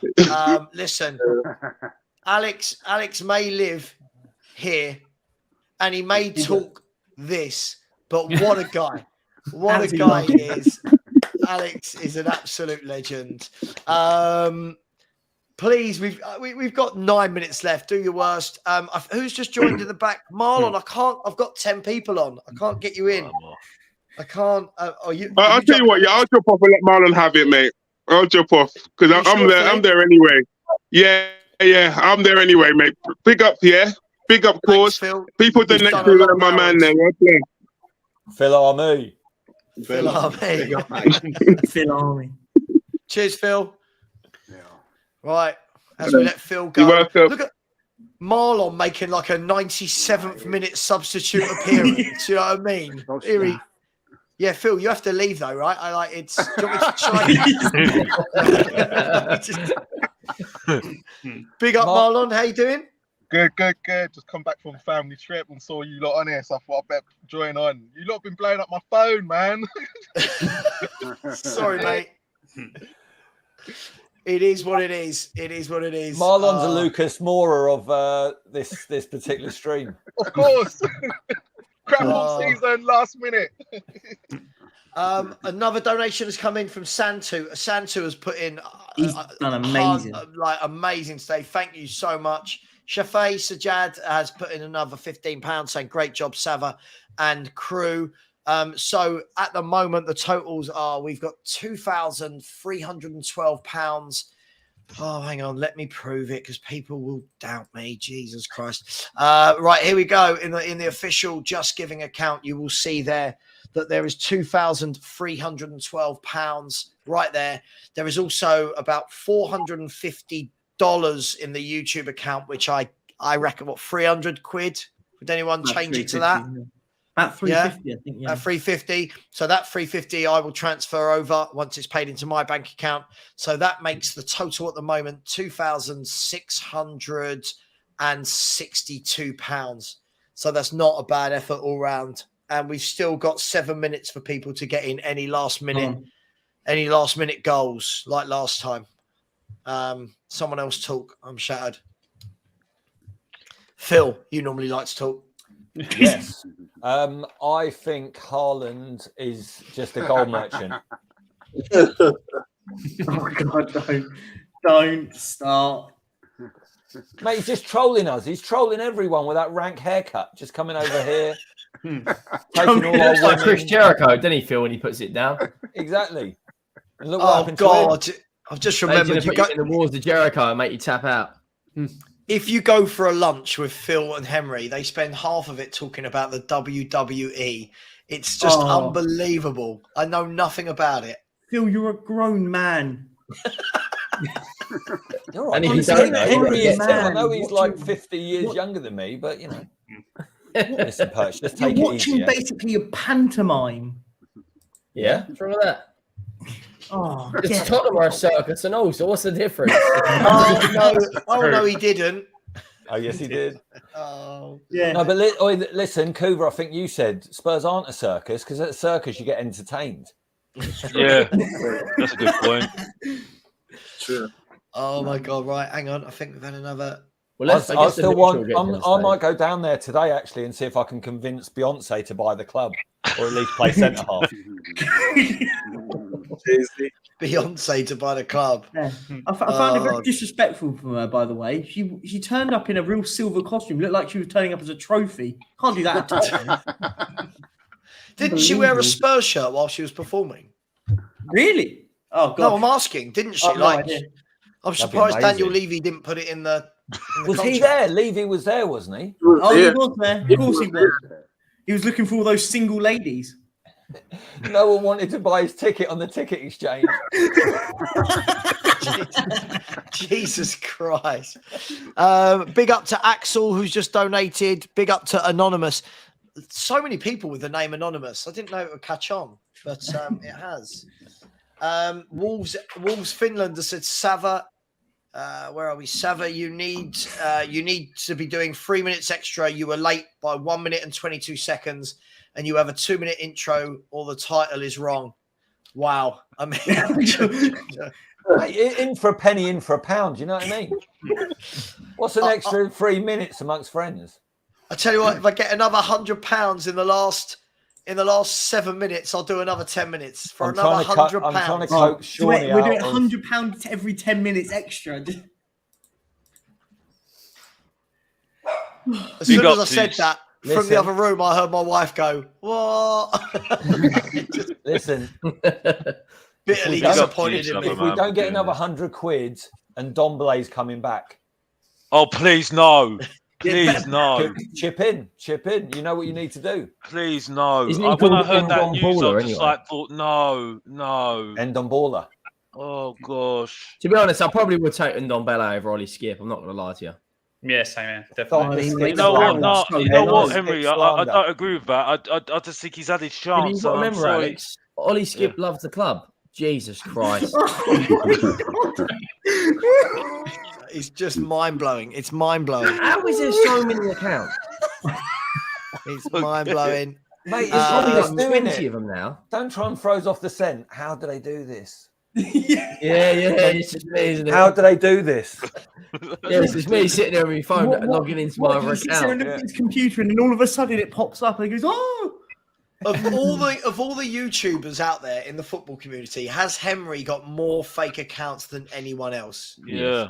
Yeah. It's because they want to. It's because they find you very interesting, Henry. You know what I mean? They all want to watch. They you, want to man. get Just- to know, don't they, Alex? They Exactly, want to get to know, bro. That's what they want to do. You just got to ravel in it and just say, well, you know what? I'm just popular and that's it. What you saying, bro? Yeah, You know what I mean? take it as a Put your compliment. shoulders up and just say what you're saying. You know what I mean? You know. Some people question me saying, "Well, I'm Mr. Box Office." I'm like, "Well, I'm confident. I've got an ego. What you saying, bro? You know what I mean?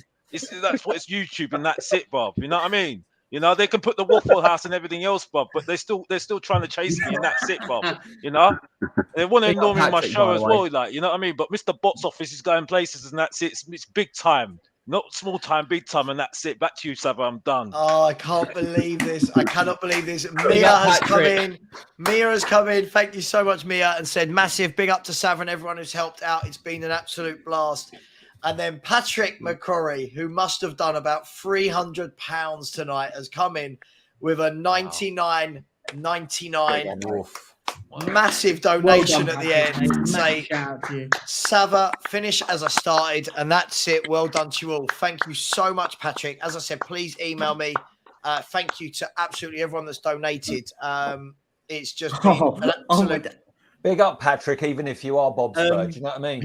So I'd look at the donation page, my friend. I've got to be at Henry's house at about 2:00. I can't go all day. If you look at the donation page, unfortunately, we're staying another 10 more minutes, my friend. Wow. Okay. So the official page now. Thank you to Godfrey, who has said something to help you reach your target. Well done, Sava. Big up yourself. Top job and well done. Thank you. Another fake Bob Spur said, I found a little extra money down the back of somebody's NHS fund. I can't read that. I can't read that. That is shocking. That might have got the best fake Bob Spur. That might get my special prize. And you don't even know what it says, do you? I do. Well, I'm trying to look. I do. And I do. I've typed it. Alan Sibley, who has come in 1 minute ago with £100 donation. So big up Sava and everyone that took part. Great cause. Now we know why they call you 10-inch Sibley. I mean, you got it out there on the table, didn't you? Thank you so much, Alan. That is so much appreciated. It's been a blast. I've got someone called Super Pochettino in my chat now as well, who says, Sava, I am so proud of you for doing this stream. You're a top guy. Even though I'm a Chelsea fan, I've got to give it to you. God bless you. Who's that? That's very rude. Who's that? It's not me. It's not me. Who's face? Joking. Guys, Guys, Malibu girls, delivery from Steve's just arrived. They're calling him up. Mr. Box Office. Any chance of a Mr. Box Office rant before you finish? Well, we've got a little mini one. No, because the thing is, I've already put everybody in the mud that came. Alex, what do you think of Dyer? Huh? Virgil van Dyer. Virgil van Dyer is the most bang average defender. The most bang average defender I've ever seen in my life. And we need to get rid of him. And that's it. You know? And then we're all calling him the best defender in the world. Well, like I said before, my boy David Harris, who was the only guy that was big at saying this guy was absolutely bang average when Pochettino got sacked. And he's been vilified. You know what I mean? So I'm sorry. Yeah, Alex, that's all I need to say. He loves the club. Huh? He loves the club. He loves the club, just like Ollie Skip. Well, Bob, you can be a fan that love the club, Bob. You know what I mean? You can be a fan just in the stadium. You know what I mean? Alex, what do you think of Bentancur? Bentancur. Yeah, he's okay. He's okay. Alex, what do you think of Haaland? Huh? Haaland? You know what I feel about Haaland. Just a John Carew, isn't he? Yeah, I love above average John Carew. I love above average John Carew. Honestly. Listen. And, by the way, Sean, I do apologise for the way that I spoke to you earlier there, but you know what I mean. It's just like I know my charisma can really outdo a lot of my charisma can really outdo a lot of people these days. You know what I mean? Yeah. So next time you're around, Bob, give me a time and a place, Bob, and I can bank you again, Bob. You know what I mean? Every single time. You know what I mean? You know, the main event, Mr. Box Office, the Professor Trippin Entertainment, and you're welcome, bro. And that's it. And I'm not going to stop interrupting. I'm still going to have the same energy, and that's it. And that's all I need to say, and that's it. Back to you, Sava. I'm done. And if you need to get to know. Well, guys, it's there. It's done. It's done. We're there. Big up, Sava. 24 hours and 27 seconds. I've got nothing to say. Look, thank you to everyone who's helped. I mean, I think there's been over like 35 different YouTubers and guests across the night. So thank you to everyone. Some people have done like 17 hours. I think Steve will be gutted when he wakes up from his Malibu-induced coma to find out that he missed it. He was so dead set on it. Kuva did massive time at the beginning. Perchie's done loads. Mr. Box Office has been on about 5 times and left 5 times. Mari's done a massive stint. Ash has just done a big stint at the end. Alan, back and forth. Henry's graced us with 15 minutes of his precious YouTube time. Thanks for coming on, Henry. Ellie and Mia did a mammoth amount of the stream. Everybody, Staffy, we've had everybody, absolutely everyone. Thank you so much. Just to show everybody where we're at, just so that there is no confusion moving forward. This is the official Just Giving page for anybody that wants to know. This is the number that we are ending on as soon as I shut this stream. So please bear with me. Get your donations in right now. Yeah, get your donations in right now. Oh, this happened last time. Shawnee, you want your last one, mate. You don't want to be left out. So can everyone see that? Can everyone see that? Yeah. So that's the official amount there. And the amount, roughly, I've got now $984 in YouTube revenue. So I don't know what that works out to, 800, 850. I'll work it all out when YouTube pay me. I will transfer that across into the Just Giving account at the end of June when I get paid. But either way, today we have raised $2,440 that will automatically drop into the Just Giving page. So thank you so much for everyone. Sorry you've had to listen to me chat absolute nonsense for ages. Sorry that I invited Alex on so much. Mia's come in with a late £5 super sticker. Sean, who wants to be the last one, has come in with a £2 super sticker. I need to go. I do need to go. Thanks, guys. Thank you to every one of you. Thanks for coming on and for helping. It's a really good cause. And this is what charity should be. So thank you, everyone. I am going to end the show there. Much love. Perfect. See you later. And perfect. See you later.